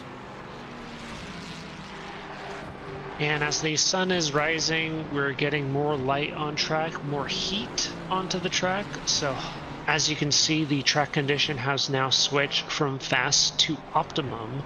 So we'll start seeing track times, or I should say lap times, from these drivers start dropping now. Back, I think they were doing like 155s, 156s.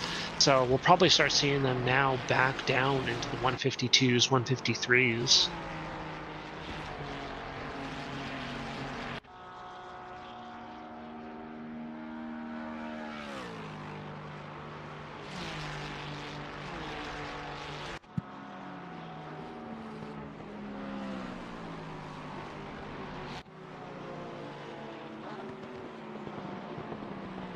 As we're following along with, well, we were following along with 117, but looks like,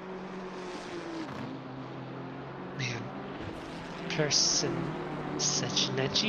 Nope. Persicini, I think. Persicini? Okay, that's way better. Let's just go with that. Persicini in car number 2, serving a pit stop, potentially for a refuel and a swap of tires to get back out there. Capitalize on this track changing condition, maybe change some PSIs in their tires and start expecting the track to start warming up. Their car drops and they get rolling. It looks like Marco's still behind the wheel here of the number 2 as he goes out for another stint. Yeah, we'll just have to wait and see up until, I think at the pit exit, right? It changes. Then even there are so many textures on that livery of the Ferrari as it goes through the pit lane here. Beautiful livery for the Live 4 race car. Yeah, it looks great. I'm looking for car number 2 in the team charts. I see 22. I'm just looking to see if there's only one driver for this team, because it doesn't look like the name driver changed.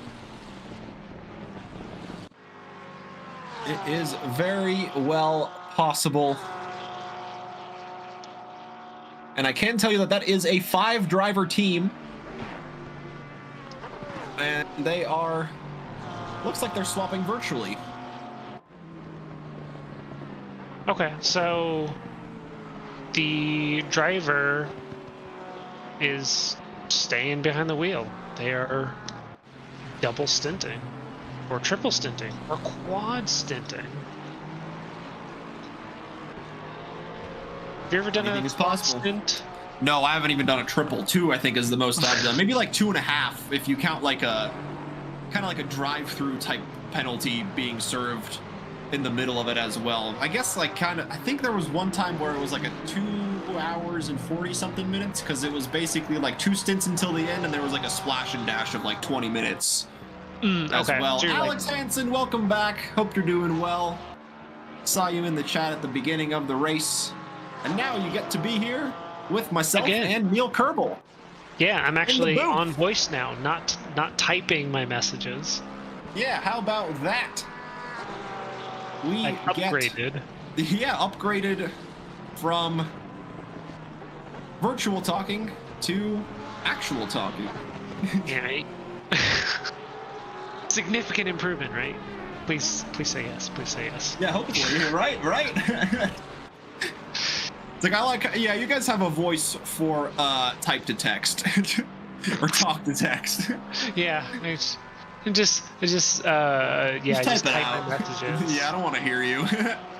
This is my Neo Kerbal voice simulator.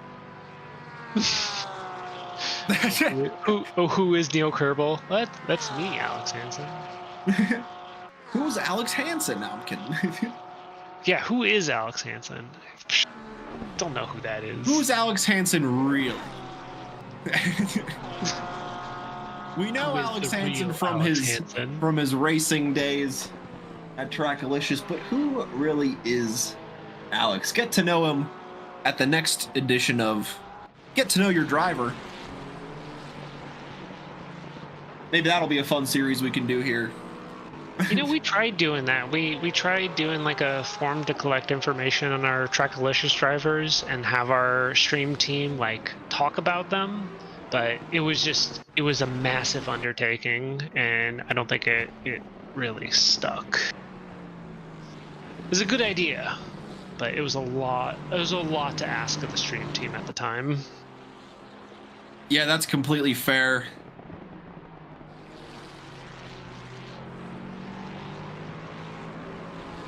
Alex Hansen's not really Alex Hansen for now. Alex Hansen's merely an idea. Just think of Alex Hansen as the concept of Alex Hansen. Yes, exactly. It's not a real person. It's just a concept of what Alex Hansen would be as a person. Yeah, so depending on how you perceive Alex Hansen is really how Alex Hansen is. Mm-hmm. Dr. Porkchop, the philanthropist, or Yeah. Yeah, I mean, he would was- know. He's got a PhD in whatever he got, so he certainly knows better than us. I mean, he's a doctor of something. Of something. You can't just go around calling yourself doctor all willy-nilly. You have to earn that title. And Yeah. Dr. Porkchop certainly did. I gotta believe it.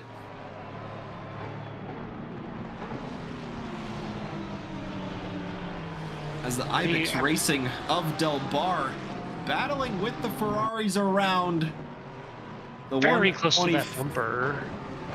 Yeah, and he's going through, I think. I'm not sure if that is for position or not. And it looks like it 274 is. is the car he overtook.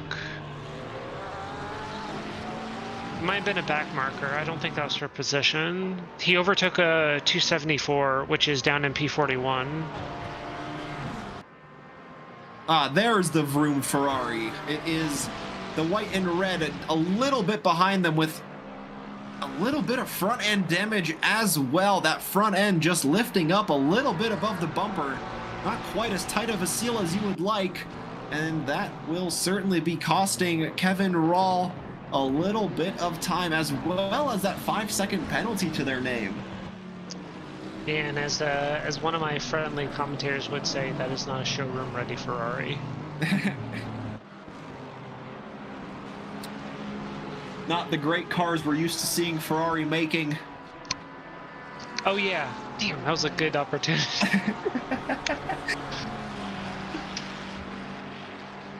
Oh, and I gotta open the window for my cat. And Blondell now under pressure from the 123 Lexus, trying to force his way through the inside, but the BMW not giving up the position easily, keeps the grip around the outside of Senia and into turn 9, maintains out in front for 19th place. Yeah, Blondell really needs to make some time on track as well. Not willing to give up position to the car behind, even though it's not a battle for class position, but they really need to close the gap to car 58. They need to put in the time and the pace to make sure that when car 58 pits, they're in a position to overtake them on pit exit.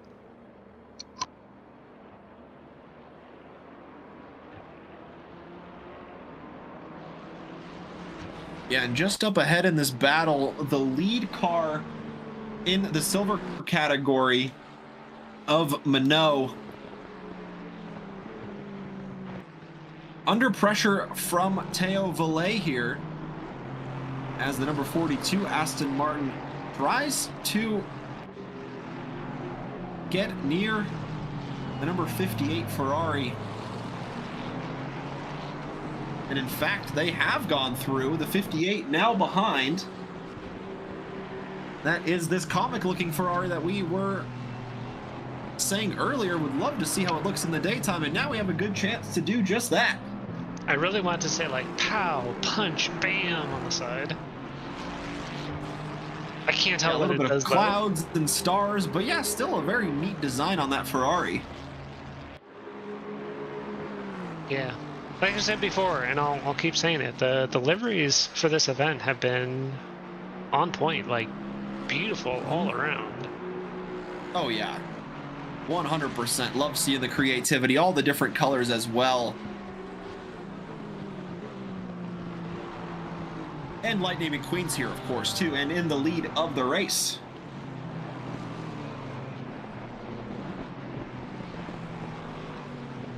Yeah, can't fault that livery. I think I've seen it on a few cars, but it is, I don't know, just putting it on a Lexus just makes it like 10 times more beautiful. I could be biased though. Oh, I'm certainly biased. I think. And speaking of speaking of Lexi, looks like car 93 picked himself up a drive-through and decided to serve it in the pits.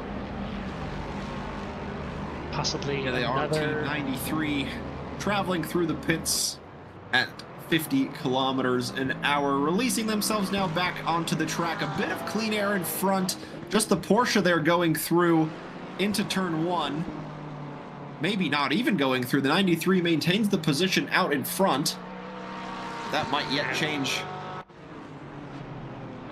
Porsche's not giving it up, holding position, and he's got the inside line for this next corner, and they go side by side through it.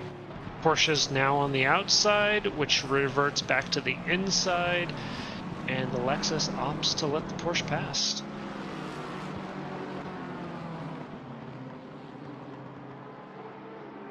Did 93 pick up another drive-through?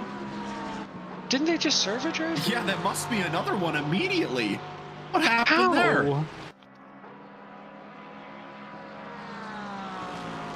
Yeah, what in the world? That is... I mean, you can potentially pick one up in turn one, and then potentially pick up one going wide on the exit of corner two, but it didn't... Or on the entry, on the apex of two even, also, if you cut too much across that curb. Yeah, that's got to be a record, like picking up 4 track warnings after leaving the pits from serving a drive-through. Yeah, lots of drama right around that top 10 with drive-throughs. The 93 getting a drive-through, the number 10 Ferrari in 12th place also got a drive-through, and the 456 BMW currently in 13th picking up multiple drive-throughs as they fall back to 13th and potentially might see a position change once the number 93 Lexus comes into the pits here with the number 10 Ferrari just about 30 seconds behind. Yeah, so let's hope they serve this drive-through and then just take it easy on their outlap and get back into a good rhythm. Alex Hansen in chat asks, what's your all favorite livery? And my vote is for card number 240, driven by R. Baker. It is a Lexus livery if you want to check that out before I actually have to go in a few minutes, Kuzya. Yeah, I was going to try to wait to see where the 10 would come out relative to the number 93 starting the drive-through, but Gregory Bellotti coming into the pits here. So let's take a look at Roman Baker's livery here. Yeah, this looks good in my opinion. Yeah, that Wicked Racing team, the gray and the gold. Good contrast. And good clean lines too, with accent details. Love it. Alex Hansen just also added car 800 just had a moment. Yeah, still looks like they're pointed in the correct direction. Might have had a little bit of damage picked up on that front end. I can't quite tell. Yeah, it looks like It's raised up a little bit. Yeah, just that little